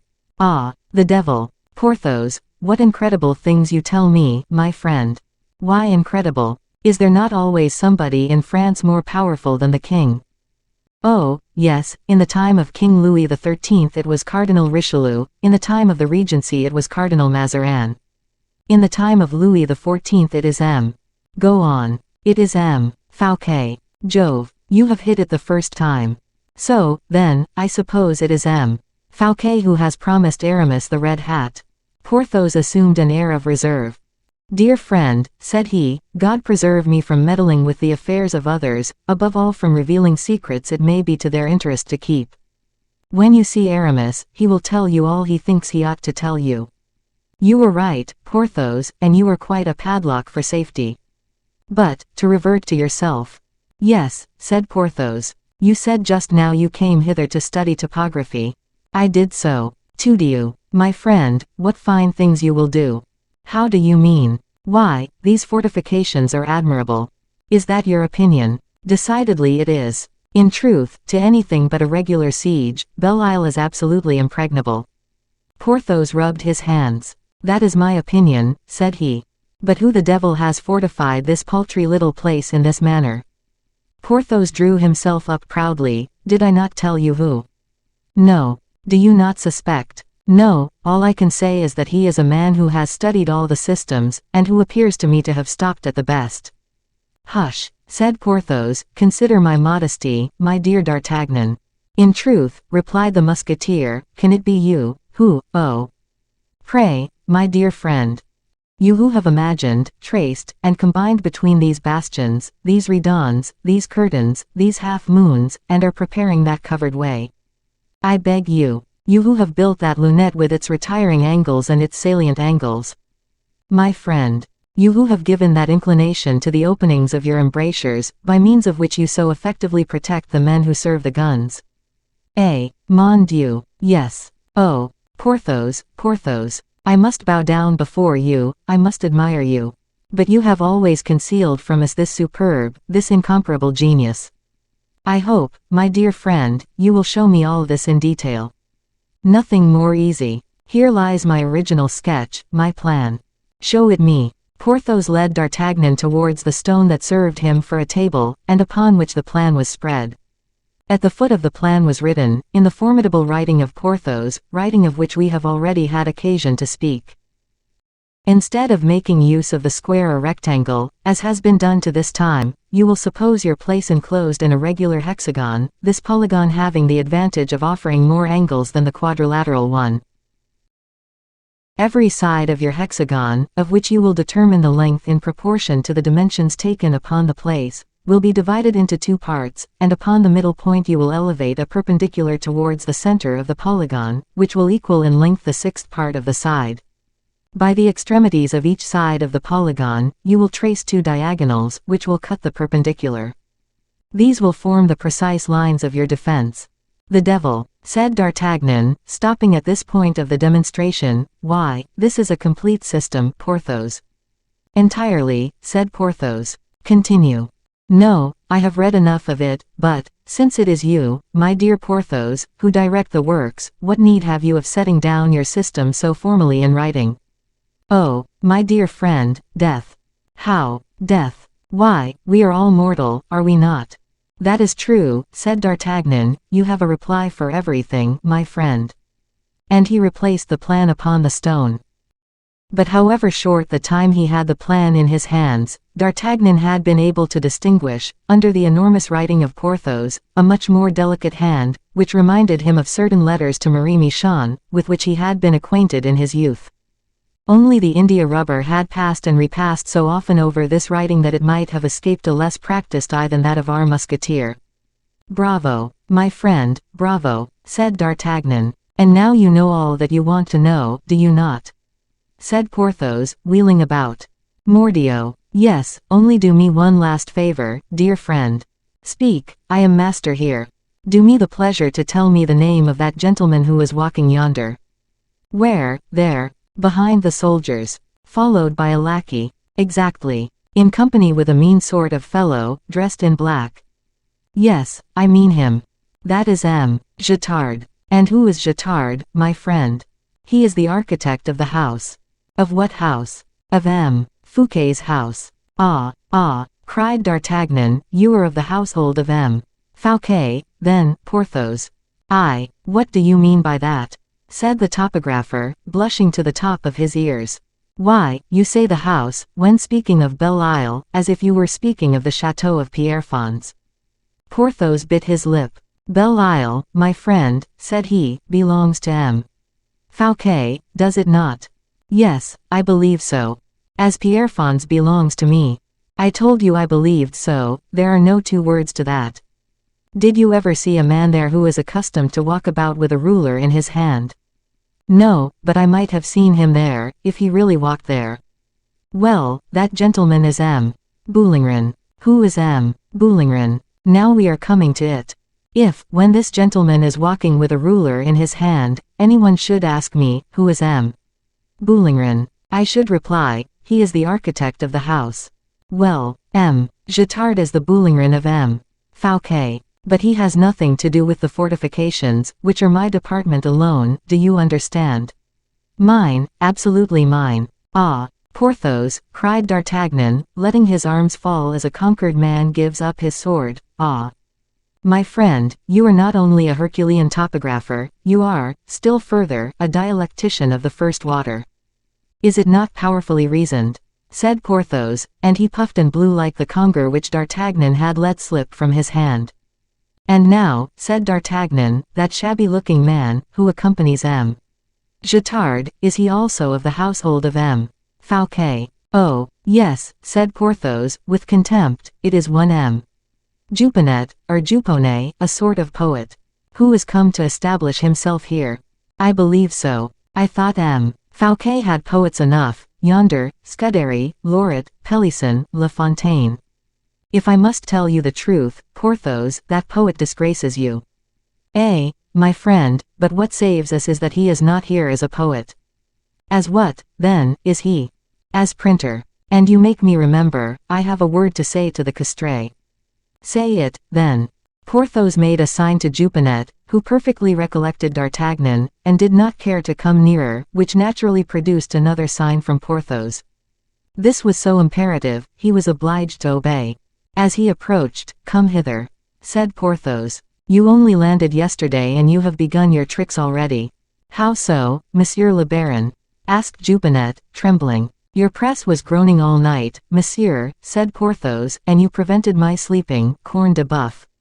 "Monsieur," objected Juponet, timidly, "you have nothing yet to print, therefore you have no occasion to set your press going." "What did you print last night?" "Monsieur, a light poem of my own composition." "Light? No, no, monsieur," the press groaned pitifully beneath it. "Let it not happen again. Do you understand?" "Yes, monsieur." "You promise me?" "I do, monsieur." "Very well, this time I pardon you. Adieu." The poet retreated as humbly as he had approached. "Well, now we have combed that fellow's head, let us breakfast." "Yes," replied D'Artagnan, "let us breakfast. Only," said Porthos, "I beg you to observe, my friend, that we only have 2 hours for our repast." "What would you have?" "We will try to make 2 hours suffice." "But why have you only 2 hours?" "Because it is high tide at 1 o'clock, and, with the tide, I am going to Vannes."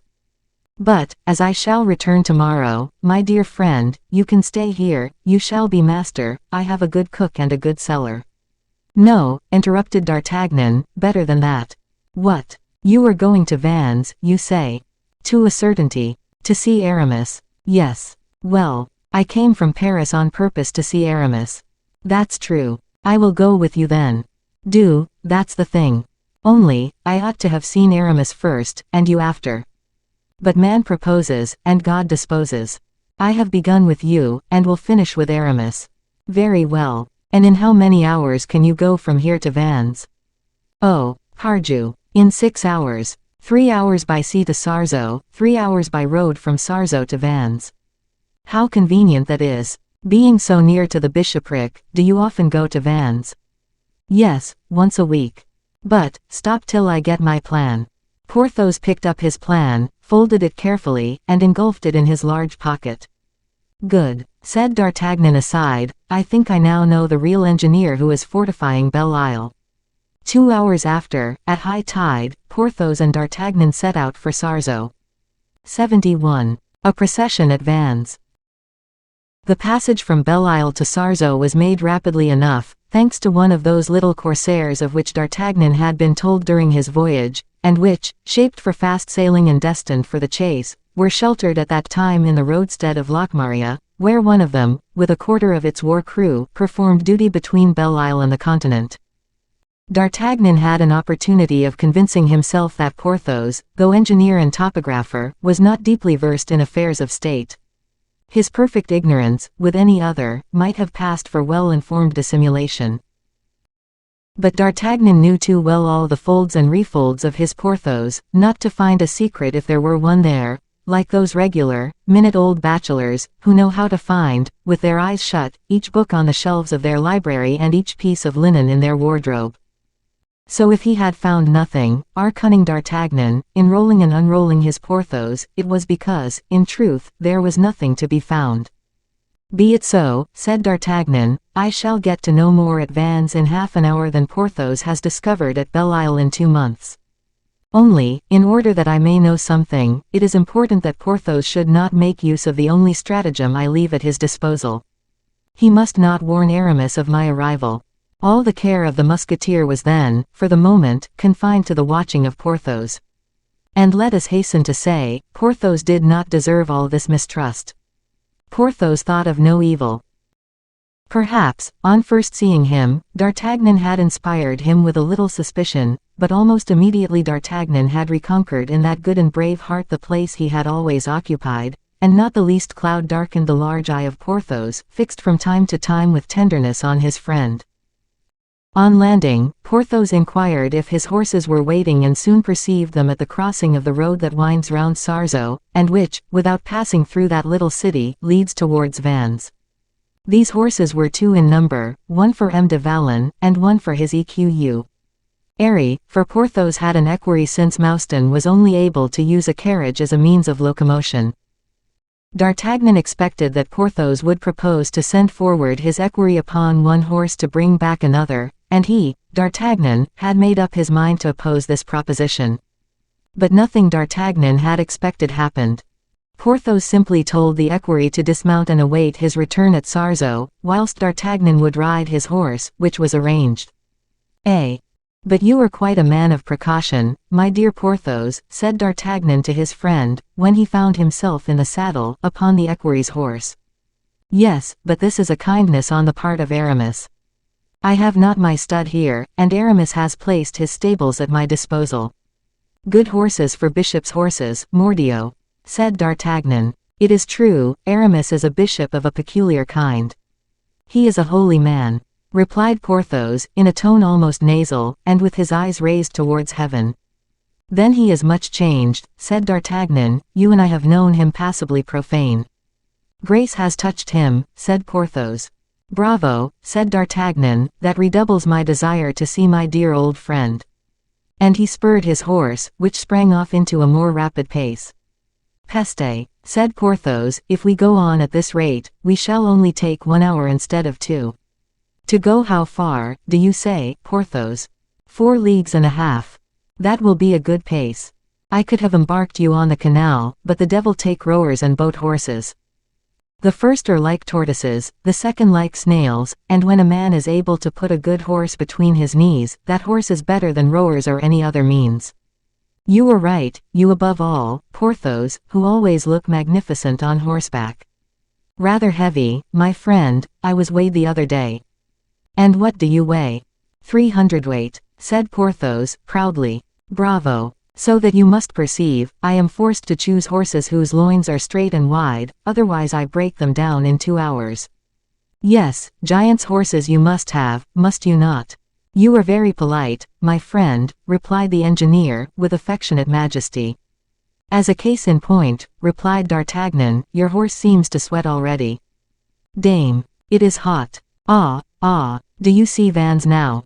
Yes, perfectly. It is a handsome city, apparently. Charming, according to Aramis, at least, but I think it black, but black seems to be considered handsome by artists, I am sorry for it. Why so, Porthos? Because I have lately had my chateau of Pierrefonds, which was grey with age, plastered white. Humph, said D'Artagnan, and white is more cheerful. Yes, but it is less august, as Aramis tells me. Fortunately there are dealers in black as well as white. I will have Pierrefonds replastered in black, that's all there is about it. If grey is handsome, you understand, my friend, black must be superb. Dame, said D'Artagnan, that appears logical. Were you never at Vannes, D'Artagnan? Never. Then you know nothing of the city. Nothing. Well, look, said Porthos, raising himself in his stirrups, which made the forequarters of his horse bend sadly, do you see that corner, in the sun, yonder? Yes, I see it plainly. Well, that is the cathedral. Which is called Saint-Pierre. Now look again, in the faubourg on the left, do you see another cross? Perfectly well. That is Saint Patern, the parish preferred by Aramis. Indeed. Without doubt. Saint Patern, you see, passes for having been the first bishop of Vannes. It is true that Aramis pretends he was not. But he is so learned that may be only a para. A paradox, said D'Artagnan. Precisely, thank you. My tongue trips, I am so hot. My friend, said D'Artagnan, continue your interesting description, I beg. What is that large white building with many windows? Oh, that is the College of the Jesuits. Pardieu, you have an apt hand. Do you see, close to the college, a large house with steeples, turrets, built in a handsome Gothic style, as that fool, M. Guittard, says? Yes, that is plainly to be seen. Well, that is where Aramis resides. What, does he not reside at the episcopal palace? No, that is in ruins. The palace likewise is in the city, and Aramis prefers the faubourgs.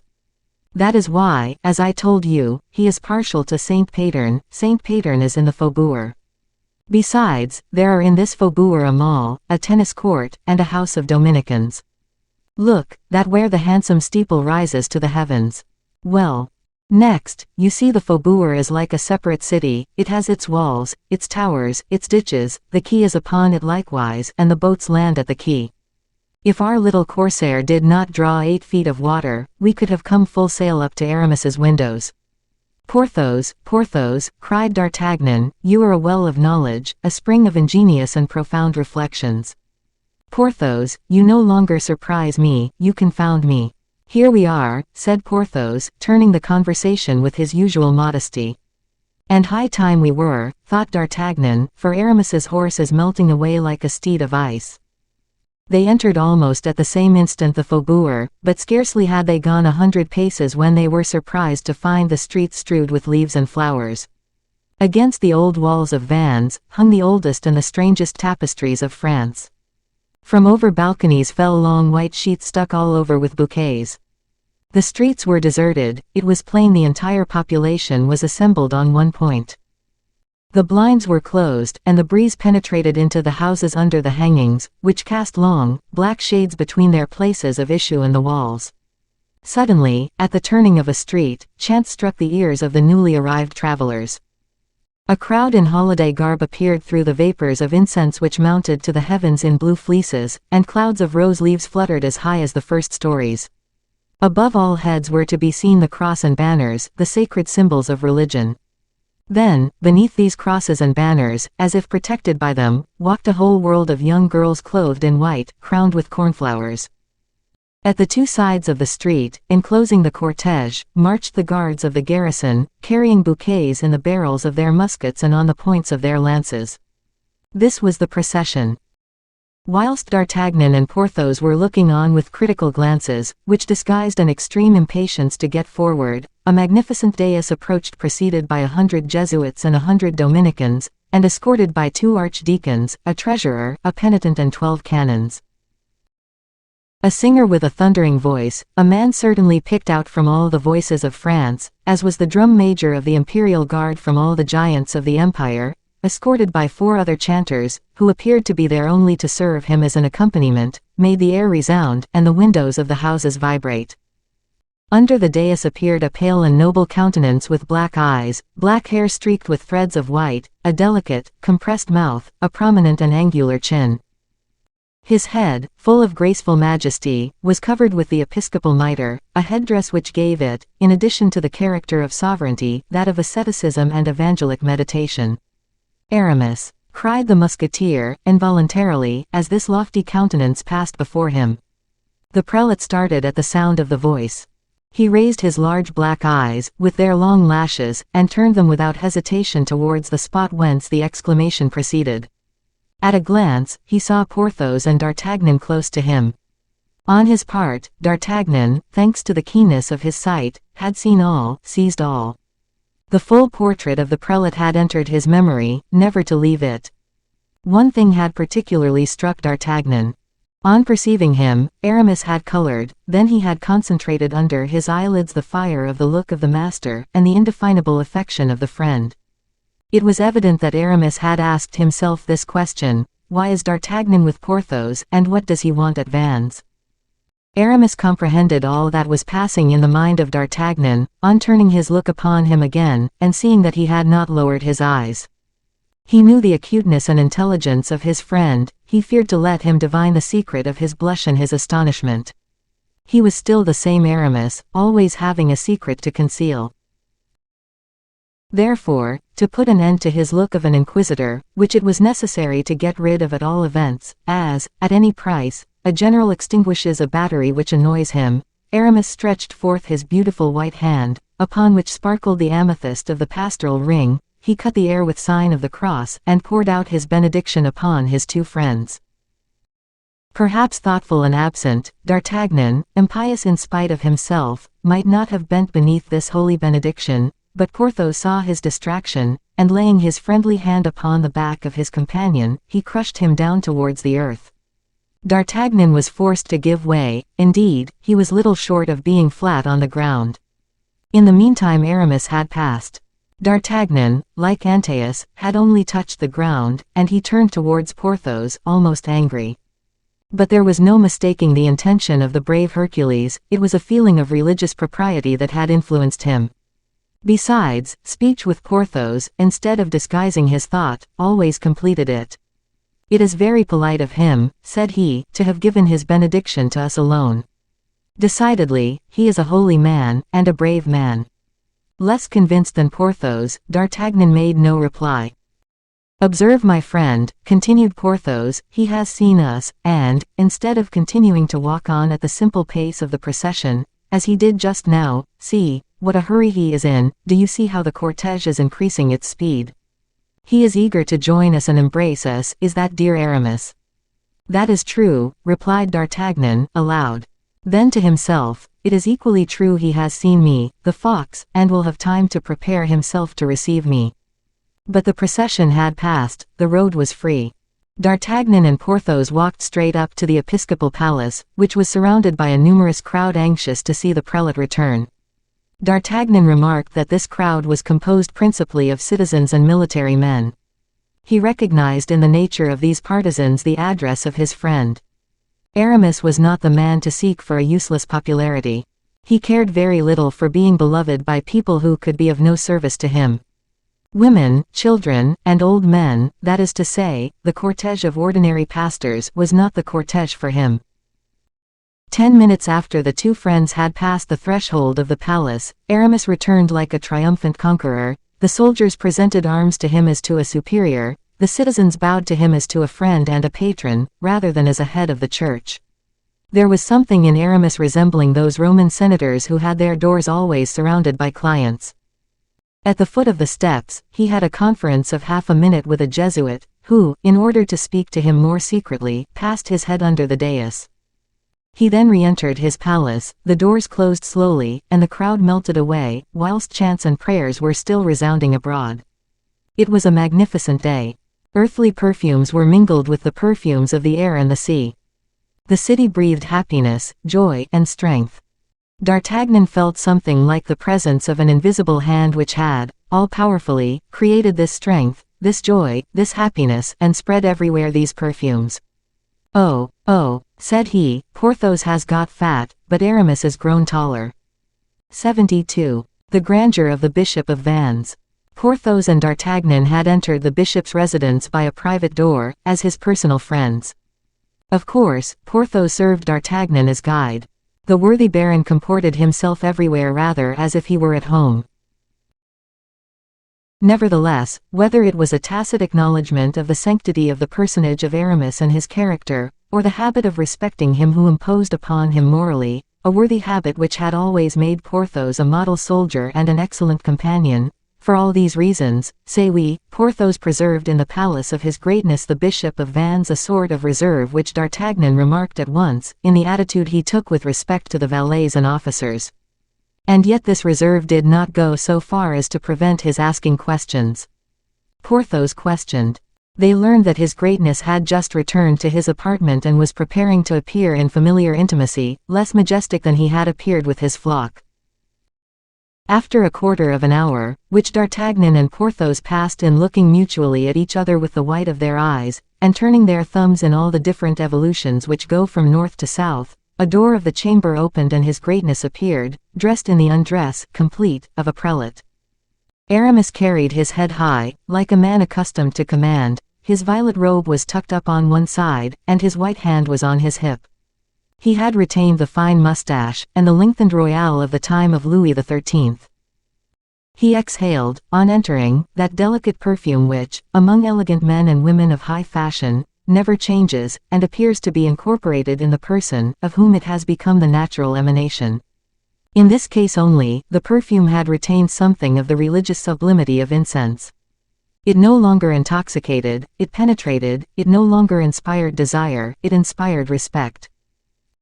Aramis, on entering the chamber, did not hesitate an instant, and without pronouncing one word, which, whatever it might be, would have been cold on such an occasion, he went straight up to the musketeer, so well disguised under the costume of M. Agnan, and pressed him in his arms with a tenderness which the most distrustful could not have suspected of coldness or affectation. D'Artagnan, on his part, embraced him with equal ardor. Porthos pressed the delicate hand of Aramis in his immense hands, and D'Artagnan remarked that his greatness gave him his left hand, probably from habit, seeing that Porthos already 10 times had been near injuring his fingers covered with rings, by pounding his flesh in the vice of his fist. Warned by the pain, Aramis was cautious, and only presented flesh to be bruised, and not fingers to be crushed, against the gold or the angles of diamonds. Between two embraces, Aramis looked D'Artagnan in the face, offered him a chair, sitting down himself in the shade, observing that the light fell full upon the face of his interlocutor. This maneuver, familiar to diplomatists and women, resembles much the advantage of the guard which, according to their skill or habit, combatants endeavor to take on the ground at a duel. D'Artagnan was not the dupe of this maneuver, but he did not appear to perceive it. He felt himself caught, but, precisely because he was caught, he felt himself on the road to discovery, and it little imported to him, old condottiere as he was, to be beaten in appearance, provided he drew from his pretended defeat the advantages of victory. Aramis began the conversation. "Ah, dear friend, my good D'Artagnan," said he, "what an excellent chance." "It is a chance, my reverend companion," said D'Artagnan, "that I will call friendship. I seek you, as I always have sought you, when I had any grand enterprise to propose to you, or some hours of liberty to give you." "Ah, indeed," said Aramis, without explosion, "you have been seeking me." Yes, he has been seeking you, Aramis," said Porthos, "and the proof is that he has unharbored me at Belle Isle." "That is amiable, is it not?" "Ah, yes," said Aramis, "at Belle Isle." "Certainly." "Good," said D'Artagnan, "there is my booby Porthos, without thinking of it, has fired the first cannon of attack." "At Belle Isle," said Aramis, "in that hole, in that desert." "That is kind, indeed." "And it was I who told him you were at Vannes," continued Porthos in the same tone. D'Artagnan armed his mouth with a finesse almost ironical. "Yes, I knew, but I was willing to see," replied he. "To see what?" "If our old friendship still held out, if, on seeing each other, our hearts, hardened as they are by age, would still let the old cry of joy escape, which salutes the coming of a friend." "Well, and you must have been satisfied," said Aramis. So. How is that?" "Yes," Porthos said. "Hush." "And you?" "Well, and I. And you gave me your benediction." "What would you have, my friend?" said Aramis, smiling. "That is the most precious thing that a poor prelate, like me, has to give." "Indeed, my dear friend." "Doubtless. And yet they say at Paris that the bishopric of Vannes is one of the best in France." "Ah, you are now speaking of temporal wealth," said Aramis, with a careless air. "To be sure, I wish to speak of that, I hold by it, on my part." "In that case, let me speak of it," said Aramis, with a smile. "You own yourself to be one of the richest prelates in France." "My friend, since you ask me to give you an account, I will tell you that the bishopric of Vannes is worth about 20,000 livres a year, neither more nor less. It is a diocese which contains 160 parishes." "That is very pretty," said D'Artagnan. "It is superb," said Porthos. "And yet," resumed D'Artagnan, throwing his eyes over Aramis, "you don't mean to bury yourself here forever." "Pardon me. Only I do not admit the word bury. But it seems to me, that at this distance from Paris a man is buried, or nearly so." "My friend, I am getting old," said Aramis, "the noise and bustle of a city no longer suit me. At 57 we ought to seek calm and meditation. I have found them here. What is there more beautiful, and stern at the same time, than this old Armorica? I find here, dear D'Artagnan, all that is opposite to what I formerly loved, and that is what must happen at the end of life, which is opposite to the beginning. A little of my old pleasure of former times still comes to salute me here, now and then, without diverting me from the road of salvation. I am still of this world, and yet every step that I take brings me nearer to God. Eloquent, wise and discreet, you are an accomplished prelate, Aramis, and I offer you my congratulations. But, said Aramis smiling, you did not come here only for the purpose of paying me compliments. Speak, what brings you hither? May it be that, in some fashion or other, you want me? Thank God, no, my friend, said D'Artagnan, it is nothing of that kind. I am rich and free. Rich, exclaimed Aramis. Yes, rich for me, not for you or Porthos, understand. I have an income of about 15,000 livres. Aramis looked at him suspiciously. He could not believe, particularly on seeing his friend in such humble guise, that he had made so fine a fortune. Then D'Artagnan, seeing that the hour of explanations was come, related the history of his English adventures. During the recital he saw, 10 times, the eyes of the prelate sparkle, and his slender fingers work convulsively. As to Porthos, it was not admiration he manifested for D'Artagnan, it was enthusiasm, it was delirium. When D'Artagnan had finished, well, said Aramis. Well, said D'Artagnan, you see, then, I have in England friends and property, in France a treasure. If your heart tells you so, I offer them to you. That is what I came here for. However firm was his look, he could not this time support the look of Aramis. He allowed, therefore, his eye to stray upon Porthos, like the sword which yields to too powerful a pressure, and seeks another road. At all events, said the bishop, you have assumed a singular traveling costume, old friend. Frightful. I know it is. You may understand why I would not travel as a cavalier or a noble, since I became rich, I am miserly. And you say, then, you came to Belle Isle, said Aramis, without transition. Yes, replied D'Artagnan, I knew I should find you and Porthos there. Find me, cried Aramis. Me. For the last year past I have not once crossed the sea. Oh, said D'Artagnan, I should never have supposed you such a housekeeper. Ah, dear friend, I must tell you that I am no longer the Aramis of former times. Riding on horseback is unpleasant to me, the sea fatigues me. I am a poor, ailing priest, always complaining, always grumbling, and inclined to the austerities which appear to accord with old age, preliminary parleyings with death. I linger, my dear D'Artagnan, I linger. Well, that is all the better, my friend, for we shall probably be neighbors soon. Bah, said Aramis with a degree of surprise he did not even seek to dissemble. You my neighbor? Mordioux, yes. How so? I am about to purchase some very profitable salt mines, which are situated between Piriac and Le Croisic. Imagine, my dear friend, a clear profit of 12%. Never any deficiency, never any idle expenses, the ocean, faithful and regular, brings every 12 hours its contingency to my coffers. I am the first Parisian who has dreamt of such a speculation. Do not say anything about it, I beg of you, and in a short time we will communicate on the matter. I am to have 3 leagues of country for 30,000 livres.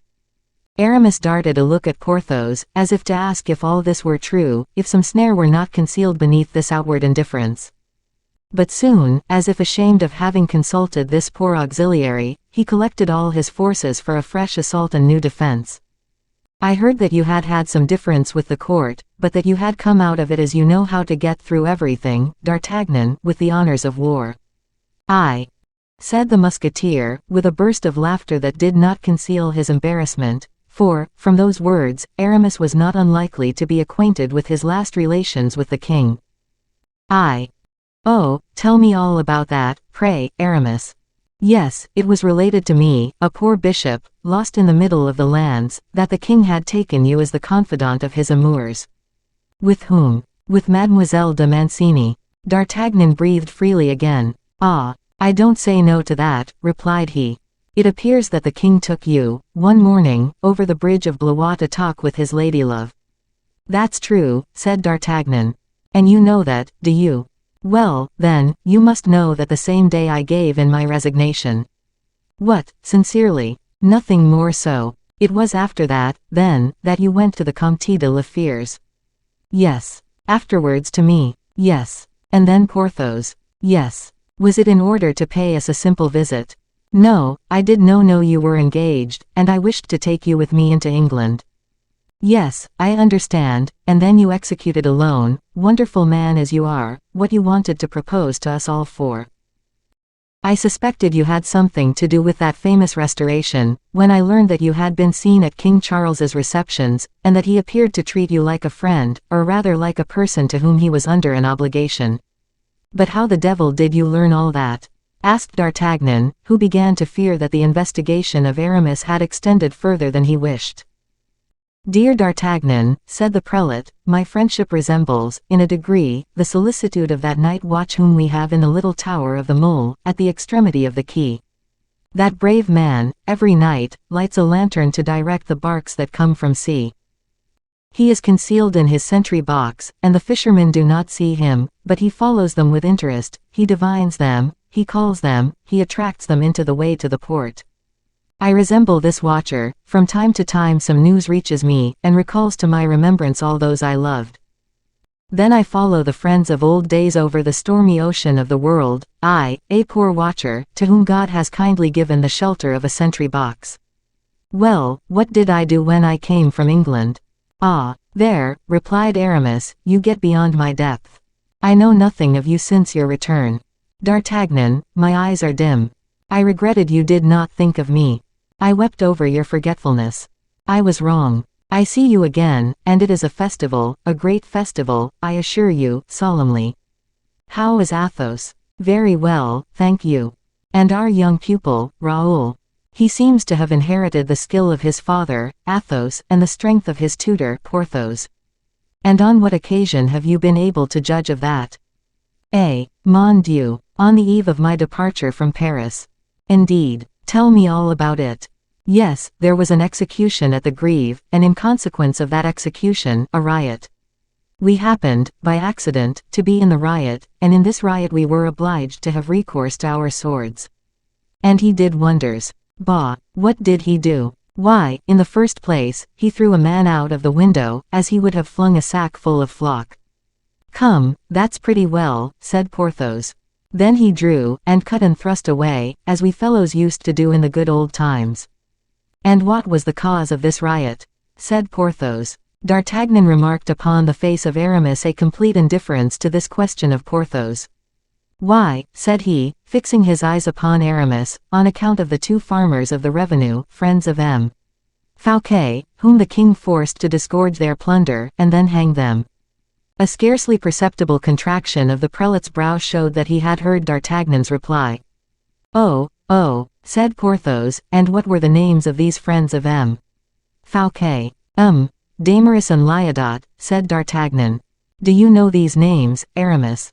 No, said the prelate, disdainfully, they sound like the names of financiers. Exactly, so they were. Oh, M. Fouquet allows his friends to be hanged, then, said Porthos. And why not? Said Aramis. Why, it seems to me. If these culprits were hanged, it was by order of the king. Now M. Fouquet, although superintendent of the finances, has not, I believe, the right of life and death. That may be, said Porthos, but in the place of M. Fouquet. Aramis was afraid Porthos was about to say something awkward, so interrupted him. Come, D'Artagnan, said he, this is quite enough about other people, let us talk a little about you. Of me you know all that I can tell you. On the contrary, let me hear a little about you, Aramis. I have told you, my friend. There is nothing of Aramis left in me. Nor of the Abbé d'Herblay even. No, not even of him. You see a man whom Providence has taken by the hand, whom he has conducted to a position that he could never have dared even to hope for. Providence? Asked D'Artagnan. Yes. Well, that is strange. I was told it was M. Fouquet. Who told you that? Cried Aramis, without being able, with all the power of his will, to prevent the color rising to his cheeks. Ma foi. Why, Bazin. The fool. I do not say he is a man of genius, it is true, but he told me so, and after him, I repeat it to you. I have never even seen M. "Fouquet," replied Aramis with a look as pure and calm as that of a virgin who has never told a lie. "Well, but if you had seen him and known him, there is no harm in that," replied D'Artagnan. Fouquet is a very good sort of a man." "Humph. A great politician." Aramis made a gesture of indifference. "An all-powerful minister. I only hold to the king and the pope." "Dame, listen then," said D'Artagnan, in the most natural tone imaginable. "I said that because everybody here swears by M. Fouquet. The plane is M. Fouquet's, the salt mines I am about to buy are M. Fouquet's, the island in which Porthos studies topography is M. Fouquet's, the garrison is M. Fouquet's, the galleys are M. Fouquet's. I confess, then, that nothing would have surprised me in your enfeoffment, or rather in that of your diocese, to M. Fouquet. He is a different master from the king, that is all, but quite as powerful as Louis. Thank God. I am not vassal to anybody, I belong to nobody, and am entirely my own master," replied Aramis, who, during this conversation, followed with his eye every gesture of D'Artagnan, every glance of Porthos. But D'Artagnan was impassible and Porthos motionless, the thrusts aimed so skillfully were parried by an able adversary, not one hit the mark. Nevertheless, both began to feel the fatigue of such a contest, and the announcement of supper was well received by everybody. Supper changed the course of conversation. Besides, they felt that, upon their guard as each one had been, they could neither of them boast of having the advantage. Porthos had understood nothing of what had been meant. He had held himself motionless, because Aramis had made him a sign not to stir. Supper, for him, was nothing but supper, but that was quite enough for Porthos. The supper, then, went off very well. D'Artagnan was in high spirits. Aramis exceeded himself in kind affability. Porthos ate like old Pelops. Their talk was of war, finance, the arts, and love. Aramis played astonishment at every word of politics D'Artagnan risked. This long series of surprises increased the mistrust of D'Artagnan, as the eternal indifference of D'Artagnan provoked the suspicions of Aramis.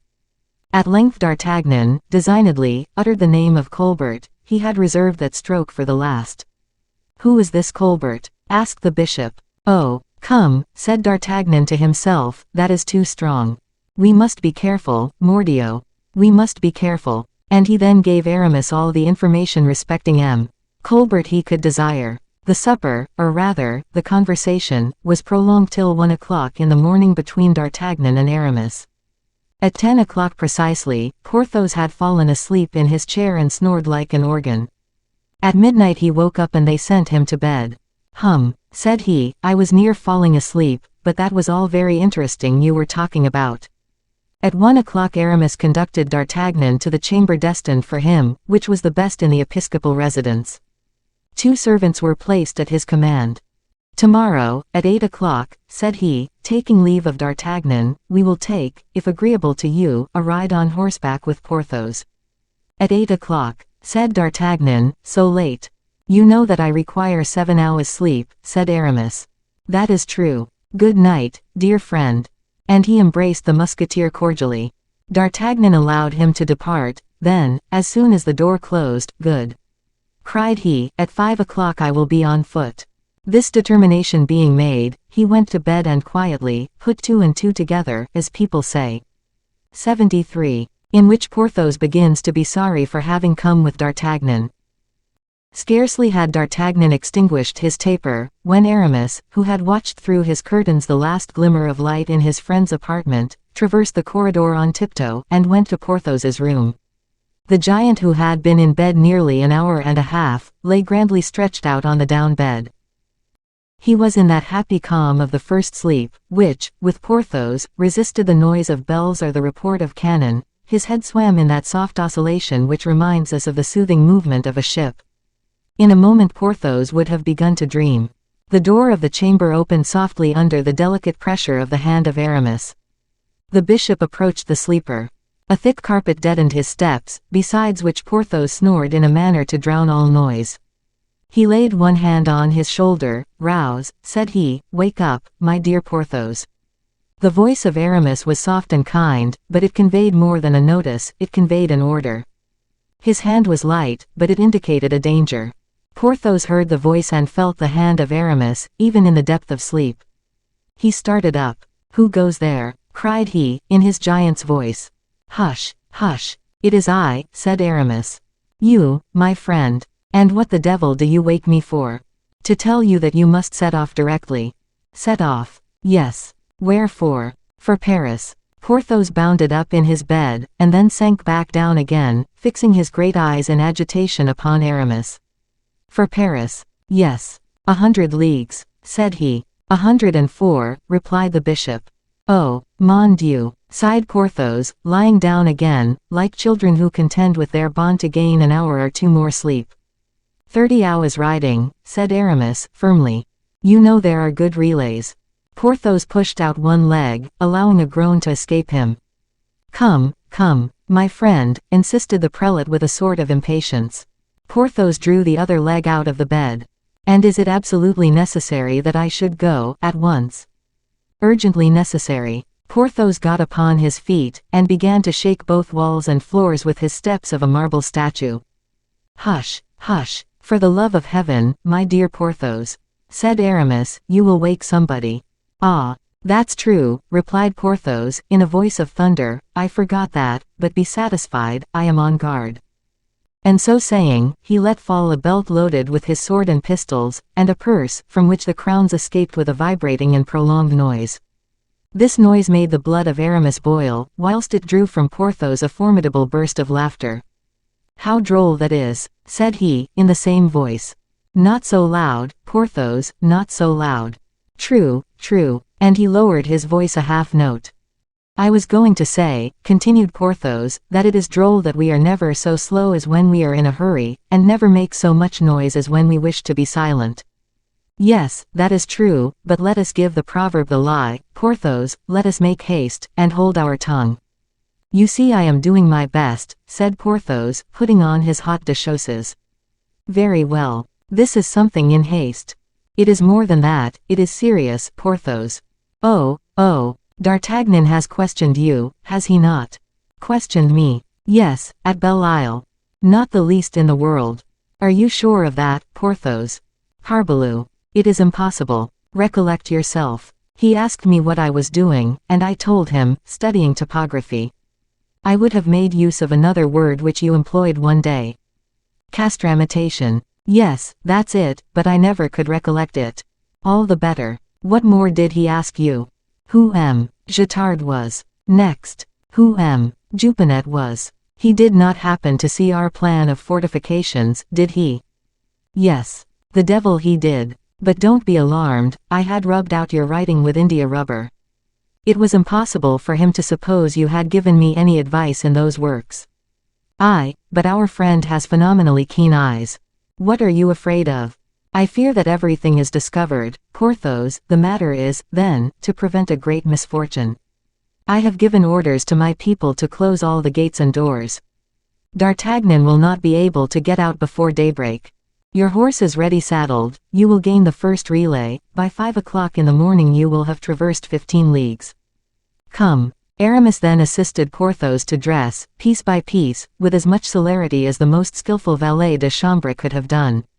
Porthos, half stupefied, let him do as he liked, and confounded himself in excuses. When he was ready, Aramis took him by the hand, and led him, making him place his foot with precaution on every step of the stairs, preventing him running against doorframes, turning him this way and that, as if Aramis had been the giant and Porthos the dwarf. Soul set fire to an animated matter. A horse was waiting, ready saddled, in the courtyard. Porthos mounted. Then Aramis himself took the horse by the bridle, and led him over some dung spread in the yard, with the evident intention of suppressing noise. He, at the same time, held tight the horse's nose, to prevent him neighing. When arrived at the outward gate, drawing Porthos towards him, who was going off without even asking him what for, "Now, friend Porthos, now, without drawing bridle, till you get to Paris," whispered he in his ears, "eat on horseback, drink on horseback, sleep on horseback, but lose not a minute. That's enough, I will not stop. This letter to Fouquet, cost what it may, he must have it tomorrow before midday." "He shall. And do not forget one thing, my friend." "What is that?" That you were riding out on a hunt for your brevet of duck and pear. Oh, oh, said Porthos, with his eyes sparkling, I will do it in 24 hours, in that case. Try. Then let go the bridle, and forward, Goliath. Aramis did let go, not the bridle, but the horse's nose. Porthos released his hand, clapped spurs to his horse, which set off at a gallop. As long as he could distinguish Porthos through the darkness, Aramis followed him with his eyes. When he was completely out of sight, he re-entered the yard. Nothing had stirred in D'Artagnan's apartment. The valet placed on watch at the door had neither seen any light, nor heard any noise. Aramis closed his door carefully, sent the lackey to bed, and quickly sought his own. D'Artagnan really suspected nothing, therefore thought he had gained everything, when he awoke in the morning, about 4:30. He ran to the window in his shirt. The window looked out upon the court. Day was dawning. The court was deserted, the fowls, even, had not left their roosts. Not a servant appeared. Every door was closed. Good. All is still, said D'Artagnan to himself. Never mind, I am up first in the house. Let us dress, that will be so much done. And D'Artagnan dressed himself. But, this time, he endeavored not to give to the costume of M. Agnan that bourgeois and almost ecclesiastical rigidity he had affected before. He managed, by drawing his belt tighter, by buttoning his clothes in a different fashion, and by putting on his hat a little on one side, to restore to his person a little of that military character, the absence of which had surprised Aramis. This being done, he made free, or affected to make free with his host, and entered his chamber without ceremony. Aramis was asleep or feigned to be so. A large book lay open upon his night desk, a wax light was still burning in its silver sconce. This was more than enough to prove to D'Artagnan the quiescence of the prelate's night, and the good intentions of his waking. The musketeer did to the bishop precisely as the bishop had done to Porthos, he tapped him on the shoulder. Evidently Aramis pretended to sleep, for, instead of waking suddenly, he who slept so lightly required a repetition of the summons. Ah, is that you? Said he, stretching his arms. What an agreeable surprise. Ma foi. Sleep had made me forget I had the happiness to possess you. What o'clock is it? I do not know, said D'Artagnan, a little embarrassed.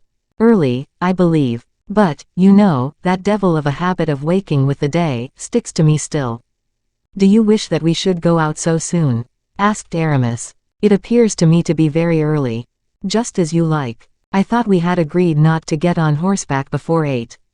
Possibly, but I had so great a wish to see you, that I said to myself, the sooner the better. And my 7 hours sleep. Said Aramis, take care, I had reckoned upon them, and what I lose of them I must make up. But it seems to me that, formerly, you were less of a sleeper than that, dear friend, your blood was alive, and you were never to be found in bed. And it is exactly on account of what you tell me, that I am so fond of being there now.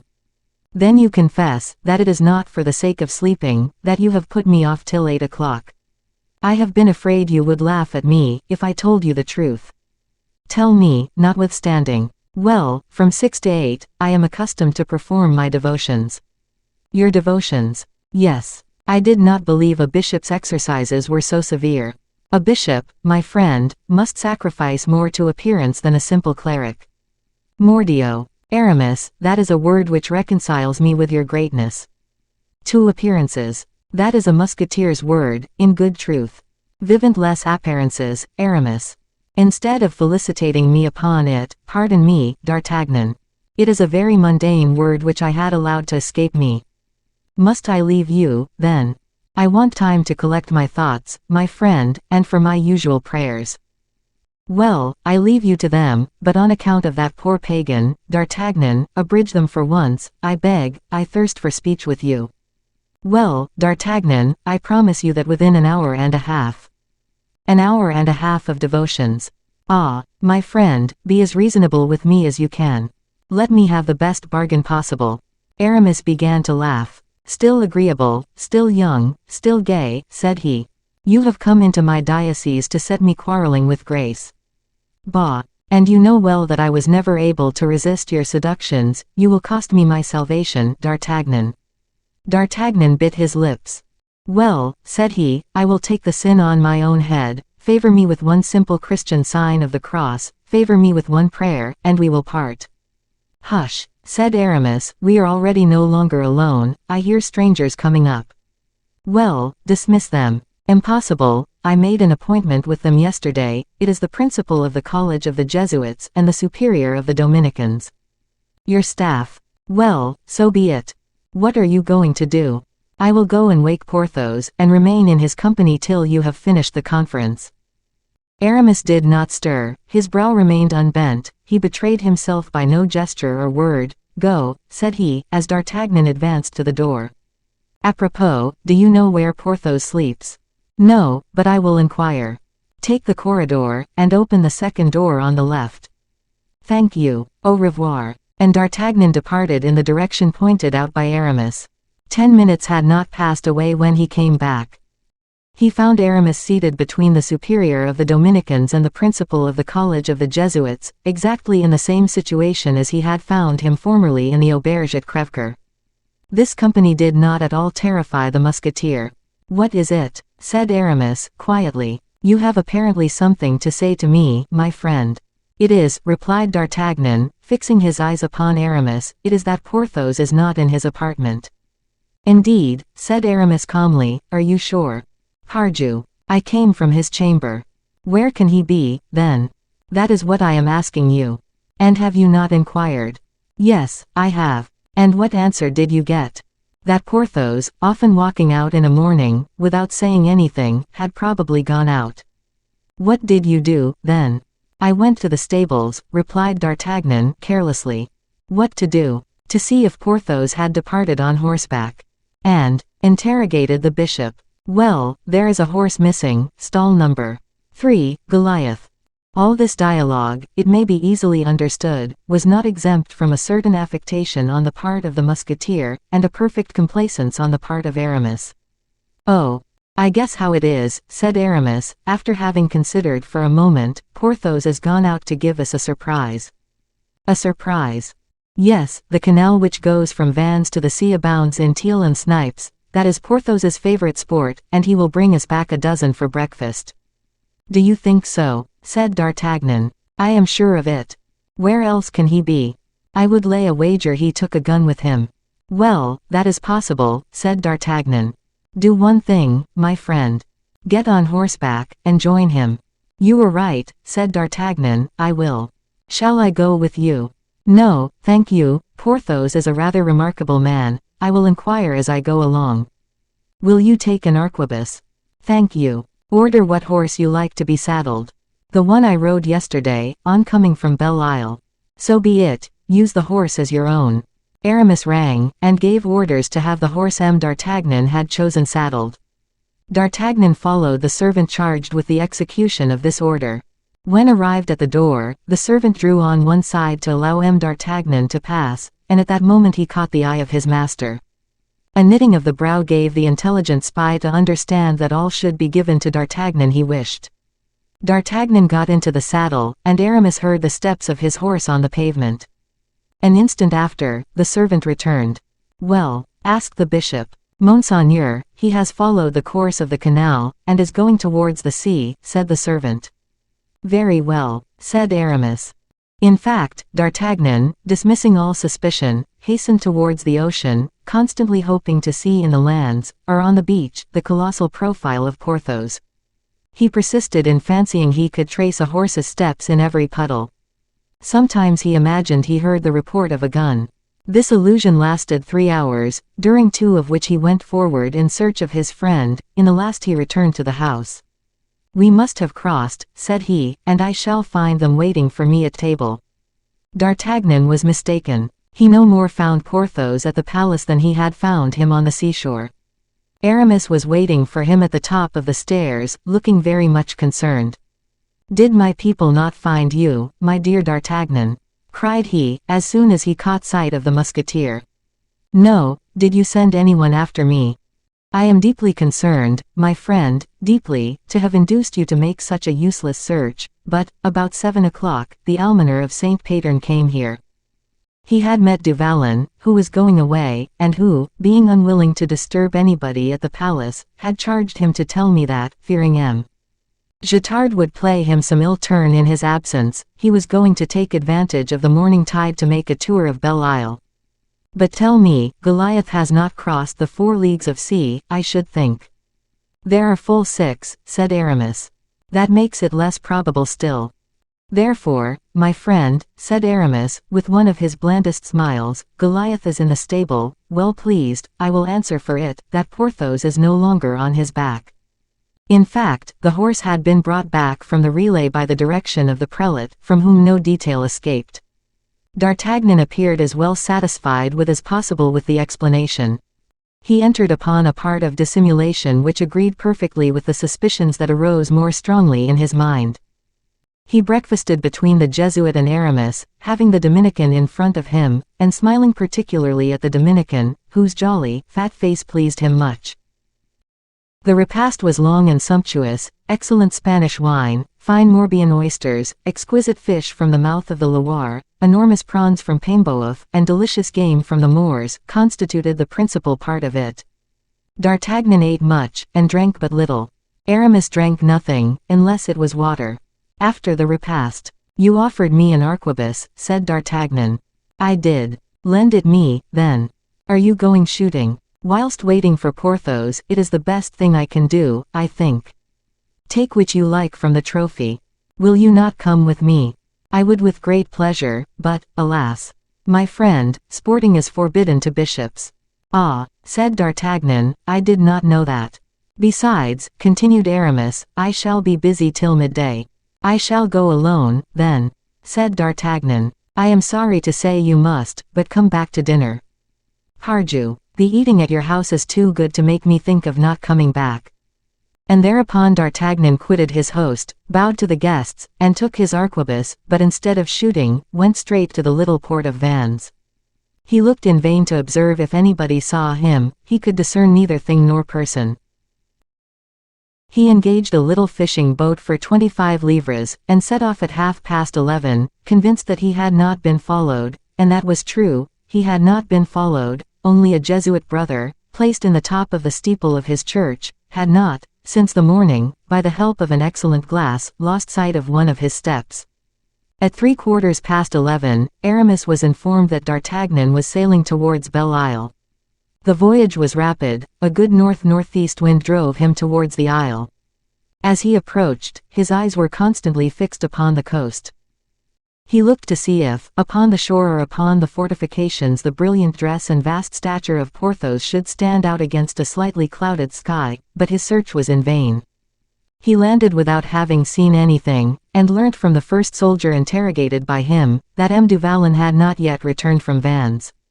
Then, without losing an instant, D'Artagnan ordered his little bark to put its head towards Sarzeau. We know that the wind changes with the different hours of the day. The breeze had veered from the north-northeast to the southeast. The wind, then, was almost as good for the return to Sarzeau as it had been for the voyage to Belle Isle.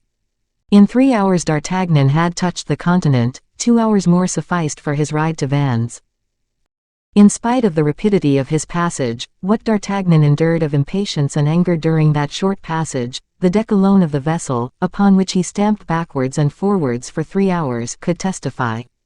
He made but one bound from the quay whereon he landed to the episcopal palace.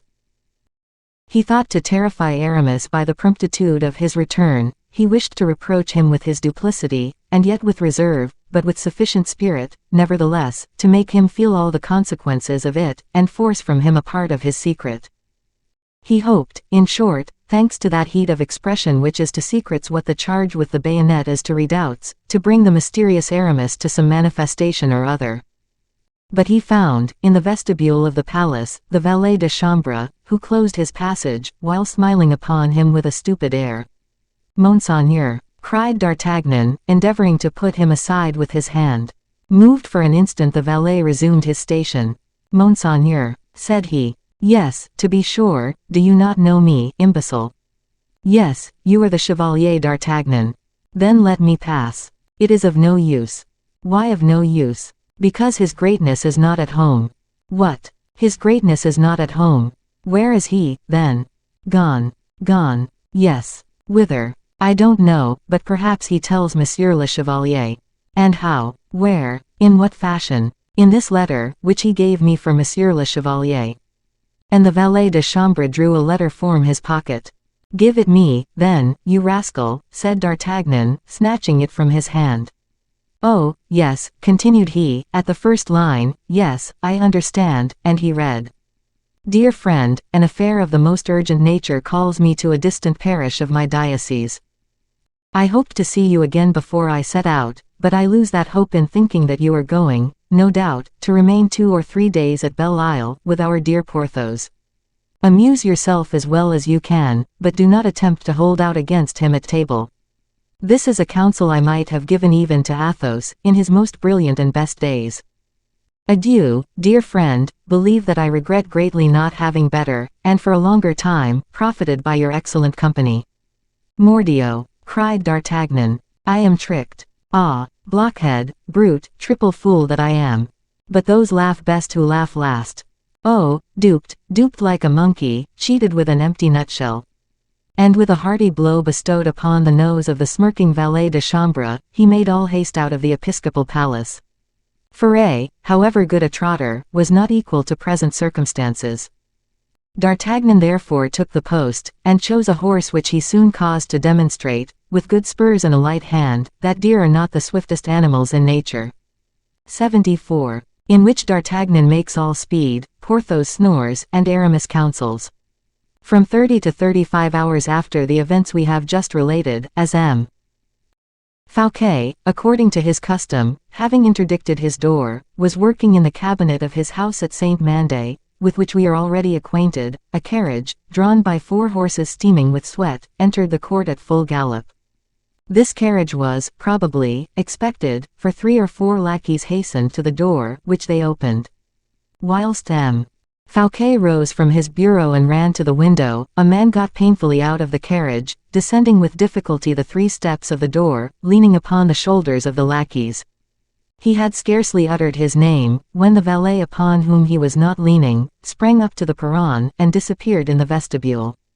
This man went to inform his master, but he had no occasion to knock at the door. Fouquet was standing on the threshold. Monseigneur, the Bishop of Vannes, said he. Very well, replied his master. Then, leaning over the banister of the staircase, of which Aramis was beginning to ascend the first steps. Ah, dear friend, said he, you, so soon. Yes, I, myself, monsieur. But bruised, battered, as you see. Oh, my poor friend, said Fouquet, presenting him his arm, on which Aramis leant, whilst the servants drew back respectfully. Bah, replied Aramis, it is nothing, since I am here, the principal thing was that I should get here, and here I am. Speak quickly, said Fouquet, closing the door of the cabinet behind Aramis and himself. Are we alone? Yes, perfectly. No one observes us, no one can hear us. Be satisfied, nobody. Is M. du Vallon arrived? Yes. And you have received my letter? Yes. The affair is serious, apparently, since it necessitates your attendance in Paris, at a moment when your presence was so urgent elsewhere. You were right, it could not be more serious. Thank you, thank you. What is it about? But, for God's sake, before anything else, take time to breathe, dear friend. You are so pale, you frighten me. I am really in great pain. But, for heaven's sake, think nothing about me. Did M. du Vallon tell you nothing, when he delivered the letter to you?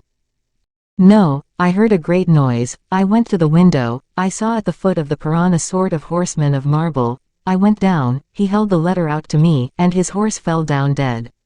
But he fell with the horse, he was lifted, and carried to an apartment. Having read the letter, I went up to him, in hopes of obtaining more ample information, but he was asleep, and, after such a fashion, that it was impossible to wake him.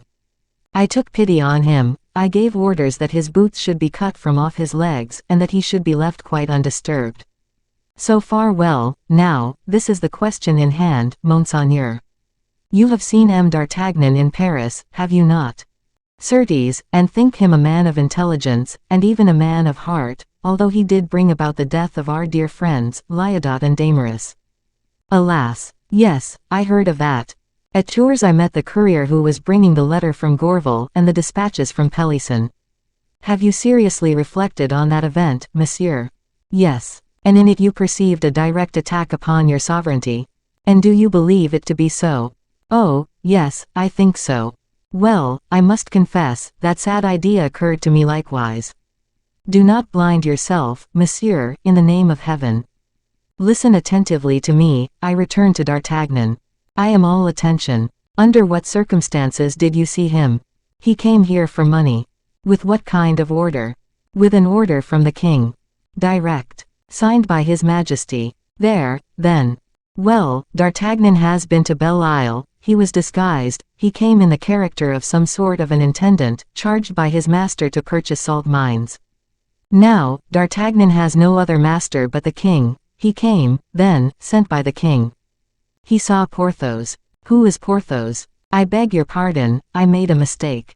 He saw M. du Vallon at Belle Isle, and he knows, as well as you and I do, that Belle Isle is fortified. And you think that the king sent him there?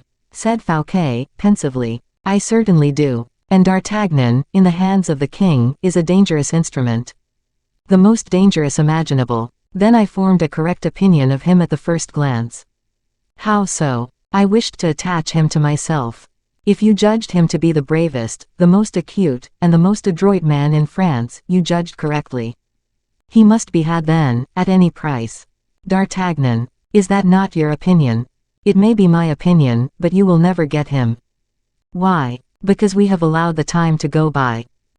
He was dissatisfied with the court, we should have profited by that, since that, he has passed into England, there he powerfully assisted in the restoration, there he gained a fortune, and, after all, he returned to the service of the king. Well, if he has returned to the service of the king, it is because he is well paid in that service. We will pay him even better, that is all. Oh, monsieur, excuse me, D'Artagnan has a high respect for his word, and where that is once engaged he keeps it.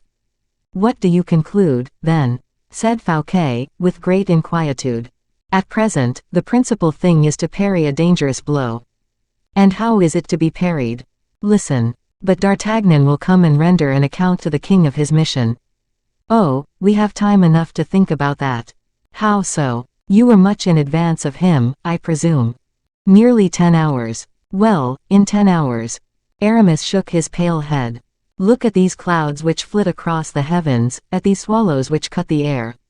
D'Artagnan moves more quickly than the clouds or the birds, D'Artagnan is the wind which carries them. A strange man. I tell you, he is superhuman, monsieur. He is of my own age, and I have known him these 35 years. Well, listen to my calculation, monsieur. I send M. du Vallon off to you 2 hours after midnight. M. du Vallon was 8 hours in advance of me. When did M. du Vallon arrive?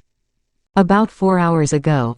You see, then, that I gained 4 upon him, and yet Porthos is a staunch horseman, and he has left on the road 8 dead horses, whose bodies I came to successively.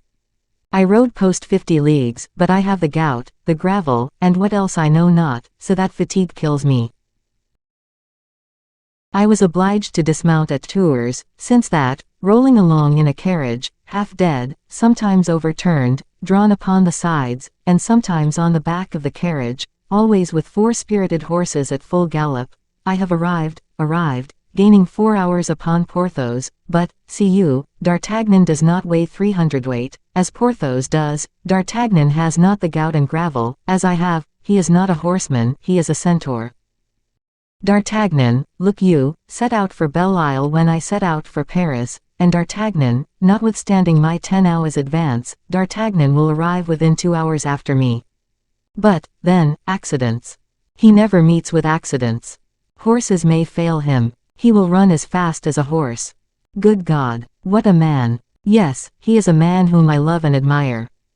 I love him because he is good, great, and loyal. I admire him because he represents in my eyes the culminating point of human power, but, whilst loving and admiring him, I fear him, and am on my guard against him. Now then, I resume, monsieur, in 2 hours D'Artagnan will be here, be beforehand with him. Go to the Louvre, and see the king before he sees D'Artagnan. What shall I say to the king? Nothing, give him Belle Isle. Oh, Monsieur d'Herblay, cried Fouquet, what projects crushed all at once. After one project that has failed, there is always another project that may lead to fortune. We should never despair. Go, monsieur, and go at once. But that garrison, so carefully chosen, the king will change it directly. That garrison, monsieur, was the king's when it entered Belle Isle. It is yours now. It is the same with all garrisons after a fortnight's occupation. Let things go on, monsieur. Do you see any inconvenience in having an army at the end of a year, instead of 2 regiments? Do you not see that your garrison of today will make you partisans at La Rochelle, Nantes, Bordeaux, Toulouse, in short, wherever they may be sent to? Go to the king, monsieur, go, time flies, and D'Artagnan, while we are losing time, is flying, like an arrow, along the high road. Monsieur d'Herblay, you know that each word from you is a germ which fructifies in my thoughts. I will go to the Louvre. Instantly, will you not? I only ask time to change my dress. Remember that D'Artagnan has no need to pass through Saint-Mandé, but will go straight to the Louvre. That is cutting off an hour from the advantage that yet remains to us. D'Artagnan may have everything except my English horses. I shall be at the Louvre in 25 minutes. And, without losing a second, Fouquet gave orders for his departure. Aramis had only time to say to him, "Return as quickly as you go, for I shall await you impatiently." 5 minutes after, the superintendent was flying along the road to Paris. During this time, Aramis desired to be shown the chamber in which Porthos was sleeping. At the door of Fouquet's cabinet he was folded in the arms of Pelisson, who had just heard of his arrival, and had left his office to see him. Aramis received, with that friendly dignity which he knew so well how to assume, these caresses, respectful as earnest, but all at once stopping on the landing place. "What is that I hear up yonder?" There was, in fact, a hoarse, growling kind of noise, like the roar of a hungry tiger, or an impatient lion. "Oh, that is nothing," said Pelisson, smiling. "Well, but it is M. du Vallon snoring." "Ah, true," said Aramis, "I had forgotten. No one but he is capable of making such a noise. Allow me, Pelisson, to inquire if he wants anything. And you will permit me to accompany you?" "Oh, certainly," and both entered the chamber. Porthos was stretched upon the bed. His face was violet rather than red, his eyes were swelled, his mouth was wide open. The roaring which escaped from the deep cavities of his chest made the glass of the windows vibrate. To those developed and clearly defined muscles starting from his face, to his hair matted with sweat, to the energetic heaving of his chin and shoulders, it was impossible to refuse a certain degree of admiration. Strength carried to this point is semi-divine. The Herculean legs and feet of Porthos had, by swelling, burst his stockings. All the strength of his huge body was converted into the rigidity of stone. Porthos moved no more than does the giant of granite which reclines upon the plains of Agrigentum. According to Pelisson's orders, his boots had been cut off, for no human power could have pulled them off. 4 lackeys had tried in vain, pulling at them as they would have pulled capstans, and yet all this did not awaken him. They had hacked off his boots in fragments, and his legs had fallen back upon the bed. They then cut off the rest of his clothes, carried him to a bath, in which they let him soak a considerable time. They then put on him clean linen, and placed him in a well-warmed bed, the whole with efforts and pains which might have roused a dead man, but which did not make Porthos open an eye, or interrupt for a second the formidable diapason of his snoring. Aramis wished on his part, with his nervous nature, armed with extraordinary courage, to outbrave fatigue, and employ himself with Gourville and Pelisson, but he fainted in the chair in which he had persisted sitting. He was carried into the adjoining room, where the repose of bed soon soothed his failing brain. 75. In which Monsieur Fouquet acts. In the meantime Fouquet was hastening to the Louvre, at the best speed of his English horses. The king was at work with Colbert. All at once the king became thoughtful. The 2 sentences of death he had signed on mounting his throne sometimes recurred to his memory. They were 2 black spots which he saw with his eyes open, 2 spots of blood which he saw when his eyes were closed.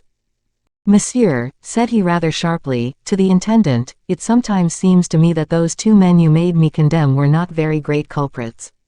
"Sire, they were picked out from the herd of the farmers of the financiers, which wanted decimating." "Picked out by whom?" "By necessity, sire," replied Colbert, coldly. "Necessity, a great word," murmured the young king. "A great goddess, sire." They were devoted friends of the superintendent, were they not? Yes, sire, friends who would have given up their lives for Monsieur Fouquet. They have given them, monsieur, said the king. That is true, but uselessly, by good luck, which was not their intention. How much money had these men fraudulently obtained? 10 millions, perhaps, of which 6 have been confiscated. And is that money in my coffers? Said the king with a certain air of repugnance. It is there, sire, but this confiscation, whilst threatening M. Fouquet, has not touched him. You conclude, then, M. Colbert, that if M. Fouquet has raised against your majesty a troop of factious rioters to extricate his friends from punishment, he will raise an army when he has in turn to extricate himself from punishment. The king darted at his confidant one of those looks which resemble the livid fire of a flash of lightning, one of those looks which illuminate the darkness of the basest consciences. I am astonished, said he, that, thinking such things of M. Fouquet, you did not come to give me your counsels thereupon. Counsels upon what, sire? Tell me, in the first place, clearly and precisely, what you think, M. Colbert. Upon what subject, sire? Upon the conduct of M. Fouquet. I think, sire, that M. Fouquet, not satisfied with attracting all the money to himself, as M. Mazarin did, and by that means depriving your majesty of one part of your power, still wishes to attract to himself all the friends of easy life and pleasure, of what idlers call poetry, and politicians, corruption.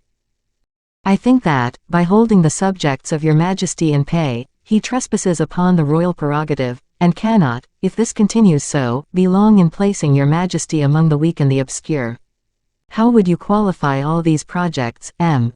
Colbert? The projects of M. Fouquet, sire. Yes. They are called crimes of lèse-majesté. And what is done to criminals guilty of lèse-majesté? They are arrested, tried, and punished. You are quite certain that M. Fouquet has conceived the idea of the crime you impute to him. I can say more, sire, there is even a commencement of the execution of it. Well, then, I return to that which I was saying, M. Colbert. And you were saying, sire. Give me counsel. Pardon me, sire, but in the first place, I have something to add. Say, what? An evident, palpable, material proof of treason. And what is that? I have just learnt that M. Fouquet is fortifying Belle Isle. Ah, indeed. Yes, sire. Are you sure? Perfectly. Do you know, sire, what soldiers there are in Belle Isle? No, ma foi. Do you? I am ignorant, likewise, sire, I should therefore propose to your majesty to send somebody to Belle Isle. Who? Me, for instance. And what would you do at Belle Isle? Inform myself whether, after the example of the ancient feudal lords, M. Fouquet was battlementing his walls. And with what purpose could he do that? With the purpose of defending himself someday against his king. But, if it be thus, M. Colbert, said Louis, we must immediately do as you say, M. Fouquet must be arrested. That is impossible. I thought I had already told you, monsieur, that I suppressed that word in my service. The service of your majesty cannot prevent M. Fouquet from being surintendant general. Well, that, in consequence of holding that post, he has for him all the parliament, as he has all the army by his largesses, literature by his favors, and the noblesse by his presents. That is to say, then, that I can do nothing against M. Fouquet. Absolutely nothing, at least at present, sire. You are a sterile counselor, M. Colbert. Oh, no, sire, for I will not confine myself to pointing out the peril to your majesty. Come, then, where shall we begin to undermine this colossus? Let us see, and his majesty began to laugh bitterly. He has grown great by money, kill him by money, sire. If I were to deprive him of his charge. A bad means, sire. The good, then. Ruin him, sire, that is the way. But how? Occasions will not be wanting, take advantage of all occasions. Point them out to me. Here is one at once. His Royal Highness Monsieur is about to be married, his nuptials must be magnificent. That is a good occasion for your majesty to demand 1,000,000 of M. Fouquet. M. Fouquet, who pays 20,000 livres down when he need not pay more than 5,000, will easily find that 1,000,000 when your majesty demands it. "That is all very well, I will demand it," said Louis. "If your majesty will sign the ordonnance I will have the money got together myself." And Colbert pushed a paper before the king, and presented a pen to him. At that moment the usher opened the door and announced Monsieur le Surintendant. Louis turned pale. Colbert let the pen fall, and drew back from the king, over whom he extended his black wings like an evil spirit. The superintendent made his entrance like a man of the court, to whom a single glance was sufficient to make him appreciate the situation. That situation was not very encouraging for Fouquet, whatever might be his consciousness of strength. The small black eye of Colbert, dilated by envy, and the limpid eye of Louis XIV inflamed by anger, signaled some pressing danger. Courtiers are, with regard to court rumors, like old soldiers, who distinguish through the blasts of wind and bluster of leaves the sound of the distant steps of an armed troop. They can, after having listened, tell pretty nearly how many men are marching, how many arms resound, how many cannons roll. Fouquet had then only to interrogate the silence which his arrival had produced. He found it big with menacing revelations. The king allowed him time enough to advance as far as the middle of the chamber. His adolescent modesty commanded this forbearance of the moment. Fouquet boldly seized the opportunity. "Sire," said he, "I was impatient to see your majesty." "What for?" asked Louis. "To announce some good news to you." Colbert, minus grandeur of person, less largeness of heart, resembled Fouquet in many points. He had the same penetration, the same knowledge of men, moreover, that great power of self-compression which gives to hypocrites time to reflect, and gather themselves up to take a spring. He guessed that Fouquet was going to meet the blow he was about to deal him. His eyes glittered ominously. "What news?" asked the king. Fouquet placed a roll of papers on the table. "Let your majesty have the goodness to cast your eyes over this work," said he. The king slowly unfolded the paper. "Plans," said he. "Yes, sire." "And what are these plans?" "A new fortification, sire." "Ah, ah," said the king, "you amuse yourself with tactics and strategies then, M. Fouquet." "I occupy myself with everything that may be useful to the reign of your majesty," replied Fouquet. "Beautiful descriptions," said the king, looking at the design. "Your majesty comprehends, without doubt," said Fouquet, bending over the paper. "Here is the circle of the walls, here are the forts, there the advanced works. And what do I see here, monsieur?" "The sea." "The sea all round." "Yes, sire." "And what is, then, the name of this place of which you show me the plan?" "Sire, it is Belle-Île-en-Mer," replied Fouquet with simplicity. At this word, at this name, Colbert made so marked a movement, that the king turned round to enforce the necessity for reserve. Fouquet did not appear to be the least in the world concerned by the movement of Colbert, or the king's signal. "Monsieur," continued Louis, "you have then fortified Belle-Isle?" "Yes, sire, and I have brought the plan and the accounts to your majesty," replied Fouquet. "I have expended 1,600 livres in this operation." "What to do?" replied Louis, coldly, having taken the initiative from a malicious look of the intendant. "For an aim very easy to seize," replied Fouquet. "Your majesty was on cool terms with Great Britain." "Yes, but since the restoration of King Charles II I have formed an alliance with him." "A month since, sire, your majesty has truly said, but it is more than 6 months since the fortifications of Belle-Isle were begun." "Then they have become useless." "Sire, fortifications are never useless. I fortified Belle-Isle against him. Monck and Lambert and all those London citizens who were playing at soldiers. Belle-Isle will be ready fortified against the Dutch, against whom either England or your majesty cannot fail to make war." The king was again silent, and looked askant at Colbert. "Belle-Isle, I believe," added Louis, "is yours, M. Fouquet." "No, sire." "Whose then?" "Your majesty's." Colbert was seized with as much terror as if a gulf had opened beneath his feet. Louis started with admiration, either at the genius or the devotion of Fouquet. "Explain yourself, monsieur," said he. "Nothing more easy, sire. Belle-Isle is one of my estates, I have fortified it at my own expense. But as nothing in the world can oppose a subject making an humble present to his king, I offer your majesty the proprietorship of the estate, of which you will leave me the usufruct. Belle-Isle, as a place of war, ought to be occupied by the king. Your majesty will be able, henceforth, to keep a safe garrison there. Colbert felt almost sinking down upon the floor. To keep himself from falling, he was obliged to hold by the columns of the wainscoting. "This is a piece of great skill in the art of war that you have exhibited here, monsieur," said Louis. "Sire, the initiative did not come from me," replied Fouquet, "many officers have inspired me with it. The plans themselves have been made by one of the most distinguished engineers. His name, M. du Vallon." "M. du Vallon," resumed Louis, "I do not know him. It is much to be lamented, M. Colbert," continued he, "that I do not know the names of the men of talent who do honor to my reign." And while saying these words he turned towards Colbert. The latter felt himself crushed, the sweat flowed from his brow, no word presented itself to his lips, he suffered an inexpressible martyrdom. "You will recollect that name," added Louis XIV. Colbert bowed, but was paler than his ruffles of Flemish lace.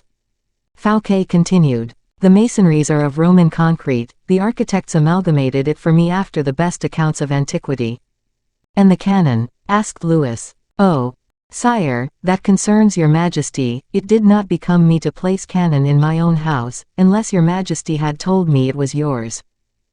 Louis began to float, undetermined between the hatred which this so powerful man inspired him with, and the pity he felt for the other, so cast down, who seemed to him the counterfeit of the former. But the consciousness of his kingly duty prevailed over the feelings of the man, and he stretched out his finger to the paper. "It must have cost you a great deal of money to carry these plans into execution," said he. "I believe I had the honor of telling your majesty the amount." "Repeat it if you please, I have forgotten it." 1,600,000 livres. 1,600,000 livres. "You are enormously rich, monsieur." "It is your majesty who is rich, since Belle Isle is yours." "Yes, thank you, but however rich I may be, M. Fouquet," the king stopped. "Well, sire?" asked the superintendent. "I foresee the moment when I shall want money." "You, sire? And at what moment then?" "Tomorrow, for example." "Will your majesty do me the honor to explain yourself?" "My brother is going to marry the English princess." "Well, sire?" "Well, I ought to give the bride a reception worthy of the granddaughter of Henry IV." "That is but just, sire." "Then I shall want money." "No doubt. I shall want." Louis hesitated. The sum he was going to demand was the same that he had been obliged to refuse Charles II. He turned towards Colbert, that he might give the blow. "I shall want, tomorrow," repeated he, looking at Colbert. "1,000,000, said the latter, bluntly, delighted to take his revenge. Fouquet turned his back upon the intendant to listen to the king. He did not turn round, but waited till the king repeated, or rather murmured, 1,000,000. "Oh, sire," replied Fouquet disdainfully, 1,000,000. "What will your majesty do with 1,000,000? "It appears to me, nevertheless," said Louis XIV. "that is not more than is spent at the nuptials of one of the most petty princes of Germany." "Monsieur, your majesty must have 2,000,000 at least. The horses alone would run away with 500,000 livres. I shall have the honor of sending your majesty 1,600,000 livres this evening." "How?" said the king, 1,600,000 livres. "Look, sire," replied Fouquet, without even turning towards Colbert, "I know that wants 400,000 livres of the 2 millions. But this monsieur of l'intendance," pointing over his shoulder to Colbert, who if possible, became paler, behind him, "has in his coffers 900,000 livres of mine." The king turned round to look at Colbert. "But," said the latter. "Monsieur," continued Fouquet, still speaking indirectly to Colbert, "monsieur has received, a week ago, 1,600,000 livres, he has paid 100,000 livres to the guards, 64,000 livres to the hospitals, 25,000 to the Swiss, and 130,000 for provisions, 1,000 for arms, 10,000 for accidental expenses. I do not err, then, in reckoning upon 900,000 livres that are left." Then turning towards Colbert, like a disdainful head of office towards his inferior, "Take care, monsieur," said he, "that those 900,000 livres be remitted to his majesty this evening, in gold." "But," said the king, "that will make 2,500,000 livres." "Sire, the 500,000 livres over will serve as pocket money for his royal highness. You understand, Monsieur Colbert, this evening before 8 o'clock. And with these words, bowing respectfully to the king, the superintendent made his exit backwards, without honoring with a single look the envious man, whose head he had just half shaved. Colbert tore his ruffles to pieces in his rage, and bit his lips till they bled. Fouquet had not passed the door of the cabinet, when an usher pushing by him, exclaimed, "A courier from Bretagne for his majesty." M. d'Herblay was right, murmured Fouquet, pulling out his watch, 1 hour and 55 minutes. It was quite true. 76. In which D'Artagnan at last places his hand upon his captain's commission. The reader guesses beforehand whom the usher preceded in announcing the courier from Bretagne. This messenger was easily recognized. It was D'Artagnan, his clothes dusty, his face inflamed, his hair dripping with sweat, his legs stiff. He lifted his feet painfully at every step, on which resounded the clink of his blood-stained spurs. He perceived in the doorway he was passing through, the superintendent coming out. Fouquet bowed with a smile to him who, an hour before, was bringing him ruin and death. D'Artagnan found in his goodness of heart, and in his inexhaustible vigor of body, enough presence of mind to remember the kind reception of this man. He bowed then, also, much more from benevolence and compassion, than from respect. He felt upon his lips the word which had so many times been repeated to the Duc de Guise, fly. But to pronounce that word would have been to betray his cause. To speak that word in the cabinet of the king, and before an usher, would have been to ruin himself gratuitously, and could save nobody. D'Artagnan then contented himself with bowing to Fouquet and entered. At this moment the king floated between the joy the last words of Fouquet had given him, and his pleasure at the return of D'Artagnan. Without being a courtier, D'Artagnan had a glance as sure and as rapid as if he had been one. He read, on his entrance, devouring humiliation on the countenance of Colbert. He even heard the king say these words to him: "Ah, Monsieur Colbert, you have then 900,000 livres at the intendant's." Colbert, suffocated, bowed but made no reply. All this scene entered into the mind of D'Artagnan, by the eyes and ears, at once. The first word of Louis to his musketeer, as if he wished it to contrast with what he was saying at the moment, was a kind, "Good day." His second was to send away Colbert.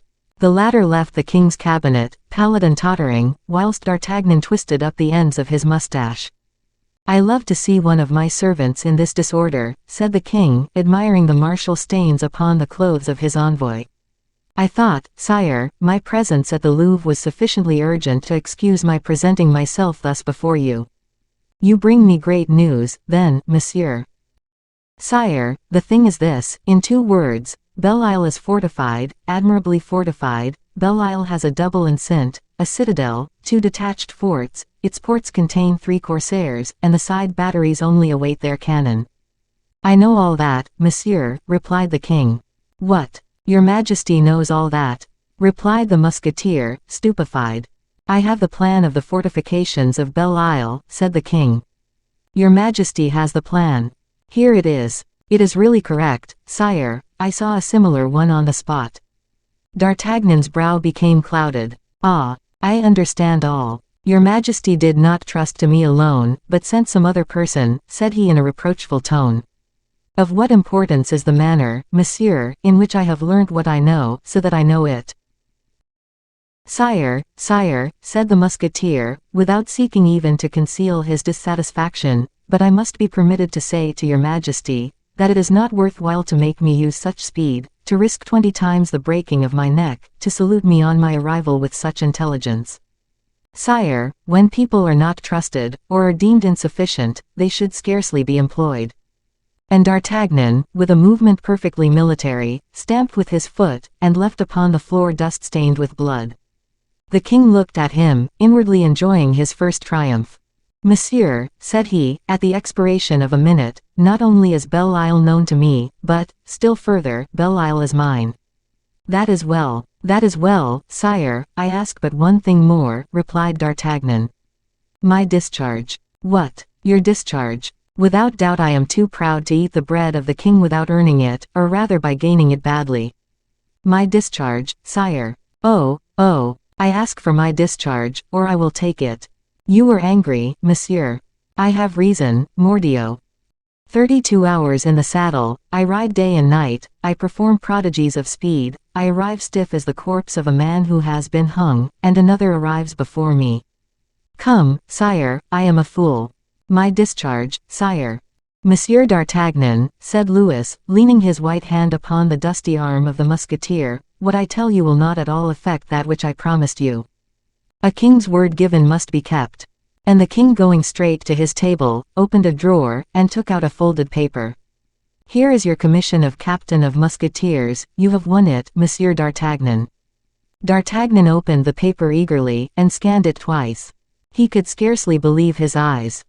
And this commission is given you, continued the king, not only on account of your journey to Belle Isle but, moreover, for your brave intervention at the Place de Grève. There, likewise, you served me valiantly. Ah, said d'Artagnan, without his self-command being able to prevent a blush from mounting to his eyes, you know that also, sire. Yes, I know it. The king possessed a piercing glance and an infallible judgment when it was his object to read men's minds. You have something to say, said he to the musketeer, something to say which you do not say. Come, speak freely, monsieur, you know that I told you, once and for all, that you are to be always quite frank with me. Well, sire. What I have to say is this, that I would prefer being made captain of the musketeers for having charged a battery at the head of my company, or taken a city, than for causing two wretches to be hung. Is this quite true you tell me? And why should your majesty suspect me of dissimulation, I ask? Because I have known you well, monsieur, you cannot repent of having drawn your sword for me. Well, in that your majesty is deceived, and greatly, yes, I do repent of having drawn my sword on account of the results that action produced. The poor men who were hung, sire, were neither your enemies nor mine, and they could not defend themselves. The king preserved silence for a moment. And your companion, M. d'Artagnan, does he partake of your repentance? My companion. Yes, you were not alone, I have been told. Alone, where? At the Place de Grève. No, sire, no, said d'Artagnan, blushing at the idea that the king might have a suspicion that he, d'Artagnan, had wished to engross to himself all the glory that belonged to Raoul. No, mordio. And as your majesty says, I had a companion, and a good companion, too. A young man. Yes, sire, a young man. Oh, your majesty must accept my compliments, you are as well informed of things out of doors as things within. It is M. Colbert who makes all these fine reports to the king. M. Colbert has said nothing but good of you, M. d'Artagnan, and he would have met with a bad reception if he had come to tell me anything else. That is fortunate. But he also said much good of that young man. And with justice, said the musketeer. In short, it appears that this young man is a fire-eater, said Louis, in order to sharpen the sentiment which he mistook for envy. A fire-eater. Yes, sire, repeated d'Artagnan, delighted on his part to direct the king's attention to Raoul. Do you not know his name? Well, I think. You know him then. I have known him nearly 25 years, sire. Why, he is scarcely 25 years old, cried the king. Well, sire, I have known him ever since he was born, that is all. Do you affirm that? Sire, said d'Artagnan, your majesty questions me with a mistrust in which I recognize another character than your own. M. Colbert, who has so well informed you, has he not forgotten to tell you that this young man is the son of my most intimate friend? The Vicomte de Bragelonne. Certainly, sire. The father of the Vicomte de Bragelonne is M. le Comte de la Fère, who so powerfully assisted in the restoration of King Charles II. Bragelonne comes of a valiant race, sire. Then he is the son of that nobleman who came to me, or rather to M. Mazarin, on the part of King Charles II, to offer me his alliance. Exactly, sire. And the Comte de la Fère is a great soldier, say you. Sire, he is a man who has drawn his sword more times for the king, your father, than there are, at present, months in the happy life of your majesty. It was Louis XIV who now bit his lip. That is well, M. d'Artagnan, very well. And M. le Comte de la Fère is your friend, say you. For about 40 years, yes, sire. Your majesty may see that I do not speak to you of yesterday. Should you be glad to see this young man, M. d'Artagnan? Delighted, sire. The king touched his bell, and an usher appeared. Calais de Bragelonne, said the king. Ah, he is here, said D'Artagnan. He is on guard today, at the Louvre, with the company of the gentlemen of Monsieur le Prince. The king had scarcely ceased speaking, when Raoul presented himself, and, on seeing D'Artagnan, smiled on him with that charming smile which is only found upon the lips of youth. Come, said D'Artagnan, familiarly, to Raoul, the king will allow you to embrace me, only tell his majesty you thank him. Raoul bowed so gracefully, that Louis, to whom all superior qualities were pleasing when they did not overshadow his own, admired his beauty, strength, and modesty. Monsieur, said the king, addressing Raoul, I have asked Monsieur le Prince to be kind enough to give you up to me. I have received his reply, and you belong to me from this morning. Monsieur le Prince was a good master, but I hope you will not lose by the exchange. Yes, Raoul, be satisfied, the king has some good in him, said D'Artagnan, who had fathomed the character of Louis, and who played with his self-love, within certain limits, always observing, be it understood, the proprieties, and flattering, even when he appeared to be bantering. Sire, said Bragelonne, with voice soft and musical, and with the natural and easy elocution he inherited from his father, Sire, it is not from today that I belong to your majesty. Oh, no, I know, said the king, you mean your enterprise of the Grève. That day, you were truly mine, monsieur. Sire, it is not of that day I would speak, it would not become me to refer to so paltry a service in the presence of such a man as M. D'Artagnan. I would speak of a circumstance which created an epoch in my life, and which consecrated me, from the age of 16, to the devoted service of your majesty. Ah, said the king, what was that circumstance? Tell me, monsieur. This is it, sire.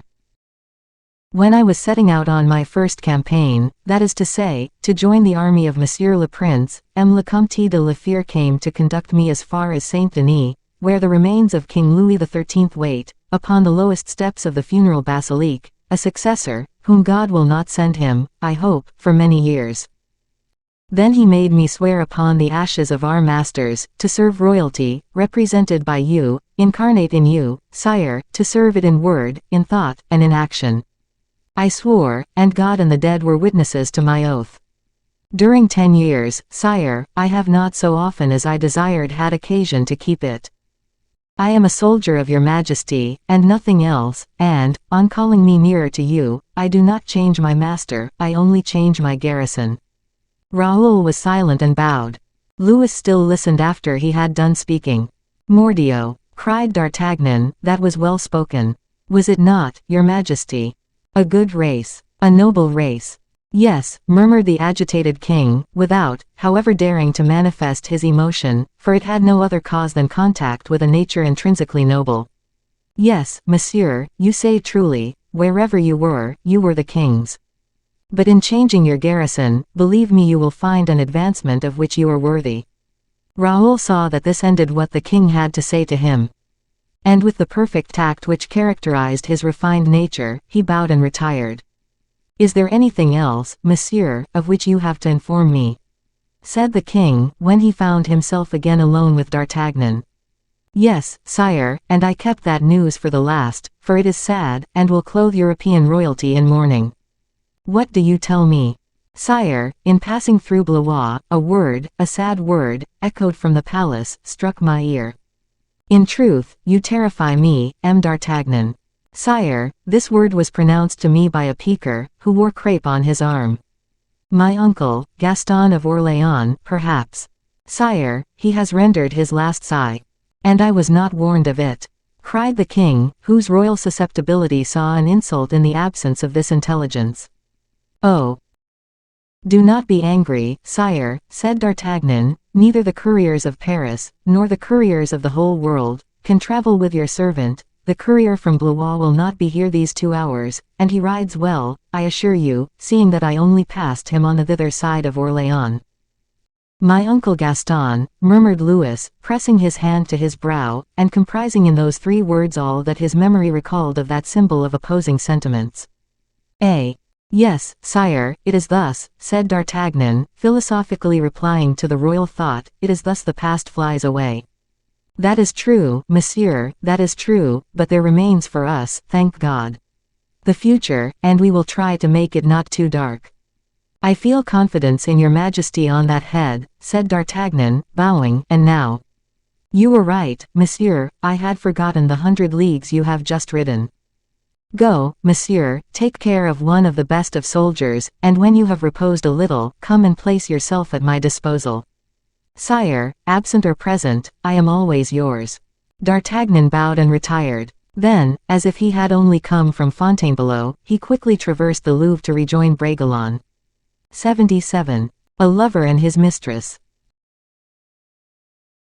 Whilst the waxlights were burning in the castle of Blois, around the inanimate body of Gaston of Orléans, that last representative of the past, whilst the bourgeois of the city were thinking out his epitaph, which was far from being a panegyric, whilst Madame the Dowager, no longer remembering that in her young days she had loved that senseless corpse to such a degree as to fly the paternal palace for his sake, was making, within 20 paces of the funeral apartment, her little calculations of interest and her little sacrifices of pride. Other interests and other prides were in agitation in all the parts of the castle into which a living soul could penetrate.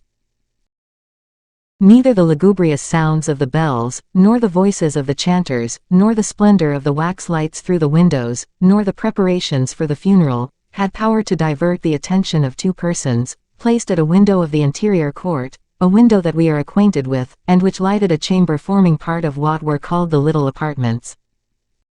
For the rest, a joyous beam of the sun, for the sun appeared to care little for the loss France had just suffered, a sunbeam, we say, descended upon them, drawing perfumes from the neighboring flowers and animating the walls themselves.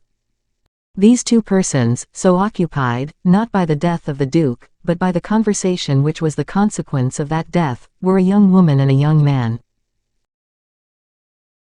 The latter personage, a man of from 25 to 26 years of age, with a mien sometimes lively and sometimes dull, making good use of two large eyes, shaded with long eyelashes, was short of stature and swart of skin. He smiled with an enormous, but well-furnished mouth, and his pointed chin, which appeared to enjoy a mobility nature does not ordinarily grant to that portion of the countenance, leant from time to time very lovingly towards his interlocutrix, who, we must say, did not always draw back so rapidly as strict propriety had a right to require. The young girl, we know her, for we have already seen her, at that very same window, by the light of that same sun. The young girl presented a singular mixture of shyness and reflection. She was charming when she laughed, beautiful when she became serious, but, let us hasten to say, she was more frequently charming than beautiful. These two appeared to have attained the culminating point of a discussion, half bantering, half serious. Now, Monsieur Malicorne, said the young girl, does it, at length, please you that we should talk reasonably? You believe that that is very easy, mademoiselle, or, replied the young man. To do what we like, when we can only do what we are able. Good. There he is bewildered in his phrases. Who, I? Yes, you, quit that lawyer's logic, my dear. Another impossibility. Clerk I am, Mademoiselle de Montalais. Demoiselle I am, Monsieur Malicorne. Alas, I know it well, and you overwhelm me by your rank, so I will say no more to you. Well, no, I don't overwhelm you. Say what you have to tell me, say it, I insist upon it. Well, I obey you. That is truly fortunate. Monsieur is dead. Ah, peste, there's news. And where do you come from, to be able to tell us that? I come from Orléans, mademoiselle. And is that all the news you bring? Ah, no, I am come to tell you that Madame Henrietta of England is coming to marry the king's brother. Indeed, Malicorne, you are insupportable with your news of the last century. Now, mind, if you persist in this bad habit of laughing at people, I will have you turned out. Oh, yes, for really you exasperate me. There, patience, mademoiselle. You want to make yourself of consequence, I know well enough why. Go, tell me, and I will answer you frankly, yes, if the thing be true. You know that I am anxious to have that commission of Lady of Honor, which I have been foolish enough to ask of you, and you do not use your credit. Who, I? Malicorne cast down his eyes, joined his hands, and assumed his sullen air.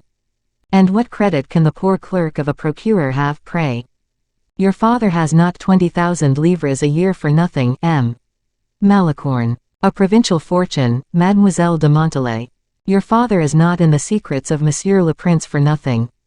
An advantage which is confined to lending Monseigneur money. In a word, you are not the most cunning young fellow in the province for nothing.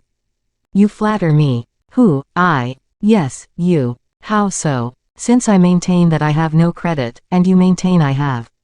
Well, then, my commission. Well, your commission. Shall I have it, or shall I not? You shall have it. But when? When you like. Where is it, then? In my pocket. How, in your pocket? Yes. And, with a smile, Malicorne drew from his pocket a letter, upon which Mademoiselle seized as a prey, and which she read eagerly. As she read, her face brightened. Malicorne, cried she after having read it, in truth, you are a good lad. What for, mademoiselle? Because you might have been paid for this commission, and you have not. And she burst into a loud laugh, thinking to put the clerk out of countenance, but Malicorne sustained the attack bravely. I do not understand you, said he. It was now Montalais who was disconcerted in her turn. I have declared my sentiments to you, continued Malicorne.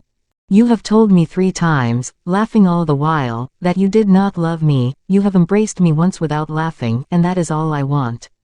All, said the proud and coquettish Montalais, in a tone through which the wounded pride was visible. Absolutely all, mademoiselle, replied Malicorne. Ah, and this monosyllable indicated as much anger as the young man might have expected gratitude. He shook his head quietly. Listen, Montalais, said he, without heeding whether that familiarity pleased his mistress or not, let us not dispute about it. And why not? Because during the year which I have known you, you might have had me turned out of doors 20 times if I did not please you. Indeed, and on what account should I have had you turned out? Because I had been sufficiently impertinent for that. Oh, yes, that's true. You see plainly that you are forced to avow it, said Malicorne. Monsieur Malicorne, don't let us be angry. If you have retained me, then it has not been without cause. It is not, at least, because I love you, cried Montalais. Granted. I will even say, at this moment, I am certain that you hate me. Oh, you have never spoken so truly. Well, on my part, I detest you. Ah, I take the act. Take it. You find me brutal and foolish. On my part one find you have a harsh voice, and your face is too often distorted with anger. At this moment you would allow yourself to be thrown out of that window rather than allow me to kiss the tip of your finger. I would precipitate myself from the top of the balcony rather than touch the hem of your robe. But, in 5 minutes, you will love me, and I shall adore you. Oh, it is just so. I doubt it. And I swear it. Coxcomb. And then, that is not the true reason. You stand in need of me, and I of you. When it pleases you to be gay, I make you laugh. When it suits me to be loving, I look at you. I have given you a commission of Lady of Honor which you wished for. You will give me, presently, something I wish for. I will. Yes, you will, but, at this moment, my dear I declare to you that I wish for absolutely nothing, so be at ease. You are a frightful man, Malicorne. I was going to rejoice at getting this commission, and thus you quench my joy. Good, there is no time lost, you will rejoice when I am gone. Go, then, and after. So be it, but in the first place, a piece of advice. What is it? Resume your good humor, you are ugly when you pout. Coarse. Come, let us tell the truth to each other, while we are about it. Oh, Malicorne. Bad-hearted man. Oh, Montalais. Ungrateful girl. The young man leant with his elbow upon the window frame. Montalais took a book and opened it. Malicorne stood up, brushed his hat with his sleeve, smoothed down his black doublet. Montalais, though pretending to read, looked at him out of the corner of her eye. Good, cried she, furious, he has assumed his respectful air, and he will pout for a week. A fortnight, mademoiselle, said Malicorne, bowing. Montalais lifted up her little doubled fist. Monster, said she, oh, that I were a man. What would you do to me? I would strangle you. Ah, very well, then, said Malicorne, I believe I begin to desire something. And what do you desire, Monsieur Demon? That I should lose my soul from anger. Malicorne was rolling his hat respectfully between his fingers, but, all at once, he let fall his hat, seized the young girl by the shoulders, pulled her towards him, and sealed her mouth with 2 lips that were very warm, for a man pretending to so much indifference. Or would have cried out, but the cry was stifled in his kiss. Nervous and, apparently, angry, the young girl pushed Malicorne against the wall. "Good," said Malicorne, philosophically, "that's enough for 6 weeks. Adieu, mademoiselle, accept my very humble salutation." And he made 3 steps towards the door. "Well, no, you shall not go," cried Montalais, stamping with her little foot. "Stay where you are. I order you." "You order me?" "Yes, am I not mistress? Of my heart and soul, without doubt. A pretty property, ma foi. The soul is silly and the heart dry. Beware, Montalais, I know you," said Malicorne, "you are going to fall in love with your humble servant." "Well, yes," said she, hanging round his neck with childish indolence, rather than with loving abandonment. "Well, yes, for I must thank you at least." "And for what?" "For the commission, is it not my whole future?" "And mine." Montalais looked at him. "It is frightful," said she, "that one can never guess whether you are speaking seriously or not." "I cannot speak more seriously. I was going to Paris, you are going there, we are going there. And so it was for that motive only you have served me, selfish fellow. What would you have me say, or? I cannot live without you.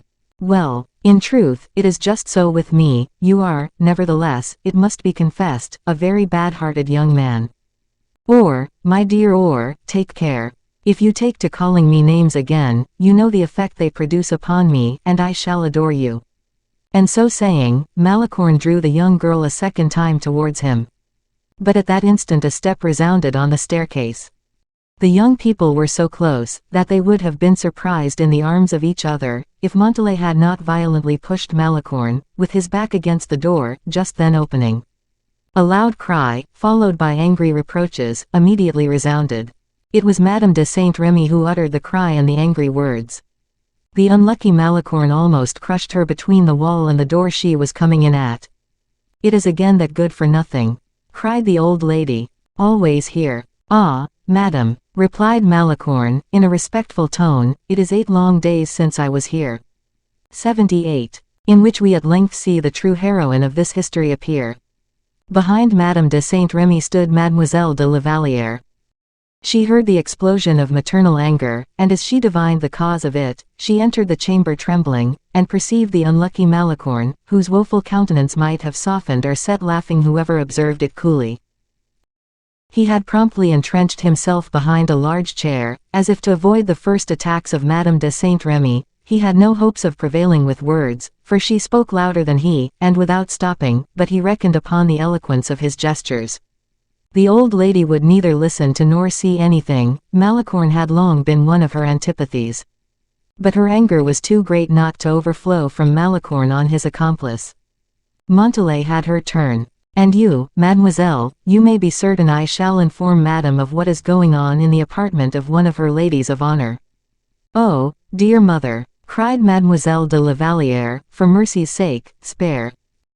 Hold your tongue, mademoiselle, and do not uselessly trouble yourself to intercede for unworthy people. That a young maid of honor like you should be subjected to a bad example is, certes, a misfortune great enough, but that you should sanction it by your indulgence is what I will not allow."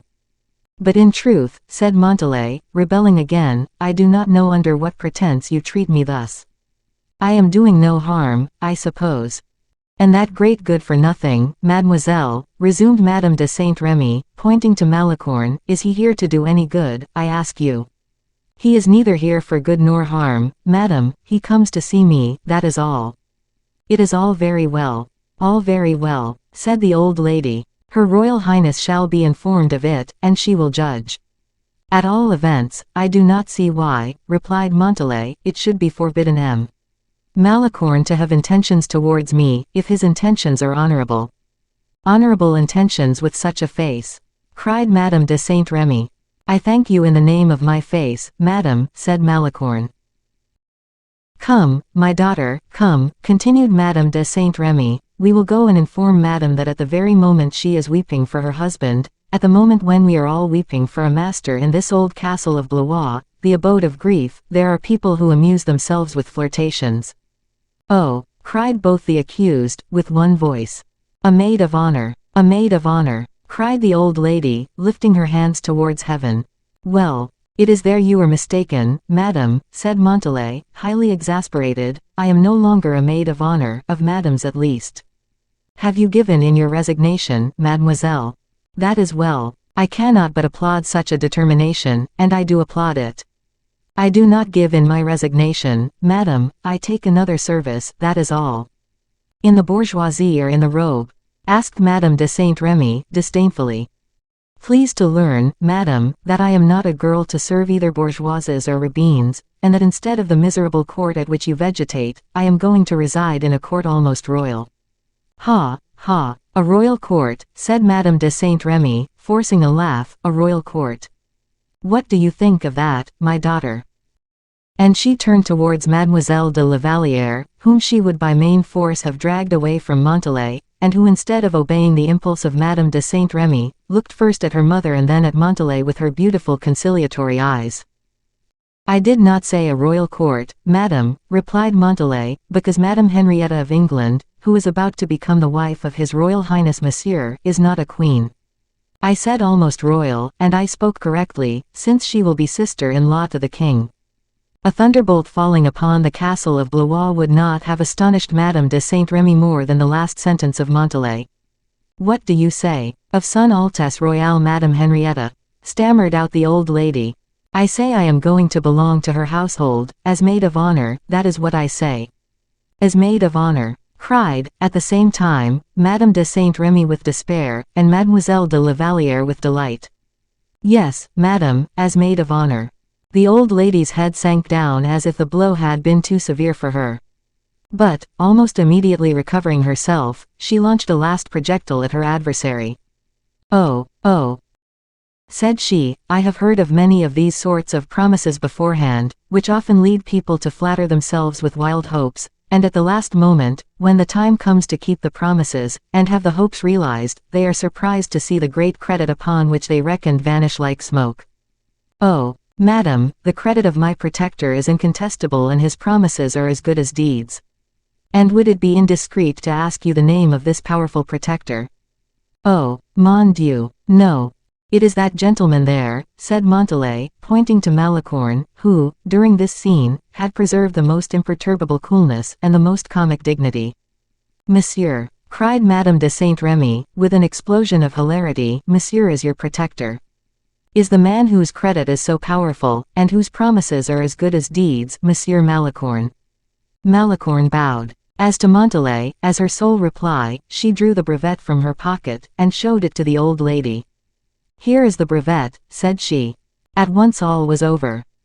As soon as she had cast a rapid glance over this fortunate brevet, the good lady clasped her hands, an unspeakable expression of envy and despair contracted her countenance, and she was obliged to sit down to avoid fainting.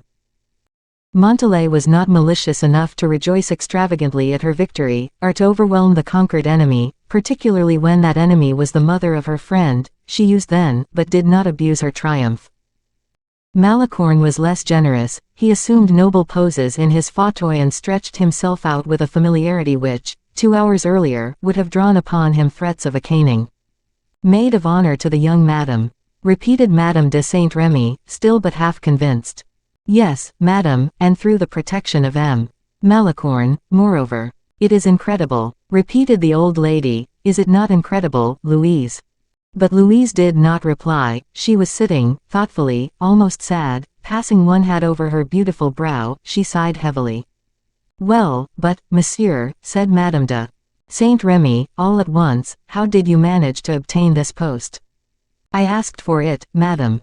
Of whom? One of my friends. And you have friends sufficiently powerful at court to give you such proofs of their credit?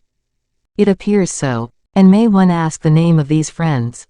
I did not say I had many friends, madam, I said I had one friend. And that friend is called? Peste, madam, you go too far. When one has a friend as powerful as mine, we do not publish his name in that fashion, in open day, in order that he may be stolen from us.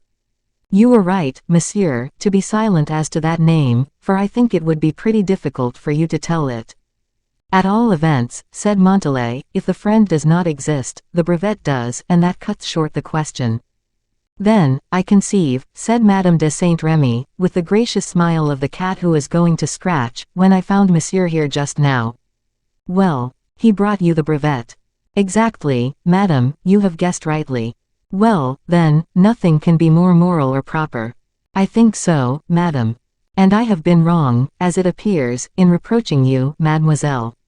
Very wrong, madame, but I am so accustomed to your reproaches, that I pardon you these. In that case, let us be gone, Louise, we have nothing to do but to retire.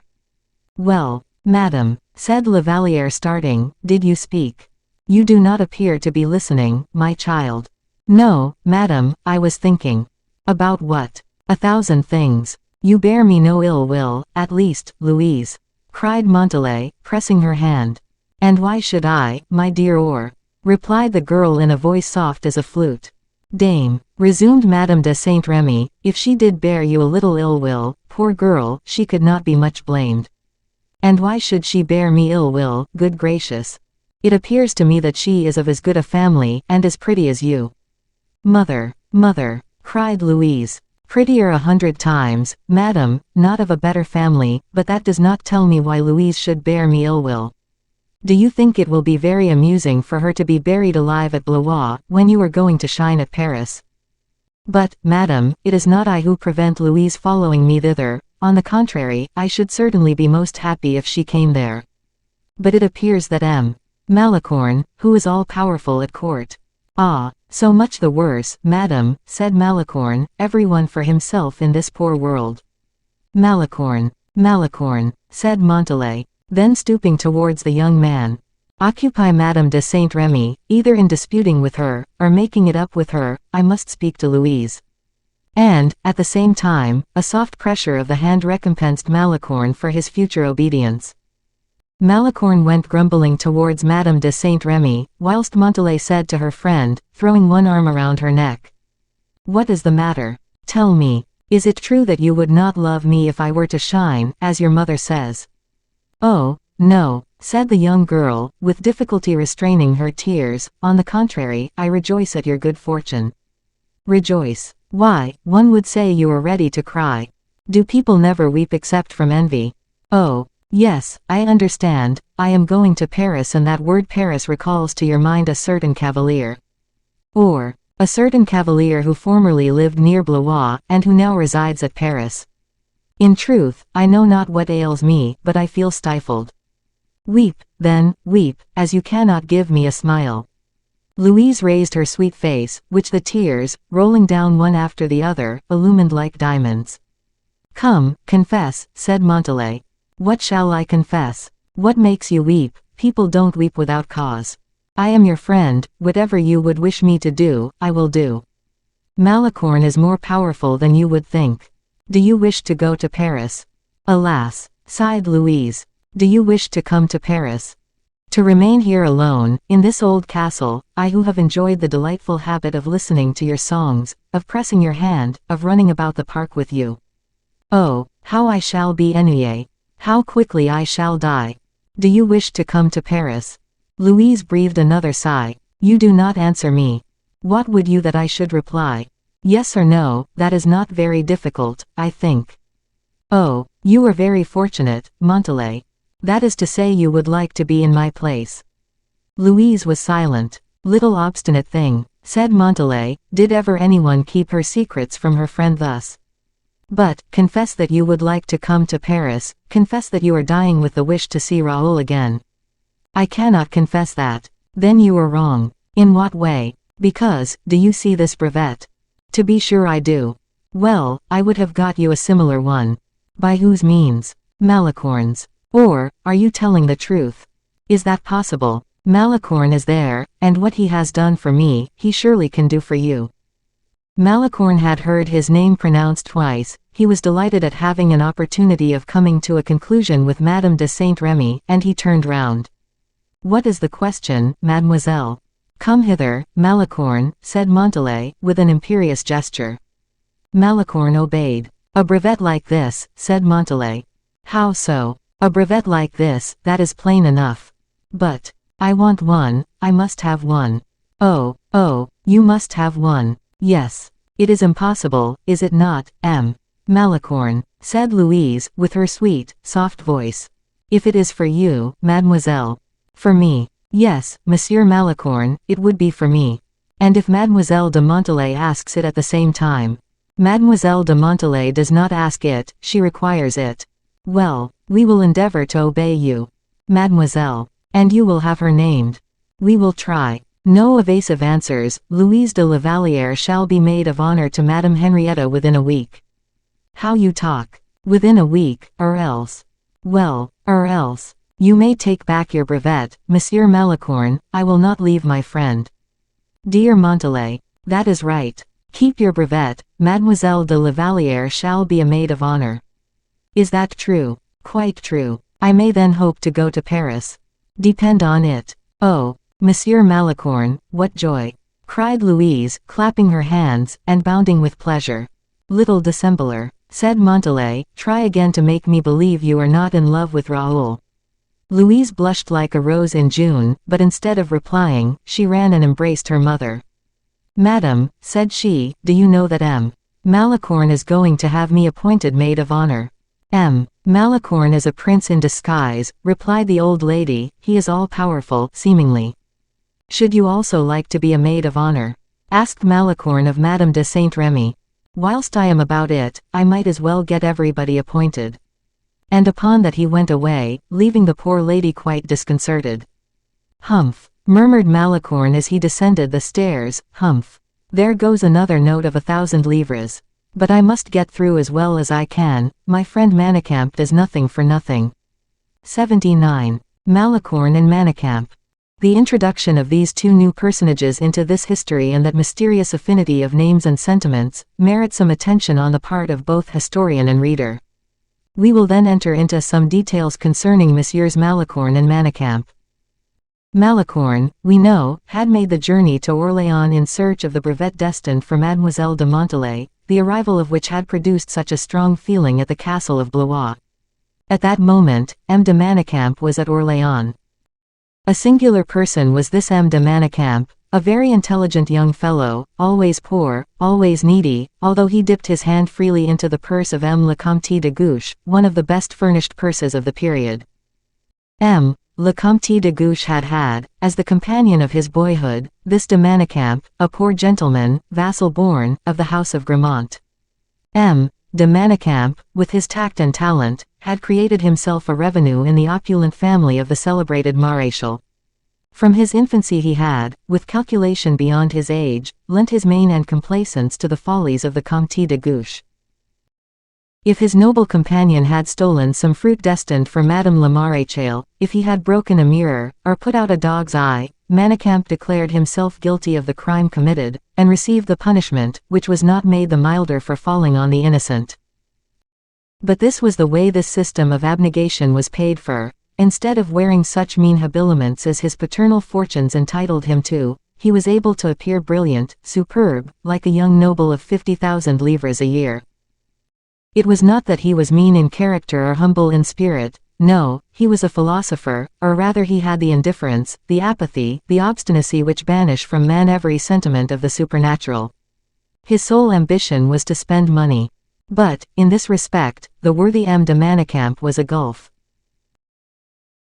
3 or 4 times every year he drained the Comte de Gouche, and when the Comte de Gouche was thoroughly drained, when he had turned out his pockets and his purse before him, when he declared that it would be at least a fortnight before paternal munificence would refill those pockets and that purse, Manicamp lost all his energy, he went to bed, remained there, ate nothing and sold his handsome clothes, under the pretense that, remaining in bed, he did not want them.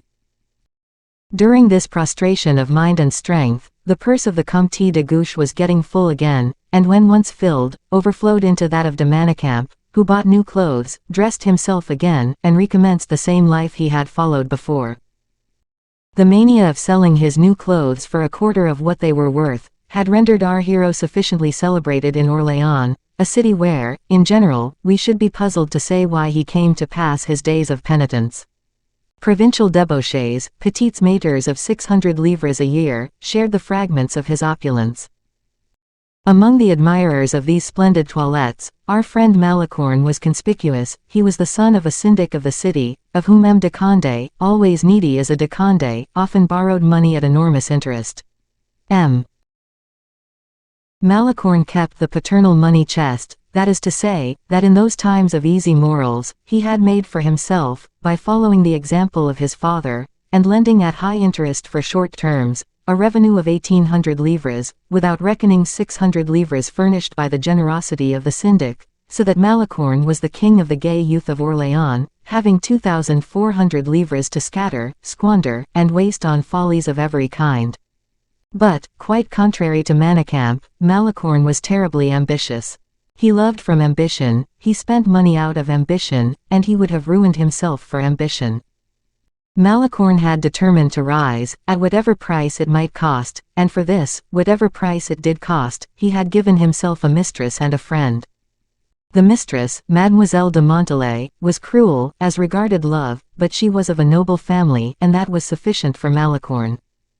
The friend had little or no friendship, but he was the favorite of the Comte de Gouche, himself the friend of Monsieur, the king's brother, and that was sufficient for Malicorne.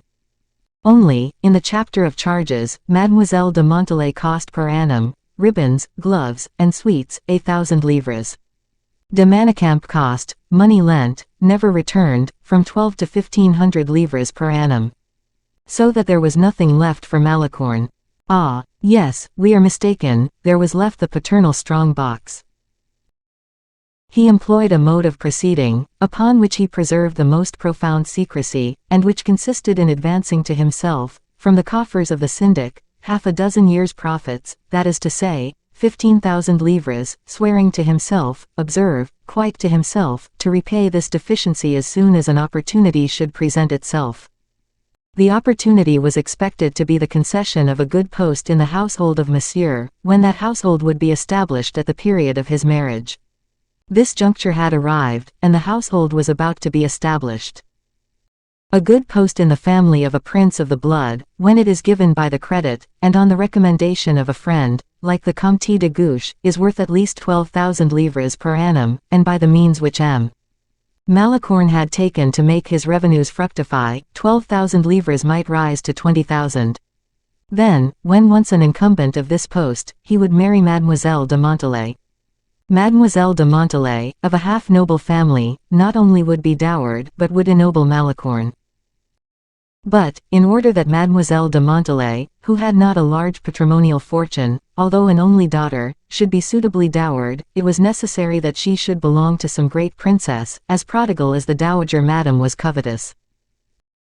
And in order that the wife should not be of one party whilst the husband belonged to the other, a situation which presents serious inconveniences, particularly with characters like those of the future consorts, Malicorne had imagined the idea of making the central point of union the household of Monsieur, the king's brother. Mademoiselle de Montalais would be maid of honor to Madame M. Malicorne would be officer to Monsieur. It is plain the plan was formed by a clear head, it is plain, also, that it had been bravely executed. Malicorne had asked Manicamp to ask a brevet of maid of honor of the Comte de Gouche, and the Comte de Gouche had asked this brevet of Monsieur, who had signed it without hesitation. The constructive plan of Malicorne, for we may well suppose that the combinations of a mind as active as his were not confined to the present, but extended to the future, the constructive plan of Malicorne, we say, was this, to obtain entrance into the household of Madame Henrietta for a woman devoted to himself, who was intelligent, young, handsome, and intriguing, to learn, by means of this woman, all the feminine secrets of the young household, whilst he, Malicorne, and his friend Manicamp, should, between them, know all the male secrets of the young community. It was by these means that a rapid and splendid fortune might be acquired at one and the same time.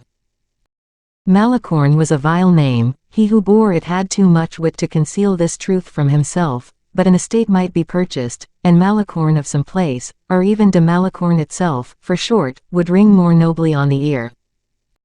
It was not improbable that a most aristocratic origin might be hunted up by the heralds for this name of Malicorne, might it not come from some estate where a bull with mortal horns had caused some great misfortune, and baptized the soil with the blood it had spilt.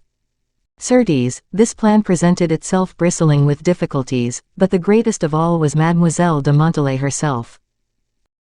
Capricious, variable, close, giddy, free, prudish, a virgin armed with claws, Aragon stained with grapes, she sometimes overturned, with a single dash of her white fingers, or with a single puff from her laughing lips, the edifice which had exhausted Malicorne's patience for a month.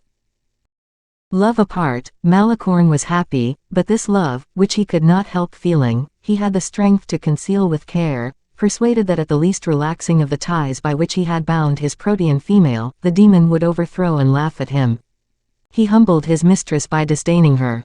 Burning with desire, when she advanced to tempt him, he had the art to appear ice, persuaded that if he opened his arms, she would run away laughing at him. On her side, Montalais believed she did not love Malicorne, whilst, on the contrary, in reality she did. Malicorne repeated to her so often his protestation of indifference, that she finished, sometimes, by believing him, and then she believed she detested Malicorne. If she tried to bring him back by coquetry, Malicorne played the coquette better than she could. But what made Montalais hold to Malicorne in an indissoluble fashion, was that Malicorne always came cram full of fresh news from the court and the city. Malicorne always brought to Blois a fashion, a secret, or a perfume, that Malicorne never asked for a meeting, but, on the contrary, required to be supplicated to receive the favors he burned to obtain. On her side, Montalais was no miser with stories. By her means, Malicorne learnt all that passed at Blois, in the family of the Dowager Madame, and he related to Manicamp tales that made him ready to die with laughing, which the latter, out of idleness, took ready-made to M. de Guiche, who carried them to Monsieur. Such, in 2 words, was the woof of petty interests and petty conspiracies which united Blois with Orléans, and Orléans with Paris, and which was about to bring into the last-named city where she was to produce so great a revolution, the poor little Lavalière, who was far from suspecting, as she returned joyfully, leaning on the arm of her mother, for what a strange future she was reserved. As to the good man, Malicorne, we speak of the Syndic of Orléans, he did not see more clearly into the present than others did into the future, and had no suspicion as he walked, every day, between 3 and 5 o'clock, after his dinner, upon the Place Sainte Catherine, in his grey coat, cut after the fashion of Louis XIII and his cloth shoes with great knots of ribbon, that it was he who was paying for all those bursts of laughter, all those stolen kisses, all those whisperings, all those little keepsakes, and all those bubble projects which formed a chain of 45 leagues in length, from the Palais of Blois to the Palais Royal. 80. Manicamp and Malicorne. Malicorne, then, left Blois, as we have said, and went to find his friend, Manicamp, then in temporary retreat in the city of Orléans. It was just at the moment when that young nobleman was employed in selling the last decent clothing he had left. He had, a fortnight before, extorted from the Comte de Guiche 100 pistoles, all he had, to assist in equipping him properly to go and meet Madame, on her arrival at Le Havre. He had drawn from Malicorne, 3 days before, 50 pistoles, the price of the brevet obtained for Montalais. He had then no expectation of anything else, having exhausted all his resources, with the exception of selling a handsome suit of cloth and satin, embroidered and laced with gold, which had been the admiration of the court. But to be able to sell this suit, the last he had left, as we have been forced to confess to the reader, Manicamp had been obliged to take to his bed. No more fire, no more pocket money, no more walking money, nothing but sleep to take the place of repasts, companies and balls. It has been said, he who sleeps, dines, but it has never been affirmed, he who sleeps, plays, or, he who sleeps, dances. Manicamp, reduced to this extremity of neither playing nor dancing, for a week at least, was, consequently, very sad. He was expecting a usurer, and saw Malicorne enter. A cry of distress escaped him. What, said he, in a tone which nothing can describe, is that you again, dear friend? Humph. You are very polite, said Malicorne. Aye, but look you, I was expecting money, and, instead of money, I see you. And suppose I brought you some money? Oh, that would be quite another thing. You are very welcome, my dear friend. And he held out his hand, not for the hand of Malicorne, but for the purse. Malicorne pretended to be mistaken, and gave him his hand. And the money, said Manicamp. My dear friend, if you wish to have it, earn it. What must be done for it? Earn it, parbleu. And after what fashion? Oh, that is rather trying, I warn you. The devil. You must get out of bed, and go immediately to le Comte de Gouche. I get up, said Manicamp, stretching himself in his bed, complacently. Oh, no, thank you. You have sold all your clothes. No, I have one suit left, the handsomest even, but I expect a purchaser. And the chausses? Well, if you look, you will see them on that chair. Very well. Since you have some chausses and a pourpoint left, put your legs into the first and your back into the other, have a horse saddled, and set off. Not I. And why not? Morbleu. Don't you know, then, that M. de Gouche is at Etampes? No, I thought he was at Paris. You will then only have 15 leagues to go, instead of 30. You are a wonderfully clever fellow.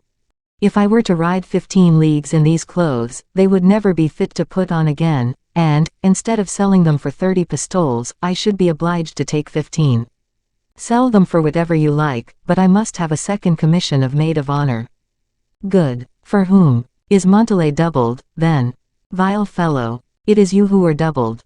You swallow up 2 fortunes, mine, and that of le Comte de Gouche. You should say, that of le Comte de Gouche and yours. That is true, honor where it is due, but I return to my brevet. And you are wrong. Prove me that. My friend, there will only be 12 maids of honor for madam. I have already obtained for you what 1200 women are trying for, and for that I was forced to employ all my diplomacy. Oh, yes, I know you have been quite heroic, my dear friend. We know what we are about, said Manicamp.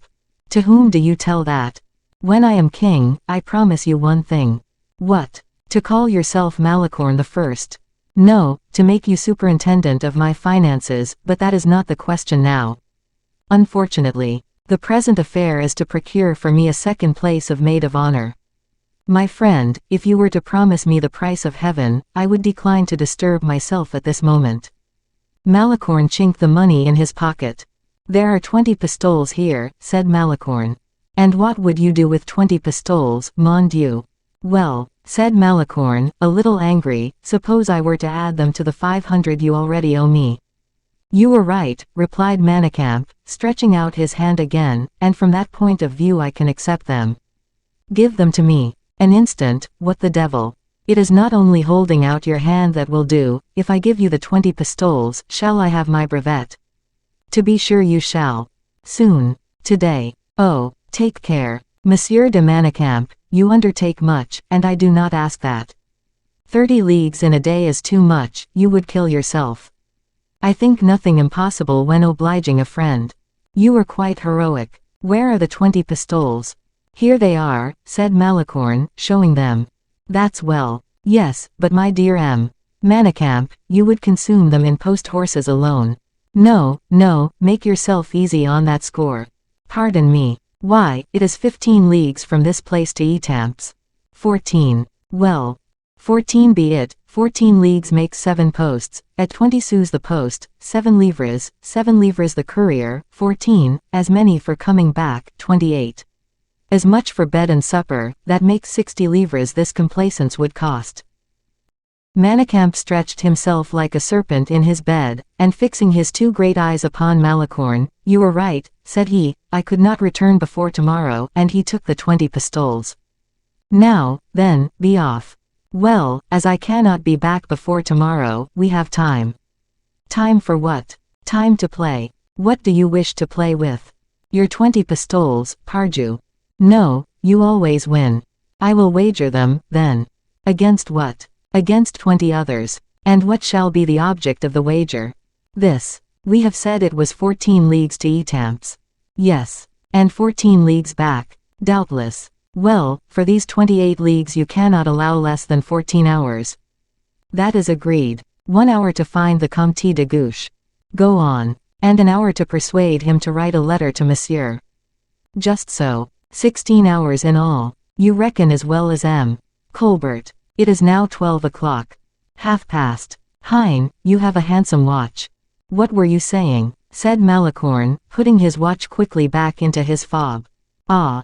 True, I was offering to lay you 20 pistoles against these you have lent me, that you will have the Comte de Guiche's letter in. How soon? In 8 hours. Have you a winged horse, then? That is no matter. Will you bet? I shall have the Comte's letter in 8 hours. Yes. In hand. In hand. Well, be it so, I lay, said Malicorne, curious enough to know how this seller of clothes would get through. Is it agreed? It is. Pass me the pen, ink, and paper. Here they are. Thank you. Manicamp raised himself with a sigh, and leaning on his left elbow, in his best hand, traced the following lines. Good for an order for a place of maid of honor to Madame, which le Comte de Guiche will take upon him to obtain at sight. De Manicamp. This painful task accomplished, he laid himself down in bed again. Well, asked Malicorne, what does this mean? That means that if you are in a hurry to have the letter from the Comte de Guiche for Monsieur, I have won my wager. How the devil is that? That is transparent enough, I think. You take that paper. Well, and you set out instead of me. Ah, you put your horses to their best speed. Good.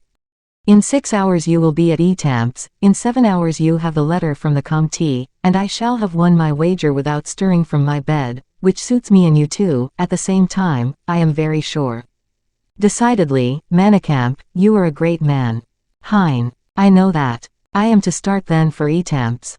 Directly. I am to go to the Comte de Guiche with this order. He will give you a similar one for Monsieur. Monsieur will approve. Instantly. And I shall have my brevet. You will. Ah. Well, I hope I behave genteelly. Adorably. Thank you. You do as you please, then, with the Comte de Guiche, Manicamp. Except making money of him, everything. Diable. The exception is annoying, but then, if instead of asking him for money, you were to ask. What? Something important. What do you call important? Well, suppose one of your friends asked you to render him a service. I would not render it to him. Selfish fellow. Or at least I would ask him what service he would render me in exchange. Ah, that, perhaps, is fair. Well, that friend speaks to you. What, you, Malicorne? Yes, I. Ah, you are rich, then. I have still 50 pistoles left. Exactly the sum I want. Where are those 50 pistoles? Here, said Malicorne, slapping his pocket. Then speak, my friend, what do you want? Malicorne took up the pen, ink, and paper again, and presented them all to Manicamp. Right, said he. Dictate. An order for a place in the household of Monsieur. Oh, said Manicamp, laying down the pen, a place in the household of Monsieur for 50 pistoles. You mistook me, my friend, you did not hear plainly. What did you say, then? I said 500. And the 500. Here they are. Manicamp devoured the rouleau with his eyes, but this time Malicorne held it at a distance. What do you say to that? 500 pistoles. I say it is for nothing, my friend, said Manicamp, taking up the pen again, and you exhaust my credit. Dictate. Malicorne continued. Which my friend the Comte de Guiche will obtain for my friend Malicorne. That's it, said Manicamp. Pardon me, you have forgotten to sign. Ah, that is true. The 500 pistoles. Here are 250 of them. And the other 250. When I am in possession of my place. Manicamp made a face. In that case give me the recommendation back again. What to do? To add 2 words to it. 2 words. Yes, 2 words only. What are they? In haste. Malicorne returned the recommendation, Manicamp added the words. Good, said Malicorne, taking back the paper. Manicamp began to count out the pistoles. There want 20, said he. How so? The 20 I have won. In what way? By laying that you would have the letter from the Comte de Guiche in 8 hours. Ah, that's fair, and he gave him the 20 pistoles. Manicamp began to scoop up his gold by handfuls, and pour it in cascades upon his bed. This second place, murmured Malicorne, whilst drying his paper, which, at first glance appears to cost me more than the first, but, he stopped, took up the pen in his turn, and wrote to Montalais. Mademoiselle, announce to your friend that her commission will not be long before it arrives. I am setting out to get it signed. That will be 28 leagues I shall have gone for the love of you.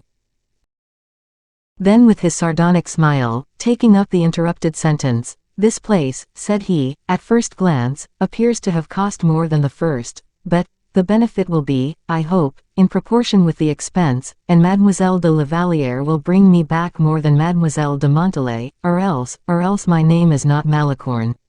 Farewell, Manicamp," and he left the room. 81. The courtyard of the Hôtel Grammont.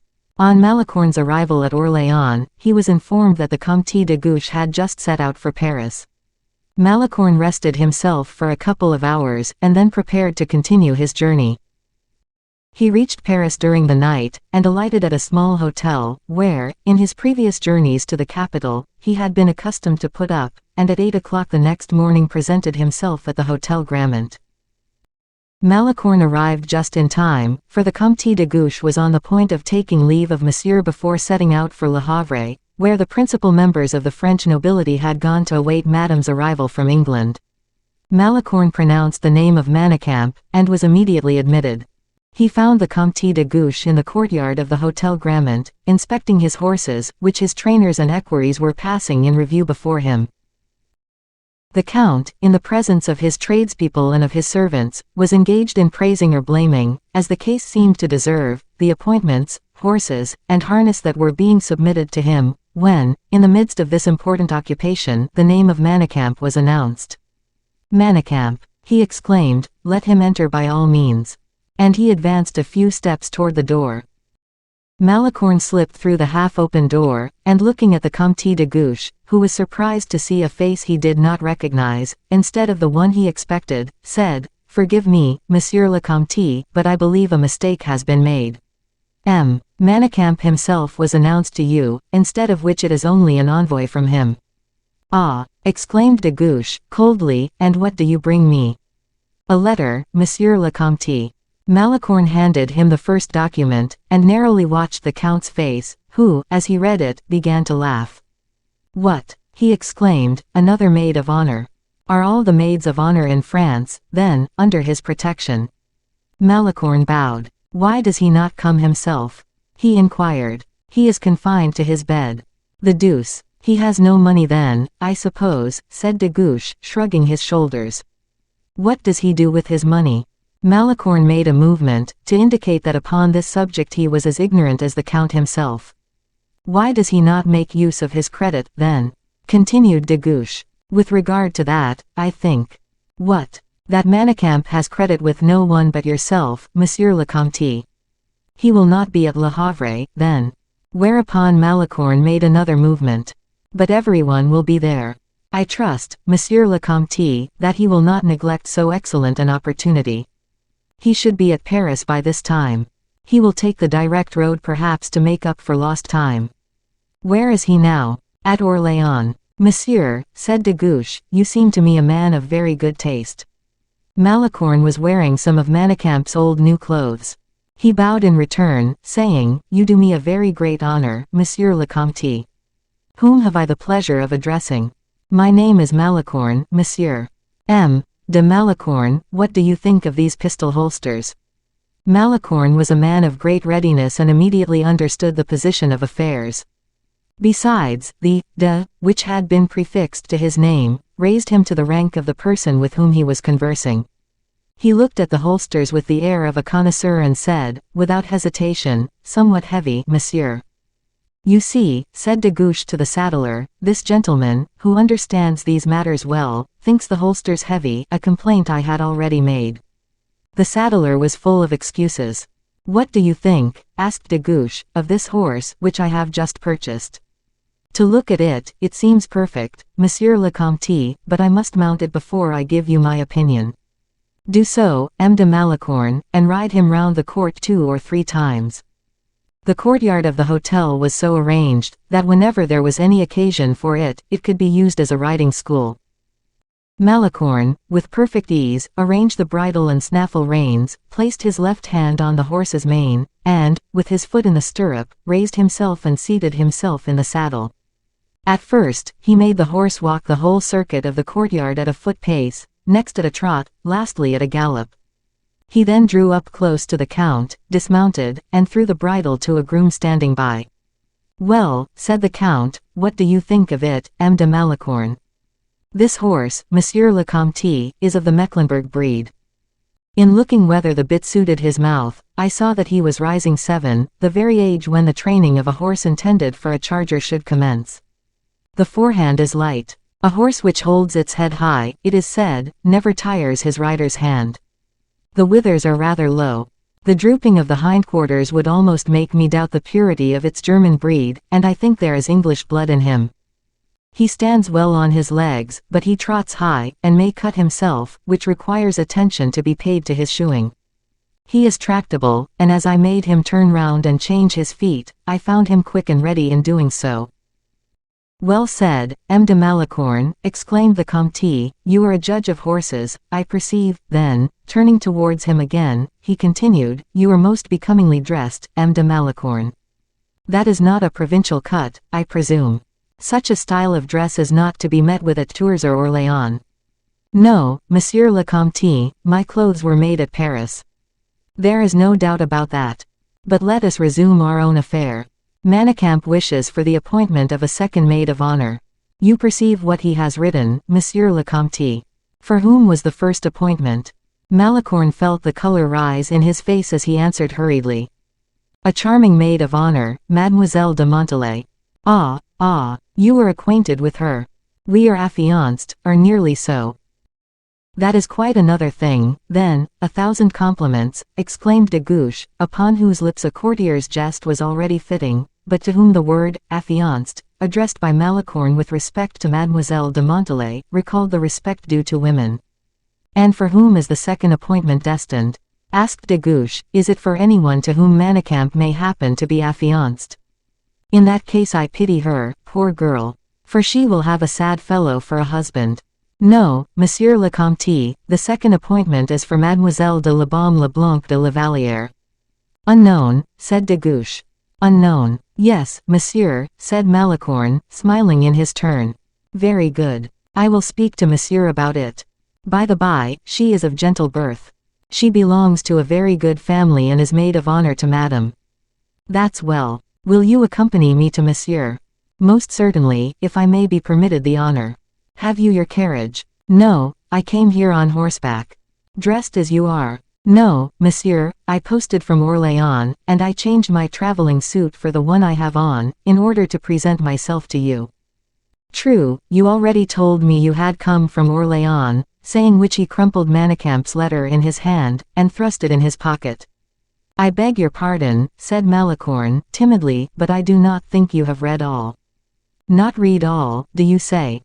No, there were 2 letters in the same envelope. Oh, are you sure? Quite sure. Let us look, then, said the Count, as he opened the letter again. Ah, you were right, he said, opening the paper which he had not yet read. I suspected it, he continued, another application for an appointment under monsieur. This Manicamp is a regular vampire, he is carrying on a trade in it. No, Monsieur le Comte, he wishes to make a present of it. To whom? To myself, monsieur. Why did you not say so at once, my dear M. Mauvaise-corne? Malicorne, Monsieur le Comte. Forgive me, it is that Latin that bothers me, that terrible mine of etymologies. Why the deuce are young men of family taught Latin? Mala and mauvais, you understand it is the same thing. You will forgive me, I trust, M. de Malicorne. Your kindness affects me much, monsieur, but it is a reason why I should make you acquainted with one circumstance without any delay. What is it? That I was not born a gentleman.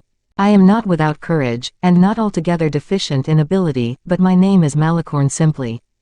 You appear to me, monsieur, exclaimed the Count, looking at the astute face of his companion, to be a most agreeable man. Your face pleases me, M. Malicorne, and you must possess some indisputably excellent qualities to have pleased that egotistical Manicamp. Be candid and tell me whether you are not some saint descended upon the earth. Why so? For the simple reason that he makes you a present of anything.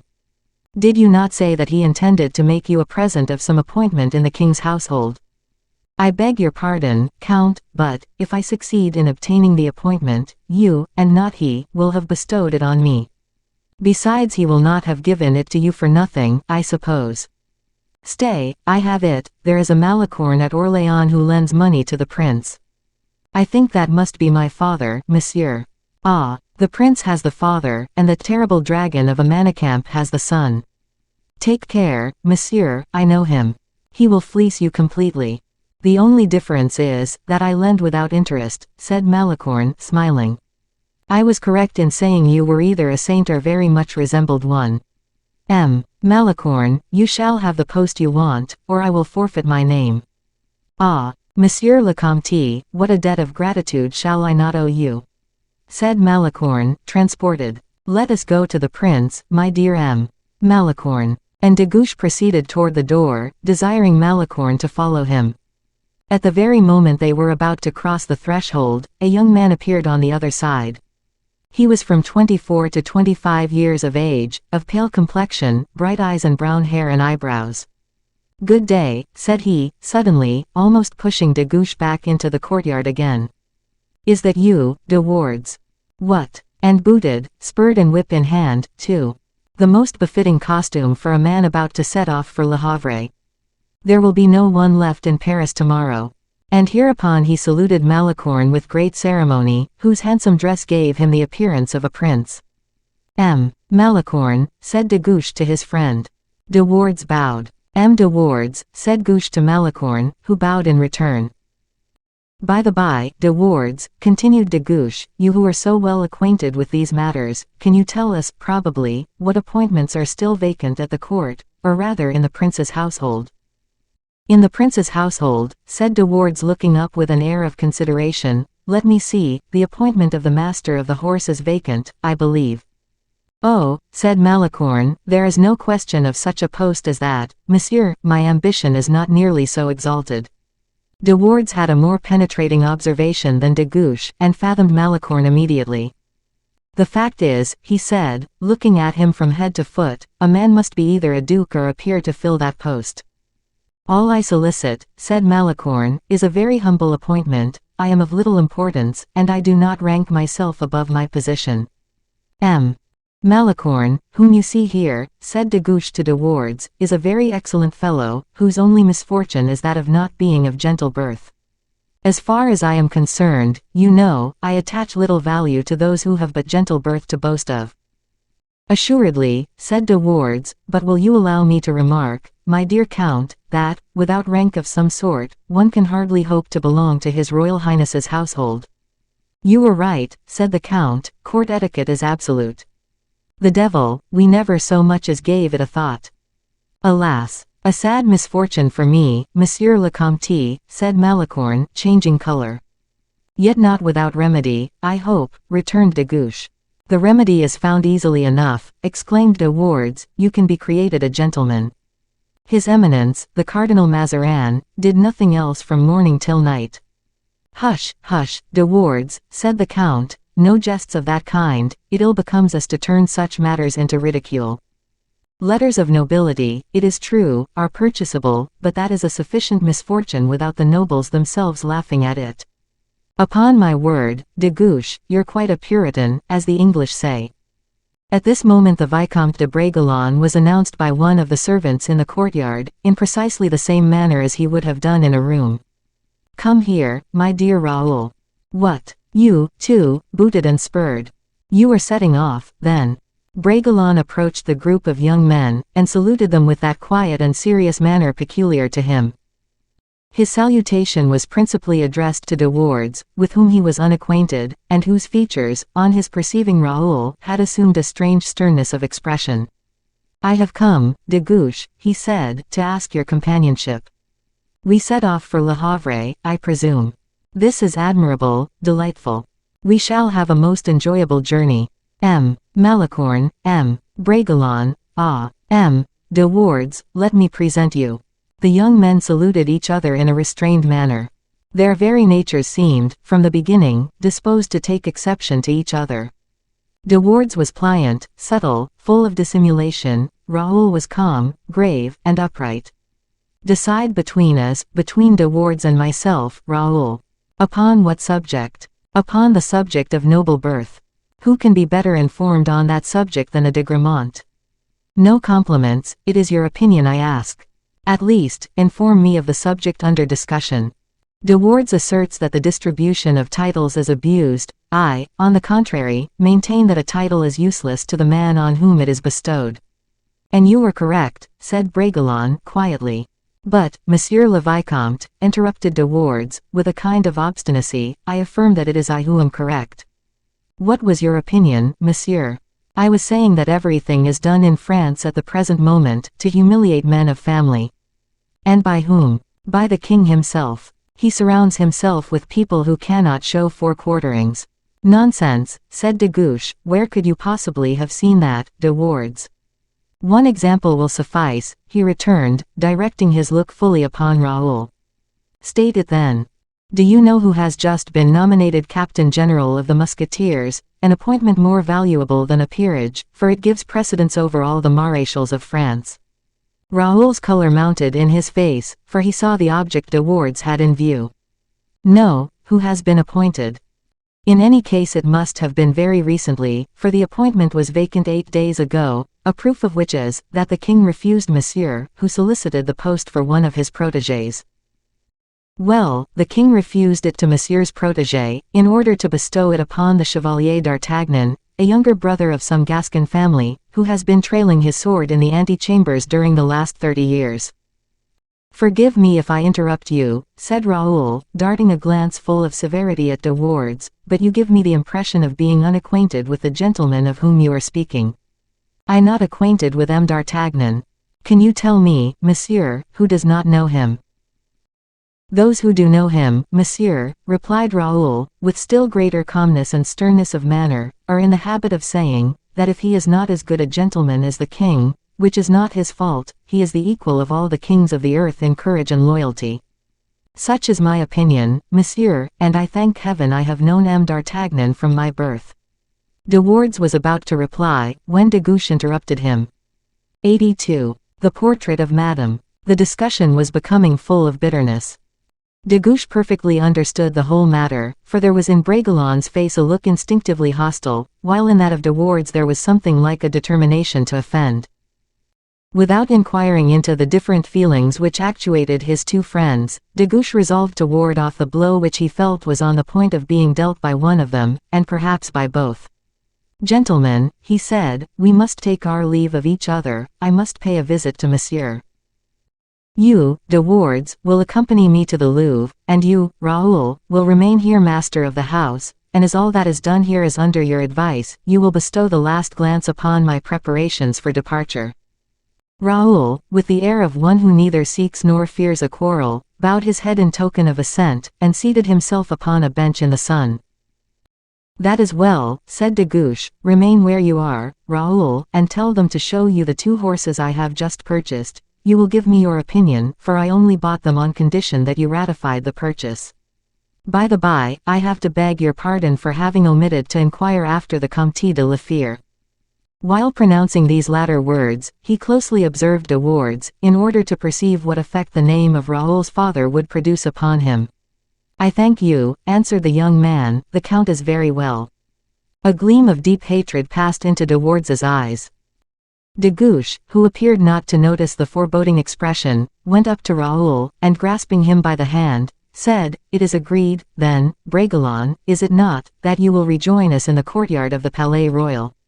He then signed to De Wardes to follow him, who had been engaged in balancing himself first on one foot, then on the other. We are going, said he, come, M. Malicorne. This name made Raoul start, for it seemed that he had already heard it pronounced before, but he could not remember on what occasion.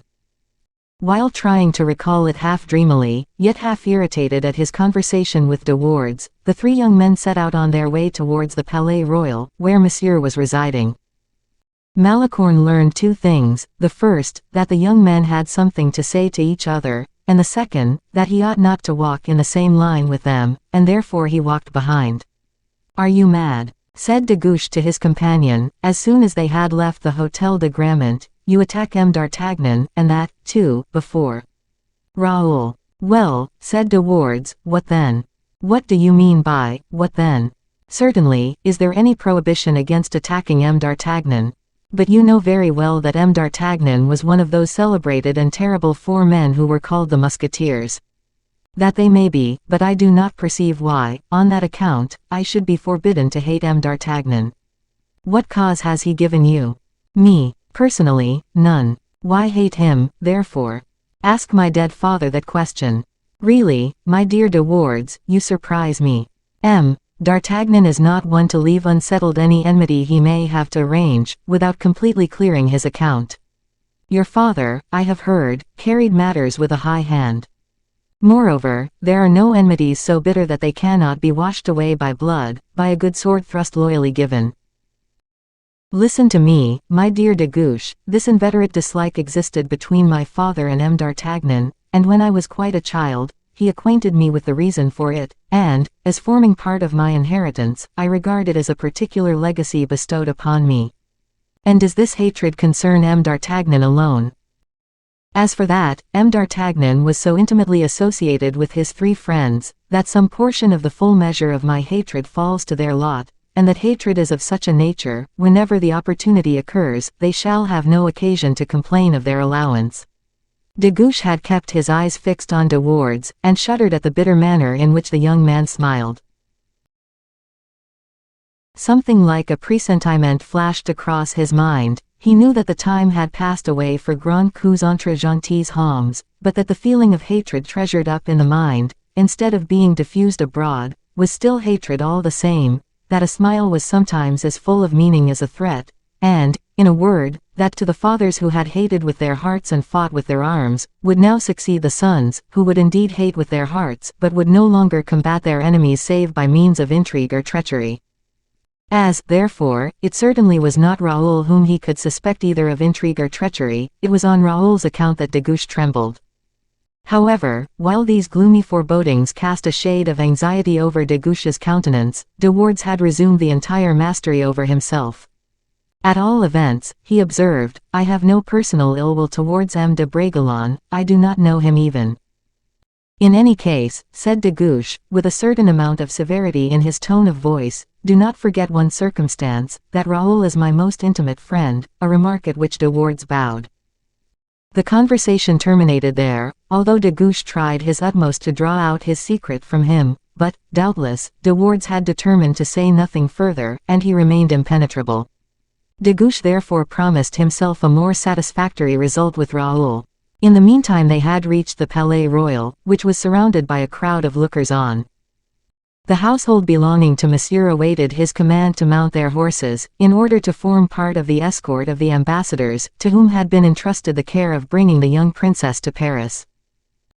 The brilliant display of horses, arms, and rich liveries, afforded some compensation in those times, thanks to the kindly feelings of the people, and to the traditions of deep devotion to their sovereigns, for the enormous expenses charged upon the taxes. Mazarin had said, "Let them sing, provided they pay," while Louis XIV's remark was, "Let them look." Sight had replaced the voice, the people could still look but they were no longer allowed to sing. De Guiche left de Wardes and Malicorne at the bottom of the grand staircase, while he himself, who shared the favor and good graces of Monsieur with the Chevalier de Lorraine, who always smiled at him most affectionately, though he could not endure him, went straight to the prince's apartments, whom he found engaged in admiring himself in the glass, and rouging his face. In a corner of the cabinet, the Chevalier de Lorraine was extended full length upon some cushions, having just had his long hair curled, with which he was playing in the same manner a woman would have done. The prince turned round as the count entered, and perceiving who it was, said, "Ah! Is that you, de Guiche? Come here and tell me the truth. You know, my lord, it is one of my defects to speak the truth. You will hardly believe, de Guiche, how that wicked chevalier has annoyed me." The chevalier shrugged his shoulders. "Why, he pretends," continued the prince, "that Mademoiselle Henrietta is better looking as a woman than I am as a man." "Do not forget, my lord," said de Guiche, frowning slightly, "you require me to speak the truth." "Certainly," said the prince, tremblingly. "Well, and I shall tell it you." "Do not be in a hurry, Guiche," exclaimed the prince, "you have plenty of time, look at me attentively, and try to recollect Madame. Besides, her portrait is here. Look at it." And he held out to him a miniature of the finest possible execution. De Guiche took it, and looked at it for a long time attentively.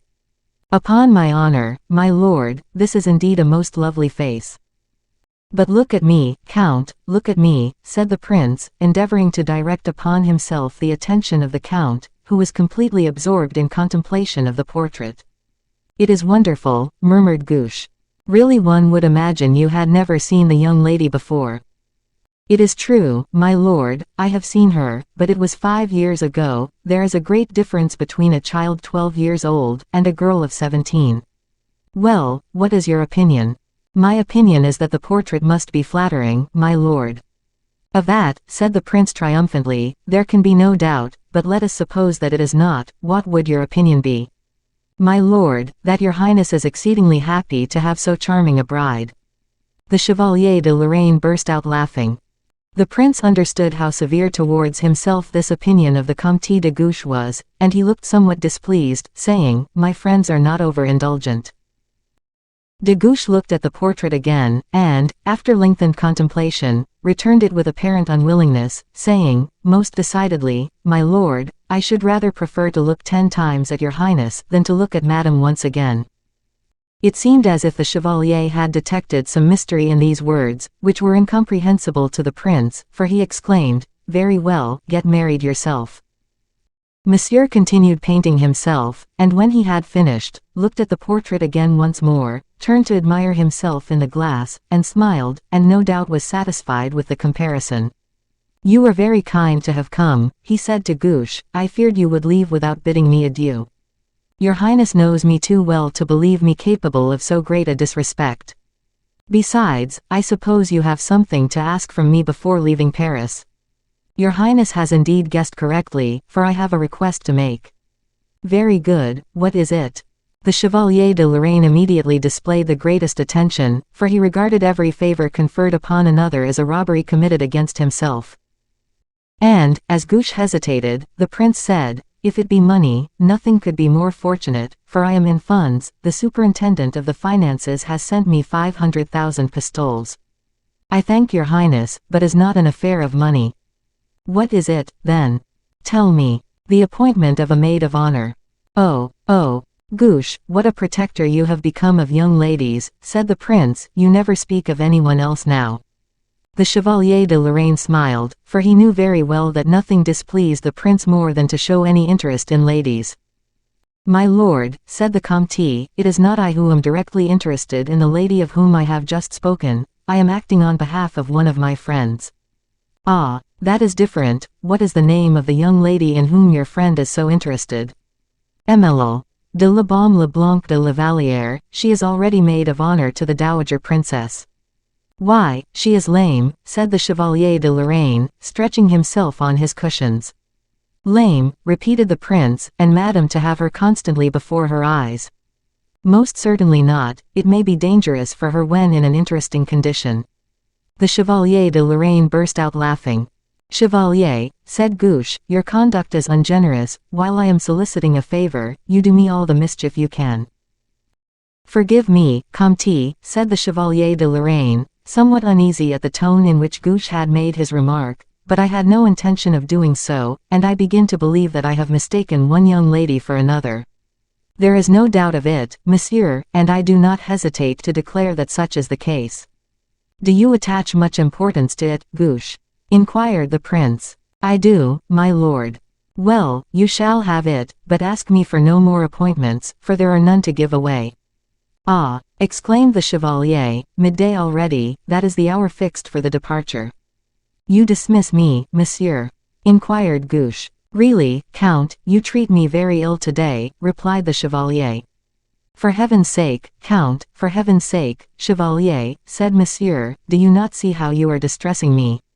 Your Highness's signature, said Gush. Take a blank appointment from that drawer, and give it to me. Gush handed the prince the document indicated, and at the same time presented him with a pen already dipped in ink, whereupon the prince signed. Here, he said, returning him the appointment, but I give it on one condition. Name it. That you make friends with the Chevalier. Willingly, said Gush. And he held out his hand to the Chevalier with an indifference amounting to contempt. Adieu, Count, said the Chevalier, without seeming in any way to have noticed the Count's slight, adieu, and bring us back a princess who will not talk with her own portrait too much. Yes, set off and lose no time. By the by, who will accompany you? Bragelonne and De Wardes. Both excellent and fearless companions. Too fearless, said the chevalier, endeavor to bring them both back, Count. A bad heart, bad, murmured de Guiche, he scents mischief everywhere, and sooner than anything else. And taking leave of the prince, he quitted the apartment. As soon as he reached the vestibule, he waved in the air the paper which the prince had signed. Malicorne hurried forward, and received it, trembling with delight. When, however, he held in his hand, Guiche observed that he still awaited something further. Patience, monsieur, he said, the Chevalier de Lorraine was there, and I feared an utter failure if I asked too much at once. Wait until I return. Adieu. Adieu, monsieur le Comte, 1,000 thanks, said Malicorne. Send Manicamp to me. By the way, monsieur, is it true that Emile de la Vallière is lame? As he said this, he noticed that Bragelonne, who had just at that moment entered the courtyard, turned suddenly pale. The poor lover had heard the remark, which, however, was not the case with Malicorne, for he was already beyond the reach of the Count's voice. Why is Louise's name spoken of here? Said Raoul to himself. Oh! Let not De Wardes, who stands smiling yonder, even say a word about her in my presence.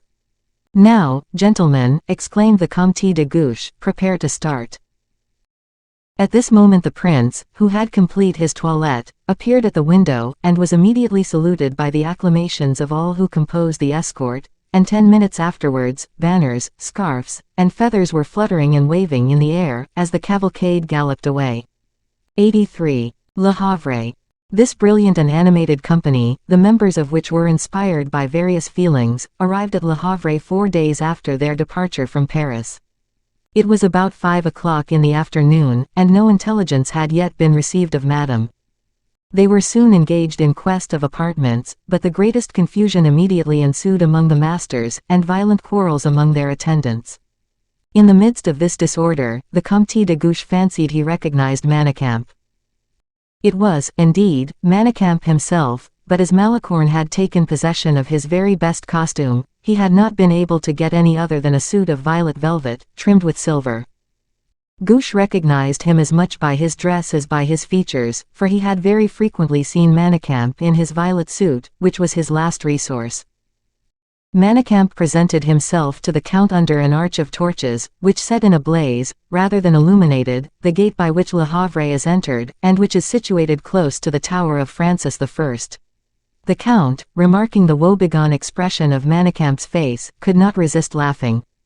"Well, my poor Manicamp," he exclaimed, "how violet you look, are you in mourning?" "Yes," replied Manicamp, "I am in mourning." "For whom, or for what?" "For my blue and gold suit, which has disappeared, and in the place of which I could find nothing but this, and I was even obliged to economize from compulsion, in order to get possession of it." "Indeed. It is singular you should be astonished at that, since you leave me without any money. At all events, here you are, and that is the principal thing. By the most horrible roads.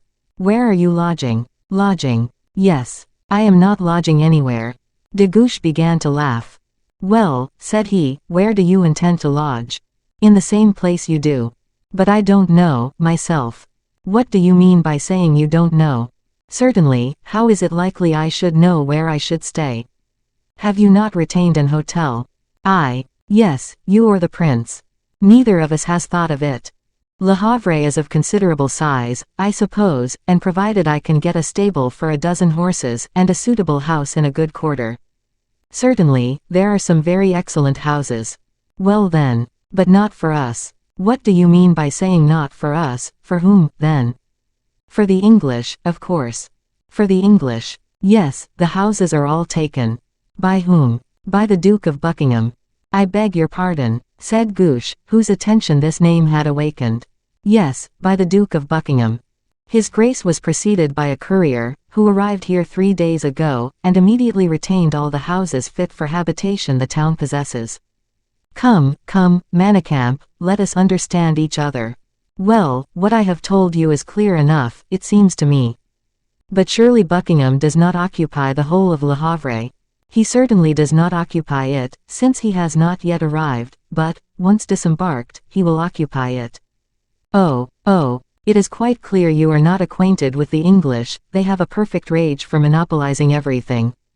That may be, but a man who has the whole of one house, is satisfied with it, and does not require two. Yes, but 2 men. Be it so, for 2 men, 2 houses, or 4 or 6, or 10, if you like, but there are 100 houses at Le Havre. Yes, and all the 100 are let. Impossible. What an obstinate fellow you are. I tell you Buckingham has hired all the houses surrounding the one which the Queen Dowager of England and the Princess her daughter will inhabit. He is singular enough, indeed, said de Wardes, caressing his horse's neck. Such is the case, however, monsieur. You were quite sure of it, Monsieur de Manicamp. And as he put this question, he looked slyly at de Guiche, as though to interrogate him upon the degree of confidence to be placed in his friend's state of mind. During this discussion the night had closed in, and the torches, pages, attendants, squires, horses, and carriages, blocked up the gate and the open place. The torches were reflected in the channel, which the rising tide was gradually filling, while on the other side of the jetty might be noticed groups of curious lookers-on, consisting of sailors and townspeople who seemed anxious to miss nothing of the spectacle. Amidst all this hesitation of purpose, Bragelonne, as though a perfect stranger to the scene, remained on his horse somewhat in the rear of Guiche, and watched the rays of light reflected on the water, inhaling with rapture the sea breezes, and listening to the waves which noisily broke upon the shore and on the beach, tossing the spray into the air with a noise that echoed in the distance. But, exclaimed de Guiche, what is Buckingham's motive for providing such a supply of lodgings? Yes, said de Wardes, what reason has he? A very excellent one, replied Manicamp. You know what it is, then? I fancy I do. Tell us, then. Bend your head down towards me. What? May it not be spoken except in private? You shall judge of that yourself. Very well. De Guiche bent down. Love, said Manicamp. I do not understand you at all. Say rather, you cannot understand me yet. Explain yourself. Very well, it is quite certain, Count, that His Royal Highness will be the most unfortunate of husbands. What do you mean? The Duke of Buckingham. It is a name of ill omen to the princes of the House of France. And so the Duke is madly in love with Madame, so the rumor runs, and will have no one approach her but himself. De Guiche colored. Thank you, said he to Manicamp, grasping his hand. Then, recovering himself, added, whatever you do, Manicamp, be careful that this project of Buckingham's is not made known to any Frenchman here, for, if so, many a sword would be unsheathed in this country that does not fear English steel. But after all, said Manicamp, I have had no satisfactory proof given me of the love in question, and it may be no more than an idle tale. No, said de Guiche, it must be the truth, and despite his command over himself, he clenched his teeth. Well, said Manicamp, after all, what does it matter to you? What does it matter to me whether the prince is to be what the late king was? Buckingham the father for the queen, Buckingham the son for the princess. Manicamp, it is a fact, or at least, everybody says so. Silence, cried the count. But why, silence, said de Wardes, it is a highly creditable circumstance for the French nation. Are not you of my opinion, Monsieur de Bragelonne? To what circumstance do you allude? Inquired de Bragelonne with an abstracted air. That the English should render homage to the beauty of our queens and our princesses. Forgive me, but I have not been paying attention to what has passed, will you oblige me by explaining?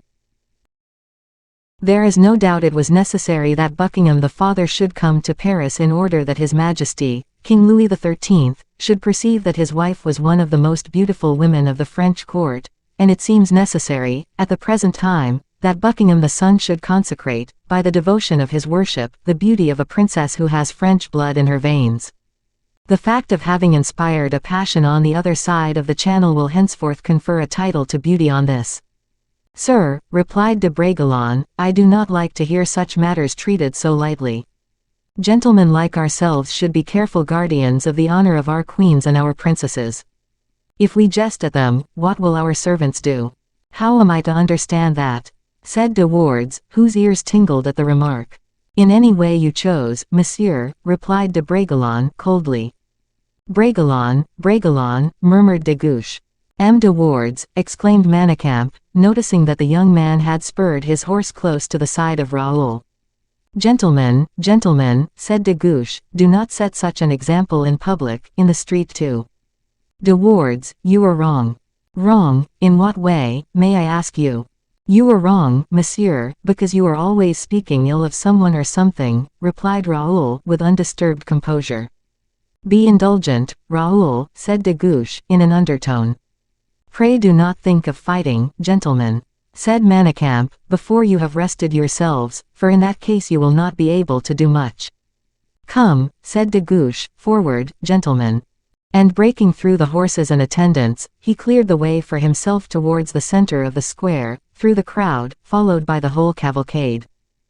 A large gateway looking out upon a courtyard was open. Guiche entered the courtyard, and Bragelonne, de Wardes, Manicamp, and 3 or 4 other gentlemen, followed him. A sort of council of war was held, and the means to be employed for saving the dignity of the embassy were deliberated upon. Bragelonne was of the opinion that the right of priority should be respected, while de Wardes suggested that the town should be sacked. This latter proposition appearing to Manicamp rather premature, he proposed instead that they should first rest themselves. This was the wisest thing to do, but, unhappily, to follow his advice, 2 things were wanting, namely, a house and beds. De Guiche reflected for a while, and then said aloud, let him who loves me, follow me. The attendants also, inquired a page who had approached the group. Everyone, exclaimed the impetuous young man. Manicamp, show us the way to the house destined for Her Royal Highness's residence. Without in any way divining the Count's project, his friends followed him, accompanied by a crowd of people, whose acclamations and delight seemed a happy omen for the success of that project with which they were yet unacquainted. The wind was blowing strongly from the harbor, and moaning in fitful gusts. 84. At sea. The following day was somewhat calmer, although the gale still continued. The sun had, however, risen through a bank of orange clouds, tinging with its cheerful rays the crests of the black waves. Watch was impatiently kept from the different lookouts. Towards 11 o'clock in the morning a ship, with sails full set, was signaled as in view, 2 others followed at the distance of about half a knot. They approached like arrows shot from the bow of a skillful archer, and yet the sea ran so high that their speed was as nothing compared to the rolling of the billows in which the vessels were plunging first in one direction and then in another. The English fleet was soon recognized by the line of the ships, and by the color of their pennants. The one which had the princess on board and carried the admiral's flag preceded the others. The rumor now spread that the princess was arriving. The whole French court ran to the harbor, while the quays and jetties were soon covered by crowds of people. 2 hours afterwards, the other vessels had overtaken the flagship, and the 3, not venturing perhaps to enter the narrow entrance of the harbor, cast anchor between Le Havre and Le Havre. When the maneuver had been completed, the vessel which bore the admiral saluted France by 12 discharges of cannon, which were returned, discharge for discharge, from Fort Francis I. Immediately afterwards 100 boats were launched. They were covered with the richest stuffs, and destined for the conveyance of the different members of the French nobility towards the vessels at anchor.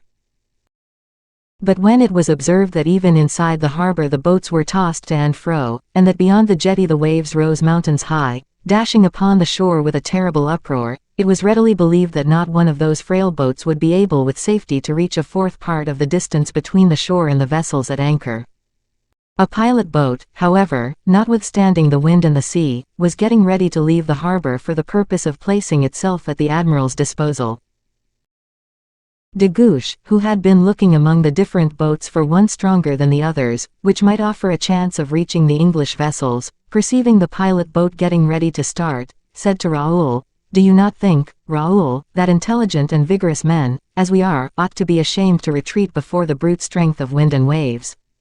"That is precisely the very reflection I was silently making to myself," replied Bragelonne. "Shall we get into that boat, then, and push off?" "Will you come, de Wardes?" "Take care, or you will get drowned," said Manicamp. "And for no purpose," said de Wardes, "for with the wind in your teeth, as it will be, you will never reach the vessels." "You refuse, then?" Assuredly I do, I would willingly risk and lose my life in an encounter against men, he said, glancing at Bragelonne, but as to fighting with oars against waves, I have no taste for that. And for myself, said Manicamp, even were I to succeed in reaching the ships, I should not be indifferent to the loss of the only good dress which I have left, salt water would spoil it. You, then, refuse also, exclaimed de Guiche. Decidedly I do, I beg you to understand that most distinctly. But, exclaimed de Guiche, look, de Wardes, look, Manicamp, look yonder, the princesses are looking at us from the poop of the admiral's vessel. An additional reason, my dear fellow, why we should not make ourselves ridiculous by being drowned while they are looking on. Is that your last word, Manicamp? Yes. And then yours, de Wardes? Yes. Then I go alone. Not so, said Raoul, for I shall accompany you, I thought it was understood I should do so. The fact is, that Raoul, uninfluenced by devotion, measuring the risk they run, saw how imminent the danger was, but he willingly allowed himself to accept a peril which de Wardes had declined. The boat was about to set off when de Guiche called to the pilot. Stay, said he, we want 2 places in your boat, and wrapping 5 or 6 pistoles in paper, he threw them from the quay into the boat. It seems you are not afraid of salt water, young gentleman. We are afraid of nothing, replied de Guiche. Come along, then. The pilot approached the side of the boat, and the 2 young men, one after the other, with equal vivacity, jumped into the boat. Courage, my men, said de Guiche, I have 20 pistoles left in this purse, and as soon as we reach the admiral's vessel they shall be yours. The sailors bent themselves to their oars, and the boat bounded over the crest of the waves. The interest taken in this hazardous expedition was universal. The whole population of Le Havre hurried towards the jetties and every look was directed towards the little bark. At one moment it flew suspended on the crest of the foaming waves, then suddenly glided downwards towards the bottom of a raging abyss, where it seemed utterly lost. At the expiration of an hour's struggling with the waves, it reached the spot where the admiral's vessel was anchored, and from the side of which 2 boats had already been dispatched towards their aid.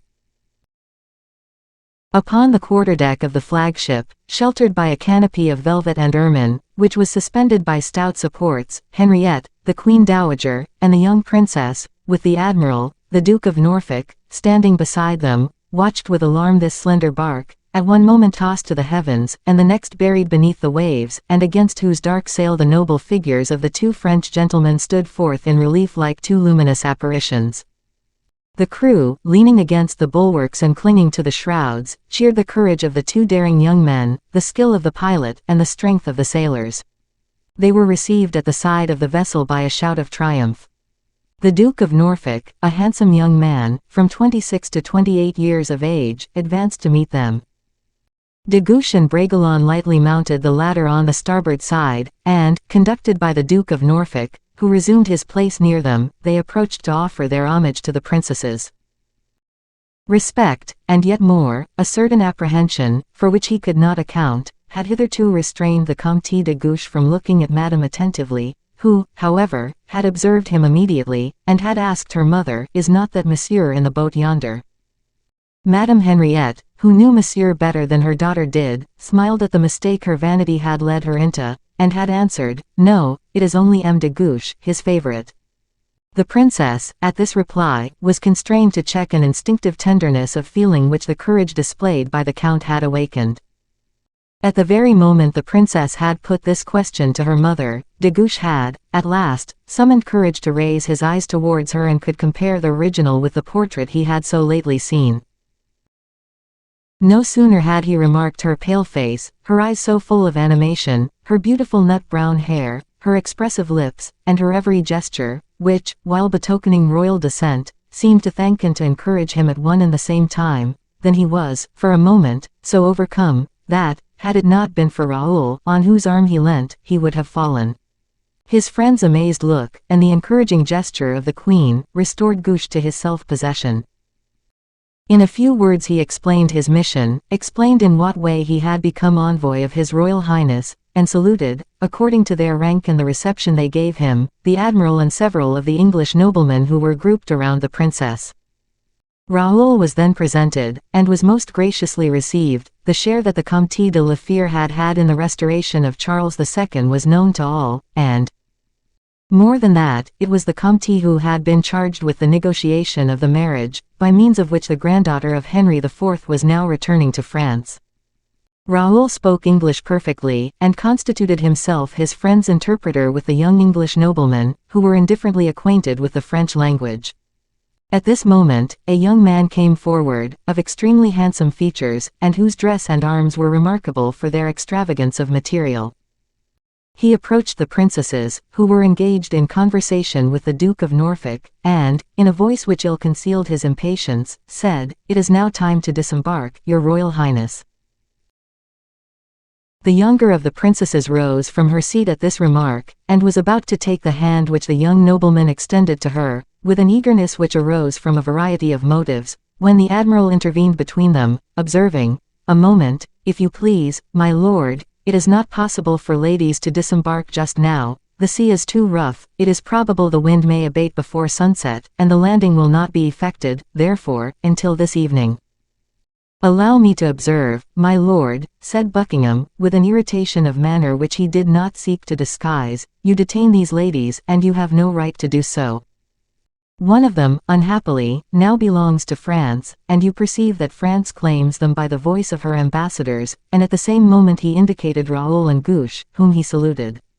"I cannot suppose that these gentlemen intend to expose the lives of their Royal Highnesses," replied the admiral. "These gentlemen," retorted Buckingham, "arrived here safely, notwithstanding the wind. Allow me to believe that the danger will not be greater for their Royal Highnesses when the wind will be in their favor. These envoys have shown how great their courage is," said the admiral. "You may have observed that there was a great number of persons on shore who did not venture to accompany them. Moreover, the desire which they had to show their respect with the least possible delay to Madame and her illustrious mother, induced them to brave the sea, which is very tempestuous today, even for sailors. These gentlemen, however, whom I recommend as an example for my officers to follow, can hardly be so for these ladies." Madame glanced at the Comte de Guiche, and perceived that his face was burning with confusion. This look had escaped Buckingham, who had eyes for nothing but Norfolk, of whom he was evidently very jealous. He seemed anxious to remove the princesses from the deck of a vessel where the admiral reigned supreme. "In that case," returned Buckingham, "I appeal to Madame herself." "And I, my lord," retorted the admiral, "I appeal to my own conscience, and to my own sense of responsibility. I have undertaken to convey Madame safe and sound to France, and I shall keep my promise." "But, sir," continued Buckingham. "My lord, permit me to remind you that I command here." "Are you aware what you are saying, my lord?" replied Buckingham, haughtily. "Perfectly so, I therefore repeat it. I alone command here, all yield obedience to me, the sea and the winds, the ships and men too." This remark was made in a dignified and authoritative manner.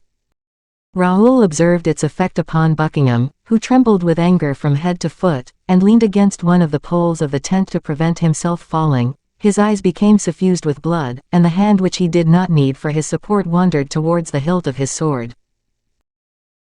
"My lord," said the Queen, "permit me to observe that I agree in every particular with the Duke of Norfolk. If the heavens, instead of being clouded as they are at the present moment, were perfectly serene and propitious, we can still afford to bestow a few hours upon the officer who has conducted us so successfully, and with such extreme attention, to the French coast, where he is to take leave of us."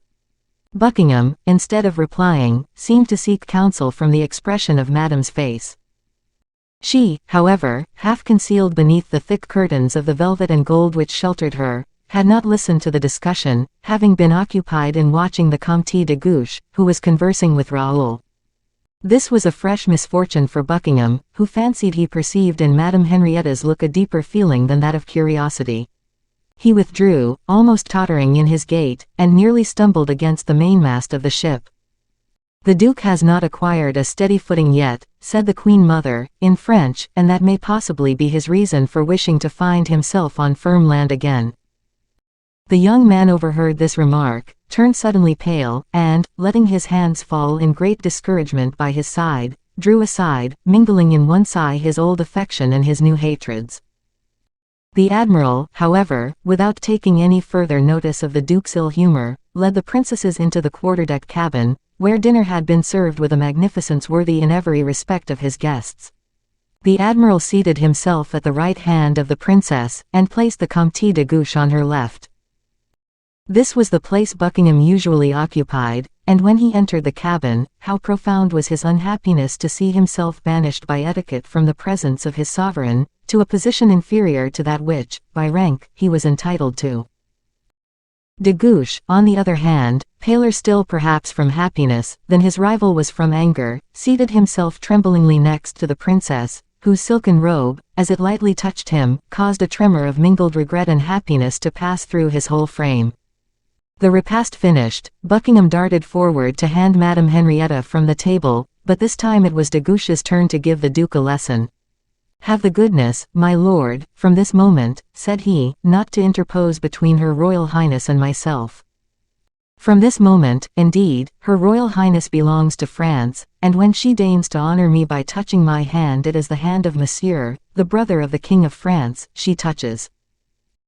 And saying this, he presented his hand to Madame Henrietta with such marked deference, and at the same time with a nobleness of mien so intrepid, that a murmur of admiration rose from the English, whilst a groan of despair escaped from Buckingham's lips.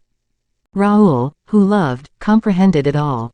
He fixed upon his friend one of those profound looks which a bosom friend or mother can alone extend, either as protector or guardian, over the one who is about to stray from the right path. Towards 2 o'clock in the afternoon the sun shone forth anew, the wind subsided, the sea became smooth as a crystal mirror, and the fog, which had shrouded the coast, disappeared like a veil withdrawn before it.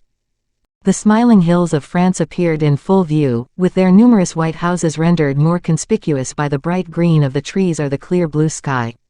85. The tense. The admiral, as we have seen, was determined to pay no further attention to Buckingham's threatening glances and fits of passion. In fact, from the moment they quitted England, he had gradually accustomed himself to his behavior. De Gouche had not yet in any way remarked the animosity which appeared to influence that young nobleman against him, but he felt, instinctively, that there could be no sympathy between himself and the favorite of Charles II. The Queen Mother, with greater experience and calmer judgment, perceived the exact position of affairs, and, as she discerned its danger, was prepared to meet it, whenever the proper moment should arrive. Quiet had been everywhere restored, except in Buckingham's heart. He, in his impatience, addressed himself to the princess, in a low tone of voice, "For heaven's sake, madam, I implore you to hasten your disembarkation. Do you not perceive how that insolent Duke of Norfolk is killing me with his attentions and devotions to you?" Henrietta heard this remark, she smiled, and without turning her head towards him, but giving only to the tone of her voice that inflection of gentle reproach, and languid impertinence, which women and princesses so well know how to assume, she murmured, "I have already hinted, my lord, that you must have taken leave of your senses." Not a single detail escaped Raoul's attention. He heard both Buckingham's entreaty and the princess's reply. He remarked Buckingham retire, heard his deep sigh, and saw him pass a hand over his face. He understood everything, and trembled as he reflected on the position of affairs, and the state of the minds of those about him. At last the admiral, with studied delay, gave the last orders for the departure of the boats. Buckingham heard the directions given with such an exhibition of delight that a stranger would really imagine the young man's reason was affected. As the Duke of Norfolk gave his commands, a large boat or barge, decked with flags, and capable of holding about 20 rowers and 15 passengers, was slowly lowered from the side of the admiral's vessel. The barge was carpeted with velvet and decorated with coverings embroidered with the arms of England, and with garlands of flowers, for, at that time, ornamentation was by no means forgotten in these political pageants. No sooner was this really royal boat afloat, and the rowers with oars uplifted, awaiting, like soldiers presenting arms, the embarkation of the princess, than Buckingham ran forward to the ladder in order to take his place. His progress was, however, arrested by the Queen. "My lord," she said, "it is hardly becoming that you should allow my daughter and myself to land without having previously ascertained that our apartments are properly prepared. I beg your lordship to be good enough to precede us ashore, and to give directions that everything be in proper order on our arrival." This was a fresh disappointment for the Duke, and, still more so, since it was so unexpected. He hesitated, colored violently, but could not reply. He had thought he might be able to keep near Madame during the passage to the shore, and, by this means, to enjoy to the very last moment the brief period fortune still reserved for him. The order, however, was explicit, and the admiral, who heard it given, immediately called out, "Launch the ship's gig." His directions were executed with that celerity which distinguishes every maneuver on board a man of war. Buckingham, in utter hopelessness, cast a look of despair at the princess, of supplication towards the queen, and directed a glance full of anger towards the admiral. The princess pretended not to notice him, while the queen turned aside her head, and the admiral laughed outright, at the sound of which Buckingham seemed ready to spring upon him. The queen mother rose, and with a tone of authority said, "Pray set off, sir." The young duke hesitated, looked around him, and with a last effort, half choked by contending emotions, said, "And you, gentlemen, M. de Guiche and M. de Bragelonne, do not you accompany me?" De Guiche bowed and said, "Both M. de Bragelonne and myself await Her Majesty's orders, whatever the commands she imposes on us, we shall obey them." Saying this, he looked towards the princess, who cast down her eyes. "Your Grace will remember," said the queen, "that M. de Guiche is here to represent Monsieur. It is he who will do the honors of France, as you have done those of England. His presence cannot be dispensed with. Besides, we owe him this slight favor for the courage he displayed in venturing to seek us in such a terrible stress of weather." Buckingham opened his lips, as if he were about to speak, but, whether thoughts or expressions failed him, not a syllable escaped them, and turning away, as though out of his mind, he leapt from the vessel into the boat. The sailors were just in time to catch hold of him to steady themselves, for his weight in the rebound had almost upset the boat. "His Grace cannot be in his senses," said the admiral aloud to Raoul. "I am uneasy on the Duke's account," replied Bragelonne. While the boat was advancing towards the shore, the Duke kept his eyes immovably fixed on the admiral's ship, like a miser torn away from his coffers, or a mother separated from her child, about to be led away to death. No one, however, acknowledged his signals, his frowns, or his pitiful gestures. In very anguish of mind, he sank down in the boat, burying his hands in his hair, whilst the boat, impelled by the exertions of the merry sailors, flew over the waves. On his arrival he was in such a state of apathy, that, had he not been received at the harbor by the messenger whom he had directed to precede him, he would hardly have had strength to ask his way. Having once, however, reached the house which had been set apart for him, he shut himself up, like Achilles in his tent. The barge bearing the princess quitted the admiral's vessel at the very moment Buckingham landed.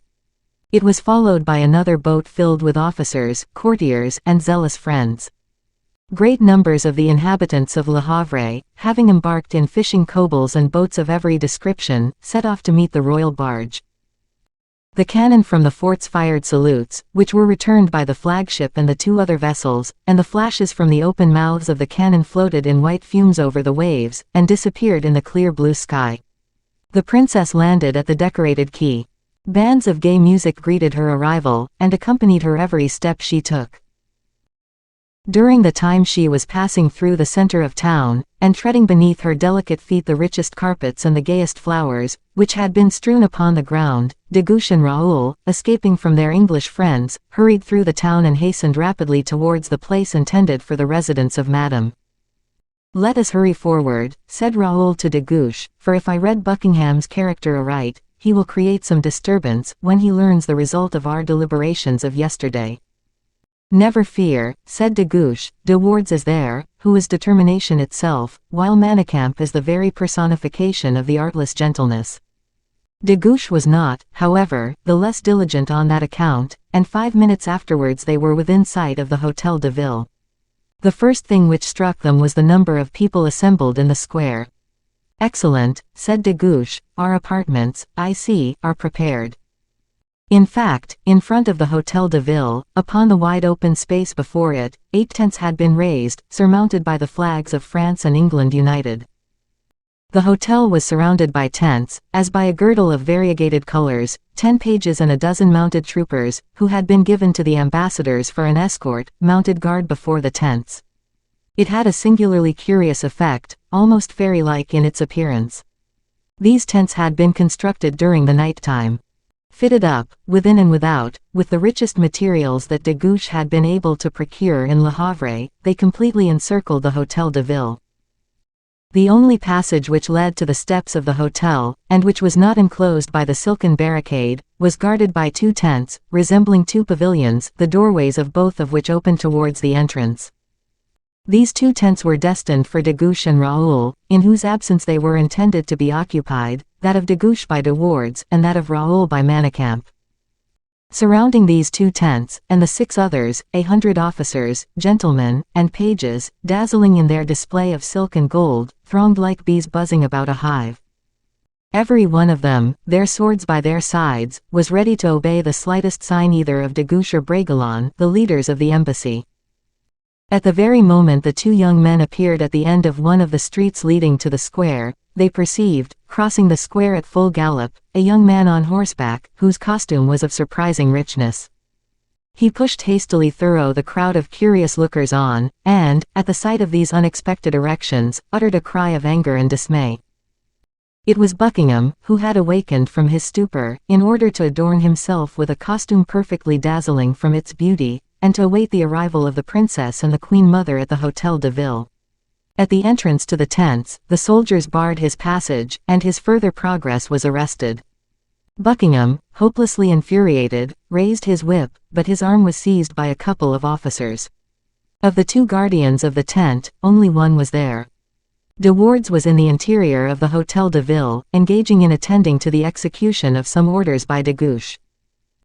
At the noise made by Buckingham, Manicamp, who was indolently reclining upon the cushions at the doorway of one of the tents, rose with his usual indifference, and, perceiving that the disturbance continued, made his appearance from underneath the curtains. "What is the matter?" he said, in a gentle tone of voice, "and who is making this disturbance?" It so happened, that, at the moment he began to speak, silence had just been restored, and, although his voice was very soft and gentle in its touch, everyone heard his question. Buckingham turned round, and looked at the tall thin figure, and the listless expression of countenance of his questioner. Probably the personal appearance of Manicamp, who was dressed very plainly, did not inspire him with much respect, for he replied disdainfully, "Who may you be, monsieur?" Manicamp, leaning on the arm of a gigantic trooper, as firm as the pillar of a cathedral, replied in his usual tranquil tone of voice, "And you, monsieur?" "I, monsieur, am the Duke of Buckingham. I have hired all the houses which surround the Hôtel de Ville, where I have business to transact, and as these houses are let, they belong to me, and, as I hired them in order to preserve the right of free access to the Hôtel de Ville, you are not justified in preventing me passing to it." "But who prevents you passing, monsieur?" inquired Manicamp. "Your sentinels. Because you wish to pass on horseback, and orders have been given to let only persons on foot pass." "No one has any right to give orders here, except myself," said Buckingham. "On what grounds?" inquired Manicamp, with his soft tone. "Will you do me the favor to explain this enigma to me?" "Because, as I have already told you, I have hired all the houses looking on the square.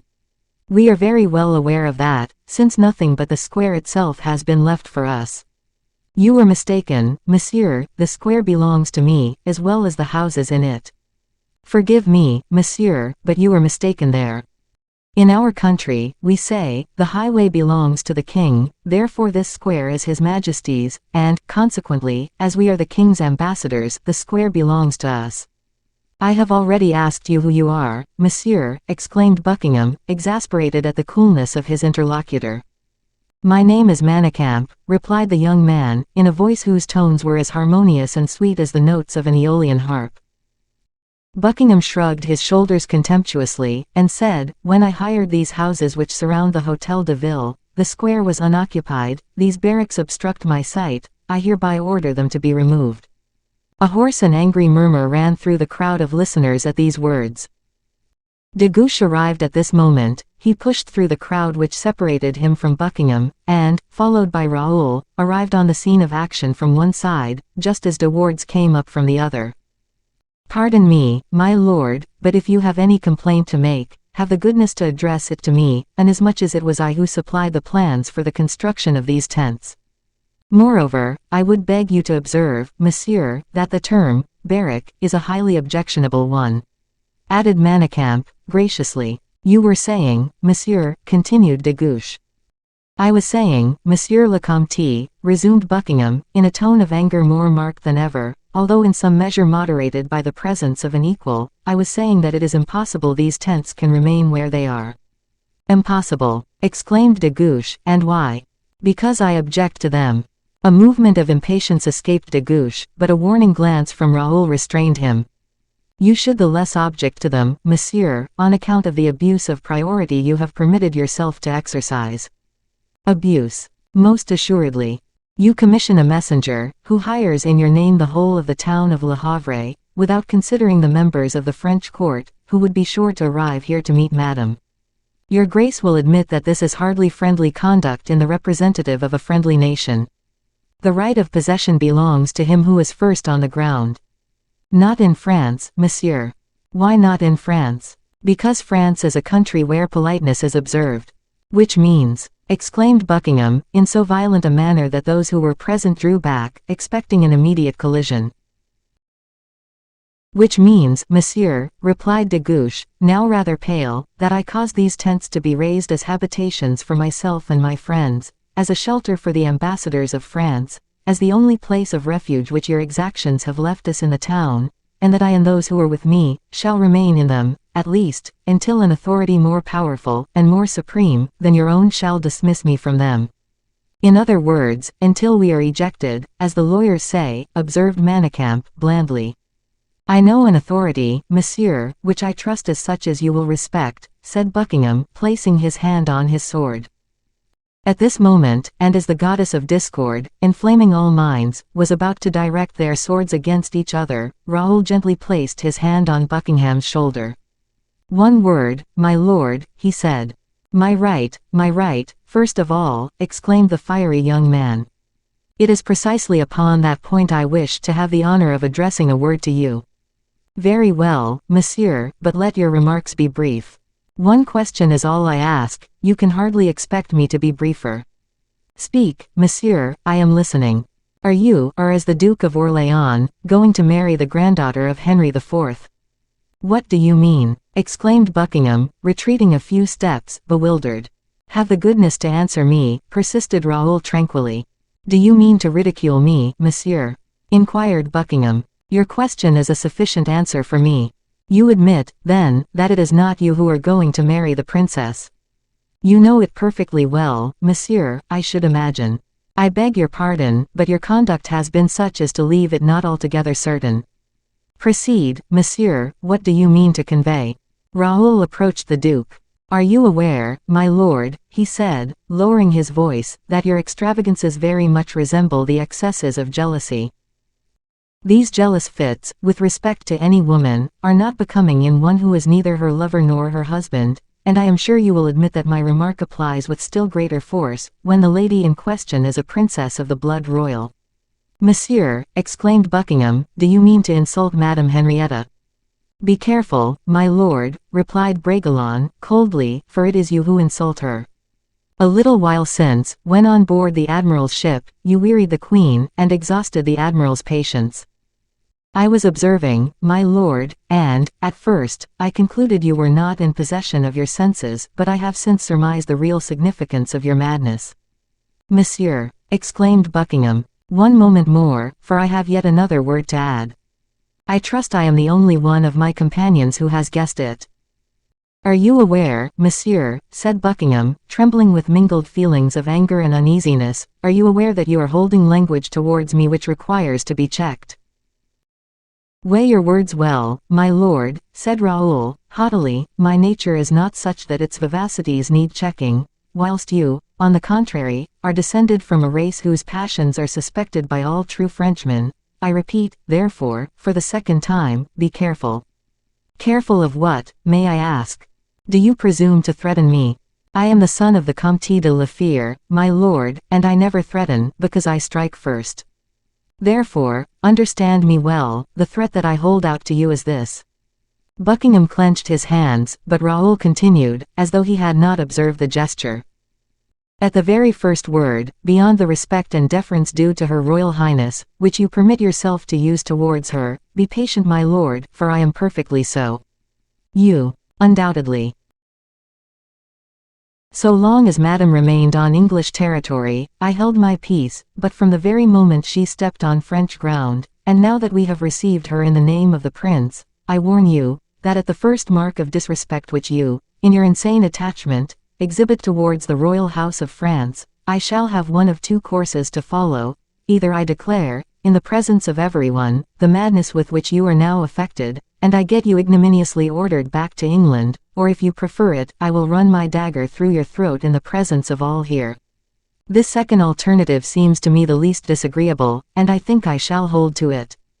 Buckingham had become paler than the lace collar around his neck. M. de Bragelonne, he said, is it, indeed, a gentleman who is speaking to me? Yes, only the gentleman is speaking to a madman. Get cured, my lord, and he will hold quite another language to you. But, M. de Bragelonne, murmured the Duke, in a voice, half choked, and putting his hand to his neck, do you not see I am choking?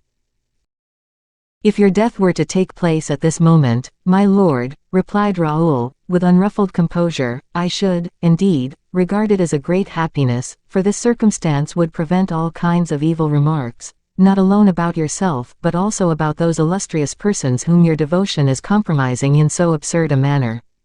You were right, said the young man, almost beside himself. Yes, better to die, than to suffer as I do at this moment.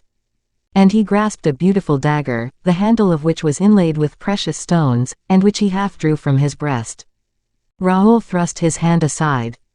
Be careful what you do, he said. If you do not kill yourself, you commit a ridiculous action, and if you were to kill yourself, you sprinkle blood upon the nuptial robe of the Princess of England.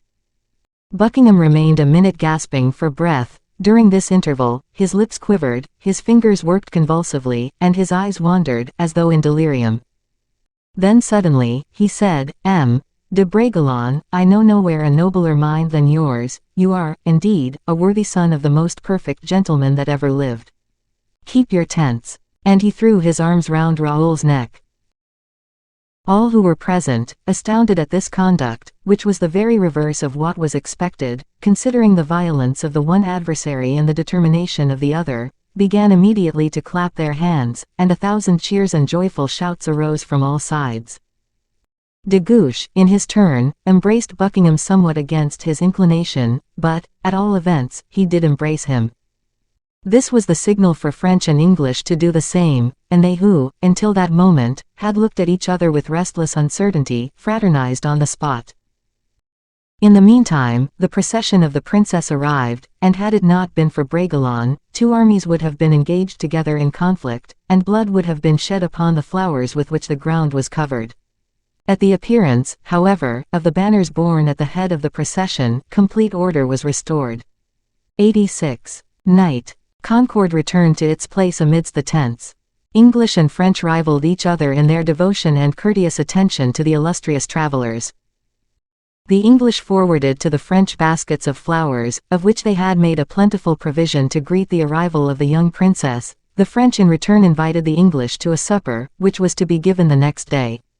Congratulations were poured in upon the princess everywhere during her journey. From the respect paid her on all sides, she seemed like a queen, and from the adoration with which she was treated by two or three, she appeared an object of worship. The Queen Mother gave the French the most affectionate reception. France was her native country, and she had suffered too much unhappiness in England for England to have made her forget France. She taught her daughter, then, by her own affection for it, that love for a country where they had both been hospitably received, and where a brilliant future opened before them. After the public entry was over, and the spectators in the streets had partially dispersed, and the sound of the music and cheering of the crowd could be heard only in the distance, when the night had closed in, wrapping with its star-covered mantle the sea, the harbor, the town, and surrounding country, de Guiche, still excited by the great events of the day, returned to his tent, and seated himself upon one of the stools with so profound an expression of distress that Bragelonne kept his eyes fixed upon him, until he heard him sigh, and then he approached him.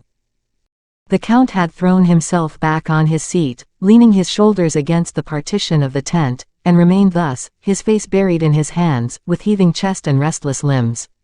"You are suffering?" asked Raoul, cruelly. "Bodily, I suppose." "Yes, bodily. This has indeed been a harassing day," continued the young man, his eyes fixed upon his friend.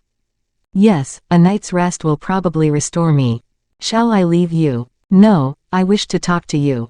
"You shall not speak to me, Gouche, until you have first answered my questions." "Proceed then. You will be frank with me." "I always am. Can you imagine why Buckingham has been so violent?" "I suspect. Because he is in love with Madame, is it not?"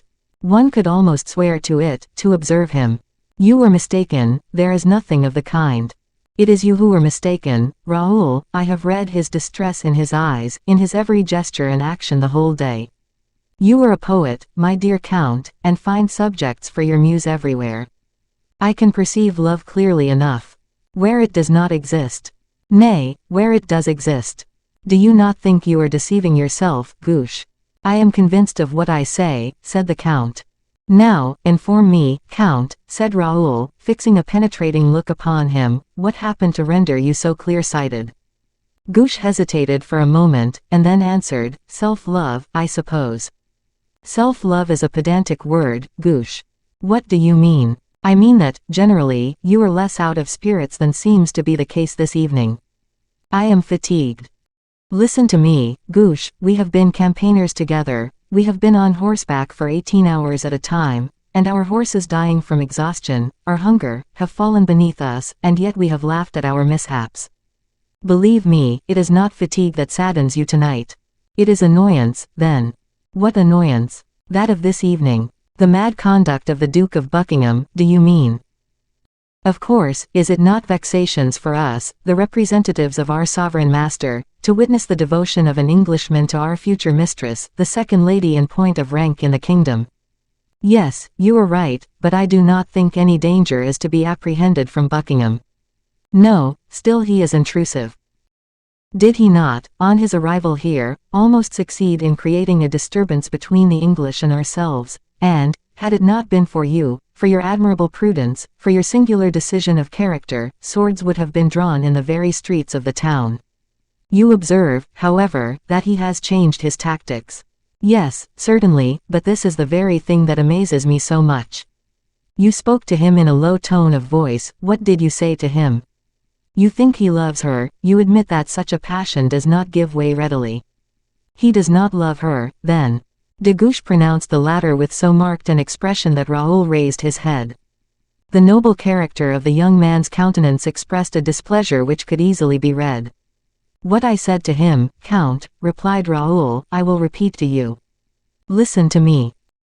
I said, you are regarding with wistful feelings, and most injurious desire, the sister of your prince, her to whom you are not affianced, who is not, who can never be anything to you. You are outraging those who, like ourselves, have come to seek a young lady to escort her to her husband."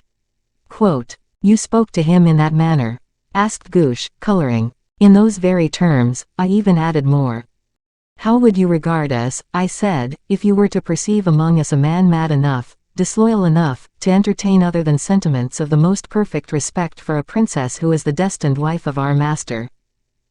These words were so applicable to de Guiche that he turned pale, and, overcome by a sudden agitation, was barely able to stretch out one hand mechanically towards Raoul, as he covered his eyes and face with the other. "But," continued Raoul, not interrupted by this movement of his friend, "Heaven be praised, the French, who are pronounced to be thoughtless and indiscreet, reckless even, are capable of bringing a calm and sound judgment to bear on matters of such high importance.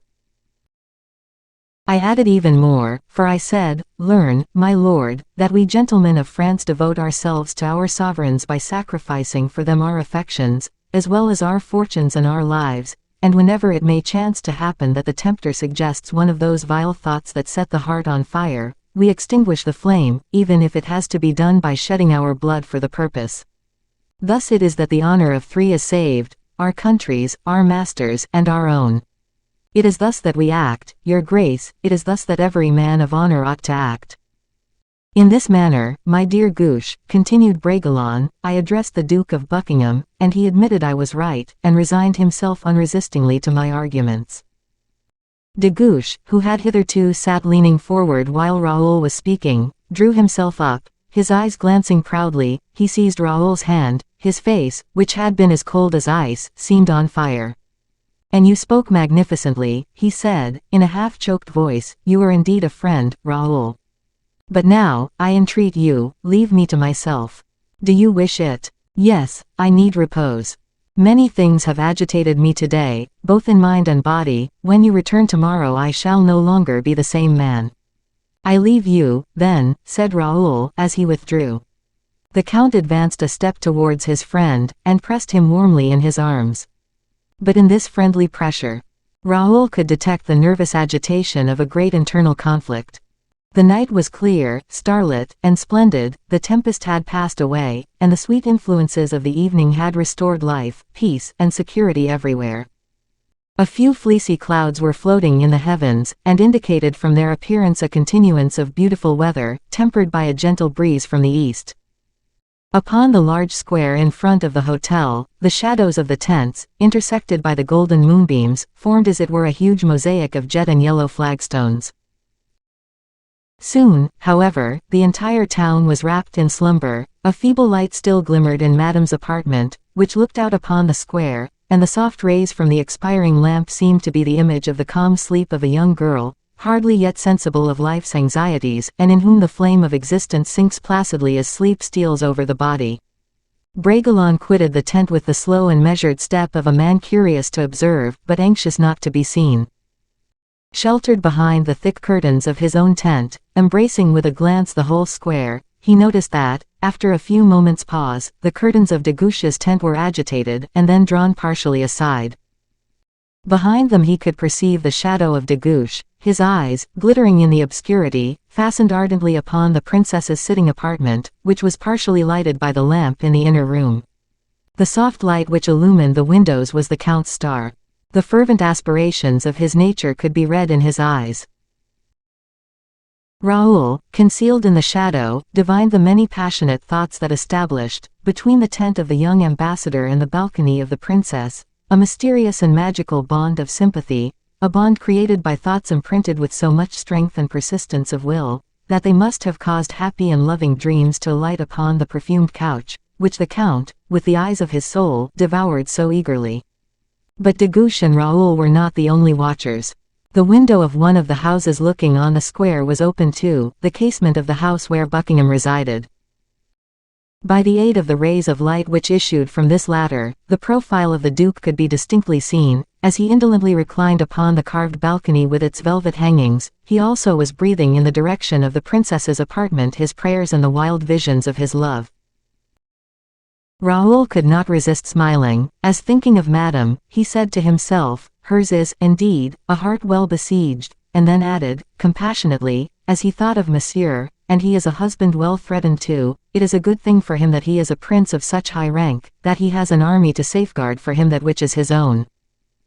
Bragelonne watched for some time the conduct of the two lovers, listened to the loud and uncivil slumbers of Manicamp, who snored as imperiously as though he was wearing his blue and gold, instead of his violet suit.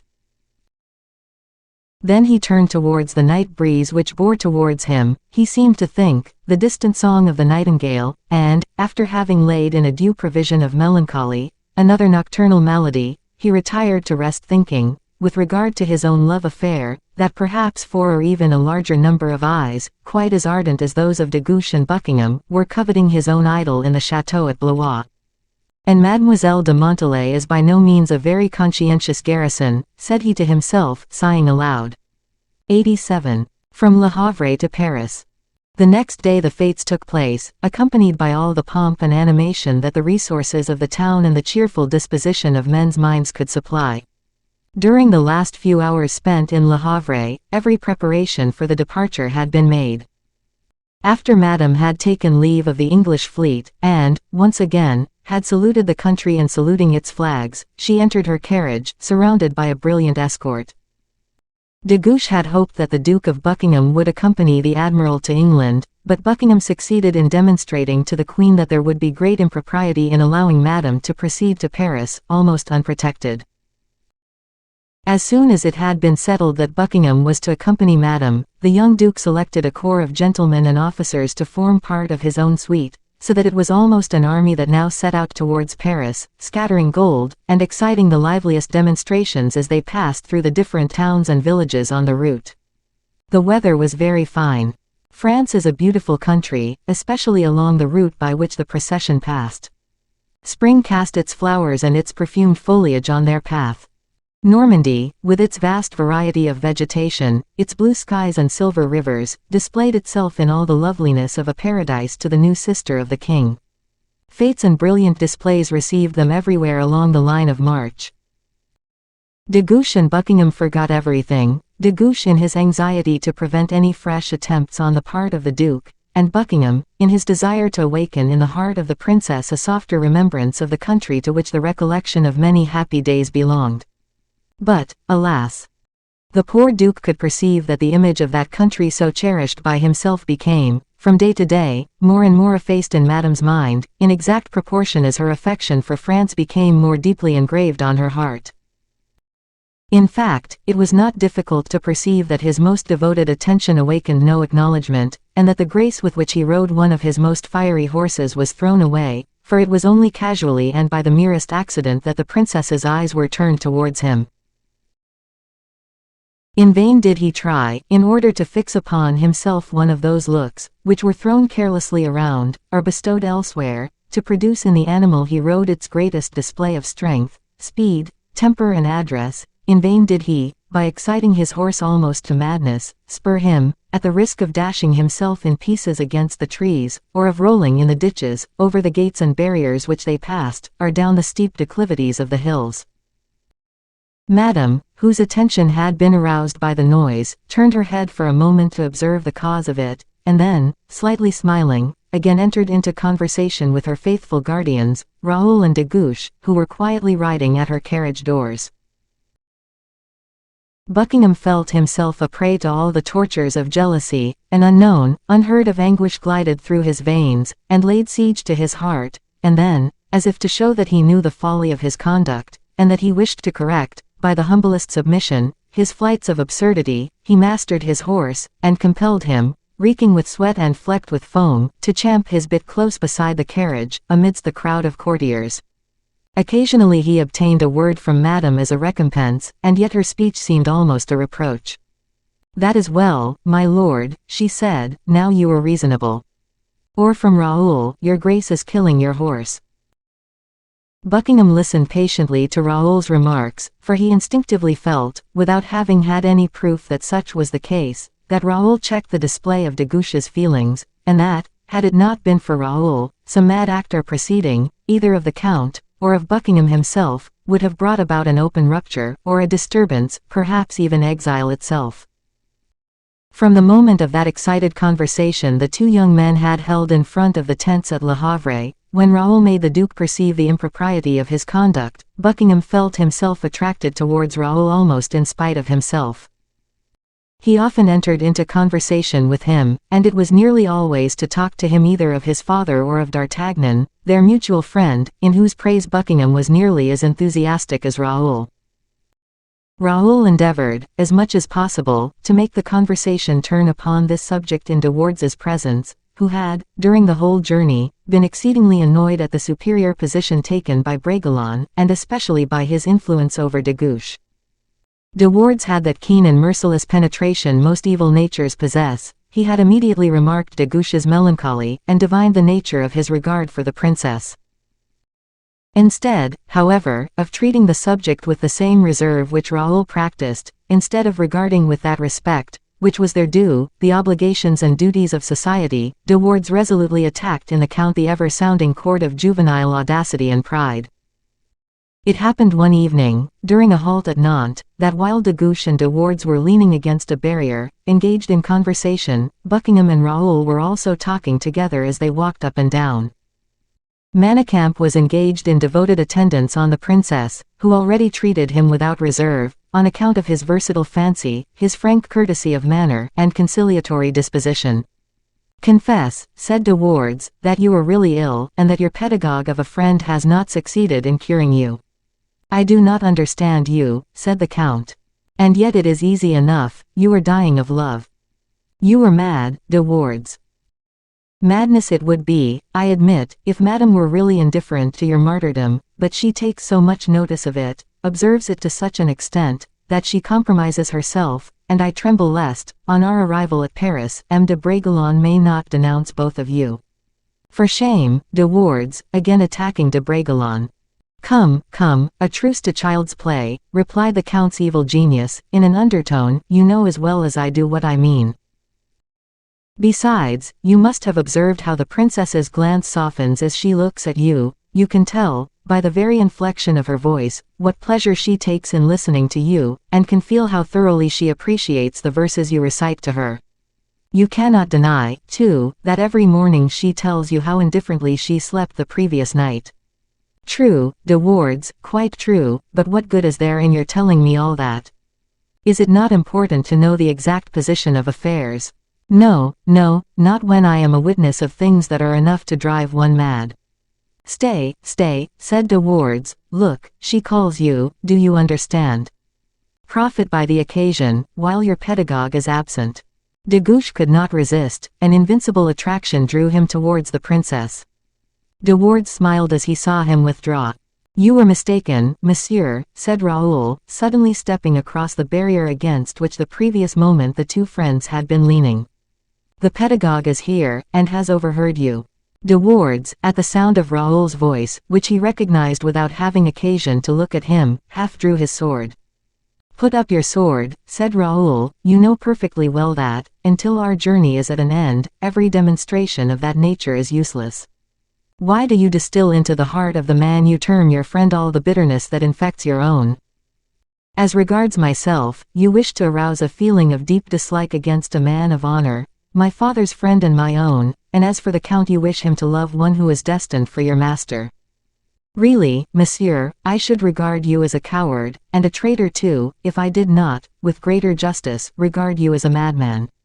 Monsieur, exclaimed de Wardes, exasperated, I was deceived, I find, in terming you a pedagogue. The tone you assume, and the style which is peculiarly your own, is that of a Jesuit, and not of a gentleman. Discontinue, I beg, whenever I am present, this style I complain of, and the tone also. I hate M. d'Artagnan, because he was guilty of a cowardly act towards my father. You lie, monsieur, said Raoul, coolly. You give me the lie, monsieur, exclaimed de Wardes. Why not, if what you assert is untrue? You give me the lie, and will not draw your sword. I have resolved, monsieur, not to kill you until Madame shall have been delivered safely into her husband's hands. Kill me. Believe me, monsieur, your schoolmaster's rod does not kill so easily. No, replied Raoul, sternly, but M. d'Artagnan's sword kills, and, not only do I possess his sword, but he has himself taught me how to use it, and with that sword, when a befitting time arrives, I will avenge his name, a name you have dishonored. Take care, monsieur, exclaimed de Wardes, if you do not immediately give me satisfaction, I will avail myself of every means to revenge myself. Indeed, monsieur, said Buckingham, suddenly, appearing upon the scene of action, that is a threat which savours of assassination, and therefore, ill becomes a gentleman. What did you say, my lord? Said de Wardes, turning round towards him. I said, monsieur, that the words you have just spoken are displeasing to my English ears. Very well, monsieur, if what you say is true, exclaimed de Wardes, thoroughly incensed, I at least find in you one who will not escape me. Understand my words as you like. I take them in the manner they cannot but be understood, replied Buckingham, with that haughty tone which characterized him, and which, even in ordinary conversation, gave a tone of defiance to everything he said. M. de Bragelonne is my friend, you insult M. de Bragelonne, and you shall give me satisfaction for that insult. De Wardes cast a look upon de Bragelonne, who, faithful to the character he had assumed, remained calm and unmoved, even after the Duke's defiance. It would seem that I did not insult M. de Bragelonne, since M. de Bragelonne, who carries a sword by his side, does not consider himself insulted. At all events you insult someone. Yes, I insulted M. d'Artagnan, resumed de Wardes, who had observed that this was the only means of stinging Raoul so as to awaken his anger. That, then, said Buckingham, is another matter. Precisely so, said de Wardes, it is the province of M. d'Artagnan's friends to defend him. I am entirely of your opinion, replied the Duke, who had regained all his indifference of manner. If M. de Bragelonne were offended, I could not reasonably be expected to espouse his quarrel, since he is himself here, but when you say that it is a quarrel of M. d'Artagnan, you will of course leave me to deal with the matter, said de Wardes. Nay, on the contrary, for I draw my sword, said Buckingham, unsheathing it as he spoke, for if M. d'Artagnan injured your father, he rendered, or at least did all that he could to render, a great service to mine. De Wardes was thunderstruck. M. d'Artagnan, continued Buckingham, is the bravest gentleman I know. I shall be delighted, as I owe him many personal obligations, to settle them with you, by crossing my sword with yours. At the same moment Buckingham drew his sword from its scabbard, saluted Raoul, and put himself on guard. De Wardes advanced a step to meet him. Stay, gentlemen, said Raoul, advancing towards them, and placing his own drawn sword between the combatants, the affair is hardly worth the trouble of blood being shed almost in the presence of the princess. De Wardes speaks ill of M. d'Artagnan, with whom he is not even acquainted. What, monsieur, said de Wardes, setting his teeth hard together, and resting the point of his sword on the toe of his boot, do you assert that I do not know M. d'Artagnan? Certainly not, you do not know him, replied Raoul, coldly, and you are even not aware where he is to be found. Not know where he is. Such must be the case, since you fix your quarrel with him upon strangers, instead of seeking M. d'Artagnan where he is to be found. De Wardes turned pale. Well, monsieur, continued Raoul, I will tell you where M. d'Artagnan is. He is now in Paris. When on duty he is to be met with at the Louvre, when not on duty, in the Rue des Lombards. M. d'Artagnan can easily be discovered at either of those two places. Having, therefore, as you assert, so many causes of complaint against him, show your courage in seeking him out, and afford him an opportunity of giving you that satisfaction you seem to ask of everyone but of himself. De Wardes passed his hand across his forehead, which was covered with perspiration. For shame, M. de Wardes. So quarrelsome a disposition is hardly becoming after the publication of the edicts against duels. Pray think of that, the king will be incensed at our disobedience, particularly at such a time, and his majesty will be in the right. Excuses, murmured de Wardes, mere pretexts. Really, M. de Wardes, resumed Raoul, such remarks are the idlest bluster. You know very well that the Duke of Buckingham is a man of undoubted courage, who has already fought 10 duels, and will probably fight 11. His name alone is significant enough. As far as I am concerned, you are well aware that I can fight also. I fought at Lens, at Blino, at the dunes in front of the artillery, 100 paces in front of the line, while you, I say this parenthetically, were 100 paces behind it. True it is, that on that occasion there was far too great a concourse of persons present for your courage to be observed, and on that account perhaps you did not reveal it, while here, it would be a display, and would excite remark. You wish that others should talk about you, in what manner you do not care. Do not depend upon me, M. de Wardes, to assist you in your designs, for I shall certainly not afford you that pleasure. Sensibly observed, said Buckingham, putting up his sword, and I ask your forgiveness, M. de Bragelonne, for having allowed myself to yield to a first impulse. De Wardes, however, on the contrary, perfectly furious, bounded forward and raised his sword, threateningly, against Raoul, who had scarcely enough time to put himself in a posture of defense. Take care, monsieur, said Bragelonne, tranquilly, or you will put out one of my eyes. You will not fight, then, said de Wardes. Not at this moment, but this I promise to do. Immediately on our arrival at Paris I will conduct you to M. d'Artagnan, to whom you shall detail all the causes of complaint you have against him. M. d'Artagnan will solicit the king's permission to measure swords with you. The king will yield his consent, and when you shall have received the sword thrust in due course, you will consider, in a calmer frame of mind, the precepts of the gospel which enjoin forgetfulness of injuries. Ah! exclaimed de Wardes, furious at this imperturbable coolness, one can clearly see you are half a bastard, M. de Bragelonne. Raoul became as pale as death, his eyes flashed lightning, causing De Wardes involuntarily to fall back. Buckingham, also, who had perceived their expression, threw himself between the two adversaries, whom he had expected to see precipitate themselves on each other. De Wardes had reserved this injury for the last. He clasped his sword firmly in his hand, and awaited the encounter. "You were right, monsieur," said Raoul, mastering his emotion. "I am only acquainted with my father's name, but I know too well that the Comte de la Fere is too upright and honorable a man to allow me to fear for a single moment that there is, as you insinuate, any stain upon my birth. My ignorance, therefore, of my mother's name is a misfortune for me, and not a reproach. You were deficient in loyalty of conduct, you were wanting in courtesy, in reproaching me with misfortune. It matters little, however, the insult has been given, and I consider myself insulted accordingly. It is quite understood, then, that after you shall have received satisfaction from M. d'Artagnan, you will settle your quarrel with me." "I admire your prudence, monsieur," replied De Wardes with a bitter smile. "A little while ago you promised me a sword thrust from M. d'Artagnan, and now, after I shall have received his, you offer me one from yourself."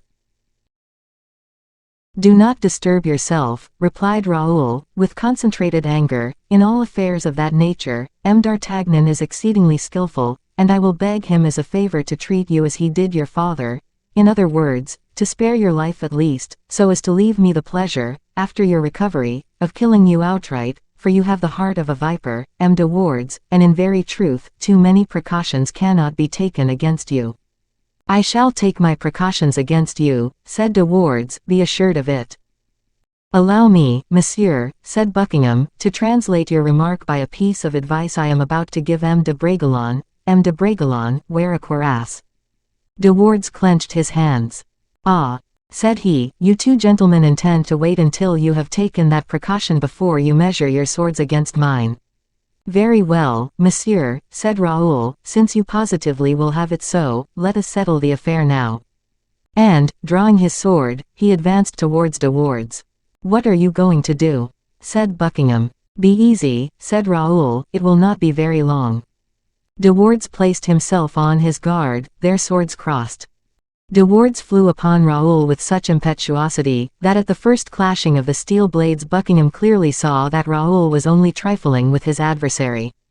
Buckingham stepped aside, and watched the combat. Raoul was as calm as if he were handling a foil instead of a sword. Having retreated a step, he parried 3 or 4 fierce thrusts which De Wardes made at him, caught the sword of the latter within his own, and sent it flying 20 paces the other side of the barrier. Then as De Wardes stood disarmed and astounded at his defeat, Raoul sheathed his sword, seized him by the collar and the waistband, and hurled his adversary to the other end of the barrier, trembling, and mad with rage. "We shall meet again," murmured De Wardes, rising from the ground and picking up his sword. "I have done nothing for the last hour," said Raoul, rising from the ground, "but say the same thing." Then, turning towards the Duke, he said, "I entreat you to be silent about this affair. I am ashamed to have gone so far, but my anger carried me away, and I ask your forgiveness for it. Forget it, too." "Dear Viscount," said the Duke, pressing with his own the vigorous and valiant hand of his companion, "allow me, on the contrary, to remember it, and to look after your safety. That man is dangerous, he will kill you." "My father," replied Raoul, "lived for 20 years under the menace of a much more formidable enemy, and he still lives." "Your father had good friends, Viscount." "Yes," sighed Raoul, "such friends, indeed, that none are now left like them." "Do not say that, I beg, at the very moment I offer you my friendship," and Buckingham opened his arms to embrace Raoul, who delightedly received the proffered alliance. "In my family," added Buckingham, "you are aware, M. de Bragelonne, we die to save our friends." "I know it well, Duke," replied Raoul.